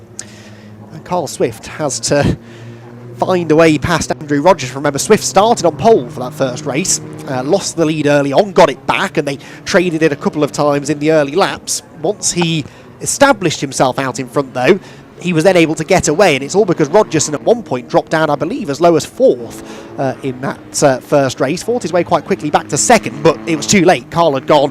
He was 2 or 3 seconds up the road, and from there he could control it. So it's crucial in this one, you feel, for Andrew to try and peg back Carl Swift a little bit, not allow him to break through to the front of the field. And that's often what does decide these reverse grid races, not only in Audi Cup but in any series. The quick drivers coming through, who gets to the front first, because if they can get to the front and there's a couple of slower cars between them and their predicted rivals, if you like, they can use that next lap or so to get away in clean air. So keep an eye on those two and Sam Meager, and also let's not gloss over Ruby Smith and Ian Dowler, who've got a great opportunity here to start from the front row of the grid. Ian Dowler, I seem to recall, had some decent pace towards the end of the previous race, but yeah, he was some 6.3 seconds ahead of Ruby Smith, so he'll be keen to get ahead of her on the run into Redgate Corner. Ruby then, in car number 21, lines up on pole. inside line on the run down, the long run down into Redgate corner. From this camera angle, it looks quite steeply downhill, but it isn't really. It's just that the last little bit of the pit straight from the sort of pit exit onwards is quite steeply uphill. So our cameraman here at turn 1 is positioned quite high. He's on a gantry as well, I think, on a scaffolding up at turn 1, so he's got a very high view, a bird's eye view almost of the action, but it is quite a long run nonetheless into that first turn. And that means that off the start, a good launch off the line can really pay dividends by the time you get to Redgate corner. Who's going to get it right? Who's going to get it wrong? Let's find out. 15 minutes of Audi Cup racing bursts into life, and Ruby Smith makes a good start, really good start from pole position actually. It's Ian Dowler who's a bit slow away. Here comes Swift and Rogerson though on the outside line. Rogerson the yellow and black car, Swift tucked in behind. Smith will get the lead. Ruby Smith that is, ahead of Patrick Booth I think, and Carl Swift is out wide into the dirt. Carl Swift, the race 1 winner, runs wide through Redgate corner and will come out of Redgate almost right at the back of the pack. So that's a real turn up for the books. Andrew Rogerson, meanwhile, is already into third. So critically, he's ahead of Sam Meagher as Patrick Booth here goes for the lead. What a lunge that was. Patrick Booth to the inside of Ruby Smith has gone through, but Andrew Rogerson is already with them. Look, Rogerson carves to the outside of Smith and moves up into second position as they head up towards Schwantz Curve and McLean's. So it's Booth from Rogerson, and that's Ruby Smith, I think, off the road into the gravel trap, heading for our camera, which thankfully is not manned. That's a static camera, and into the barriers she has gone. That's such a shame then for Ruby, who started from the front row and half a lap later is in the fence and going no further, I suspect, up at McLean's corner. The marshals will run over to make sure she's okay and will await news on whether that's going to require a safety car. Patrick Booth wouldn't mind a safety car interruption right now, I'd wager, because he's got a lot of pressure coming from Andrew Rogerson, who's desperately late on the brakes and just gets the car pulled up into the chicane. Through he goes, and Andrew Rogerson then from 5th on the grid has got the lead at the end of lap number 2, and crucially for him, Carl Swift is only 5th. So as I said, the key for those two was who gets to the front first, and the answer is quite comfortably Andrew Rogerson. Sam Meagher there has a little go at Patrick Booth, who in fact was more interested in having another go at getting past Andrew Rogerson on that occasion. If Rogerson has to defend for a corner or two, that could bring Carl Swift back into play. And Dowler, meanwhile, is up alongside Meagher. As they plunge down through the craners, he'll have the inside line for the old hairpin, and I think he'll have third place back. Yes, he will. So Dowler goes through, and there is Carl Swift in 5th position. So Carl Swift then with a good run out of the old hairpin, up towards the double right-handers at the top of the hill. He's going to have a go here, I think, at Meagher, but there's a yellow flag. Oh, Carl, be careful. There's a yellow flag out. He's not gone through, in fairness, and sensibly, I think, has dropped right back from Sam Meagher. But he probably didn't see that yellow flag until the very last second because he was so close to Sam's car that he couldn't really see what was going on trackside. So Carl Swift then does back out of it, avoids a penalty, hopefully, but loses a good second or so to the queue of cars ahead. Rogerson then with a lead of, what's that, 2 or 3 car lengths maybe over Patrick Booth, Ian Dowler and Sam Meagher, 2nd, 3rd and 4th respectively, as they exit the final chicane for the 3rd time. And it's Booth who's now having to go very defensive to keep a fired up Ian Dowler at bay. Dowler's finding some real speed in the early stages of this one. He can't go right round the outside of Redgate, but he might try and get the switch back. Didn't really nail that, did he? And in fact, Meagher has more exit speed than Dowler does. And I thought for a moment was going to get alongside, but they stay line astern.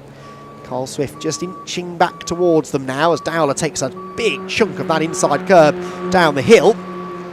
Interesting that some drivers choose to do that, others don't. Now you might be thinking, is that not exceeding track limits? And the answer probably is yes, but you can only be pinged for exceeding track limits if you do it at the specific parts of the track where it's being monitored. So the exit of Redgate, the exit of Old Hairpin, and usually the exit of this corner here at McLean's, as well as the exit of the chicane at the end of the lap. But anywhere else you can sort of hook the inside wheels over the curbs a little bit and generally get away with it, as they do often on the way into Coppice Corner, to try and help rotate the car over that blind crest and carry good speed down the back straight, something that Carl Swift has done very well. Look, he's up the inside of Sam Meagher, and this time I think he's going to go through to 4th. Is Dowler going to have a pop at Booth? Yes, he is. Can he get the car stopped? Yes, he can, just about. I was holding my breath there. I thought he was going to hit the barrier. That really knocked Booth off his line, though.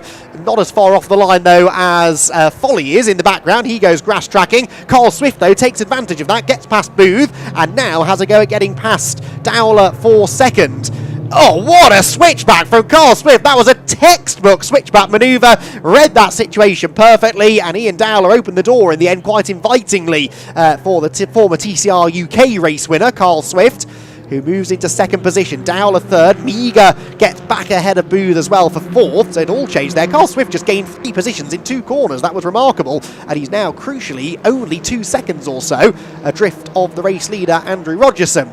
Swift also has the fastest lap, which he set last time by, an 18.7. That was only 0.2 quicker than the leader, but he was in quite dirty air at that time.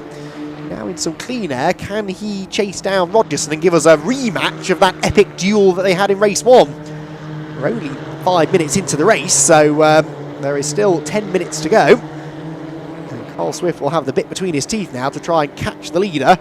And as I said, give us a real fight now for the race win.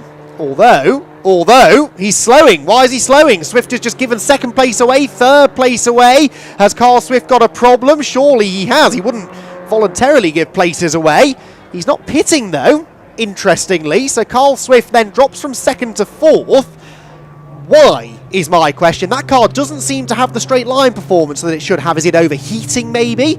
I can't think what else it would be, because it's only a slight loss of straight line speed, but in a one-make series as tightly controlled as this one, you only need to be a few horsepower down and it's going to be noticeable. So Carl Swift back up to speed now, seemingly. But is that car starting to overheat, or is there something more sinister going on, something more terminal maybe, which could take him out of the race? Let's hope not. Because at the moment, the fact that he's dropped down to fourth position is not bad news for us, because there's the prospect of him overtaking Sam Meager and Ian Dowler again, but only if the car is up to the job. No, he's slowing again. Look, has he lost another place to Booth? Yes, he has. So I think this is something more serious for Carl, and it might take him out of the race. We've also got Ross McCarr joining in this battle now, so the second of the Martini liveried cars, making this a 5-way fight for second. Remember, he was a non-finisher in the race earlier on, Ross McCarr. And, yep, he's going to be allowed through by an ailing Carl Swift. Carl, I think this time will have to come into the pit lane. Clearly that car isn't at speed. And so Ross McCarr gets through, sets off now after his teammate ahead. And I think Patrick Booth will probably not have a huge amount of defence. Ian Dowler's off the road at the chicane, and Sam Meager, well, I was going to say we'll go through into second. He's actually still only level with Dowler into Redgate. Dowler will have all sorts of dirt on the tyres, though, has to brake earlier. Rolls off the brakes going into the corner, but it's not going to quite be enough, is it? I think Meager should have the momentum on the outside line. Can he clear him? No, Dowler comes back at him. Brilliant stuff. And Ian Dowler will not be deterred. He still wants this second place. Meager desperately wants to try and make the move, but fair play there to Ian Dowler. Did not let that mistake knock him out of his rhythm. And he's able to hang on to second. So I don't think we're going to have an epic scrap for the win in this race, but a 4-way fight for second is definitely worth the price of admission. Up into McLean's they go then. Dowler with Meager again, peeking to the inside at McLean's, but not quite close enough. Have the two cars behind swap? No, it's still Booth ahead of McCarr by the looks of it. 33 ahead of 73. There isn't any noticeable difference in the livery between those two cars. I think they've even both got the same coloured wing mirrors, but the 33 car is just about ahead for now. McCarr, though, is the one arriving with a little bit more momentum, perhaps. And he'll certainly be looking for a way through before too much longer. So, out of the chicane, lots of curb taken, and Dowler doesn't go wide this time, but still manages to carry more speed through there than Meager behind. Booth, to his credit, is defending fourth position from Ross McCarr. McCarr sweeps to the outside. Watch for another maybe Carl Swift-esque switchback manoeuvre. No, Booth parks the bus, holds the inside line and forces McCarr to go the long way round through Hollywood. That's not going to work, and so McCarr is going to have to settle for another opportunity maybe that will come further around the lap. Could it be at the old hairpin? No way through there. Through the right-hander though, McCarr with again the slightly better exit speed. Tucks into the slipstream, up through Starkey's, through Schwantz, into McLean's corner. Another good overtaking opportunity, but Booth is wise to it and keeps the inside line covered. Dowler perhaps just now starting to look a bit more comfortable at the front of this group with a couple of car lengths advantage over Meager. Booth missed the apex there at Coppice. That's so easy to do. you've got to fully commit to that corner way before you can even see the apex. And so if you're a fraction late turning in, once you get to the crest of the hill, the car goes light and it just won't turn into the corner. It's not planted to the road. And that's it then. If you are a foot too late turning in, that can turn into 6 feet wide of the apex by the time you get to the top of the hill. And that's what happened to Booth. It didn't cost him a place though. They're sort of pairing off now, Dowler and Meager. Dowler defending. Meager wasn't sure whether there was going to be room up the inside. There wasn't. And so he had to go to the outside. There, meanwhile, is Carl Swift, who's just got past the 273 car, which is Harrison Folly. Now, we saw Harrison go off the road at the chicane earlier on, but that car was wiggling down the straight. I think he's trying to feel out there's some sort of issue with the car, and he's trying to figure out exactly what it is. Oh, my word. Ian Dowler dips a wheel onto the grass, turning into the old hairpin. And I think he might have just allowed Sam Meager alongside. Yes, he has. Meager to the inside for second place. Dowler kicking up the dirt as they turn into McLean's corner. And I think Meager's gone through, has he? Let's wait and see. Well, he did on the way in, but Dowler, of course, is going to fight back. That's exactly what I would expect from Ian, based on what we've seen from him so far in this race. He loses a position and immediately strikes back. He gets back ahead at Coppice, but runs a bit too wide of the apex. Meager gets back alongside him. This is going to bring Booth and McCarr back onto their tail if they're not too careful. Down into the chicane then. Meager on the left, Dowler on the right. Who's latest on the brakes? It's Meager, and he is finally going to break through the defences of Ian Dowler, and Dowler was compromised through the chicane, so I don't think there's much chance of him coming back at Meager into Redgate. In fact, he's going to have to watch his mirror to try and keep Patrick Booth at bay. Down into Redgate, Booth to the outside, again trying to tee up the switchback to get on the power early. Look at that mid-corner speed, but Dowler parks the car in the middle of the road, receives a bit of a headbutt from Booth, and as soon as Ian feels that contact on the rear bumper, he'll floor the throttle, knowing that he's starved Booth of the momentum that he was trying to carry through the corner. It's really clever racecraft that from Ian Dowler, and he's not letting Meager get away just yet either, so I wouldn't be setting any of these podium positions in stone just yet. I think Dowler might still have an answer for Meager. He's definitely closing as they head towards McLean's. Meager knows it, covers the inside. And again, it's this wide line in, tight line out for Dowler. Carry the speed up the hill. Meager covers the inside, but Dowler's got so much momentum, he pulls almost a nose ahead, turning into Coppice. He's still on the wrong side of the road, though, and tries to cut back underneath Sam Meager. Sam will try and bring the car to the right of the track, just gets there in time. But Ian Dowler, all of a sudden, looks much the quicker of the two. He goes from the outside to the inside. He's got momentum, but he hasn't quite got an overlap. And Sam Meager will once again defend into the chicane, merge over to the racing line, and park the car on the apex, keeping Ian Dowler at bay. Really intriguing racecraft on show between these three. In fairness as well, I was sort of predicting Ross McCarr was going to get past Patrick Booth quite quickly. That hasn't happened, and Carl Swift, bafflingly, is with them now as well. Of course, just as I say that about Booth, he does let Ross McCarr through on the way into Redgate Corner. But Carl Swift is right back with them, out of absolutely nowhere. In fact, he set the fastest lap of the race.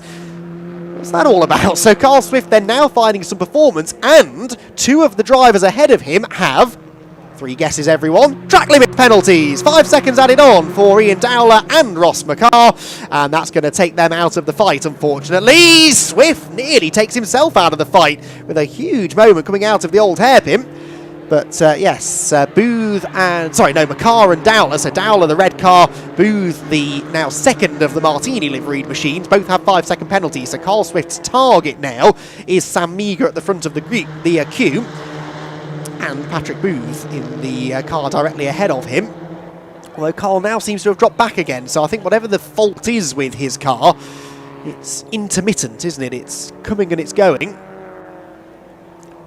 So Meager then with this second place, and actually now could allow both of the drivers behind him through, and as long as he stays within 5 seconds of them, he would still be second place. But I'm fairly certain, unlike in TCR UK, there's no ship-to-shore radio in these cars, so there's no way of the team telling him that. There will be a board being held out over the pit wall by the start line marshals, and I think they've got the LED lights on the starting gantry here as well to put messages out for the drivers, so the field will be told about these penalties, but whether Sam Meager and Ian Dowler have spotted them is another matter entirely.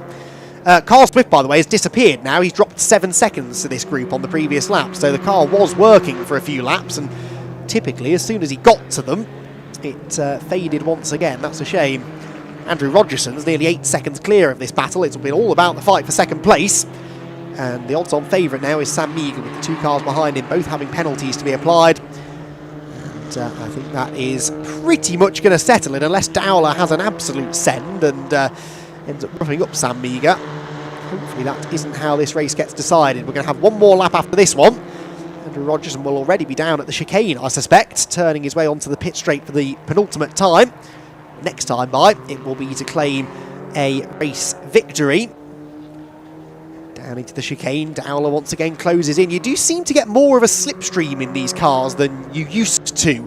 I don't think they've changed anything aerodynamically on these cars since last season, but it does seem now that you get a little bit more of a benefit from running in the wheel tracks of the car ahead. So through Redgate they go. Yes, I think actually I am being reminded now. I think my producer should be the commentator for Audi Cup. He knows more about the series than I do. Yes, I do. I think they did add a slightly amended rear wing to the car. It is now coming back to me over the winter break. So it's not a massive difference, but maybe that has just added a little bit more drag to the cars. And that's just strengthening that slipstream and strengthening the quality of the racing, you'd have to say. Towards McLean's then, Meagher and Dowler still doing battle. I don't think Meagher knows about the penalties for the drivers behind him because he's actively defending still from Dowler, who goes from the outside to the inside. Is there a gap at Coppice? There is. Is he going to go for it? You bet he will.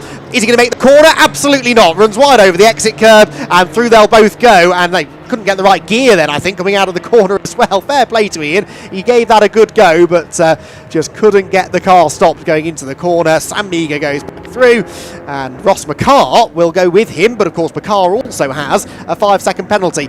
Andrew Rogerson, by the way, is winning the race whilst this is all going on. Andrew Rogerson claims a 4th win of the season. Sam Meagher comes home in 2nd position and Ross McCarr in 3rd, with Ian Dowler next, but we'll let the timing screen do its thing here and apply the various penalties. Rogerson, Meagher, Booth will be the top 3, then McCarr and Dowler with their penalties, and Carl Swift ends up in 6th. His final lap was a little bit closer to the pace, but it wasn't brilliant, so clearly some sort of gremlins in that 45 car. Rogerson, Meagher and Booth then will be the top 3 finishers, and the rest of them all coming through. Here comes the 37 car, that's Mike Harris, and then 69 behind of Mark Jenkins, I think will be the last of the runners. I don't think Harrison Foley, he pitted with mechanical issues, and Ruby Smith we saw exiting the race on lap 1 up at McLean's corner.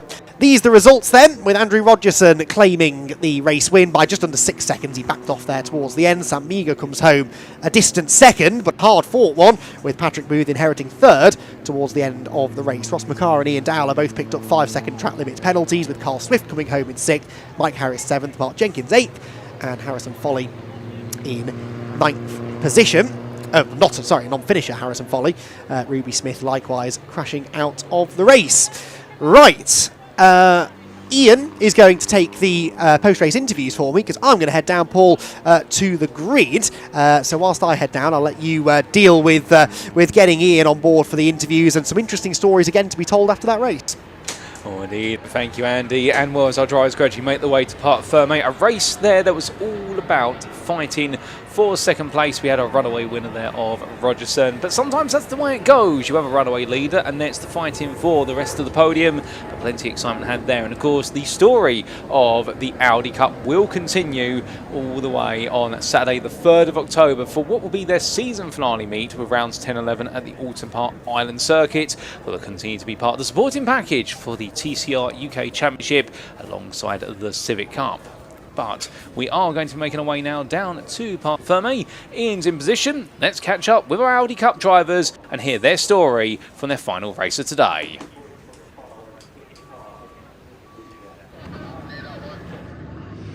Well, here comes Andrew Rogerson. It's been a very good day indeed. He had a 2nd place finish earlier and now he takes the race win. It's the round 9 winner.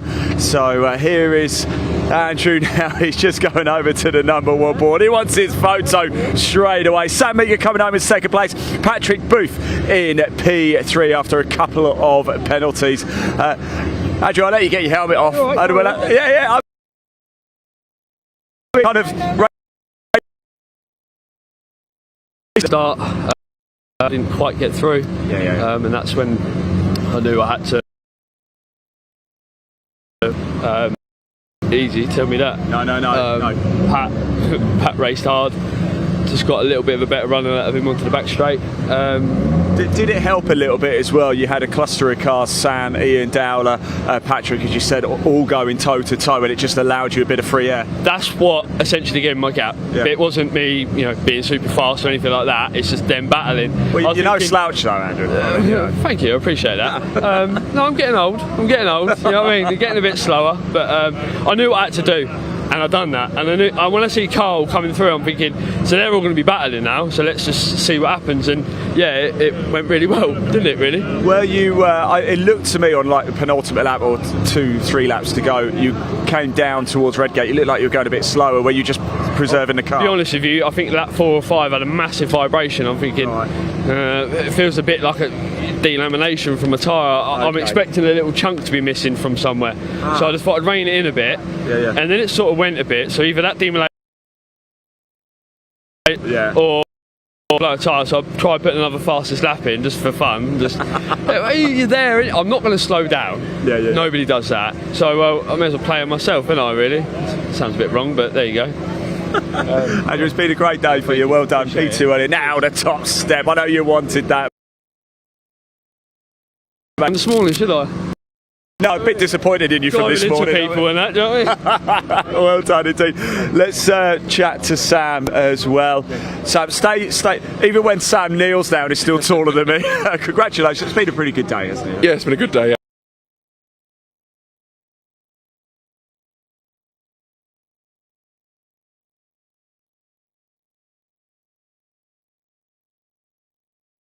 Yeah, second. Yeah, it's going the right way, so hopefully the next round should be first in theory. You should be. Yes, I'll remember this. I will remember this conversation. Well done, Sam. Congratulations indeed. Patrick Booth coming home in third. Let's go have a quick chat with him. There was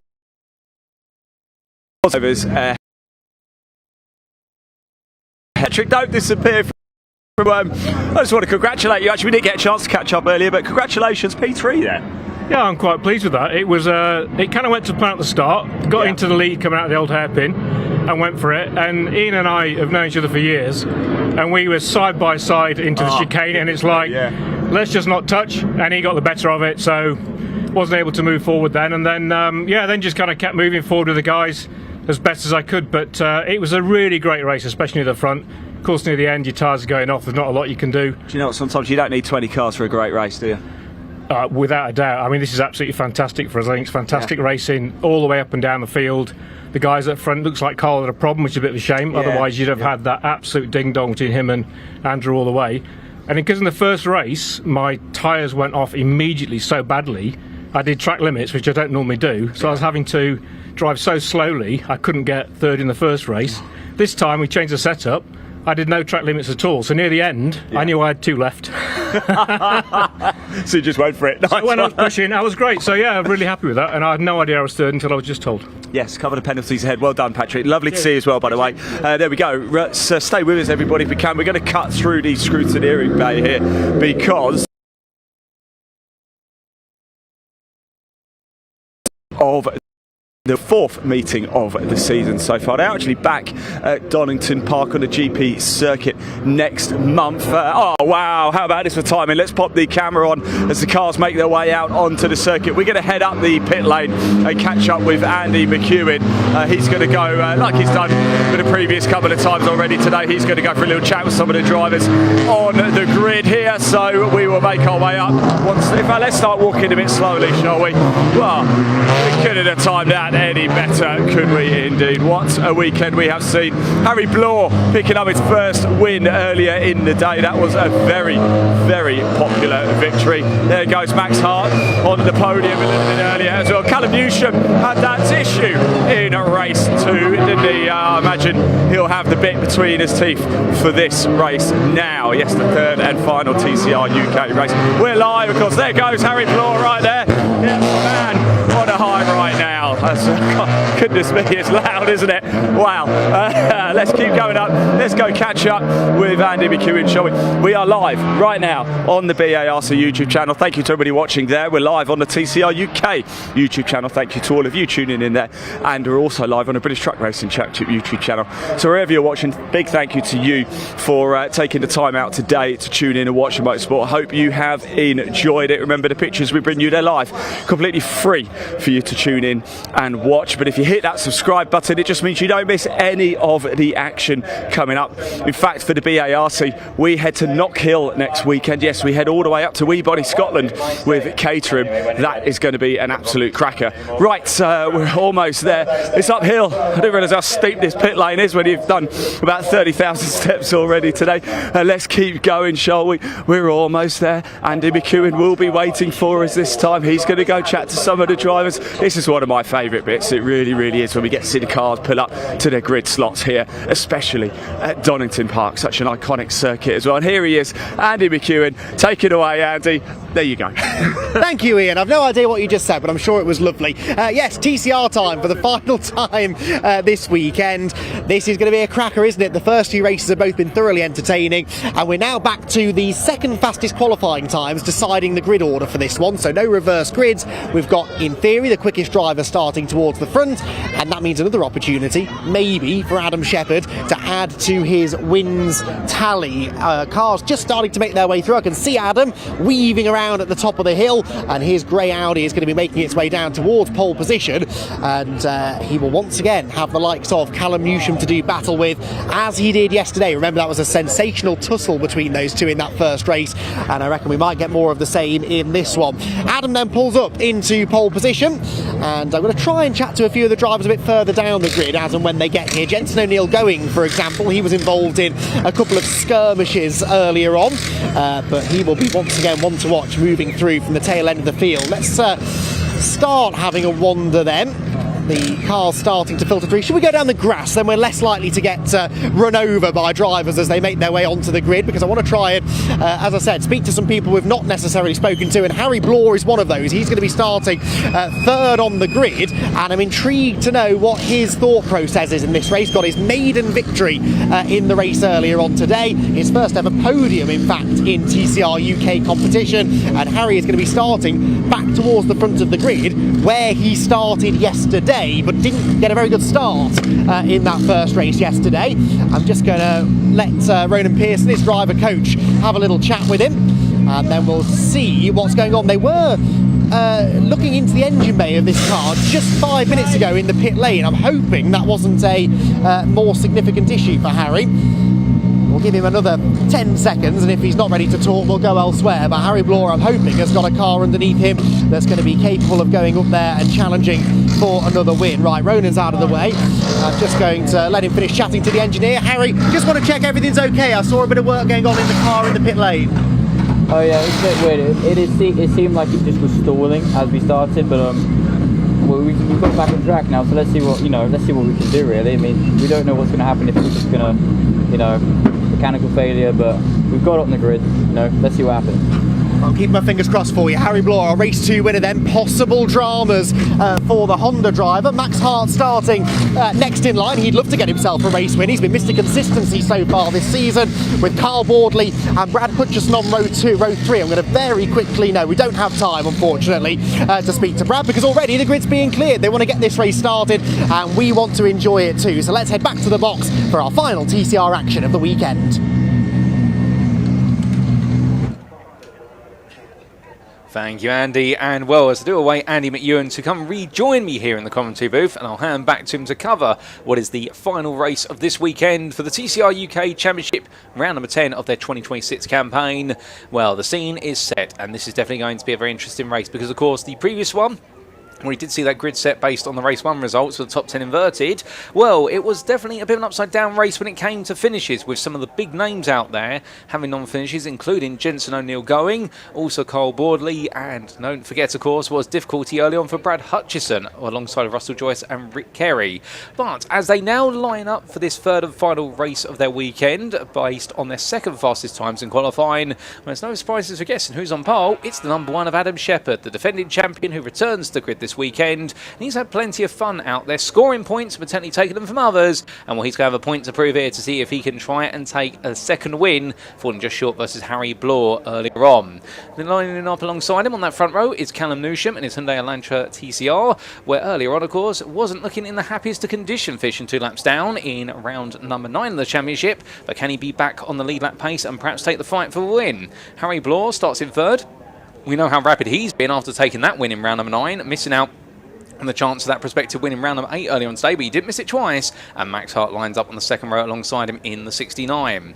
From his Honda Civic, looking all nice, there's another Honda Civic there for Carl Boardley, starting 5th in this one, and all the issue seems to be resolved with the car, but we'll get to see him joined on row number 3 by Brad Hutchison, with Maximus Hall and Jensen O'Neill going, line up on row number 4. And keep your eyes out for the 272 driver. He's probably had the worst luck of everybody here today as part of our championship contenders, and he'll be wanting to have a happier end to his weekend at Donington Park.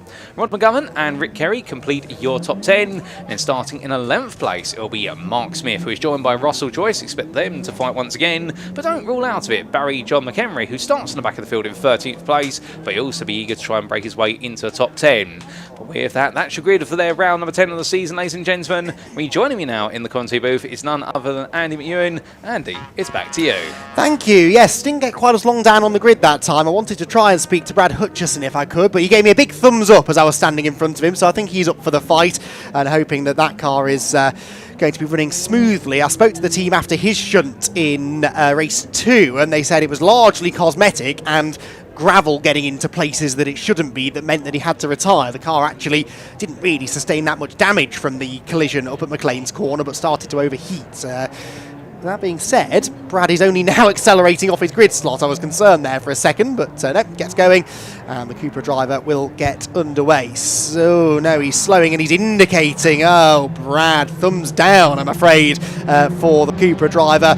His race looks like it's over before it even starts. The team will see him pull in at the end of the pit lane, and they will realise quite quickly, I think, that he's not going to be taking part in this race. That's such a shame for Brad, although gets the car moving. If at the very least he can get it back to the pit lane, there's a chance they can get him out there and score some points, but it's going to be fairly academic, I think, as far as championship challenging is concerned. Now, speaking of the championship, it couldn't really be a lot closer. Max Hart was quite confident when he said to me after race 2 that he was now going to be the championship leader. Well, Max, your maths isn't that strong, I'm afraid. You're 1 point short. Callum Newsham has a 1 point lead in the championship over Max Hart coming into this race, and Callum is 33 points clear of Jensen O'Neill going. So Jensen O'Neill going still very much in this, but needs a good result. He's been plagued with mechanical issues, as Paul touched on there. Really unfortunate with his results this weekend, and needs to try and drag that Honda through from the 4th row of the grid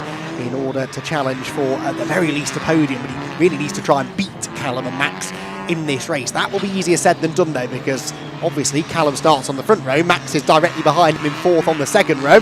So if Jensen can get up there and get ahead of them in this race, it'll be a Herculean effort. If anyone can do it, though, Jensen O'Neill going possibly is your man. Right, there is Brad Hutchison. A conversation I had actually with his team earlier on. He's coming back to me. They were concerned about the clutch on that car after race 2. So that would actually make sense. They had floated the idea of starting the car from the pit lane, but the clutch issues, possibly as a result of the off, but I think they might have been creeping in anyway, are potentially going to mean that he is either going to start from the back or from the pit lane. I think pit lane might make more sense. He could sort of roll slowly down pit lane rather than actually stopping on the grid, because without a clutch the car is obviously very difficult to get going.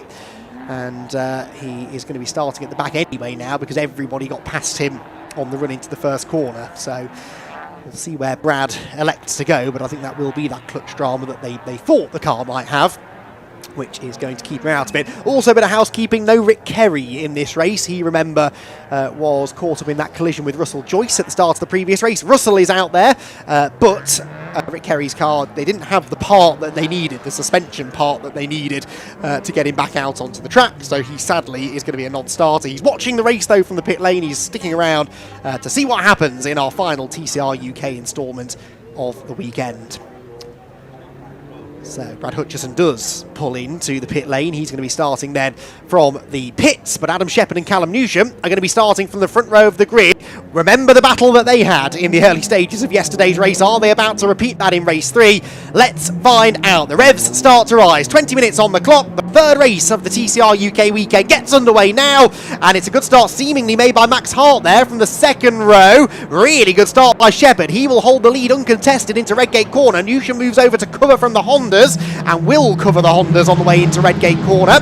Max Hart and Harry Blore then side by side for third. They lean on each other slightly as they head out of Redgate and down through Hollywood. Shepherd though with a good gap over Newsham. Blore and Hart banging wheels down the hill. Max had to back out of that, had a bit of a twitch of oversteer and didn't want to run the risk of colliding with Blore. Max Hall almost made it 3 abreast further back against Carl Bordley and Jensen O'Neill going. Now Carl and Jensen are going to play nicely this time. They've had a few run-ins so far this season. Let's hope that they don't have another one. Jensen dives to the inside. Bordley was always going to try and turn in. I think they avoided trading paint that time, but Carl Bordley is still ahead of Jensen O'Neill going as they head up towards Coppice Corner for the first time. No, he isn't, because he runs out wide and Jensen will go through. Was that assisted or self-inflicted by Carl Bordley? It was hard to tell from that angle, but he's going to try his best now to come back at Jensen as they head down into the chicane.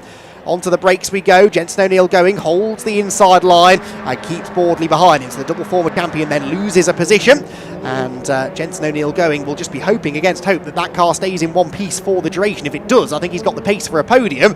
And remember, the two of the 3 cars directly ahead of him are his direct championship rivals, Callum Newsham in second and Max Hart in fourth.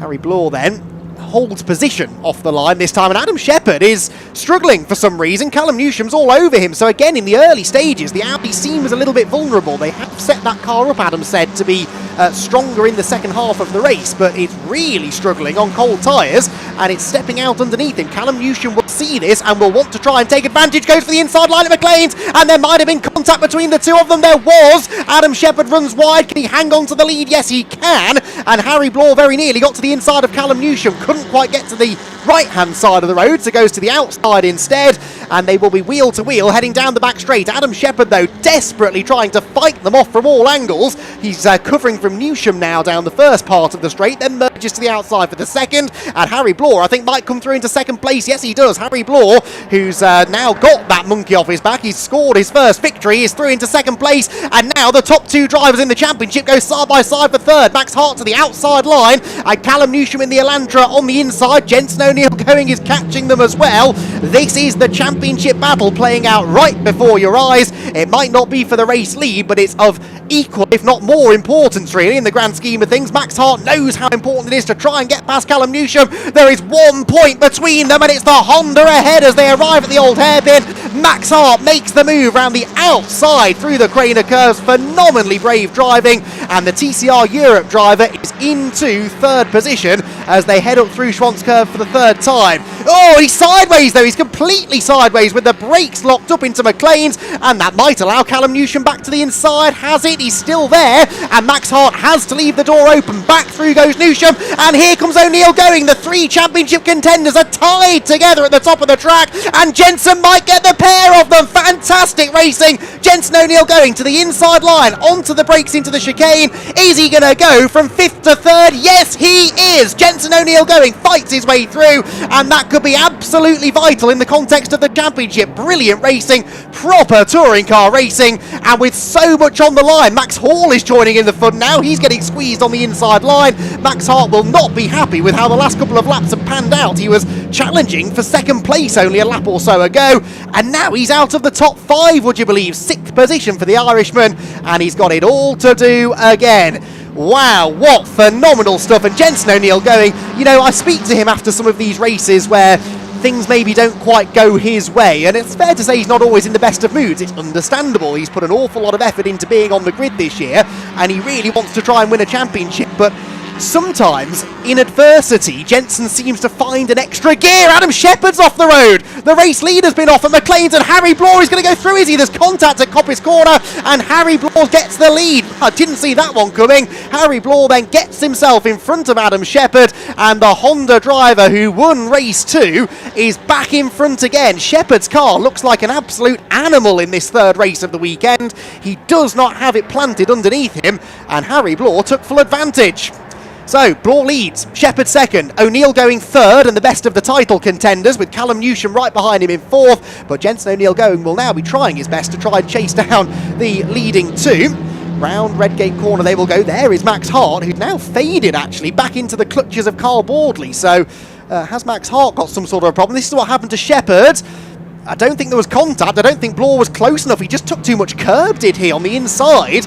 And the car spat out onto the gravel. He tried to close the door, but Bloor was there. There's a little bit of contact. It is touring car racing after all. And through goes Harry into the lead of the race. Well, Donington Park has delivered a sensational day of racing here in TCR UK weekend, in fact, with their first race yesterday. And guess what, folks? It isn't over yet, because Jensen O'Neill going, having fought through into third position, can't get away from Callum Newsham, who can't get away from Max Hall, and they're in real danger of tripping over each other out of Coppice Corner. My word, Newsham getting shoved down the straight by Hall, and that's pushed the rear bodywork onto his back right wheel. Through goes Hall, but Callum Newsham, the championship leader, with very similar damage to the damage that took him out of race 2. He had contact at the first corner, I think with Jensen O'Neill going actually. It pushed the bodywork onto the wheel, and he had to pit for repairs. Is it going to be the same thing here? Hart now to the inside.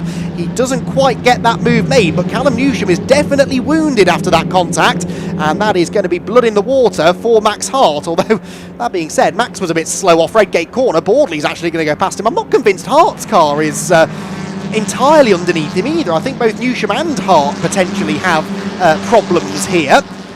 And how quickly the pendulum can swing the other way. Jensen O'Neill going, came into this race 33 points back and potentially feeling like his championship aspirations were over, and now he's set potentially to outscore both of his rivals by a few positions, although Max Hall is up his inside as they head into Coppice. This is for third position, and Max Hall seems now to be the fastest of the drivers in this third placed gaggle. Hall gets to the inside and gets through. Max and his dad were telling me earlier on that they really didn't get any testing done, no effective testing done before the weekend started. So there are several sessions of development behind the rest of them as Jensen O'Neill goes through the gravel, gathers it together, but my word, that was a huge moment, and now Callum Newsham's back alongside him. I've never seen a TCR race quite like this one. Callum Newsham, I think, is not going to have to give this one up. Jensen's got the preferred line into Redgate, but any time any of our championship contenders get in front of each other, they immediately seem to lose it again. Newsham's car seems to have stopped smoking at the very least. He's got the inside through the crane of curves, but Jensen's never going to give that one up without a fight. Parks the car on the inside into the old hairpin and just about manages to keep the Elantra at bay. Callum Newsham, though, will be feeling fairly outnumbered here, I would have to say. He's got a Honda in front, he's got two Hondas behind him. He is the lone Hyundai in an all-Honda battle for fourth position. And he's got Carl Boardley's Honda now clambering all over his rear bumper as they head towards Coppice Corner. Newsham to the outside, Jensen O'Neill going, I think, is starting to run out of pace again, just as we saw at the 1/3 race distance earlier on. He was rapid for the first few laps and then seemed to run into some problems, and he's now starting to back the field up. Boardley to the inside of Newsham, and Boardley's going to go through. So Newsham, who a couple of corners ago was challenging Jensen O'Neill going, is now defending from Max Hart, who, I remind you, is only a point behind Callum for the championship lead. Here comes the Irishman, looking to the inside at Redgate Corner, but Callum has it covered. Max takes the wide line in. Callum's car, though, doesn't want to turn, does it, into Redgate. Picked up a little bit of understeer on turning, and just had to roll out of the throttle slightly, which cost him speed on the exit. So, Harry Bloor leads, 1.3 seconds ahead of Adam Shepherd. The fastest lap of the race set by Max Hall, a 109.286, is not quite a lap record. It is 0.06 of a second away from the lap record set. Yeah, no, it's not, sorry, it's a second away from the lap record set yesterday. Calm down, Andy. A 108.9 it was set yesterday by Harry, who already is the lap record holder at Donington Park. But Max Hall is the fastest driver in this race. Someone's off, it's Jensen! It's Jensen O'Neill going, he's off at Coppice Corner, bounces back onto the road, and the youngster will be absolutely furious with that. He was clearly fighting the car on the build-up to that, and Jensen O'Neill going is going to fall down the order. That will be 7th position now, I think, for Jensen, and he's back behind his title rivals. The twists and turns in this race have been unlike anything I've ever seen before in this series, and it's now Callum Newsham of the championship contenders who is in the slightly better position. Stuck behind Carl Wardley, yes, but he's ahead of Max Hart critically, and would at the moment extend his margin over the Irishman by just a few valuable championship points. We're only halfway through the race though, so let's not be finalising those point standings just yet. Callum is going to have some work to do. Out through the old hairpin, up through Starkey's and Schwantz curve. And Carl Wardley then holding on to the position for now, but defends the inside line through McLean's corner. Up the hill we go. Harry Blore leads the way. There is Jensen O'Neill going. Blore then accelerates down the back straight. 1.5 seconds ahead of Shepherd at the start of the lap. He was 2/10 quicker than Adam last time by, and only about 3/10 slower than the charging Max Hall. But Hall is going to be the danger man, I think, in this one. Max Hall in 3rd position. He's almost with Shepherd, whose car is definitely sporting some damage from an earlier skirmish. But yeah, Max Hall on that lap was again the quickest of the leaders, so only by a 10th or so. But he is just starting now to close in on the leading 2. So Hall then, who has 1 win to his credit so far this season, will be wanting to try and get another. A win might be a step too far, but I think he could yet challenge Adam Shepherd for 2nd position. So things finally just calming down ever so slightly then. Carl Wardley with 4th place as they head up the hill. And Callum Newsham's in a really difficult position because he's getting away from Max Hart again. He looks quicker than Max behind. Oh, Jensen O'Neill Going's car is slowing down the Craner curves. They've just been plagued with these gearbox issues all weekend long, and I think they've maybe come home to roost once again. The 272 car, I don't think is going to see the end of this race, and this might now be the end of his championship hopes. Maybe. We'll wait and see where Newsham and Hart end up, but he can't really afford to drop much further back than he is now. It's looking more and more like a 2-horse race. Remember, we have got, though, 3 events to go after this. We've got 2 races back here at Donington Park in about a month when TCR UK will be supporting the British GT Championship at another headline event. They've got 2 races then at Alton Park in October, and then it all finishes at the fireworks event, the finale for the British Truck Racing Championship, but also the finale for TCR UK at Brands Hatch in November, where they'll have 3 races. So there are 7 races still to go after this, and there's plenty of time for things to change. We've seen how much things have changed this weekend alone, and there's still time for that to change later on in the season. So leaders then make their way up through McLean's corner. Shepherd continuing to be reeled in by Max Hall, Hall within a second of him now.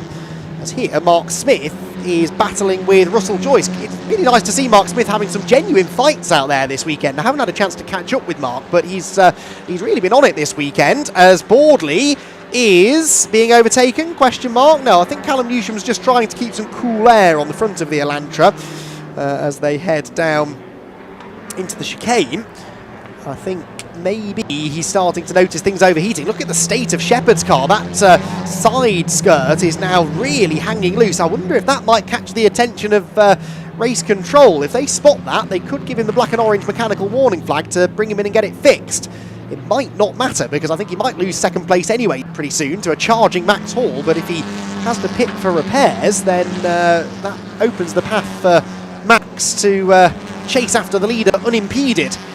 Overtaking Adam is going to cost Max Hall time, but if he could just get through without the bother of having to pass him on track, he could yet have a shot at Harry Blore, who I'm sure is just measuring the pace out in front, but Max Hall does look quicker right now, that's for sure. In fact, just did the fastest first sector of anyone in this race, did Max Hall, and we are 2/3 of the way through the race, so the tyres will be well past their best, but it's not slowing Max Hall down. He looks again to the inside into the chicane, surely not close enough to have a lunge here. No, but Adam Shepherd feeling the heat now. That Audi has not been as quick in this 3rd race as it has been in the first 2. It looked a real handful in the early stages, And now, with damage to the side of it, he's struggling, and Callum Newsom's got a puncture! The championship leader has a left front puncture, and this changes everything. He was set to extend his championship lead over Max Hart, and now the Irishman is set to take the championship lead away from him. I cannot believe the amount of drama this third race has served up to us, and it still keeps on going. With just over 5 minutes to go, Callum Newsom is destined for the pit lane. Would you believe it? So Newsom drops down the order. He'll still score some points, but obviously nowhere near as many as he should have been. He makes his way out of the chicane. You can see it clear as day. A left front puncture. How much of a concern is that to everybody else? We've said earlier on in the day that that left front tyre does most of the work here at Donington Park, and on such a warm day like this one, it's not uncommon to see punctures if the teams have got the wrong camber settings, the wrong tyre pressure settings. It can so easily happen.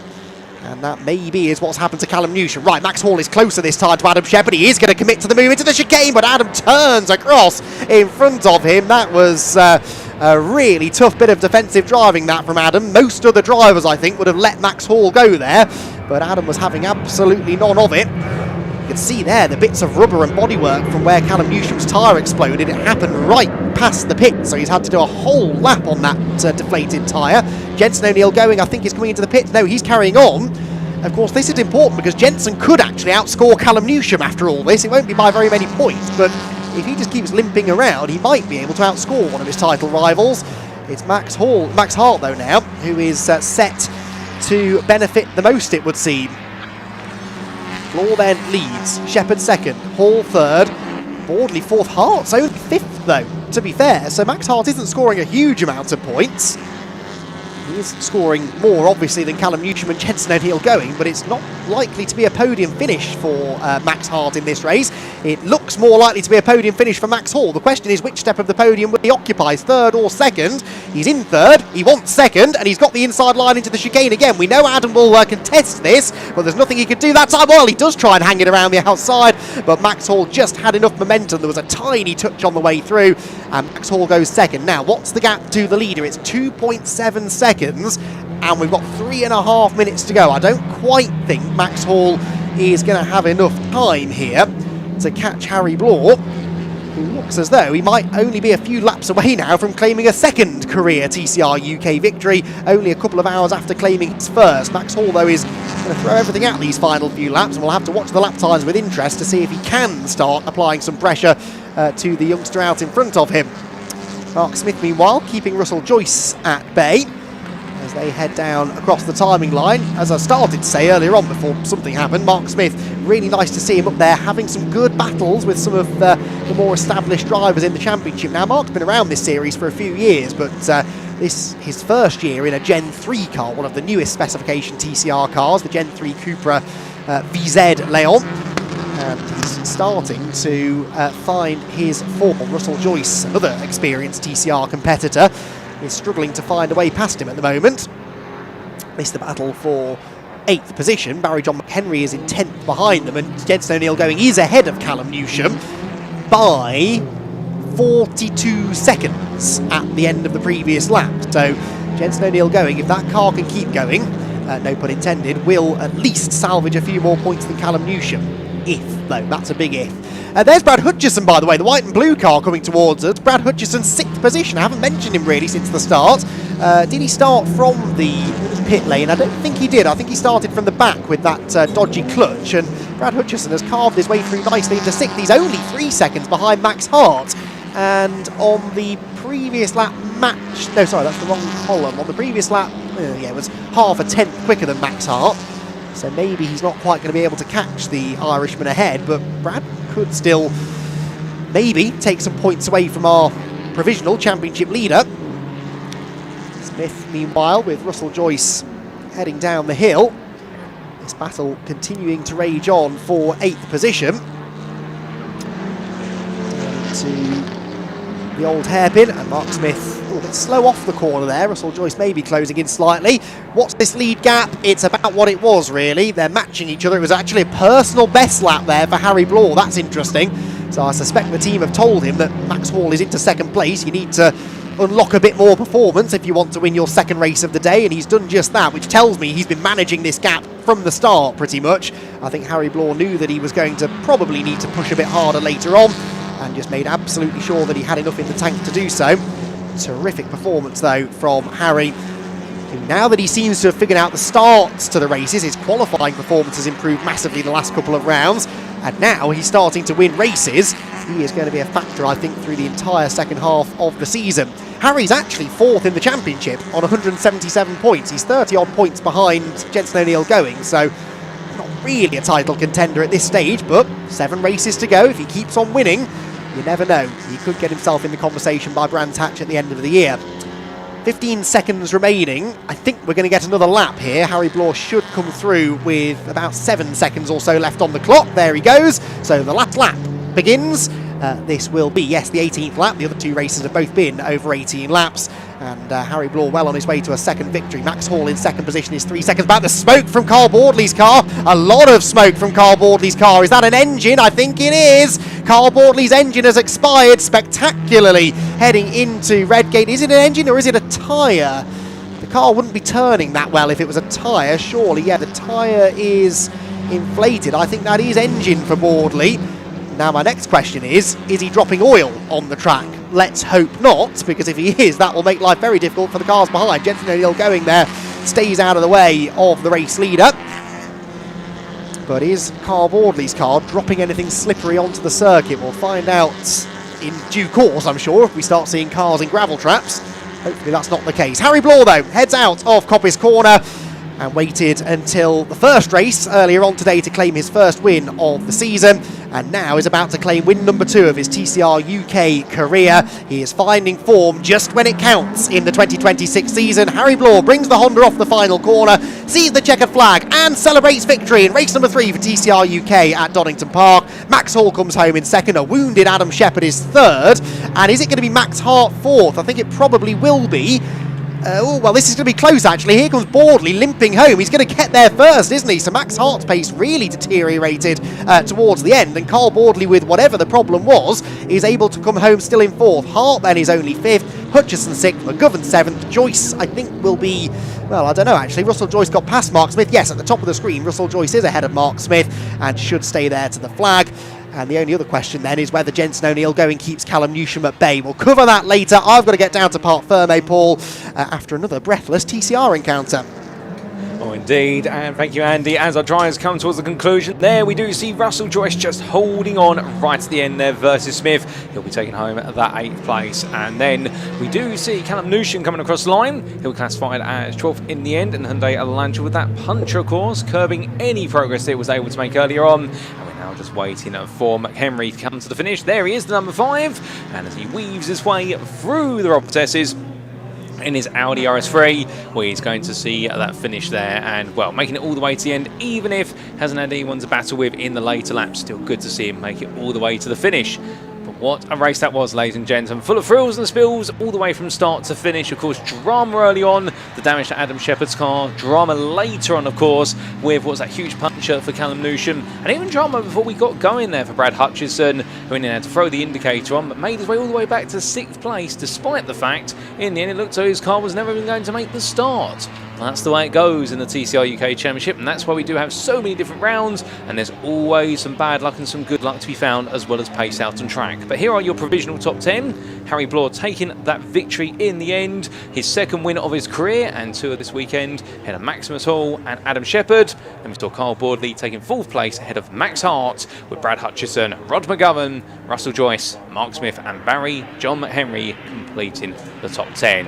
Callum Newsham's championship lead definitely being chopped into there by Max Hart, but given Hart taking that 5th place, it means it's still all to play for when they continue their story at the Donington Park Grand Prix circuit layout. So they'll be back here once again, and that'll be on Saturday the 5th of September through to Sunday the 6th of September, and that will be, of course, rounds 11 and 12, the 2 rounds that they'll have there, and I do believe supporting the British GT Championship, unless I'm mistaken. But a phenomenal race, no doubt about it, and I think we're going to be heading down to Parc Fermé to catch up with Ian Waterhouse as he gets ready to pass the baton over to Andy Mewen for those interviews. So let's catch up with Ian. Well, you wait all season for one, and then two come along like buses. And another man who's coming along like a bus is Andy McEwen. He comes now, and I'll hand this over to you. Great race again, Harry Bloor. Excellent stuff. There you go. Indeed so. Harry Bloor then gets himself another win in TCR UK, and he's proven his point, I think, hasn't he, today? He is one of the established frontrunners now in TCR UK competition, and he takes his helmet off. We'll celebrate with the team momentarily, but first we're going to dive in and get his thoughts. Harry, well, making a habit of this now. You've proven your point. We know you can win. I know, yeah. Thank you, yeah. I mean, it's a bit of a weird race because at the start the radio was bugging a bit, so I didn't know what was going on. But yeah, no, we got away at the start, you know.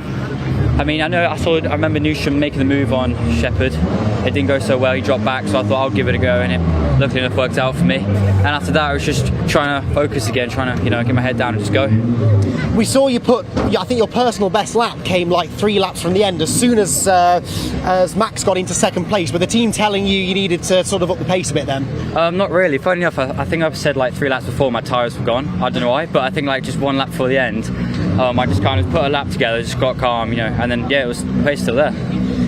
Moving on into the last part of the season, I only just noticed before I came downstairs you're 4th in the championship. The top 3 didn't have a very good race. You're probably only about 15 points off Jensen now. Oh wow, I mean, I think last time I checked I think I was 7th or 6th. Yeah. Wow, okay, that's good news. I mean, it's been an amazing day, to be honest. I mean, from what I said this morning before we got the first win about trying to win one this season as a target, I think my next goal is to be top 3 in the end. Would be nice, or second or first.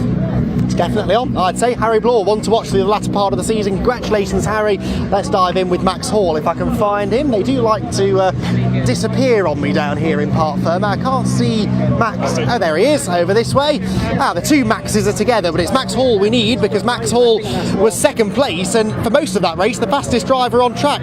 Clearly, you've got on top of the setup at last. Yeah, I mean, as we all know, we missed practice. We couldn't dial in the car. So we kind of spent qualifying and today dialing in the car, finally done it. It was really quick, can't really say anything other than that. Drove the best I could, but I just couldn't catch Harry at the end of it. Just ran out of time, but I mean the speed you had, if you'd got past Adam a couple of laps earlier, could it have been different? He's hard to get past, yes. Yeah, I mean, I'm really looking forward to being here at the other layout next month. Obviously the pace is in the car now, hopefully we don't miss practice. But yeah, really looking forward to the next one now we've got everything dialed in.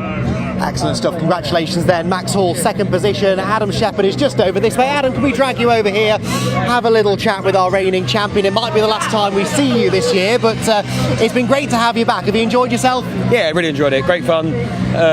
Yeah, I love Donington, I love TCR UK, so yeah, great to be back. The car isn't exactly in showroom condition anymore. What happened?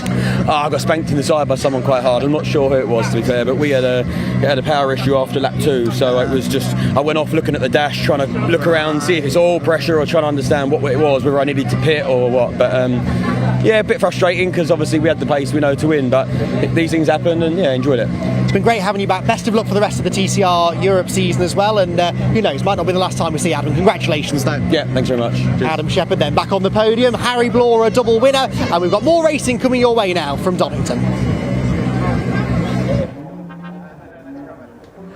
Thank you, Andy. And well, ladies and gents, and that completes our front engine front wheel drive racing for the purposes of the TCR UK Championship and its supporting series, the Civic Cup and Audi Cup. But if you're still hoping to hold on for some front engine front wheel drive racing, we've got you covered later. The Mini Challenge Clubsport for their final race of their season. But we now come back to our headline event. It is round number 25, race 5 of 5 here at Donington Park National for the British Truck Racing Championship. And here is our grid, and they all line up as follows. Nathan Smith lines up in pole position. Remember, this grid is set based on the race 3 results for the top 8 reverse. So Smith on pole, and Tom lines up alongside there in second. Then we have Stuart Oliver and David Jenkins, the 2 big battlers at the front of the championship. They line up on that second row. My goodness, that is going to be tasty. Stephen Powell and Simon Reed line up on row number 3, with John Bowler and Michael Oliver completing your first 4 rows. Michael Oliver, of course, securing that win in the previous race. A very happy Michael Oliver when Pointy caught up with him earlier. And I think we'll be taking a look at our our further rows very shortly, as Pointy has rejoined me in the commentary booth. Good to have you back, Pointy. Oh, I tell you what, I am starting to feel the weekend now, Paul. I don't know how you keep going. But yeah, quick look at row 5 then, rounding off Division 1 with Terry Gibbon in the 95 next to Neil Yates. Down then into Division 2, Callum Eason starts in 11th on row 6 with John Powell next to him, Bradley Harvey behind him. This seems to be the kind of 3-pack that we've been seeing a lot of the weekend. Simon Cole, though, waiting in the wings in 14th on row 7 to take those positions away when the penalties start rolling in. Oh, indeed. Indeed, and we've got Archie Handy and Warren Harvey in row 8 at the back there. And just our last 2 drivers at the very, very back. I mean, how on earth did Craig Reed end up in row 9? Of course, this is a reverse grid of the second. Oh, sorry, of the second race. No, first race today. First race today. There we go. So third race of the weekend, and Jake Evans next to him in Division 2. Down then we can see Andy in the Total Care and Sylvie Fleet pace truck. Andy, of course, having quite a late night last night. Of one of our team members was taken to hospital with a bit of severe dehydration and heat stroke. Yeah, so he was out quite late last night. But massive shout out to the crews and paramedics here at the circuit for looking after our team and, of course, making sure everybody got back okay.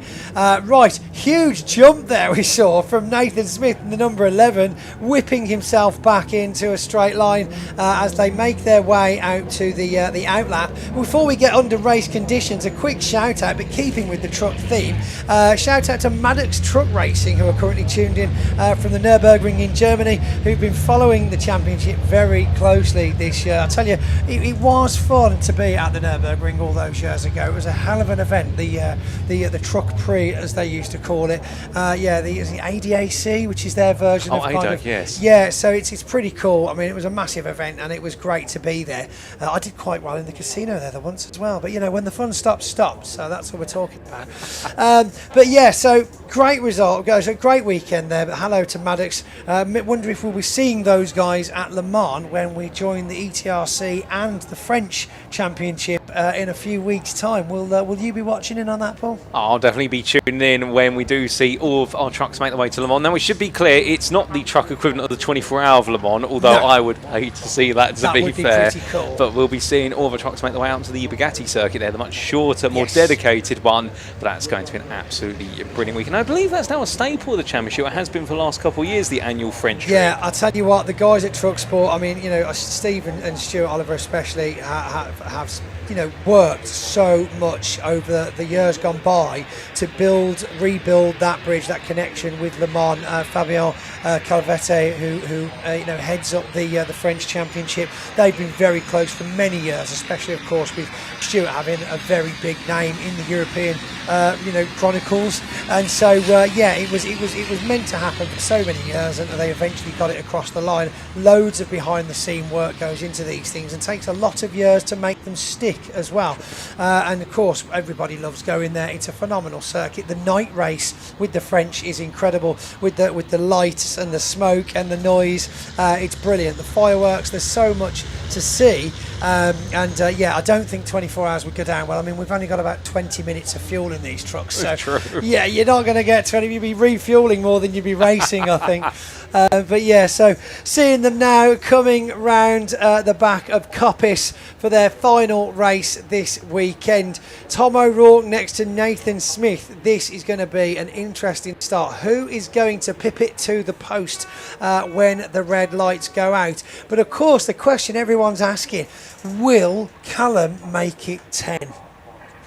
I mean, I think it's a firm bet he's going to go for it. He has been absolutely rapid. Snetterton dominant here at Donington Park. He's been absolutely phenomenal as well. And the only thing I think that's going to stop Callum Eason from making it 10 in a row is perhaps an early move on him and some pressure. But here we go for the final time today for the British Truck Racing Championship. It is round number 25 of their season. The lights are on, and then suddenly they are out. It is go, go, go as they roar the way down towards Redgate Corner, but already coming firmly across there. Pushing across on Stuart Oliver there. Oh, indeed, Stuart Oliver being forced to go to the grass, and it's ready to go. And it's Tom O'Rourke sideways into Dave Jenkins that gets clipped up. We've got Steve Powell with Terry Gibbon into the back of Tom O'Rourke. It's an absolute carnage piece there as we see Steve Oh, goodness me.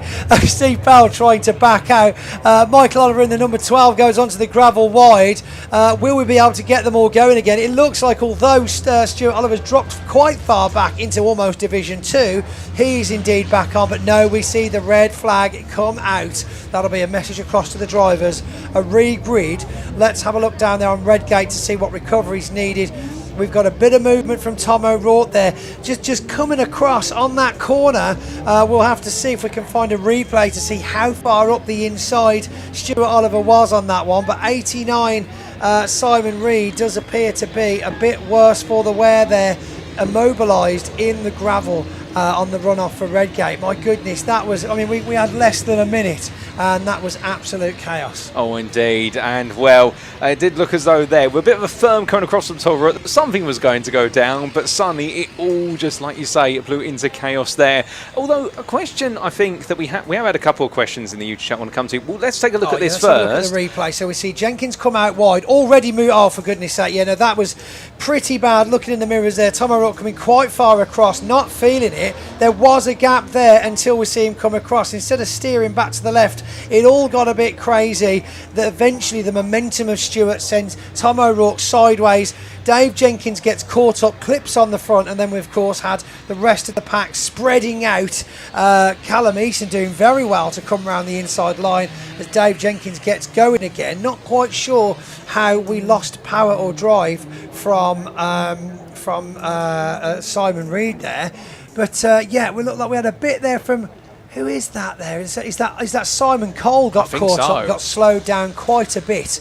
But a hell of a first corner. I mean, they've done quite well this weekend, to be fair. This is the first kind of, major coming together we've seen, especially on the first corner, which used to be a very common occurrence back in the day. So, yeah, very, very good driving so far this weekend. And these things do happen. So a very slow and delicate ride back round onto the pit straight to re-grid.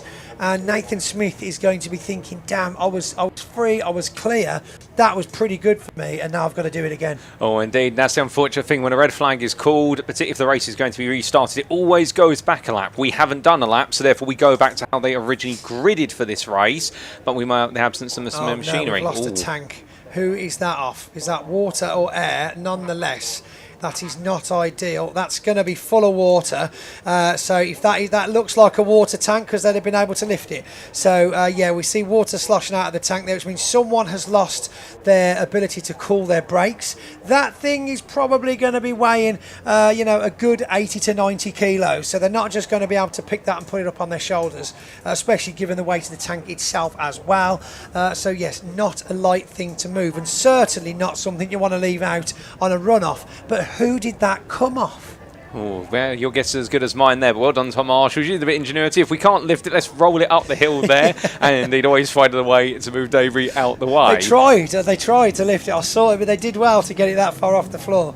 Indeed, I think I could hear a back slightly click there, but I think we have the replay here, and this was Tom O'Rourke, and he made his way. Oh, dear me. That was a high-pressure explosion there as we lose a hose and a bracket from Tom O'Rourke. Of course, coming across on Stuart there's been contact. The side panel's been pushed in, and that's where it's come from. So yeah, fantastic for our director there finding that replay so quickly. That answers the question of who unfortunately is going to be sitting out. At least one truck we're losing now for the last race at Donington, because you're not going to want to go out there without any cooling on your brakes. No, definitely not. An integral part of being able to race is being able to cool your brakes down on a regular basis in the British Truck Racing Championship, and that's why you do see into a lot of the braking zones and around the lap. If you keep thinking, as I originally thought, there's always smoke coming out of them. No, not quite. That's where you do see that water vapour going around, where they're cooling the brakes down, a fundamental part there and a key part of unlocking the lap time, especially when you've got these boiling hot conditions. Although I was in this red flag situation, so I'm presuming our truckers do have inside that a radio. Essentially they're getting a call from race control saying to say, right, race has been red flagged straight away. Because I know in some of our other, perhaps, I don't mean to be unfair, smaller series we've had here today, they don't have the radio straight through the race control, but I can imagine for our British Truck Racing Championship they have to, for safety reasons, to make sure as soon as something goes wrong, they've got to know what's happened. Well, this is it, yeah. So they, believe it or not, they never used to be allowed team radios. Oh, once upon a time. Yeah, this is it. So now there is very minimal communication allowed or expected among the driver and the team. And then, of course, we've got the official circuit radio, race control radio, which is where the coordinator or clerk of the course will be able to give out messages, whether it be safety, whether it be warnings, flag conditions, of course. Doing a great job of raking out the Zen garden that is the gravel at Redgate. Simon Reed, in the Auto Bright Iveco, of course, taking a brilliant second place in the last race. And now, will we be able to see him getting underway again? Was it literally just a recovery he needed, or have we seen any sustained damage to the truck? He's not out of the truck, so fingers crossed it's still running. One thing, just touching back actually on the water-cooled brakes that a lot of people don't truly realise, as much as they are cooling the brakes with water and doing 100 miles an hour and using a split box, although very little of it, mostly 4 gears, too high and too low, that they'll make their way round in most of the race. They've got to control and monitor the brake temperatures themselves and actually use the water themselves as well. I mean, all the technology that's in these trucks, there is still 2 tap knobs on the dashboard next to them that they can reach out to and add or lower the amount of water being put onto the brakes at any given time. So as well as racing, as well as looking what's going on behind them, as well as keeping the line, fighting the steering, keeping the revs, doing all that, as well as looking at the brake temperatures and controlling the water. I mean, that's just, some people struggle to eat an apple whilst cruising on the motorway most of the time. So this is pretty much full-on racing. Oh, 100%. And it's good there to see Simon Reed being extricated from the gravel, so he just needed to be pulled out. It does seem as though he's going to be able to rejoin the racing. Of course, they may have to take a brief look at his machine there just to make sure that there's no major damage to it as he just eases his way there down through Hollywood and into the Craner curves. And then, of course, the old hairpin. Now, give a bit of a shout out there to 333 Motorsport. You'll see them not just in the British Truck Racing Championship, but also you will have previously seen, and you will see her on the Mini Challenge Clubsport grid after this race. That's Lexi Powell, who's raced in the Junior Saloon Car Championship as well. 333 Motorsport have their finger in many a racing discipline pie, and they've been in the British Truck Racing Championship, I think, for some time as well, an integral part of it. And that's the great thing as well. You see a lot of these teams, they're big families of individuals who are racing multiple different disciplines. And that brings me on to a question that many have asked, Pointy. How do our drivers sort of get into truck racing? I mean, do they all have to be truck drivers? Because I know we have one who's come all the way from the sim racing sphere. Of course, yeah. So effectively, no. There was, I believe it's changed over the years considerably. So once upon a time, if there was a qualified truck driver from the haulage world that then went and did his hards to be able to race in a racing discipline, they would then of course be allowed to come out, usually joining Division 2, start to work their way up that way. Of course, a certain amount of track time would have to be done with regard to practicing and things like that, but then they'd just get straight at it.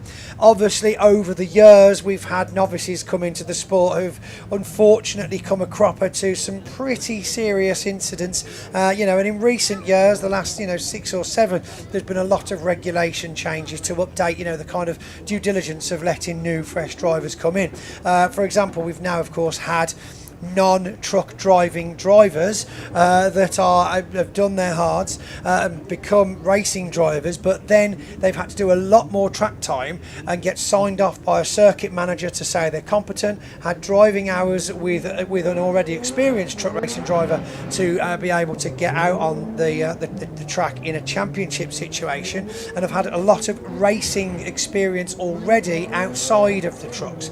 So it's all well and good having a racing license, but you can't just get in a truck. You've got to then go into some smaller series, have a certain amount of racing hours, then do your practicing at a closed circuit, track days, so on, and then you'll be signed off by a circuit manager to be allowed to enter.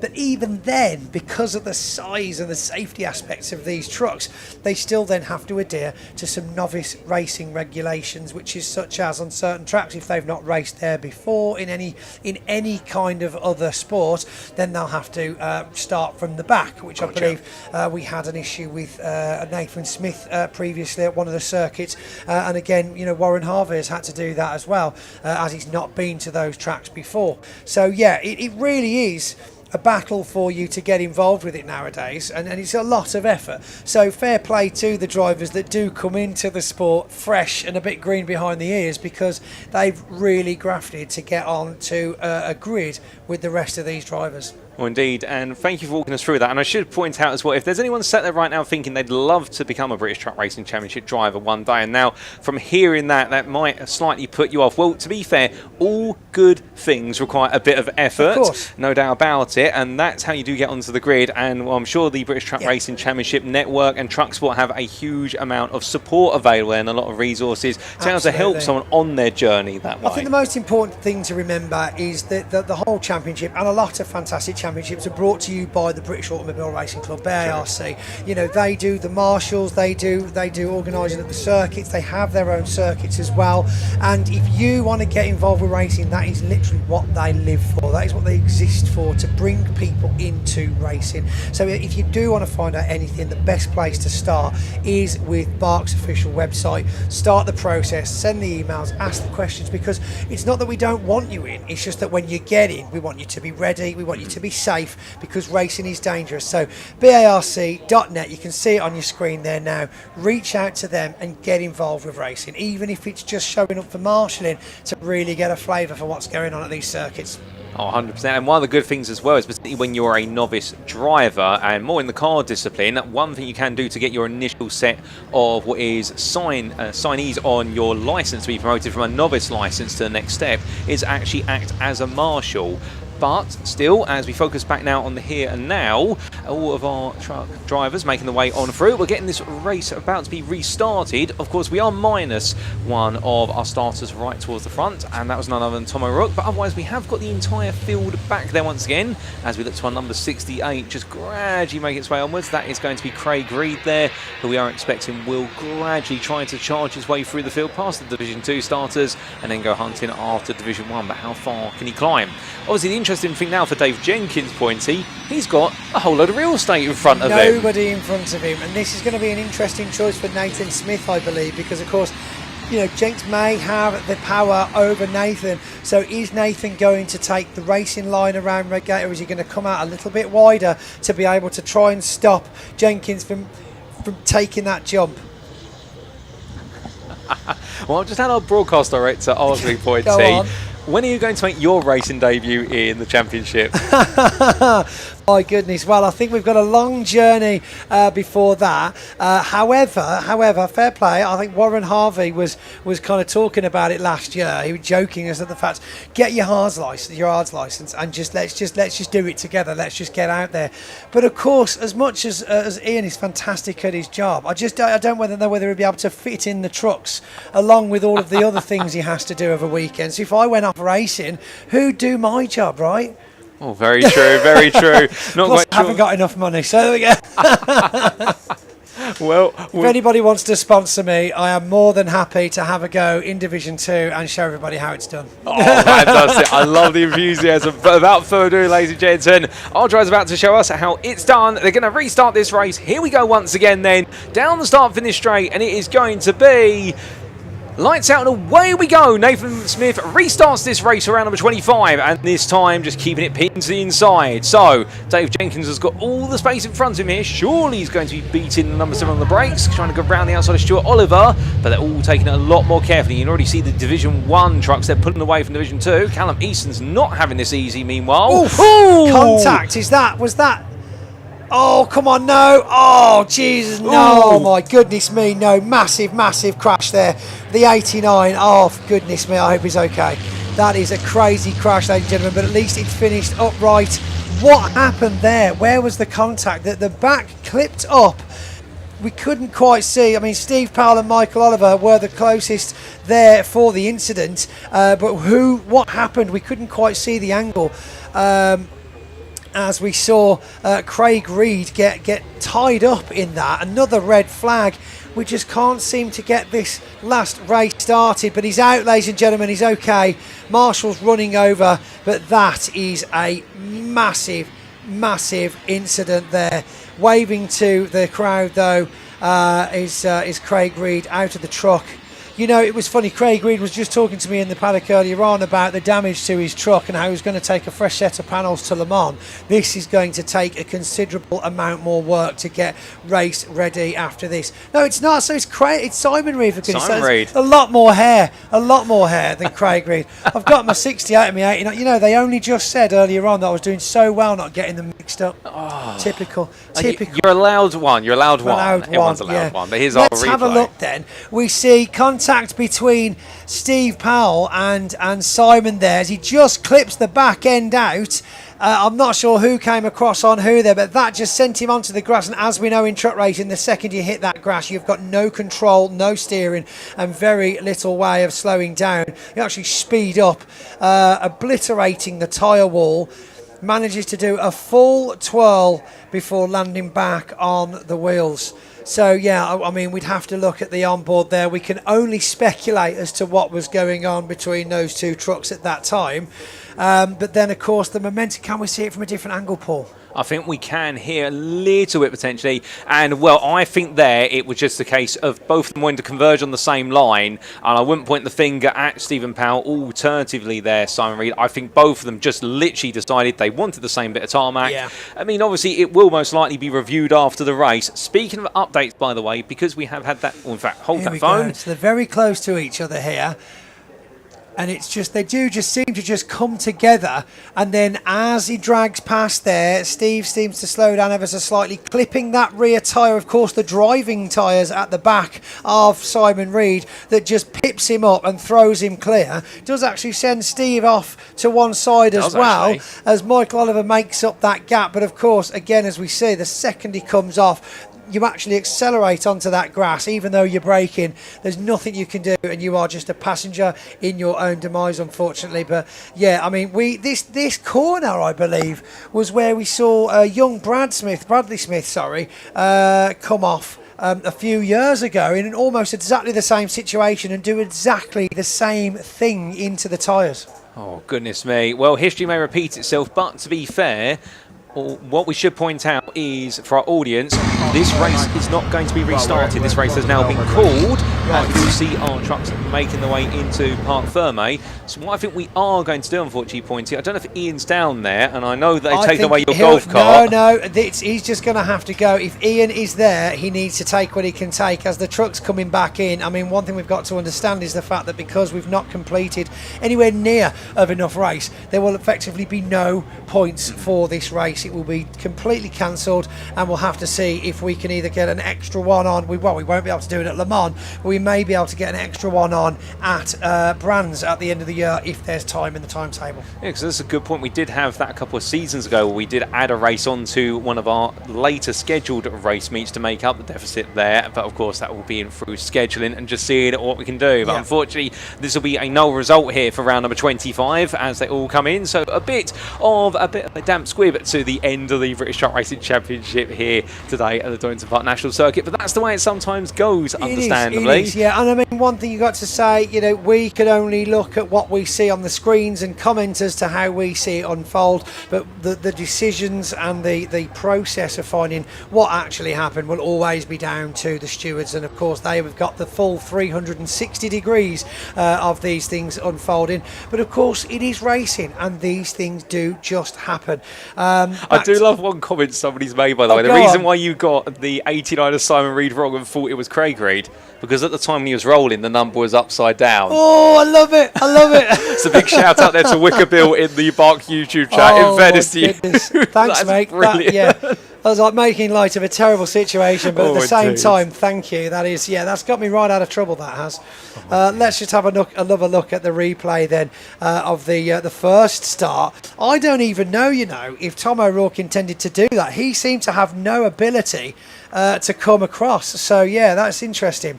But anyway, I do believe we've got Ian down in the paddock now. So I think we're going to throw down to Ian and see who he can find and just get a general vibe of what's going on down with the trucks. Oh, I'll cut you. It wants me to go down. I'll just go down. I'll just go down, everybody. I think so. I think you're being summoned, I was enjoying watching the replays, to be honest. But whatever. No, fine. I know I'm not wanted. I'll see you for the pickups. Fingers crossed they can get it round one lap. Oh, fair play. Well, we'll leave Poinsy there for now. He's going to go. As we did, of course, see the water tank there burst its way off of the side of Tom O'Rourke's truck. And, well, a very unfortunate moment. And, well, of course, the marshals then having to remove that tank. But then we did, of course, have the restart. And we saw this contact between the 89 and the number 3. And in the end, that contact between Stephen Powell and Simon Reed, it sent Simon Reed on a bit of a journey. And once he was on that grass there, he couldn't slow down anywhere as quickly as on tarmac. And being sent for the roll instead. And, well, the most important thing, of course, Simon Reed being able to get out of the truck unaided. But in a lot more pieces than it originally was. But we're going to make a way down to Park Ferme, ladies and gentlemen, to Ian Walthouse. Have a Pointy joining in very shortly, and let's catch up with a few of our truck racing drivers.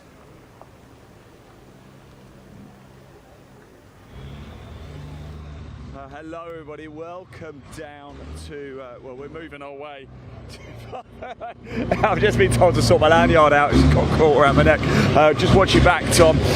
Let's go down and catch up Archie Handy down here. I think we'll go see if we can grab a quick chat with him. Of course, red flag, this race will not be resumed. A bit of barrier damage, as you can imagine, so we might have a little bit of time to get things sorted. So let's go down, we'll grab Simon Cole and Archie Handy and have a quick chat with them.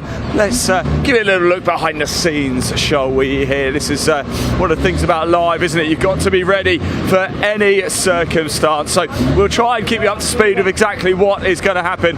It's quite a late curfew here at Donington Park, so there's still a little bit of time. We do have 2 more races to go as well, the final race of the season for the Mini Challenge Clubsport. We should hopefully be able to bring you, and there is also I'll just make sure I don't get run over here, and we've got the final pickup truck race to bring you as well. Let's just go over and have a quick chat. Bradley, how are we? Yeah, I'm all right. Is Simon all right? We believe he got out. We believe, but it was a big hit, wasn't it? I mean, could you see it? Literally just let his brother back in front of me. Yeah. The next minute, you just see Simon on his roof. Well, I am hearing he got out and he gave the thumbs up, which is the most important thing, of course. Look, how's up until that point? How's the weekend gone for you? We've had a good weekend. Luckily, we've had no mechanical faults. Fortunately, my dad's had a few, which puts a bit of a downer on the team. But hopefully, we're ready for Le Mans. I was going to say Le Mans next. How exciting is that? Le Mans always a good weekend away, isn't it? Yeah. I don't know. I've never been invited. Yeah, no, Le Mans always a long weekend, so we've sort of near enough make it into a week. So, do you? So when do you head over there? Wednesday morning. What does that week look like for you? So Wednesday morning we head down to the boat at Portsmouth. Yeah. Night crossing to Caen, and then it's about 3 hours down to Le Mans. So we arrive Thursday morning, set up, and then Friday testing. 2 days of racing. And then back on the Sunday night boat, and then back to work Tuesday. Yeah. Right, so we want to know, right, Pointy's been involved with the trucks for some time, of course. Would you trust him to drive your truck? He's not here, you can be honest. Oh no, he's running, look, he's running down. We did have this discussion last year at the Donington. He's not seen us. There he is. Look. Last year when you did the International Prix, we did have a discussion, but I think he'd be alright on a test session.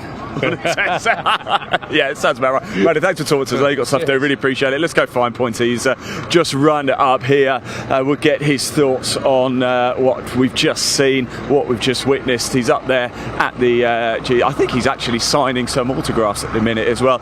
What a weekend it has been here. I have to say, this is the busiest truck meeting I have ever been to. Normally I arrive at the track quite early. On Saturday I arrived here around about 7:30. There he is, and it was queuing to get in. Yes, this morning just as busy as well. Pointy, I've just been talking to Bradley Harvey, and I asked him the question, would you trust Pointy in your truck? And he took better than some drivers. He took, wow. Oh, wow, wait. Whoa. I can't believe he just went there, live on air as well, everybody. You can't take that one back. It's fine. And he politely said no. We said maybe a test session. Oh, you asked Warren. Warren will be all right, I reckon. If I want to give me a shout, I reckon. Yeah. Look, not really too much to report. The best news is, of course, the driver's all right. Yeah, got out nice and quick. Even though I probably got out to tell me off for calling him Craig over and over before realising that his name's actually Simon. I had to see him with his helmet off to truly realise what was going on. I don't know what happened there, but yeah, what an incident. I mean, not a great start at all to the race. I still stand by that was something wrong with Tom's truck, because he just seems to have no control on the line. As a second he comes across, he's kind of just straight across on him at that very early on. Of course, then lost his tank. That means he was completely out. Restart quite quickly as well. I was like, yes, we're on for this. But then no, that was still looking. Every angle you look at it, you can see what's happening, but there's no way of pointing a finger. It's this. I'm not saying no one's at fault. I'm not saying someone is at fault, but there's no way from what we can see at home or in the comms what actually went down, other than the actual incident. The thing, these trucks, they're 5.5 tons. So if something were to go wrong, let's say it's mechanical and there's nothing you can do about it. If they go off the track and they're going 70, 80 miles an hour onto grass, there's no stopping them, is there? No, definitely not. As I said on the commentary, that once these things hit the grass, whether it be wet grass or dry grass, you're speeding up, end off. The amount of momentum, it's the friction of the tyres on the tarmac that keeps you at a speed. Once you hit the grass, you just carry on going. How tough, how robust are these trucks though? Because we saw it roll over. That looks like that's it, scrap it. But I've seen cars come back from. Oh yeah, look. So the actual cab on the top of it is obviously just going to be a piece of tin day cab. That it's a lot of work to replace because of all the electronics, the hydraulics, all the things inside it. But that's replaceable. The roll cage, the frame, that is again can be damaged, usually pretty strong, but again in a roll like that, this will also need replacing, along with of course a lot of side panels and so on. The main chassis is effectively just two huge pieces of C-section that are bolted together with all the other things. The gearbox goes in between it to hold it. Everything's got a very structural meaning to it. But again, if that's been twisted with a roll like that, then it's very difficult to untwist stuff like that, right? Without just reversing the same crash but in the opposite direction. So as much as it looks drivable, it looks superficial, you've still got to think about all the bits on it. I'm not saying they won't have it back. We have seen, especially Reed's team, probably in a worse state before. But it's so much work. It really is a lot of work. I'd say the cars get written off because they are a car. Whereas there's so many modular parts to one of these racing trucks that if they're willing to put the tens of hundreds of hours into fixing them, they can do it. They certainly are. They would put the hours in, wouldn't they? And look, we won't know the full extent of the damage until we get it back here in the outer paddock here. I've got a question for you. Look, I'm going to give you the mic in a minute because you probably want to go off, talk to people, have a great time. Just before we do, we got 15 minutes to film now, haven't we? We've got about an hour and 15 minutes maybe to film. I do just want to touch on go on. I've got Le Mans very quickly. Looking forward to it. Oh, absolutely. Yeah, I mean, it's going to be the most anticipated event of the year. It's only 4 races, but it's 4 incredible races. There's the French night race. There's the tens of thousands of show trucks there. It's insane with the truck village and the trucks. Hold that a second, because I'm just. No. What's he got? Hold on. No invite. Oh, sorry. Oh. You know where it is? It's on the table with my invitation to Goodwood. That's what it is. Touche. Oh, thank you. Got him there, didn't I? Tell you what. Next year, yeah, maybe I need to pay some people higher up the food chain at 24/7 and see if I can, just be like, oh yeah, look, I'm the boom guy. It's like, Pointy, is that boom mic connected? Maybe. Anyway, you two, come on in. Come on. Yeah. Speak to you first. Oh no, speak to me afterwards because we're got to give the trophy. I know we've got to give a trophy out. And there's no trophy presentation to give. No. Yeah, no, look, well, let's just talk about you first. So, the trophy they're talking about very secretively, it's no conspiracy. so John and Jackie Green come to all of the race weekends, and they, as I said already, do a very special, hand and custom made trophy. In our factory. In your factory, which is Solid X Rydam Universal. As I say, you guys, produce the chrome front rims for the racing trucks. Right. But you do all sorts. I mean, we had a chance to chat to you about the chassis rails. We do everything. Absolutely, all all engineering. Sorts. And you also have you build wreckers as well. You're a UK dealership for these wreckers. You've got the build trailers. Yeah, the Dutch recovery system DRS, as well. that's correct. I'll tell you, I've got it all going in, right?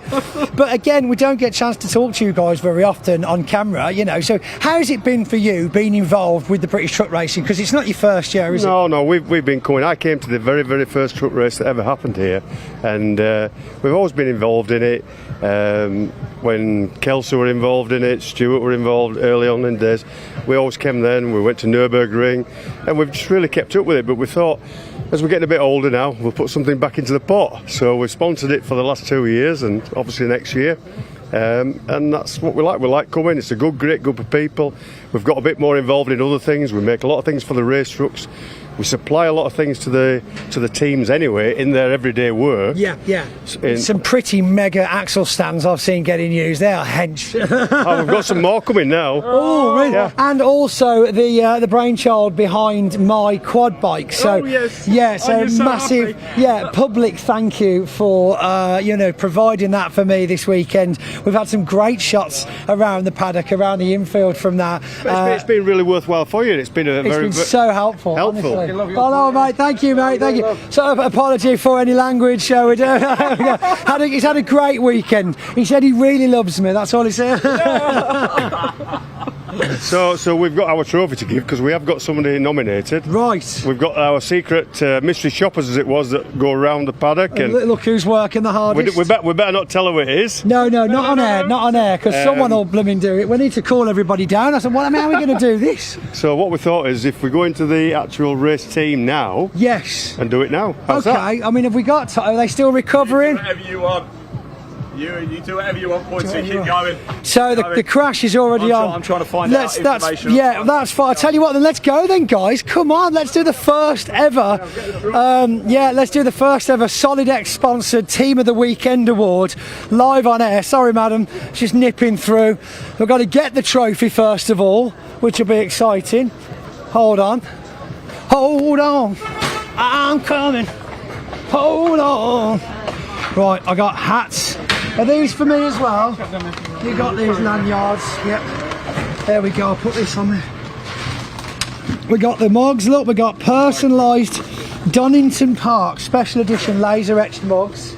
And then, of course, this isn't. I'm not putting this on. This thing weighs about 5 kilos. As you can see, look at that. Donington Park, round 21, 25. Well, 24, 25 to be decided. Let's go follow them, shall we? Right, where are we going? Right, where are we going? We've lost them. Here they are. People leaving in their droves. They're going the wrong way. Right. Going to follow our way. A mass exodus of people as the truck race has been abandoned. Not to say anything, nasty, but it's obviously what people are here to see, right? Okay. So we're still, of course, trying to find out what the plan of action is for the rest of the day. Oh, hello everyone. Hi guys. You all right? Where are we going? I think I might have an idea. Not yet. Well, it's too late now. Anyone that's here.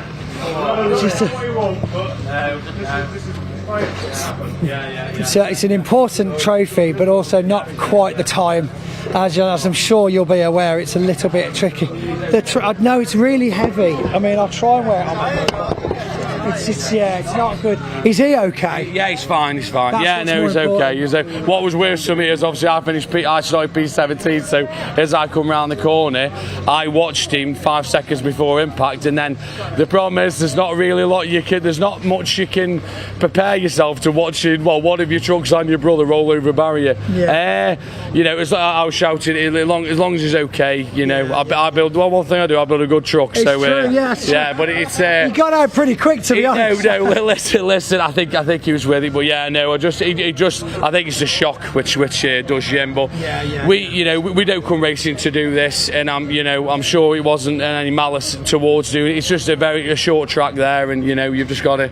Listen, we'll crack on. Good job we got a spare truck, innit? I know, right? You'd have to pull some stickers off the old one. No. My goodness. Well, Craig, well done to you. I mean, obviously, it's not the best of moments to be handing out trophies, but Jackie and John Green from Solid X, they want to present you with the Donington Park Team Award. I mean, I don't know whether they just decided this or whether they were going to give it you anyway. This was well before what's happened. This is well before. Well, you definitely deserve it now. Do you want to give it? Do you want to give it to the official handing out? I can't give it to you. It's bad luck. It's their trophy. There you go. You got to. There you go, Jackie. Oh, there we go. And get a shot of the team as well. Give yourselves a round of applause, guys. You've got to. We're sorry with the work that you've got ahead of you and what you've got to do, but yeah, it's. I know you guys are going to definitely deserve this trophy by the end of the weekend. Wonderful moment, wonderful. I tell you, it's crazy. How a great weekend with beautiful weather and loads of spectators can just turn like that. But that, of course, is racing. We're still just trying to find out what's going on. But let's show you some carnage, shall we? When I say carnage, I mean what's going on behind the scenes when these weekends start to come to an end. Oh, it's been recovered. Let's have a look. Okay, let's get up close and personal, shall we, at what has happened. So we were being asked whether or not you just go and have a look around. I'll talk over. I was being asked by Ian how strong these things are. You just come in the way, in that gap. There we go. Right. That's it, we're safe here. You just stay there. So we've got a huge amount of damage to the windscreen there. That obviously got crumpled as we lost the right hand quarter panel. Underneath we're obviously leaking coolant, so that means we've lost the coolant hoses as well. So that is not ideal. Ooh. Right. Let's just have a quick look at this then. So we've got huge damage here, which has obviously hit the floor.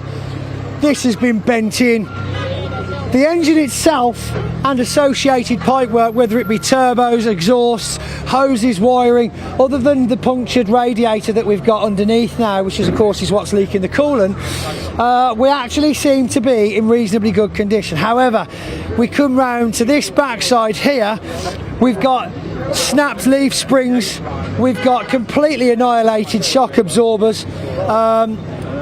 Quite a bit of work to do. Sorry, buddy. Yeah, sorry. Yeah, a lot of damage, but will it be resurrected? I believe it can be fixed. Can you fix it? Yeah, there we go. Simple, straightforward answer, just what we wanted to hear. So yeah, again, as someone's just said, a bit of WD-40 and it'll be fine, you know. A little bit of polish, yeah. We got. It's going to take a little bit more than some Auto Bright to sort this out, though. But I'm sure when they do start putting panels back on it, it'll be pretty good. Let's ask some fans. We'll do a kind of ad hoc grid walk, paddock walks. We'll do a paddock walk. Why not? Did you expect to see this kind of carnage when you came this weekend? No, definitely not. Did you see it happen live? No, we was on the bottom of the home straight. Oh wow! So you saw the first one? Near, yeah. Near. So, did you hear it?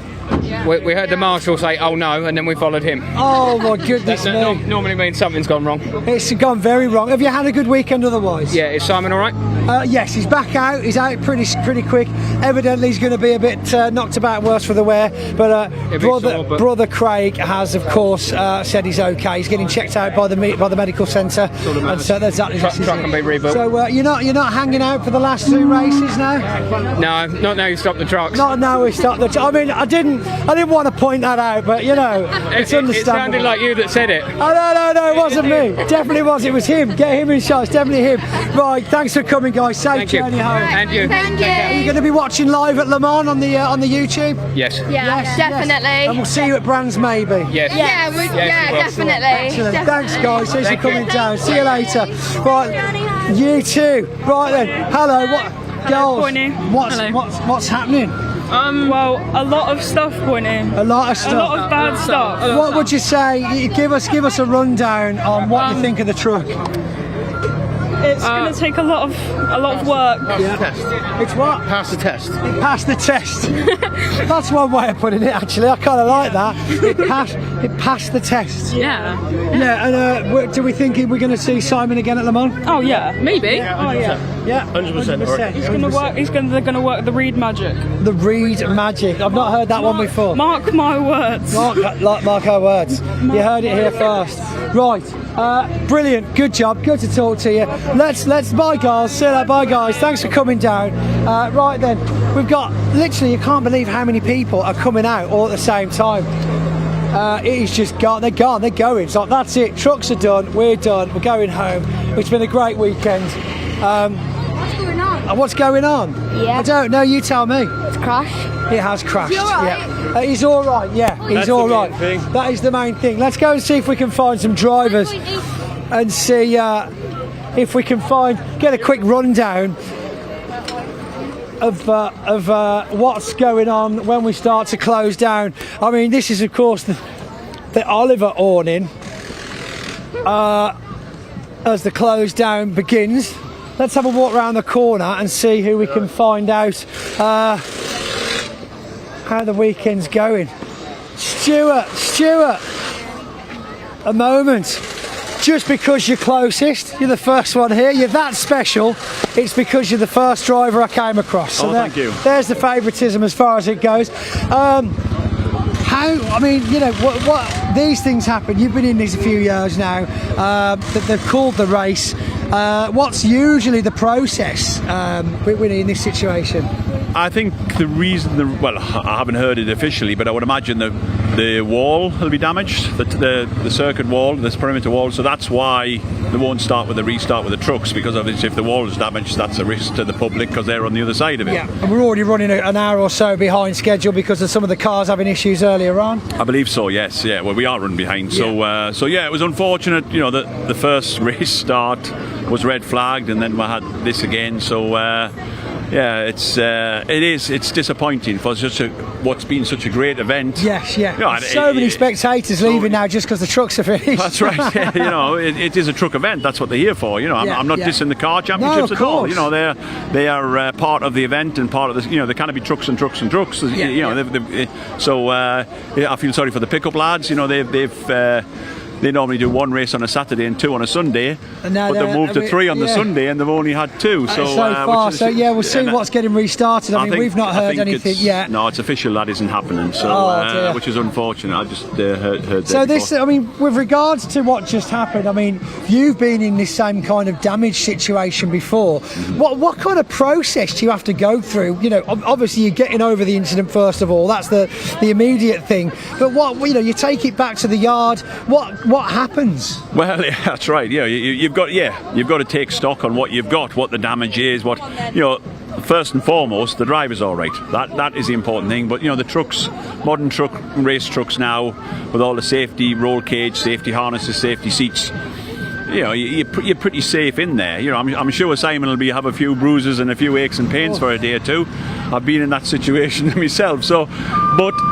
You know, so first and foremost, he's all right. Yes. Trucks, mechanical bits and metal can be all fixed and straightened, but the process, you take it back, you know, you strip the damaged bits off, whether it's the cab or whatever, and then you back to the bare chassis, and then obviously do all the measurements and do all the, sort of the Make sure checks. everything's still straight. Hopefully the chassis is straight, so then you start building back up, and that's a process. Then because you had that same kind of incident on that same corner, didn't you, in the past? I did, yes, Yeah. about 5 years ago. That's right. The concrete wall sort of laid over, two laid over, and then the third one decided it didn't want to lie over, so it just stopped us dead. So How long did you think it took to get you back to into one piece for that truck?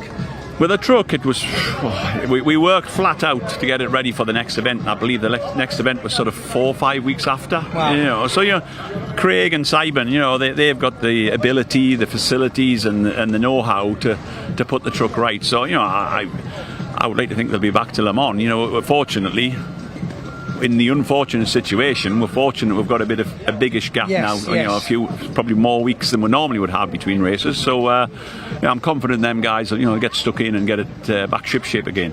Absolutely fantastic. And championship for you overall so far. Where do we see you now with that one cancelled race? Because it's been a very busy weekend for me. I'll put my hands up. I've not got a clue where anybody is anymore. That's right. Yeah, that's right. Obviously Dave's gone well this weekend. There's no doubt about it. Dave came here. I'm not sure how many points ahead, but he wasn't that many. He was still on his heels. But yeah, had a puncture which caused the tyre to delaminate because it deflated. So that sort of caused a DNF. Yeah. Nobody wants DNF in races. DNFs that's don't minimum don't, like no. 12 yeah, that's points right. behind straight away, That's right. Aye. So, but there's still quite a few races. Yeah, we've got 4 in Le Mans and 5 in the Brands Hatch. So it's not be easy, and Dave is going well without a doubt, so we'll you're still in second. As I say, you're still in second. Craig is nipping at your heels, and of course Michael in contention as well for third. That's right. There's still quite a few rounds left. Oh, there is. That's right. Like I say, we've got 9 races left. So 9 races, 20 for a win, 1 for a fastest lap. So you can do the sums on that one. It's too late in the day for me to work it out. But there's still a lot of points. 12T. There's still a lot of points in the offing for to change things around. It's like I say, Dave's had a good weekend. But we can go to Le Mans and it can be the other way around. You know what I mean? I'm not wishing that on him, but that's racing. That's racing. Yeah, that's exactly. racing, Right, well, Stuart, thank you very much for talking to us. Thank you for helping me hand out the trophies to the show trucks earlier on. Thank you very of course, not just racing here this weekend, you've got a very large part to play and a load of responsibilities with regards to truck sport and the event as a wider thing. Months of planning. Months of planning, years of planning. We'll be looking probably in the next few weeks for next year. What we're going to do, how we're going to do it. We'll sort of debrief on what the good parts are, and I think there's a lot of them. There's certainly been a lot of them, and to see the amount of people that's been here this weekend, it's fantastic. It's just a pity that last race was, but again, that's racing. But it's really sort of I think put British truck racing it's on the map anyway, but it's put it on a bigger scale of recognition. So a lot of work goes into it, but we're happy with the results up to now. So I'm sure there'll be a bit of cloudy feedback from that last race not restarting, but if you look at the overall picture of the weekend and what's happened off track, infield, and sort of, I think overall it's good value for money to come to a truck racing weekend. It really and hopefully people keep coming. No, absolutely. I was saying about this yesterday, actually, how I've been to race events and there's been so little else going on. I was, of course, in my years in truck racing, expecting to see an event, and I got there and it was just a couple of cars going around a track and nothing else happening. I was like, what's going on? That's right. Did he touch your bottom? He might have done, but you know what? I don't mind it. Yeah, but no, it's that's right. It's sort of to have the sort of 1,000+ show trucks on the infield and all the manufacturers, from all the truck industry manufacturers, which is, it's good that they come and support the event, and all the other supporters of the industry, trailer manufacturers, wheel tyres, GT tyre, they've all had lots of guests here, which has helped the gate, to help to pay for Jonathan's helicopter. Oh, you've got to get the helicopter. You need a new helicopter soon. Ian, come on in. What have we got? We've got an update. We'll keep walking around talking. I can confirm what's going to happen. The pickup truck race that was due to take place today will not now happen. That will happen at the next event that they're at. Although the intention is to still get the Mini Challenge Clubsport race going because it's their final race of the season. I'm just waiting for an update on how long it's going to take to fix the barrier, of course. And we Indeed, can get that yeah. So the intention Annoying is... but fair. You know, if it's the last race of the yeah. season, it's pretty important to get that one done, isn't it? There is a title on the line in the S53 class as well, so that will need to be settled. So the intention that is for that one to go ahead, but the pickup truck race, I can confirm, if you are tuning in waiting for that race, it is not going to happen today here at Donington Park. It will be at the next event. So if you want to carry on, we can go talk to some more drivers. I'm going to try and get a bit more information. You keep feeding us. Stuart, fantastic talking to you. Thank you very much to you. And you, Ponty, for your commitment and efforts to the championship. Voice of British truck racing. So hopefully we're here for a long time. I was hoping he was going to sack me on air then. I was like, yeah, we're making plans for next year and you're not in them. Thanks, Stuart. By the way, when's Pointy going to get a drive? I'm not getting a drive. It's never happening. Archie and Simon? No, we've not. Well, I was going to go down here because of all the fantastic race results that Callum Eason's had this weekend. We've not actually had a chance to speak to him yet, have we? So let's head on down to the Callum Eason garage /tent and have a word with him. One thing we always say, we're not going to have a chance to do it today. We always close the show out in a little way. We're not closing the show out now. But No, but we could do that. We should do that. Why do we always do this? I don't know. Feel like we have Let's just work our way along. Oh no, we don't want to lose radio mic connection. Excuse me. Hello. Can you go back up and do that again, please? Absolutely not. I'm tired now. I'm just about being able to string a sentence together. Absolutely fuming, mate. I was just there. You were just there. You should have been on it. You should have gone, oh look, it's Pointy. That'll be doing something silly. Oh, what actually happened is he turned around and went, No. I didn't even need to ask who he was talking about. Unbelievable. Right, come on, keep going. We need to try and find. Show these guys. There we go.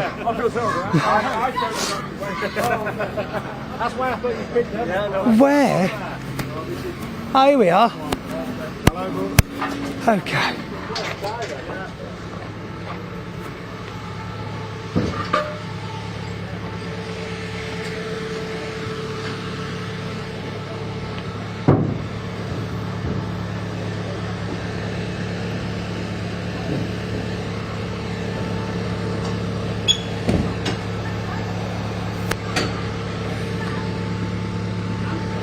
Okay, so we've had an update just come through live on air. Wow, right here, breaking news. So I've just been told, or we've all just been told effectively, that the pickup truck race that we have had to cancel today will actually be played out as the finale at Brands Hatch. Apparently the season finale at Brands Hatch. It will be getting raced again at Brands Hatch, so they're not going to lose out. 4 races at Brands Hatch. I'd like to think 2 a day, yeah, would be common sense. It would be great, wouldn't it? Yeah. However, mini-wise, as long as the barriers can be repaired and the race completed before the curfew of 7 o'clock, then it will still go ahead today. Otherwise, of course, if they're not going to be able to repair the barriers, one would assume they're going to have to call it as it sits. Well, they've got half an hour because it's a 15-minute race, so that race has to, and the checker flag has to fall before 7 o'clock, or maybe on the dot, maybe like 1 second after is fine. So it's got to start at exactly no later than 6:45. So that is bang on about half an hour. Wow, I mean, they can do it. They can do it. They can. It takes some serious work. The 30-minute countdown on the screen. Yeah, cool. Just start that now. Where's Callum? Where's Callum? Callum! Oh, did you hear what our producer just said? No. When I asked for the 30-minute countdown, he said no. Oh, no. No, he said no. He said no. He said no. No countdown. We've lost Callum. He's MIA. He's disappeared. I did promise him I was going to come and talk to him at some point this weekend because he's been doing very well. And of course, it would have been on top. You've done what to your toe? Oh, wicked. I broke the one next to it. I did it on the coffee table at my house. It was ever so painful. Yeah, you know when you lie down on the floor and cry a little bit first, and you breathe it out, and you know. Yeah, how are you anyway? I'm good, thank you. You? Yeah, great. Are we any danger of seeing you back in the championship anytime soon? Maybe next year. Oh, maybe. Oh, maybe next year. Maybe. Wayne as well, or no? Just trying to work out what's got the higher IQ, Joanne or the plank. Oh, definitely not Wayne next year. I tell you what. Unbelievable, Jeff. Unbelievable. Live on air. Live on air. You got. That one, didn't I? I tell you, no, he walked into that one. He's got no chance now. He's sleeping on the doorstep tonight. I tell you. I mean, is Callum coming or shall we go? I need. He's otherwise indisposed. We tried. We'll come back. I'll tell you what we can do. Go. I'll tell you what we can, because we know that the mini race has to start by 6:45. The drivers are actually up in the assembly area. So what I might do, we've got we've got a couple of we've played them already, but the Air Ambulance charity video that we did, the Eye Cancer Trust as well. We're going to hear a little bit more about that whilst we make our way up to the assembly. Just before we do go, I do want to say a big thank you to you as ever. I just want to thank the entire team. I normally do this at the end of the day, but I imagine we've done 21 races so far this weekend. It's been quite hectic. 15 races so far today, still one more to come. Fingers crossed anyway. So I just want to say a massive thank you to the broadcast team here who bring you all of the live pictures out around the circuit. We've got Zolly, we've got Ray, we've got Danny. You know, Danny's off and on roaming as well. We have got Dan is out there too. We've got Jono there. Tom, who's been holding the roaming camera all weekend. Tom has done about 70,000 steps, I think, so far this weekend. He's still holding the camera steady as well. Spin the camera around and show him on air. Like, well there done. He is. That's Tom, everybody. That's Tom. Maybe we get a big mirror. Maybe we can get a big mirror, put you in front of a mirror so everybody can see you. Massive thank you, of course, to Paul Walsh. His work isn't quite done yet. Big thank you to Andy McEwen as well, and of course you as well, Pointy. So can we show a bit of love in the live chat? Remember, all the pictures we bring you, they're live and they're free. It doesn't cost you anything to watch any of this broadcast, but it is a monumental effort. A massive shout out to our producer Elliot as well, who has done a wonderful job. He's done a superb job. He's done a superb job. He's done all right. He's done all right. Yeah, he's been in a nice air-conditioned office all week. I've been in your offices. They are not air-conditioned. They are not. They are like 1,000,000 degrees. You've got servers and towers and computers and TVs and oh my god. I think we actually make it as hot as possible on purpose. Yeah. And then you seal all the windows and doors to make sure nothing goes missing. That's only when you turn up, Pointy, because we've got neighbours who complain about loud noises. I don't know what you're talking about. You can't prove a thing, Copper. But yeah, thanks, Ian. You've done a fantastic job. Have a great time in Le Mans. Have a great time in Le Mans. Hang on. Can you slip into my suitcase? No invite. No invite. Still don't worry about it. I thought we were mates. Yeah. But there we go. She's waiting to get past in her pyjamas. Don't show her in her pyjamas. Yeah. Don't turn the camera around, Tom. Don't turn the camera around, Tom. Don't turn the camera around. Don't turn the camera. No, do turn the camera around, but don't turn the camera around. Oh, no. I can't believe we did that. Right, Pointy, you crack on. Thank you so much. You've probably got admin bits and bobs and U-bends to fix and things. So there you go. Keep going with the plumbing. I'm going to make my way up to the assembly area and hopefully we can get this mini challenge Clubsport race going. It is their final race of the season. Whilst we walk up, because it's pretty boring just looking at the back of my head, let's hear from a couple of videos we did yesterday from some very worthy causes and some brilliant charities. Let's hear from it now.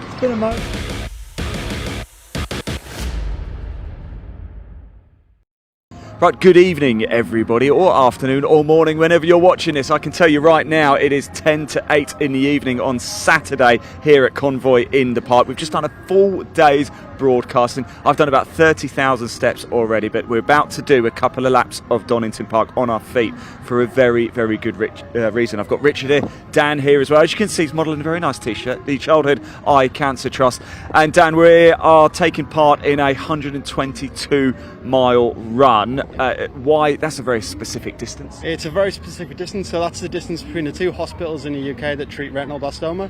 So that's Birmingham Women's and Children's Hospital in Birmingham and then London's Royal Hospital as well. Okay, we don't have to do 122 miles now, though, do we? It's throughout the whole of August, right? Throughout the whole of August we've got it. I think, I don't know what Richard's on so far. I think I've done about 34.9 miles. Okay. And we're hoping to knock out another 5 now, doing a couple of laps. Yeah. Richard's been doing it with me, and obviously we've got you as a special guest this evening. So. I'm going to join you for a couple of laps. Richard, you're going to walk, though, aren't you? Yeah, sadly I'm an old boy with a dodgy knee, so I've got to walk these laps.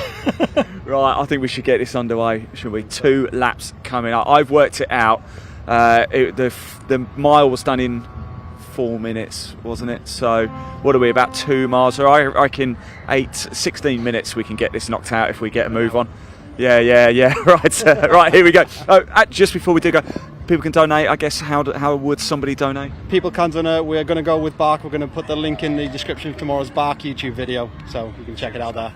Right, tomorrow you'll see us. We might be a little bit tired. Dan, Richard, myself, all part of the broadcast team here. It's been a long day, but it's not over yet. Ready, chaps? Come on. Ready. Put your hands. Let's go. Let's go. Let's go. We're not holding hands the whole way now. Bye. Bye. I've just completed 5 laps. 3. I'm going to. Well, I'm joined by somebody very special. Ollie Hisco is here, the Director of Fundraising for the Air Ambulance Service. Ollie, what a job it is you guys do, by the way. But it's something that we really hope we never actually have to use, but it's not the case, is it?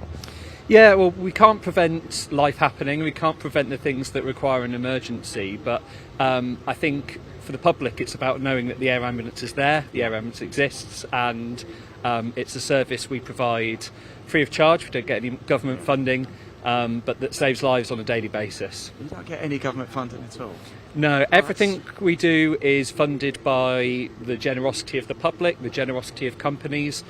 2 companies here are some of our corporate sponsors, so there's MV Commercial and DHL, both here today fundraising for us. Brilliant. As part of their representation at this championship, which is just fantastic. So obviously finance is a difficult part of it, but then you actually have to get in the air and get out and save people. You've been here before as well, haven't you? Yeah, so the Derbyshire, Leicestershire and Rutland Air Ambulance is based in Nottingham. Yeah. And from a 999 phone call to getting to here is 7 minutes. Wow. Okay. So that's incredibly fast. That gets everything we need here. So on there'll be the highest trained level of paramedic. Yeah. There'll be a doctor. And there'll be all the equipment they need to do roadside surgery, to restart hearts, to do blood transfusions, to do amputations. So it's about bringing the A&E to the person as opposed to bringing the person to A&E. And as I said, in 7 minutes from that phone call being placed, we can be here. Wow. And it's that fastness that saves lives. So you talk about the people as well, the doctor. And well, ladies and gentlemen, we do have to cut our segment regarding the London Air Ambulance slightly short, as much as we want to talk about the charitable cause, because good news, the barrier repairs are complete and the mini Clubsport Challenge machines are out there with Airtech Motorsport for their season finale, round 15 of 15, and this is how they'll line up for their 3rd and final race here at the Donington Park National Circuit. Now, all championships have been wrapped up based on provisional results from their earlier race today, so it means Ollie Wilmot, he takes pole position based on how he finished in race number 2, your S56 pole sitter there, and he is your provisional champion. So this is going to be more of a race that's about just seeing how you can have a good end to the season. And James Dudley, a bit of a question mark over that 2nd place in the previous race, but he'll be starting 2nd either way. Simon Sinfield taking his maiden podium last time out, and I need to give a big shout out to the mechanic of his, that's Connor Craven, who has given us the update to say that firstly it was his maiden podium, which he's ecstatic about, and also he's given us some updates on some other drivers who he helps do mechanic work for, but Sinfield will be starting in 3rd. Rob Gaffney, the absolute speed demon in the S53 class, starts in 4th place on pole position for them. with Steve Webb starting 5th, ahead of Chris Johnson, who rounds off your 3rd row. Then on row number 4, it's Paul Sawyer and Freddie Hewitt. Freddie Hewitt having a temperamental number 5 car, and we'll be hoping to end the season on a high, perhaps steal away the final win. Lauren Fletcher, one of our best starts of the season, we're starting 9th, ahead of Carmen Reeve, and then we will see David Gibbons starting 11th there, ahead of Ian Trundley.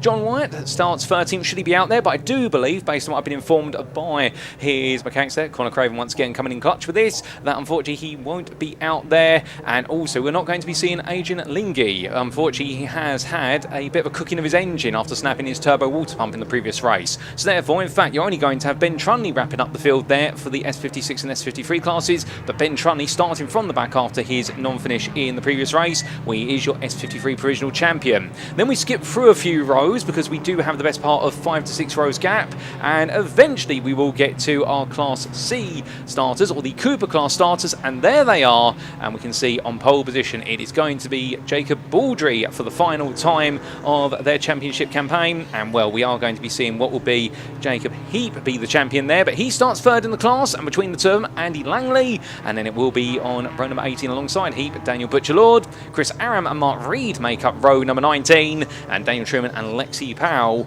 will be completing their starting order, I do believe, all the way down to 23rd in this starting grid. But that's how they all line up, ladies and gentlemen, for the finale of the Mini Challenge Clubsport VTEC Motorsport. Nothing on the line, as we say. Your provisional champions, based on results from round 14, are firstly in S56 Ollie Wilmot, in S53 Ben Trunley, and in Cooper Jacob Heat. That's based on the maths we've done here in the commentary booth, we should be clear, and therefore we will, of course, wait for the matter of fact to be decided by the organisation that runs the series as those final points, but that's how we understand it. But the great news is we do get to see their season finale race. They're all absolutely itching and ready to go. We're all ready to go here in the commentary booth. You guys and girls are all happy to go. I see a big, happy shout out there to Yan007 in the BARC chat saying minis are happening. Indeed they are, Yan. We're all ready to go. And, well, they all take the spots on the grid there. We also give a big shout out to the Wheeler family as part of 3WR Racing there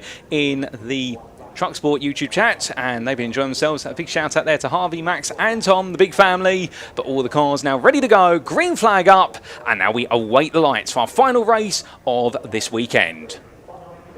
So the red light is on, and it's lights out, away we go for the season finale of the Mini Challenge Clubsport as they roar their way down towards turn 1. A great start there for James Dudley, really nailing the start. He's been lightning quick this afternoon, and as they come into that braking zone, look, meanwhile, round the outside, he's found so much space, and there's your number 5 there of Freddie Hewitt looking for the move. Can't quite make it happen, but dared to go 3 wide into Redgate. He's not going to let the late start of this race hold him back at all with the technical issues from the previous one. But as they come roaring down the hill now, we can see there the pole sitter holding on, as Freddie Hewitt carves his way in towards second place. That lovely move for him, risky move as well on cold tyres and cold brakes, and already US 53 pole sitter of Rob Gaffney going absolutely on a charge here. He's already up into 3rd place, and right now I can tell you one thing, we normally associate the turbocharged S56s as being the quicker machines, but right now he's trying to prove a point on a supercharged machine.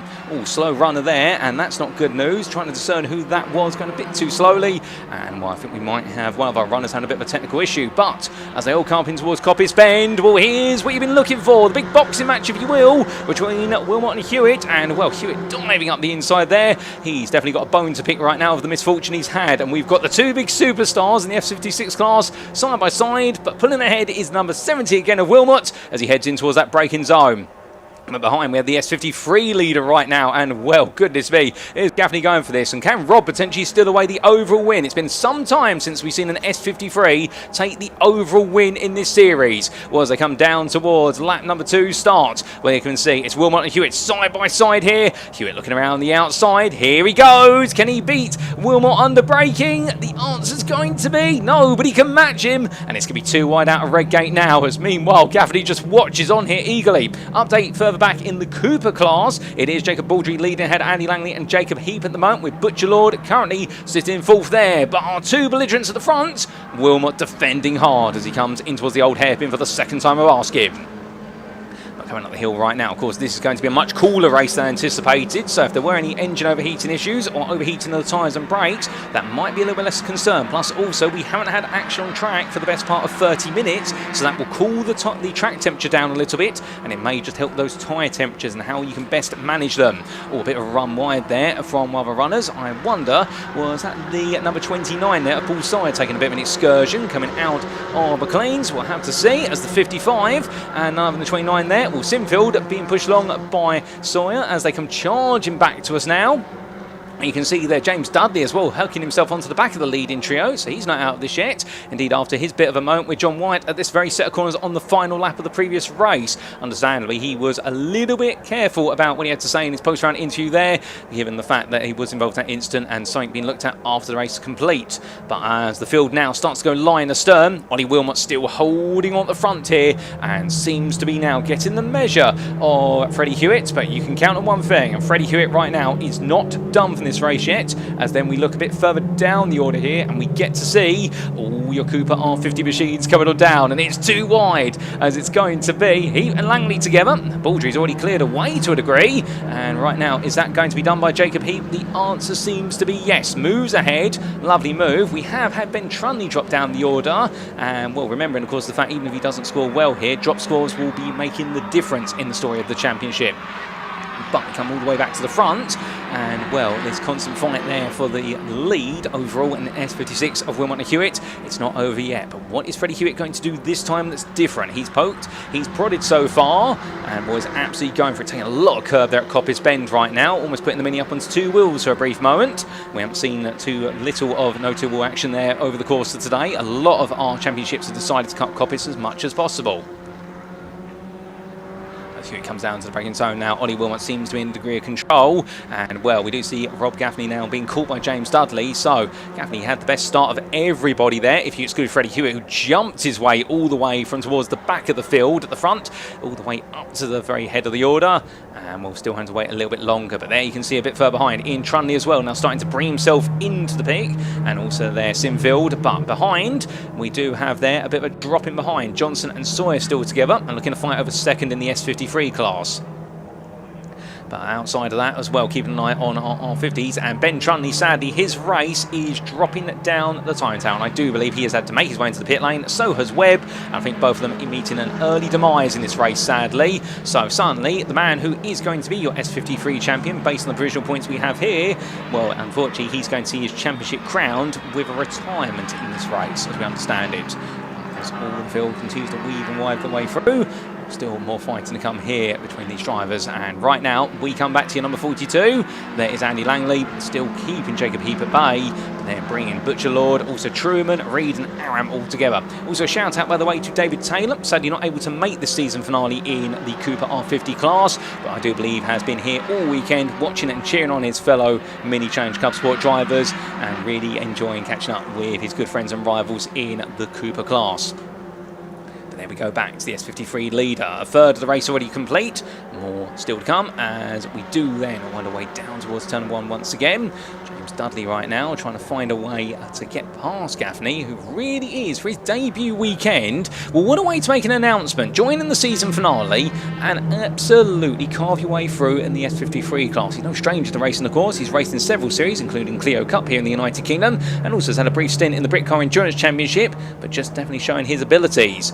Then we come back here to none other than what would be your run at the 219, chasing after the number 10 there. Number 18 there, the number 10, trying to discern my numbers. You have to forgive me for that one. And well, I do believe, in fact, that is number 10 there of Gibbons, trying to get a bit more involved. But as he makes his way forward, still more fighting come between them. That is the number 10 and the 469, as I adjust my eyesight. And they're fighting over fourth place in the S53 class.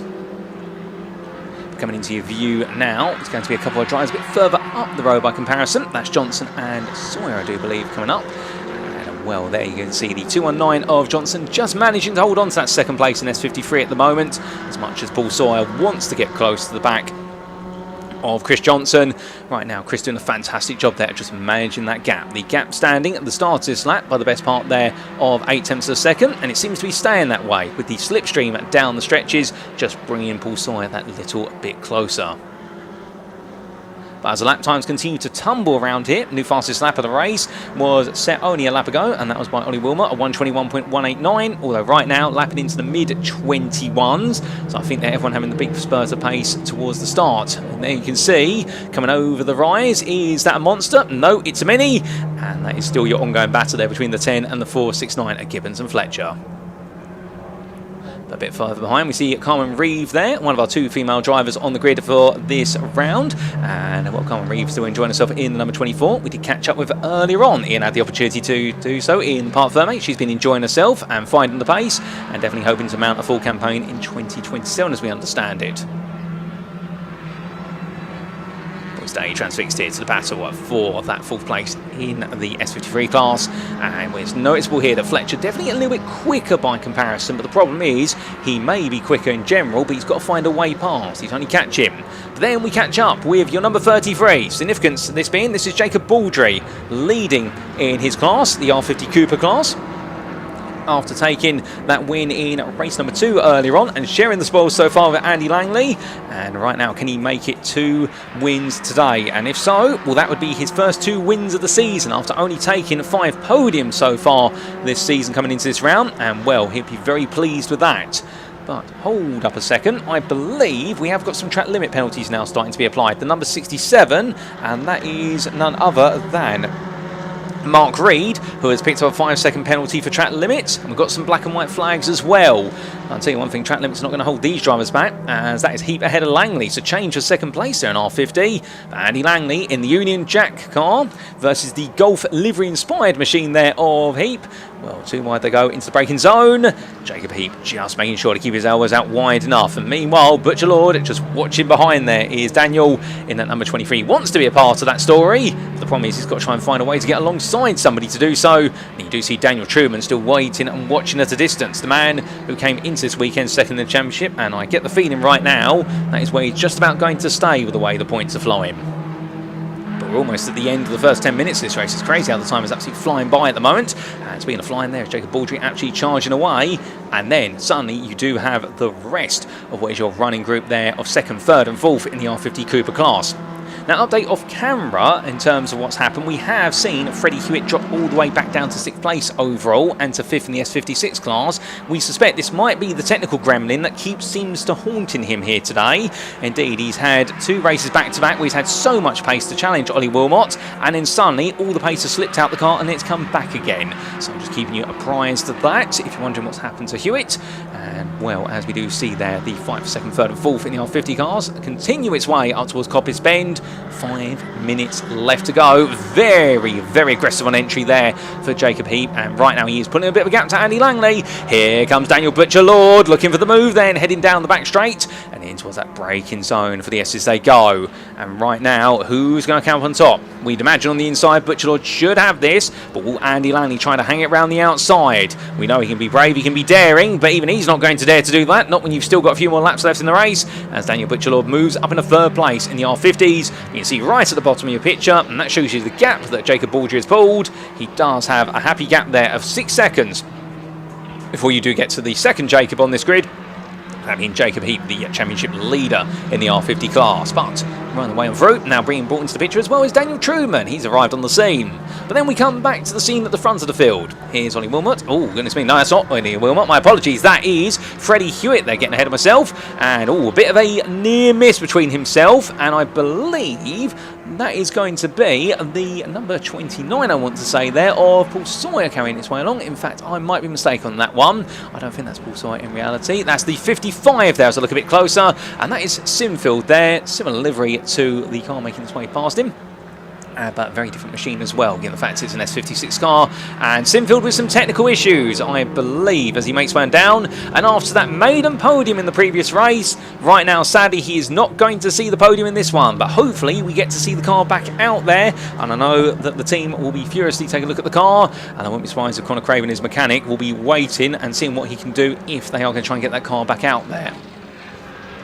But then we see those who carry on. And as they do, it's going to be there none other than your number. What is number 10? And that's going to be the machinery there of Gibbons carrying on. And he's still being pursued by the 469 of Fletcher. And Lauren Fletcher right now definitely sinking the teeth into this fight for 4th place in the S53 class. And indeed, this whole year has been about developing. And goodness me, has Lauren come a long way since her humble origins at the start of the season. And building up that pace lap by lap and indeed race by race.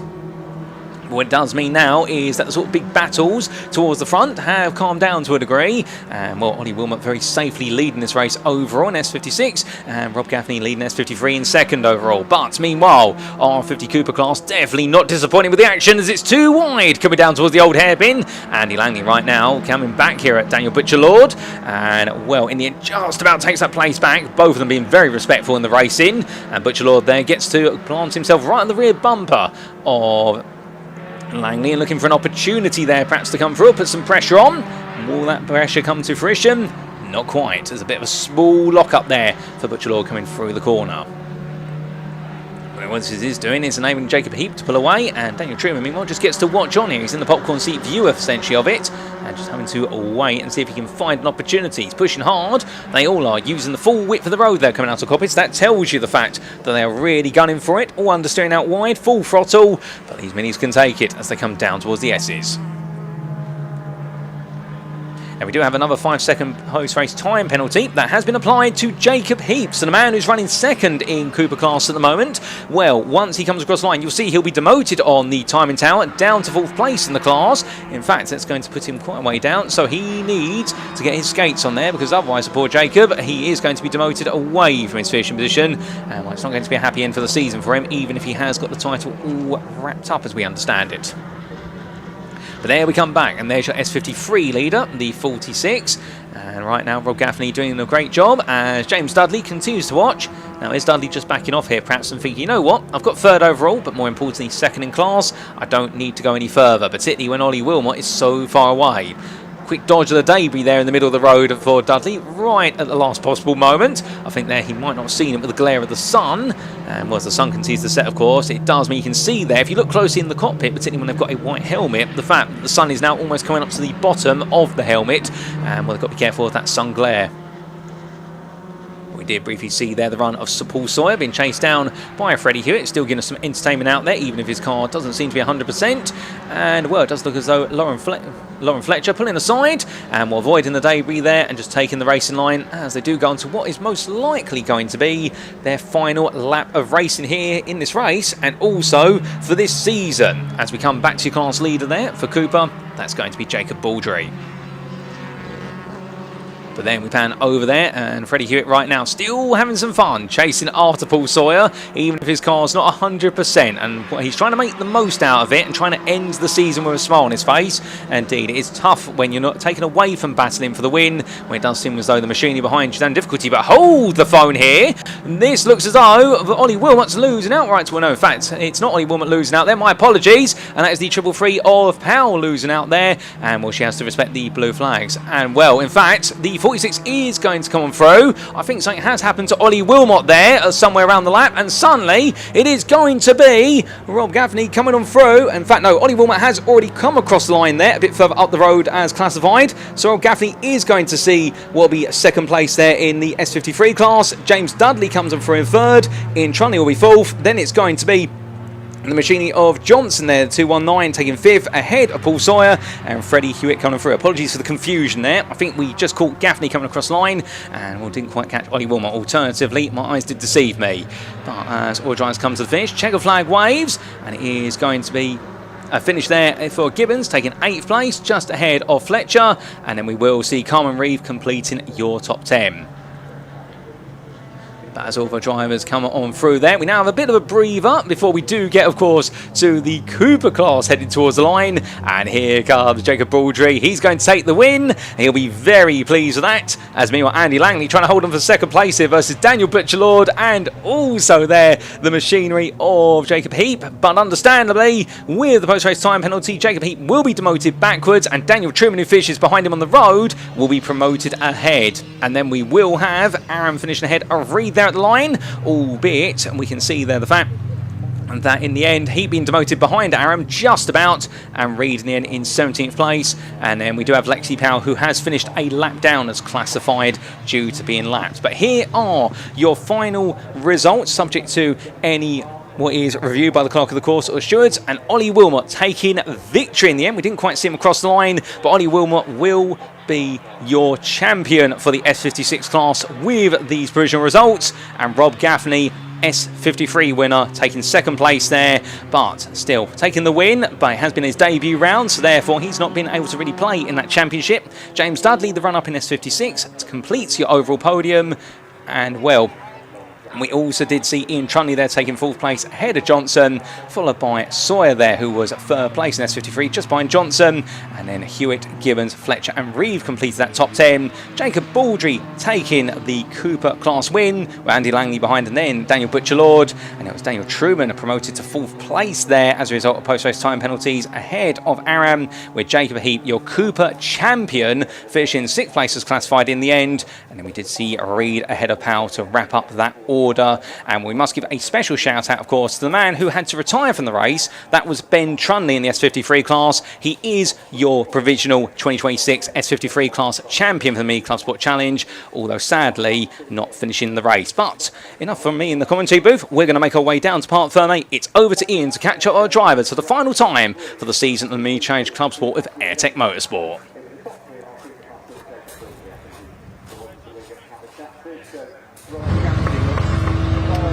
Well, we've definitely got a confirmation now of our champion, Ollie Wilmot. Wow, what a performance. What a result it has been. Ollie, I didn't see this a little bit. I'm a bit concerned. Why does it say for sale on the side? I'm back in this paddock, but with the slower cars. Okay. I'll be back with the Coopers. Something different. Well, I'm glad you're back. I'm glad you're back. I was getting a little bit worried then. Look, No, what a season it has been. We've had so many of these conversations. I've actually joked with you before, haven't I, about maybe we could pre-record some of these. That's not to discredit anybody whatsoever, but you absolutely dominant this season. We did a lot over the winter just to reclaim the title, and we've done it in big style. And it was just nice to see Freddie on my arse, so it was a nice end. Yeah, do you know what, Freddie, he's such a competitor, isn't he? He's had a bit of bad luck this season, hasn't he? But I'm sure he'll be back, won't he? He'll be back. He'll be back. I hope he will be. He's had some really bad luck this season, but we've had some really close racing, so it's been nice. Ollie, great words. Well done. Lovely. I'm really happy for you, mate. Have a safe journey home as well. Rob Gaffney over there as well.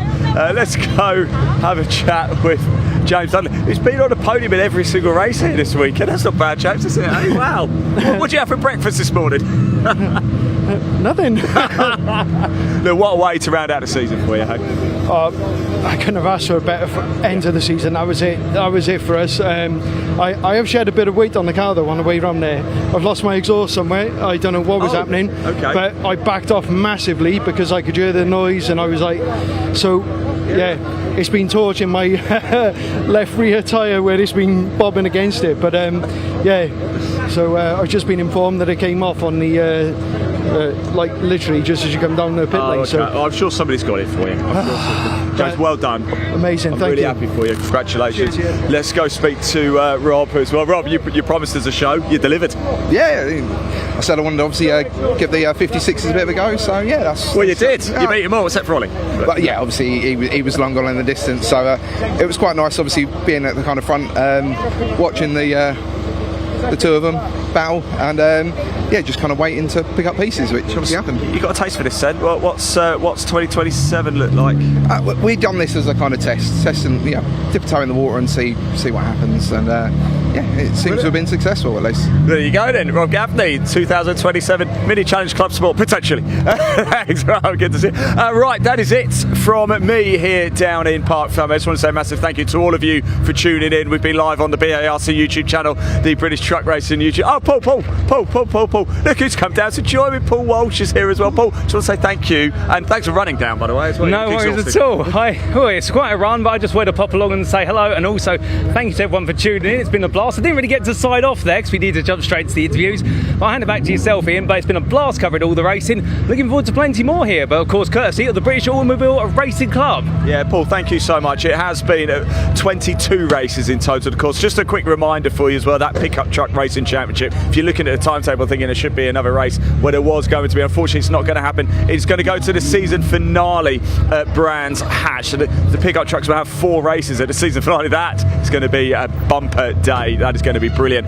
Yes, just to echo what he said, thank you to all of you for tuning in. Massive thank you to the marshals. Great job by the marshals, by the way, to get the track so we could get that last mini race in. I can't believe the Mini Challenge Clubsport, the season is over for them already. It's only, what, the 9th of August? 8th of August? Indeed. 9th of August. It's one of those two anyway. Sunday. I know it's Sunday. Sunday. There we go. One last note on the charities as well, Paul. I know you know Oh, indeed. I mean, absolutely brilliant causes there, of course. Do go check out the QR codes. If you missed them earlier in our features, do feel free to wind back the broadcast. That's the great thing as well. These broadcasts brought to you live. If you've missed any part of it, you can always go back, rewind, go share it with family and friends, go show it to them. Of course, our drivers and their families will be doing so because they can't necessarily watch it whilst we're racing. And you can find out a bit more about both the Childhood Eye Cancer Trust, plus also they're the London Air Ambulance, two phenomenal causes. And well, if you ever want to see Ian in running shorts, go check out that footage from earlier on. Yeah, thanks for that, Paul. No, we want people to actually donate, so thank you again. That's it from us here at Donington Park. Convoy in the Park comes to an end. Next week, though, we head north of the border. We go to Scotland. We're going to get my passport out, Knockhill for caterings. It's going to be an absolute cracker. Thank you for watching, everybody. Have a lovely, lovely evening. Bye-bye.